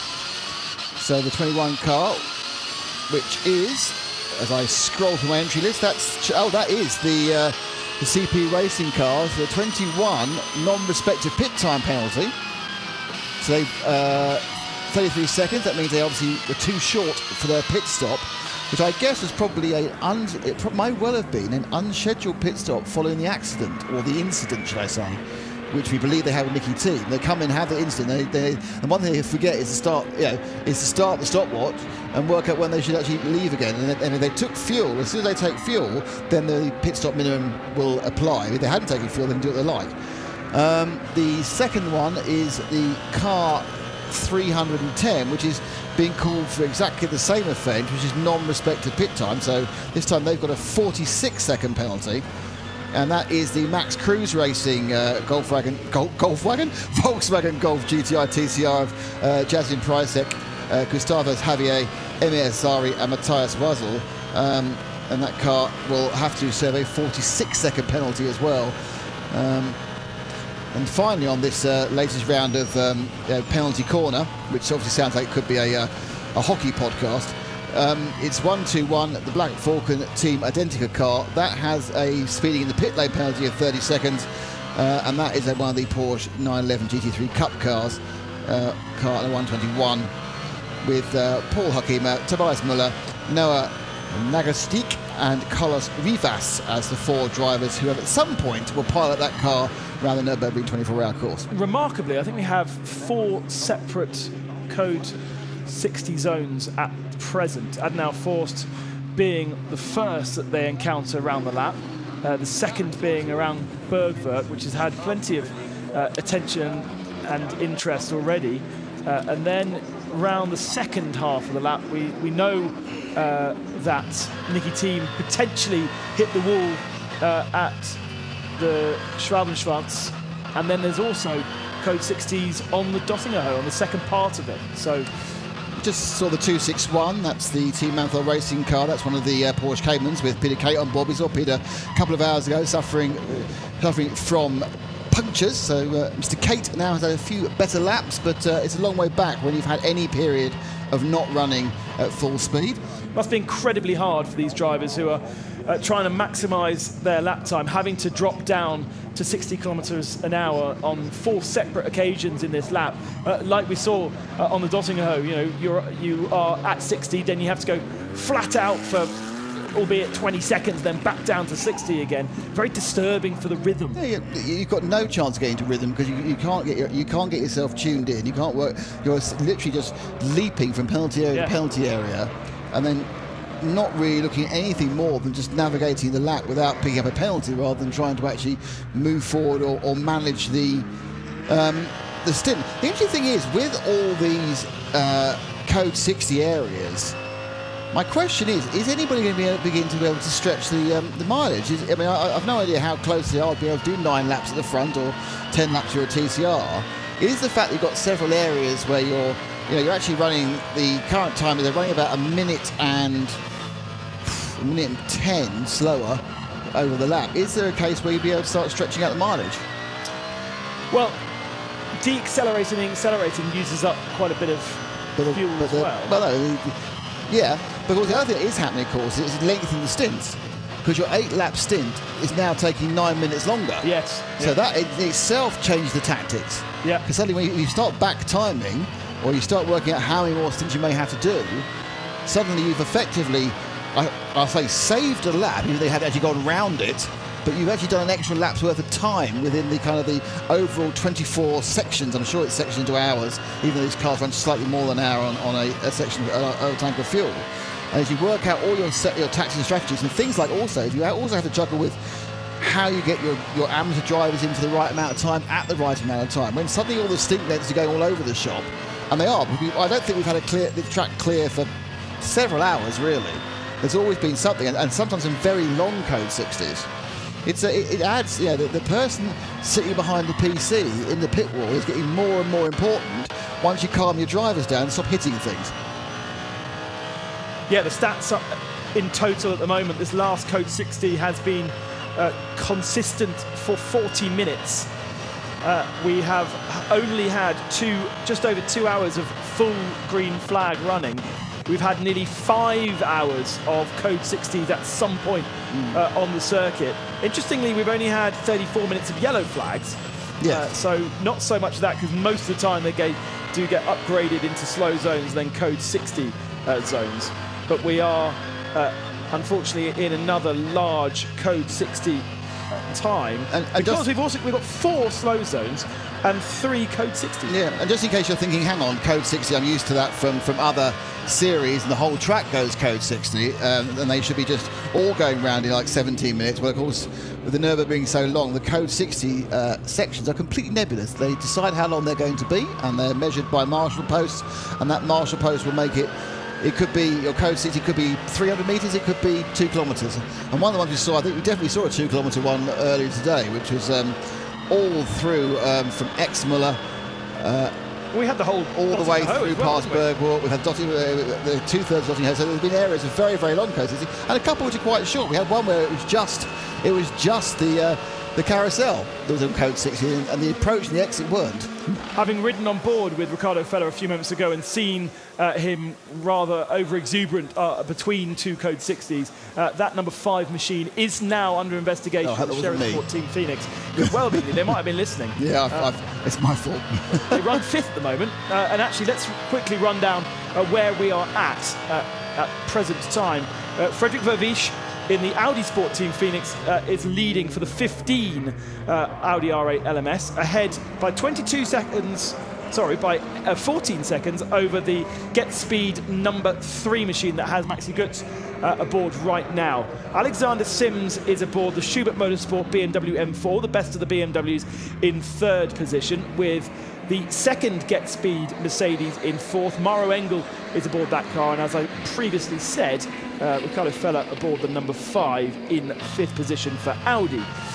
In terms of the class leaders then, Frank Mayer in the Glickenhaus runs 12th overall and is a good bit ahead of True Racing's KTM Crossbow GT2 car. So they are leading in SPX. In Cup 2, it is Black Falcon Team Identica in their Porsche 911 GT3 Cup 992 machine. That's the 121 car, and they are a good minute and a half ahead of their nearest rival, the Kramer Racing 127. Good cluster of Cup 2 cars for battling for 2nd position before you go down to some of the SB9s that have had a few issues, including, unfortunately, our BMW Junior team car that is now running down in 34th position. Best SP10 machine is the Aston Martin Vantage AMR GT4 car of Pro Sports. And they are only just ahead of the best TCR car, would you believe, which, as we mentioned previously, is the Hyundai Elantra of Lauk aboard that machine now. And they are a good bit ahead of any other TCR machine, which is the next one up is the other Hyundai, as we mentioned. Further down the timing screens, we come across the best Cup 3 car, which is G-Tech Competitions Cayman GT4 Club Sport, the 253. the alternative fuel leader has been the Dodge Viper, but it looks as though now the 4Motors Bio Concept Porsche GT3 Cup Car 991 version is leading the alternative fuels, which means the Dodge Viper has had an issue because it doesn't even feature in the top 50 now. In SP3T, it is the Subaru, the only Subaru WX STI 114. SP8T is Pro Sports Aston Martin AMR GT4. SP7 is Uber Motorsport in their 991. It's the number 70 machine. And then those cars that are having a few issues further down. V6 running, Adrenaline Motorsport, running the leading V6 car. Is that Lauren Heinrich aboard that car? I think it's a Cayman S981, the 396.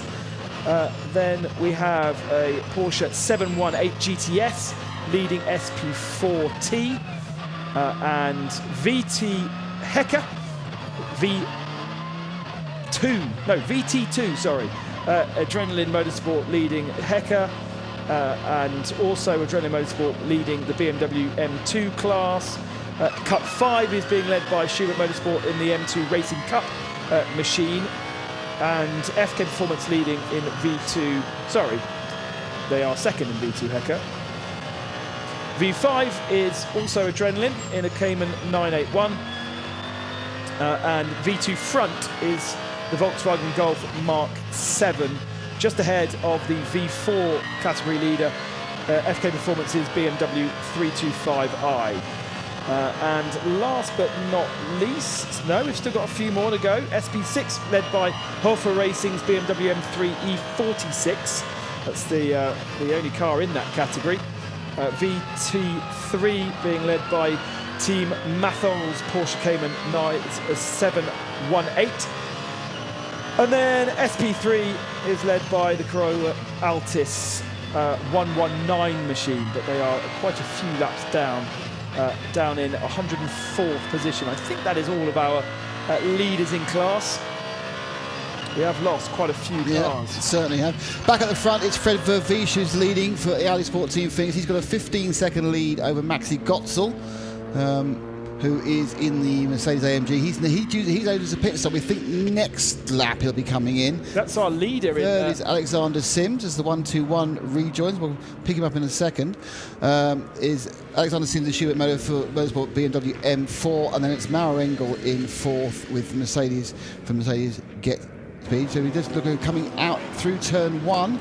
They come through the road unpleasantness, the nastiest left hand in the history of the world. But before that, the 121 was turned round by one of the Mercedes. Really hard to tell in the lights. It looks kind of CP racing-ish. Like one of the GT4 Mercedes rather than the 3. Oh, yeah? Okay. So the 121, just to confirm that, of course, is Black Falcon Team Identica, which is the Porsche 911 GT3 Cup car as well. So it's all going on again. Now, interestingly, what I did get, and thanks to Alan Prosser, who's been at Specutator and at Radio Le Mans on Twitter, he has sent us as he does, frames of captured video with words, "Dear Ricardo Feller, please pit, hand over the license and leave the facilities. How many cars just undertake under yellow?"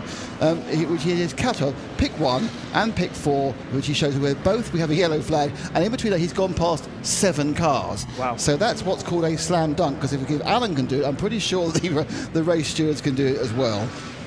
Car 222 is off at Marshall Point 100. That is our latest report from Race Control. Great that they are now identifying the cars. And that's one of the GT Tyre cars. So we don't have to. That's the BMW 328 F30.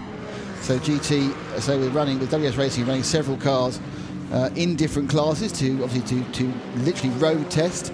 It's the 21. The 21 Mercedes was the car CP which Racing. turned around. But they're having a bit of a day, aren't they? A bit really. So it was actually a GT3 in the end. It did have enough air on it to be a GT3. Naughty boys. So it's really kind of going normally the most gentlemanly and the most respectful of drivers who never get involved in anything.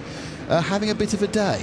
And they've actually brought that car round the Grand Prix loop and brought it into pit lane. That's not the first time that they have made contact at the first turn, if you remember. We also saw them making contact there in qualifying as well. And it's so wide, that part of the circuit. It's actually very easy to do. CP Racing on the racing line, you know, as far left as you possibly want to go. You turn in to grab the apex, and you might not even know that there is a car on your inside. I think that's the 121 was actually coming out the pits. I think we've got our biggest penalty so far. 3 minutes and 23 seconds for the car 223. Another one of the GT Racing machines. This is the GT Motorsport Volkswagen Golf 7. Not quite sure who's